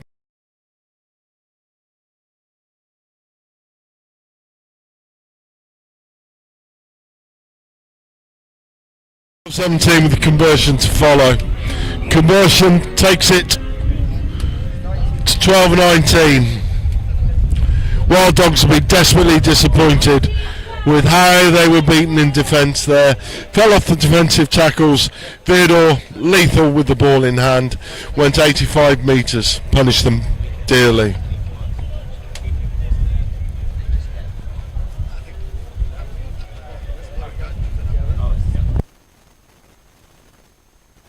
Vidor kicking off left to right. Lovely hang time, putting the South Africans under pressure, but they break out. Surely that's a high tackle. Come on. That's right around the neck there, but no, they recycle the ball and they come out of coming out of defence under their own 22. Wonderful handling there. As the Wild Dogs attack down the left-hand flank, lovely inside and out from the winger as they look to come back in midfield. Vidor, they've got a player struggling. Oh, struggling with a hamstring.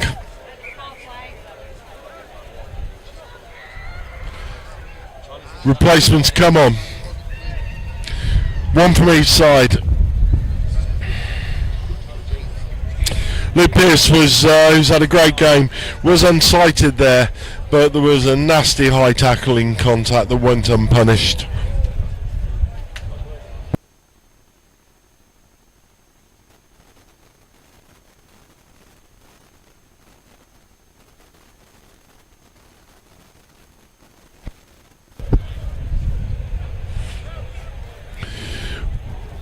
Crucial scrummage to the Wild Dogs. They cannot afford to concede at this point.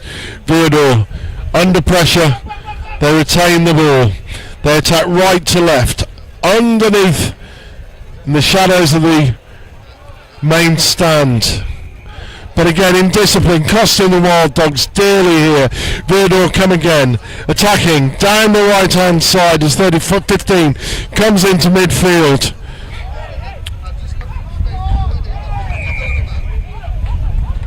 Offside at the ruck. The Panthers are coming under pressure here. Oh. But a knock on in contact by the Spaniards. Lets the Wild Dogs off the hook and they'll scrummage on their own 22. 2 minutes left to go. Scores are 12-19.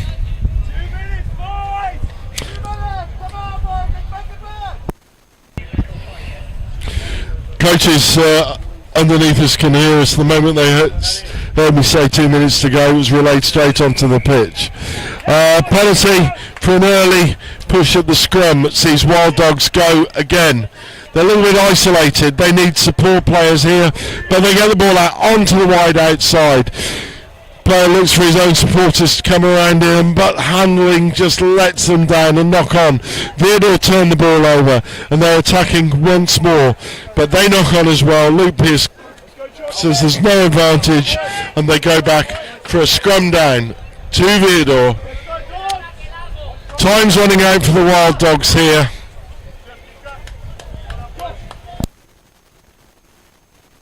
(19-12) with a minute to go.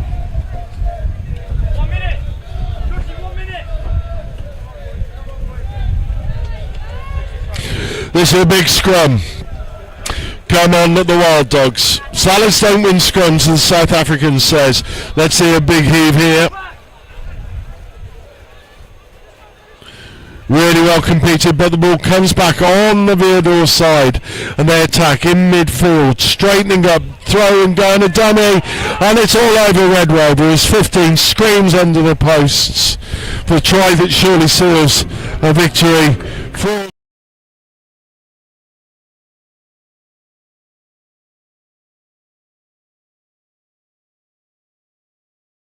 the game.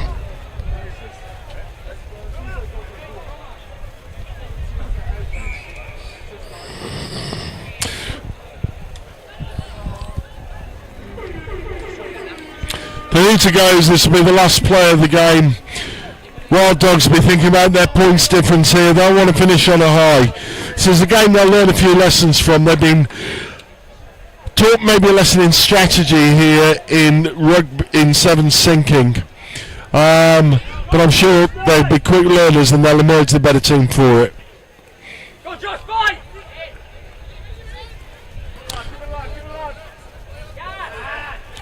They go again. Surely that's handling. No, that was a Vidor player's hand in there, but Luke Duckbeers deems it was a knock-on. That's a memorable win for the champions Vidor. 26-12 to Wild Dogs. Two of the best sides in the tournament going head-to-head, toe-to-toe, all the way down. Memorable game. That's me, Jaswell, signing off for the evening. We're going to hand over to Chris and to Tom. And for those of you socialising, we'll see you down in the Hawaiian bar later.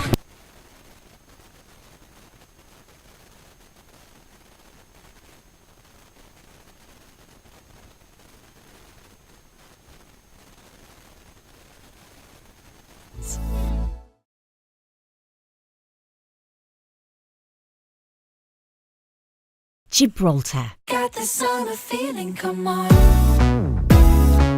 We got the game, cool champagne, light it up tonight. On fire, won't stop, don't stop. Give me the getting down, funky sound, cherry sugar high. Now raise your glass up, hands up. Give me the summer feeling. Got the summer feeling. Visit Gibraltar. Begins.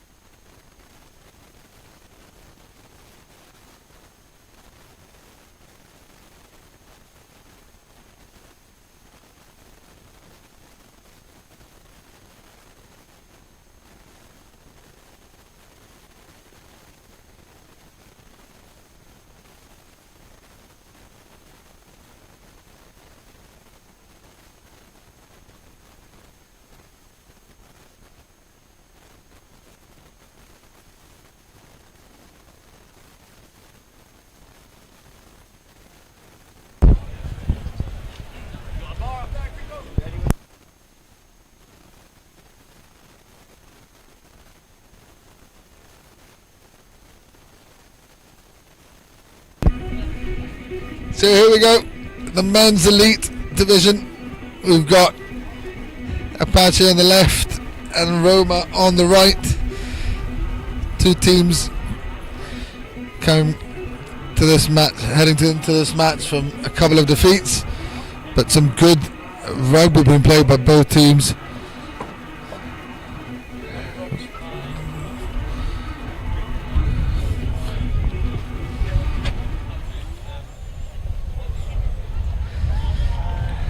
Apache, a very direct team in their approach, and so are Roma, so we'll see how they fare. This is the second last match of the afternoon here at the Rugby Sevens at Europa Park, but a good pick up by number 12, and he's scooching away, but the Apache defence is good. They managed to bring him down. Now the big number 1 with a goose step, handing off, great support, and Roma getting points on the scoreboard early on here in this half. Roma 5, Apache 0.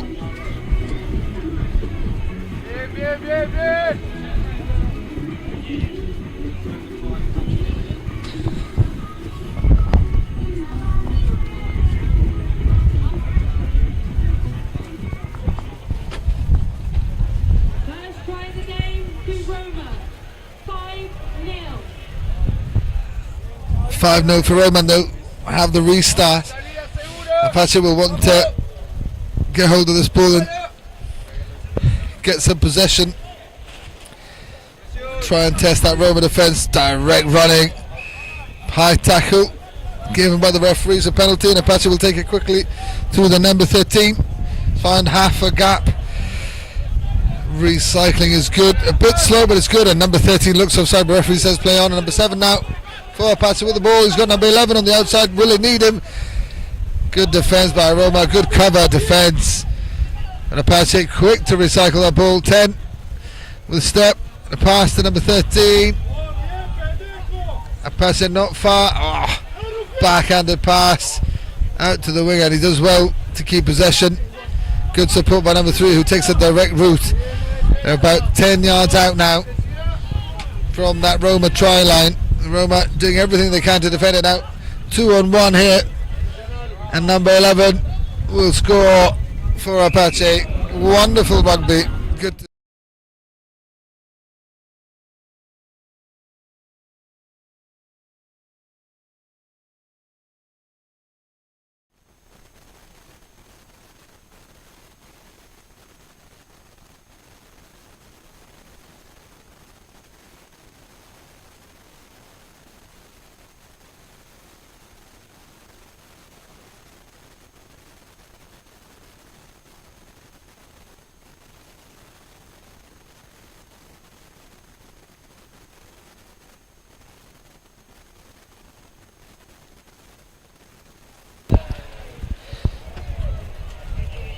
So Apache managing to score and equalise 5-5 at the moment. Roma with the ball, number 1 for Roma, very aggressive, very direct in his approach, but it doesn't work out for them, and it's a penalty for Apache, who go quickly. And they've got a bit of space out wide. Number 3 looking for the switch and found him now. Oh, a bit of a misunderstanding there between the two Apache players, and it'll be a knock on given by the referee in a scrum for Roma. Both teams very abrasive, very aggressive, and very direct in their approach. You can see from the other teams in this competition, teams like Vidor and Wild Dogs, they do tend to be a little bit more patient than these two teams, but Apache doing well to defend this now, and all of a sudden there's an overlap, and number 12 finding the hole. He's going through, but number 7 for Apaches hounding him down and making a good tackle on him, but the Roma player manages to offload. 9 puts a little kick through. Does he manage to pick up himself? Not quite. Oh! It looked like a knock on from here. Not sure what the ref will give, but the ball, yeah, knock on given the Roma player there on the far side, knocking on as he was trying to pick it up, and it'll be a scrum for Apache.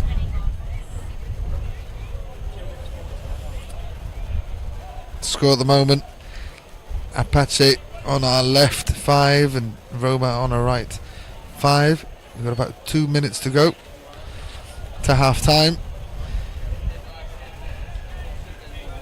Roma will want to put pressure in this Apache scrum, and they do, but the referee has given it to the Roma players winning that scrum, and unfortunately for Apache, number 13 knocking on in that instant, and we've got 1 minute to go here. Another scrum, and this time for Roma.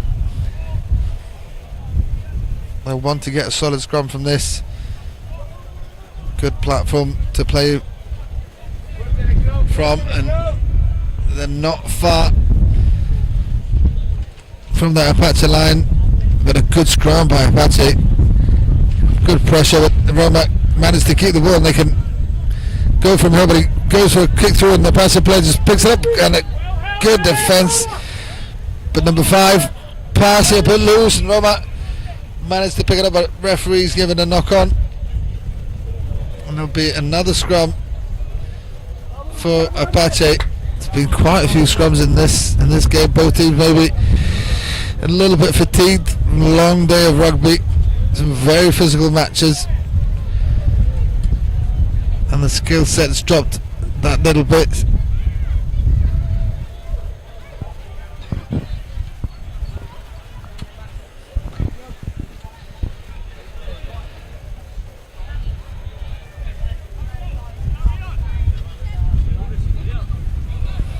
Apache get the ball from that scrum, and a penalty's been given by the referee, not holding his own weight, and now Apache will go, but Roma not 10, and it's gonna be a yellow card for not being 10. I think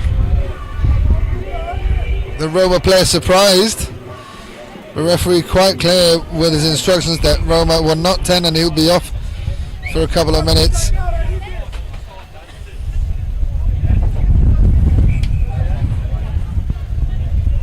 Gotta say, we've been having a wonderful day, a couple of days of rugby here at Europa Sports Complex. Wonderful rugby on display for everyone to see, and if you're listening and watching, get yourself down here for tomorrow for the finals. The matches definitely going to be fantastic to watch, and I hope we've got all our rugby fans here tomorrow to fill up this stadium as the final hooter goes, and Roma still working hard to try and get something with one man less. They might want to kick that ball out in case they make a mistake here in their own half, but they're still going for it. Number 1 again with a goose step and a big handoff, but the Apache defence is strong. That looked like a player was off his feet, but the referee says play on. Number 10 making a sniping run, but the defence is good. Again, Apache defending for everything.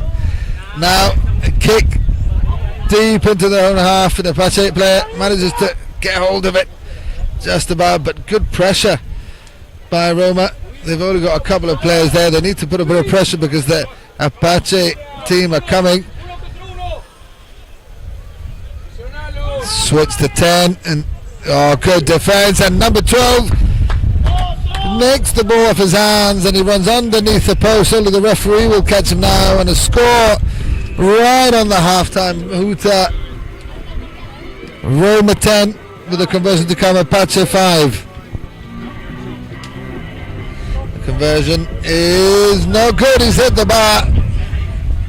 So at half-time it's Roma 10, Apache 5, all to play for in this second half.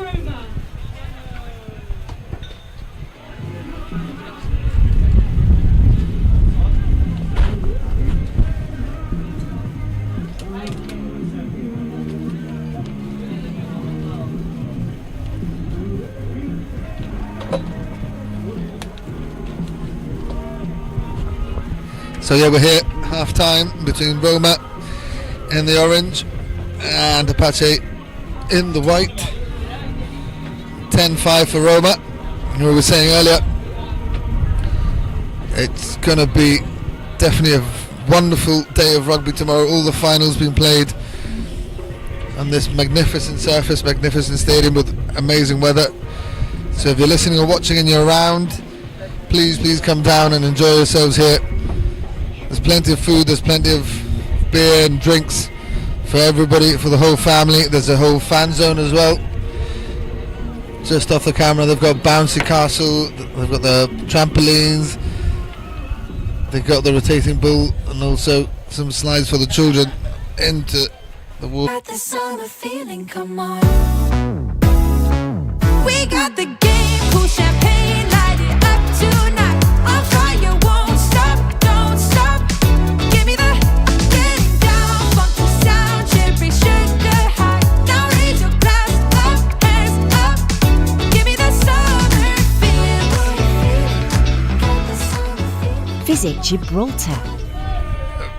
We're really proud to see them all out there. Like we've seen the Jib Dog guys really playing and really improving game by game. Weather Med. So second half about to start. Roma to kick off. They're leading 10-5 at the moment against Apache. Apache will definitely want to get something on the scoreboard first. Roma with the kick-off. Apache playing the ball out wide, looking for an edge. With the switch, finding some space in 12, with a lot of space there in the middle. Roma's defence a bit slack, but they do have a sweeper waiting at the back of number 5, galloping away with good defence. If they can get him down, they've ripped the ball away, and number 2 has picked it up. The referee says it's good, but he's going to have a chat with his touch judge. But the try is good. Yeah, we could see it here live. The Roma defender ripped it off the big number 5 for Apache. The Roma bench was shouting at the referee saying knock on, but the touch judge telling the referee that it was good. It was a rip, not a knock on, and the try stands. Another conversion attempt goes to the left, and the score at the moment 10-all. Apache 10, Roma 10, all to play for in this match. Apache with a restart. That wind might take the ball. Yeah, it's been happening all afternoon. As soon as that ball gets up to the air and loses its power, it's just going straight out at that section. And Roma will restart. Wonder what they'll choose to do. Will there be a restart? Yeah, they'll retake it. A lot of teams, when that's happened, have gone for a scrum, which for me is always a touch and go. You know, it's good, I suppose, because you draw all the defenders in and you've got a bit more space to play with. But at scrum time, you never know if you're going to win it. It's really a 50-50 chance in my eyes, especially in the sevens game. So Roma taking a quick tap there, I think, is a smarter move. And now number 12 in the middle of the park, trying to make some headway, but good defence again by Apache.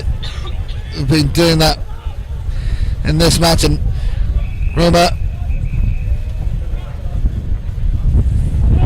looking to recycle the ball, but the referee stopped the match and something's happened. The referee doesn't look happy. He's having a stern conversation with the Apache player, and I think he's asking him to keep his tackling below, and I think he's hit the Roma player in the face somewhere, and he's sent him off to the sin bin. So Roma have the advantage, numerical advantage again. Well, for the first time in this match, as Roma were the ones who got to play in the sin bin in the first half. Scores all level, and now Roma will go through number 33. It gives it to one who's bulldoze over player. There's only one way he was going to go, and now Apache with the ball, a tackle. Oh, could be deemed as a high tackle, but not given by the refs. So play on. That's good hands to this left wing, and knock on by 33, and it's very likely he's going to get a yellow card. You could see the second he made that mistake, number 33 for Roma knew what was going to come for him. He knew his fate, and he almost just walked off even before the referee gave the yellow.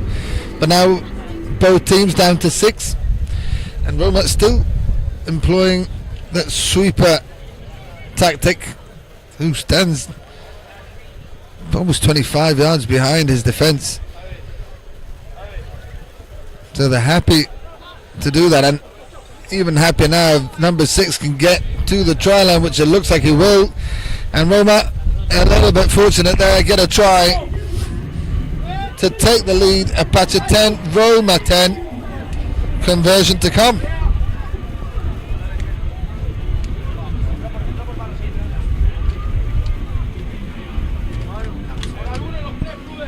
So we've got one more game to go after this, and then the Jib Rugby Sevens Day 3 comes to a close. It's been a fantastic festival of rugby the last 3 days, and one more day to go tomorrow. All the finals being played tomorrow for the elite men and the elite women's competitions. It's going to be really interesting to see. We've had some fantastic rugby today. I must give a shout out to all the backroom staff, all the media, all the medical team, security guys, etc. out there doing all the hard work to create such a spectacle of rugby here at the Europa Sports Park. Who would have thought perhaps 10, 15, 20 years ago that Jib Rugby would get to this point, we would get international teams from all over the world to come and play some wonderful rugby for everyone to enjoy, for everyone to see. And now Roma with a good breakout and a wonderful try, and they extend their lead even further. Apache 10, Roma 20, and they're running away with it. Roma a little bit more energy than Apache at the moment. Still a bit of time to play for, so who knows. The conversion attempt by the Roma player goes wide. So Apache 10, Roma 20.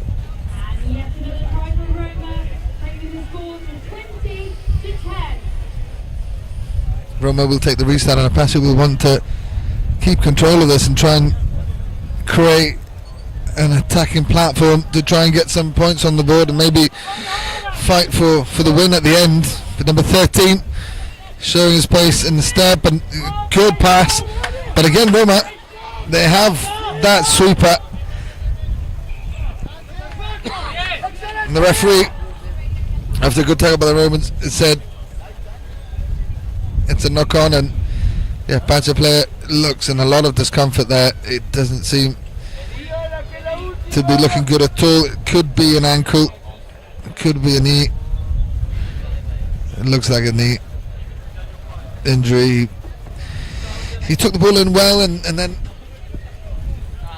got caught from behind, and I think all the weight from the Roma player went round, and yeah, it actually looks like an ankle now. The medic is holding onto the ankle.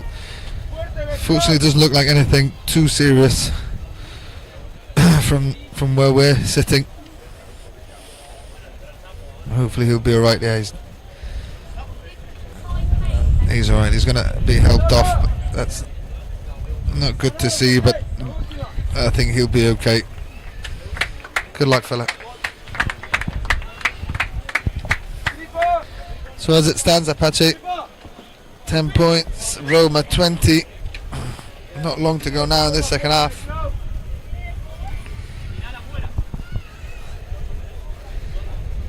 It's a Roma scrum and around their 10-meter line.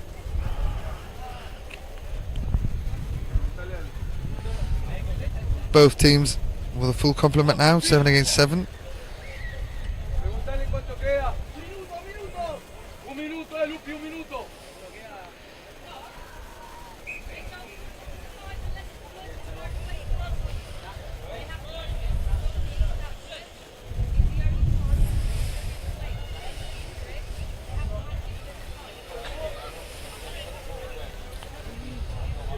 Number 12 for Roma with the ball, working their way up the touchline, and the ball goes a bit loose, but Roma collected, and Apache working hard in that breakdown, but the referee blows a penalty for Roma. Apache player, the tackler, not rolling away. He needs to roll away before his teammates can try and contest for that ball. And Roma with a quick tap and go. Number 1 taking his time and then taking the direct route again. Roma keeping the ball nice and tight. I think they're trying to run that clock down a little bit, and that's the hooter, and that's the full time. And Roma are going to win this match, but they want to get another try, and they do. Good finish for the Italian team. Another try down that left wing. So it's Roma 25, Apache 10, with a conversion to come.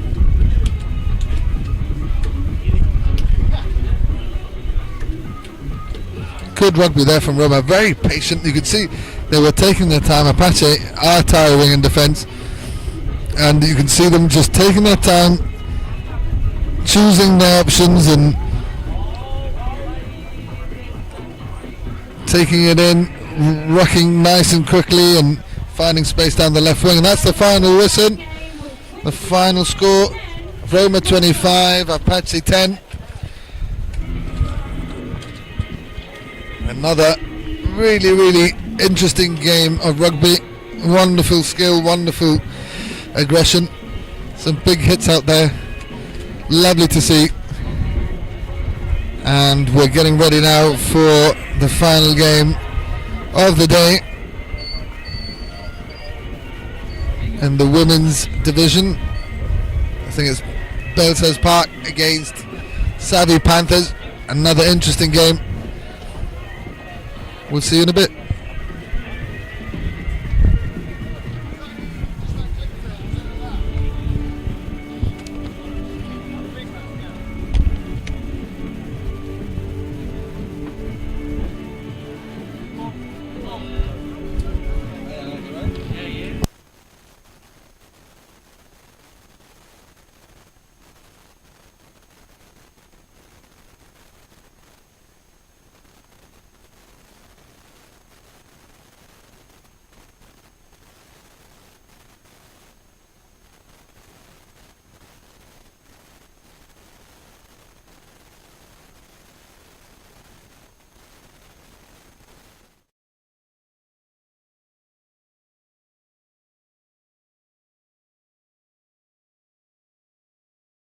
Begins.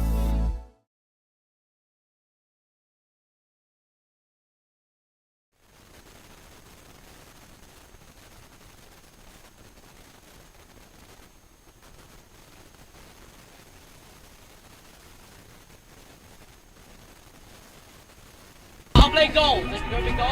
So here we go. The ladies are running out.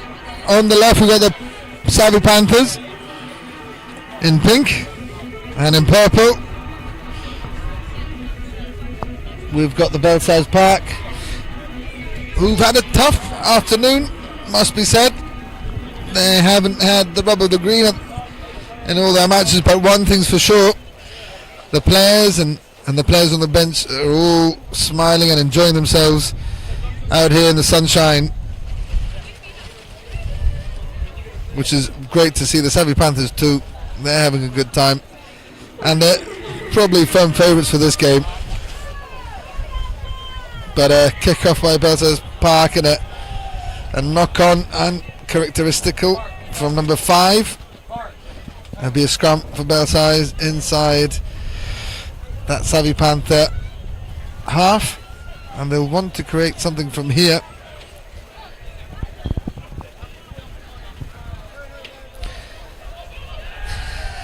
The referee's given a knock on there from that scrum, but Savvy Panthers have a chance to go, and number 2 showing her gas and her wheels. She got a shout from the bench to go, and she did, and that's a great start to this first half for the Panthers, and a good try.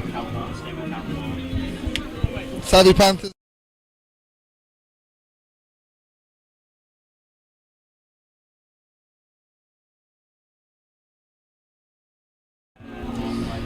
So Savvy Panthers 5, Belsize Park 0. I think that Belsize Park just need to probably try and rattle the Savvy Panthers a little bit, show a bit of niggle, and I would go, tell them, look, in every ruck, compete, go for it, really get into them mentally. We saw it with the Wild Dogs, with the men's division, Wild Dogs against Gibraltar Academy.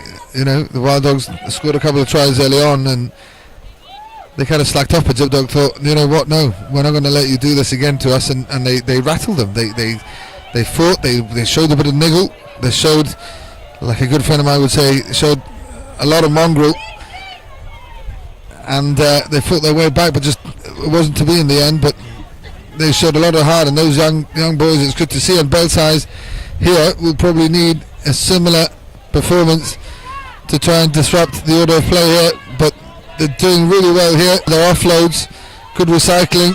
There's quite a few people in that breakdown, so there's not much options out wide, but I think Belsize are looking to do that now. More of a direct route, but a good tackle by number 2, and I think the Belsize support just a bit slow to get to that breakdown, and Savvy Panthers will go from the penalty. Number 10 finds the space, holding with one hand, and she'll score for the second try of the match for the Savvy Panthers, and they're unloading their bench now.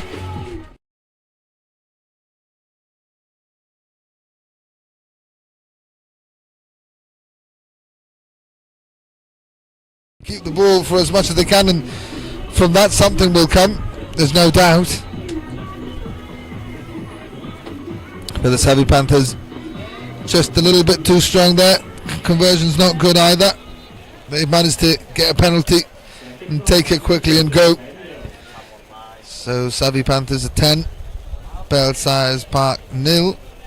The restart for the Panthers not going 10. So Belsize have the option in the centre circle if they want to go the quick tap or a penalty, or a scrum. See what they want to do here.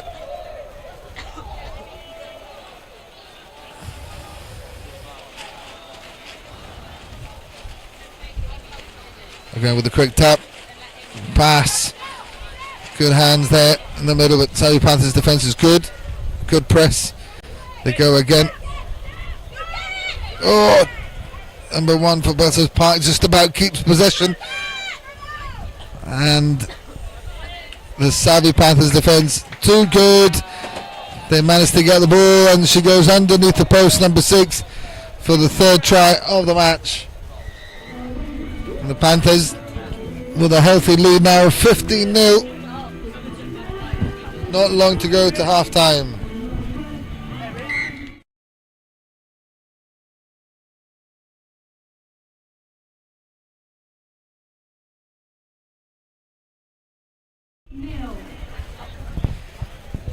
Savvy Panthers to restart the match.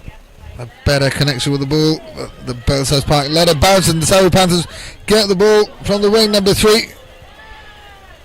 Doing well to offload. And again, hands. Good rugby. Using the space, using their teammates really well, and a wonderful try. Edge to edge.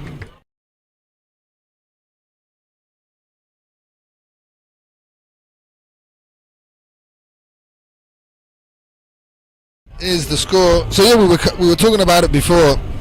To think where Jig Rugby has come from, back in the days when Jig Rugby consisted of mainly about 22, 25 blokes playing with the Barbarians in Spain, and to see what we've got now, this wonderful pitch, this facility that we've got access to, this wonderful stadium, wonderful clubhouse, and every Saturday we've got over 200 kids as young as 2 or 3 all the way up to 18, and then the adults game playing in the afternoons. It's just wonderful to see, and it's wonderful to have a tournament like this here in Gibraltar, played by the men and the women. And I know the women's game in Gibraltar is growing. A shame they couldn't get a team out today, but it really is growing. I think it's been coached really well by both Stephen and Luke Bias. Hopefully we'll see them next year. So we've got a scrum there in the shade of the grandstand for Belsize Park, who will want to try something from here, I would say. I think they just need to probably just give it a go, but the scrum has not gone in their favour, and it'll be Savvy Panthers with the ball in the middle with a bit of space, but the Belsize defence is going to pat. She throws a dummy with the support from the number 2 and number 3. manages to get underneath the post just as the hooter goes for half time. So Savvy Panthers at the moment 27-0 up with conversion to come. Yeah, it's good. So 29-0 for the Savvy Panthers, and we were talking about it earlier. We thought that this was going to be the score, but the Belsize Park, to be fair to them, are still playing with a smile. They're playing like they're enjoying themselves, and they are improving. We've seen an improvement from the last game. They're playing to their strengths. They're saying, well, we don't have out and out pace out wide, so let's keep it tight, and they have been. Obviously the Panthers defense is very strong, and they've been able to hold them out. So at the moment, Savvy Panthers 29, Belsize Park 0.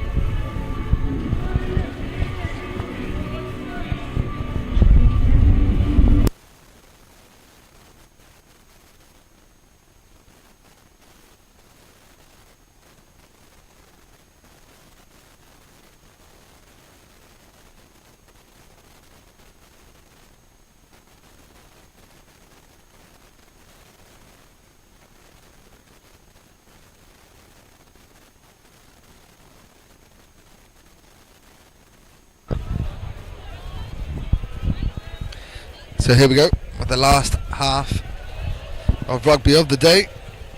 It really has flown by. We've been here since very early this morning, and it's absolutely flown by. We've had all conditions today. Had a bit of a wet and windy start to the day, but now it's sun is out and it's absolutely lovely for the last couple of hours. And Savvy Panthers will take the restart. Sorry, the kickoff to kick off this second half. They've got a comfortable lead, but they'll want to build on it. The ball has been left to bounce, and the Savvy Panthers collect it, but I think they've knocked on. Yeah, and it'll be a scrum for the girls in purple.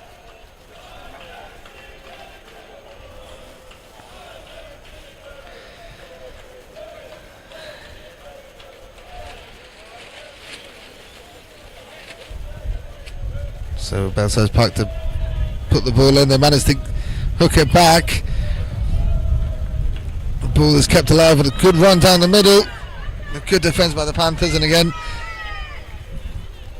pick and go from Park with a one man out, and they're making great ground.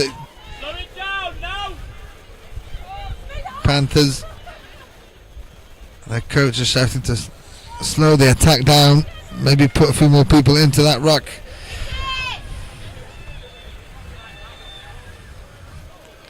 Good hit out wide. And a penalty coming from that hit. Good defensive work from the Panthers, and now they're going, and the Belsize Park a bit slow to react on number 9 with a bit of space, but she steps back inside. Still going around. She's looking for a pass and finds her team at number 12 to score for the Panthers. First try.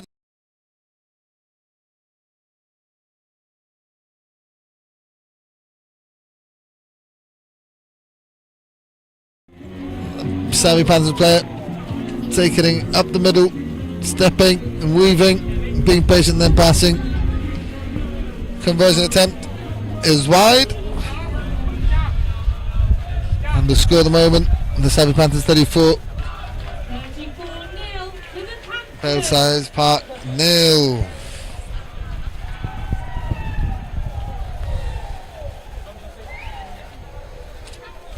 The Panthers to restart.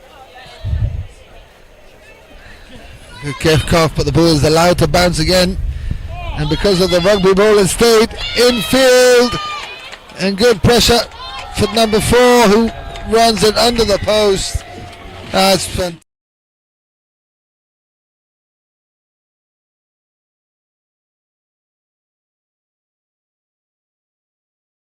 So the rugby ball is so unpredictable there. The ball, for all love of money, looked like it was going to bounce straight out, but it didn't.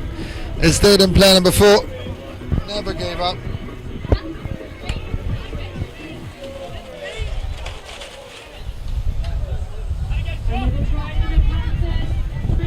She never gave up the try and managed to run underneath the post and for an easy conversion.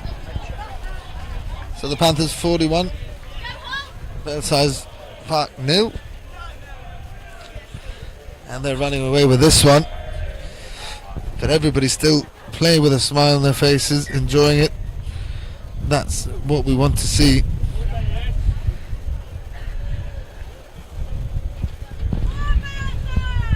Line out for Belsize and no jumper, but they take it.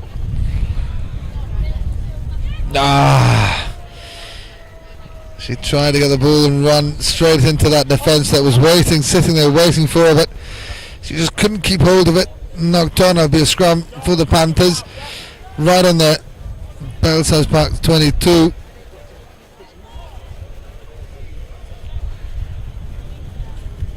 A good chance for the Panthers to work on that scoreboard, and they do. Wonderful rugby by 12 to number 13 to score.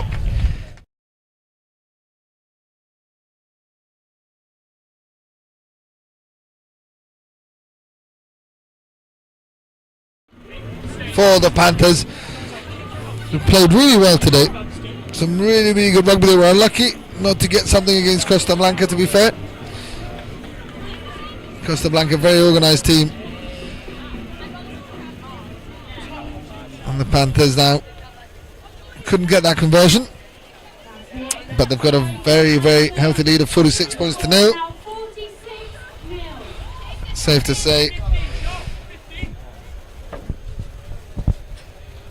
they're going to win this game, but a good kick-off. Great hang time on it. Oh, unlucky.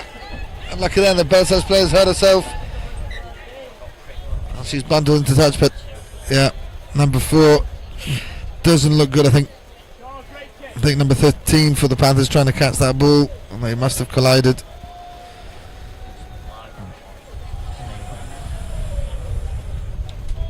I hope she's okay.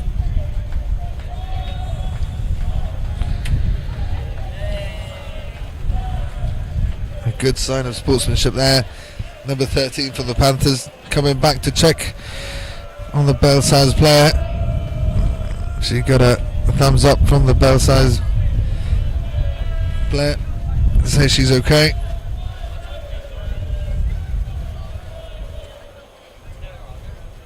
But we can hear the crowd enjoying themselves there on the grandstand.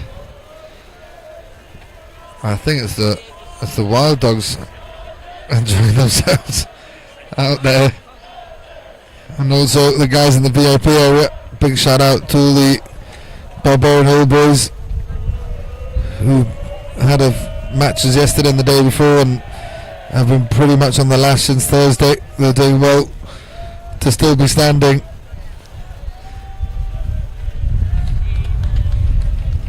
It's good to see number 4 sitting up now.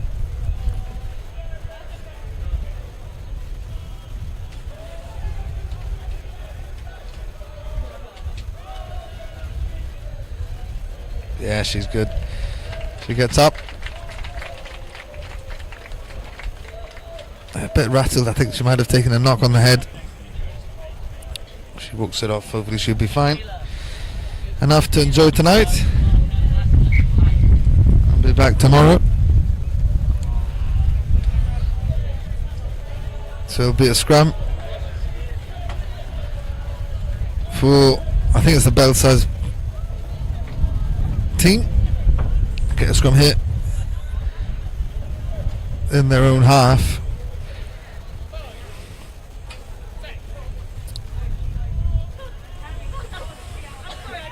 You can see the Panthers are physically that little bit bigger than the Belsize Park, and it's showing a number 13 who's had a wonderful game today.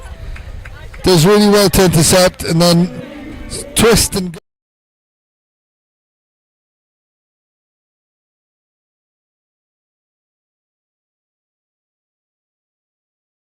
They've gone over 50 points. Conversion is good too.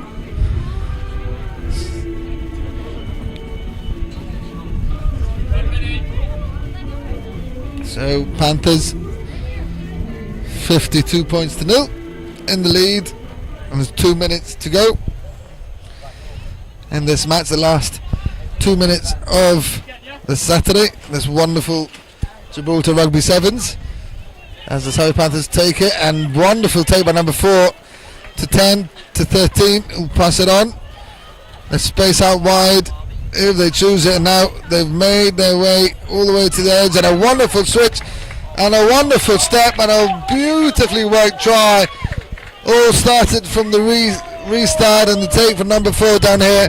Wonderful try.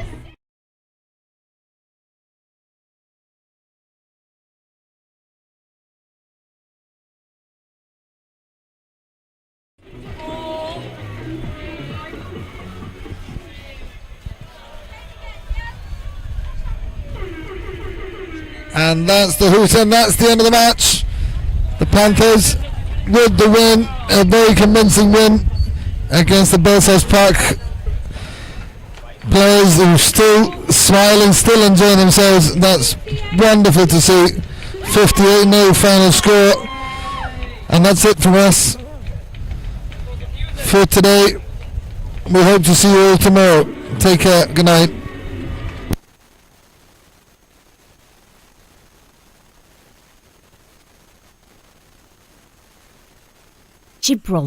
Gibraltar. Got the summer feeling, come on.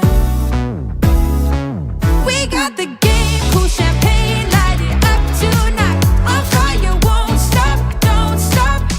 Give me the getting down, funky sound, cherry sugar high. Now raise your glass up, hands up. Give me the summer feeling. Got the summer feeling. Visit Gibraltar, where the med begins.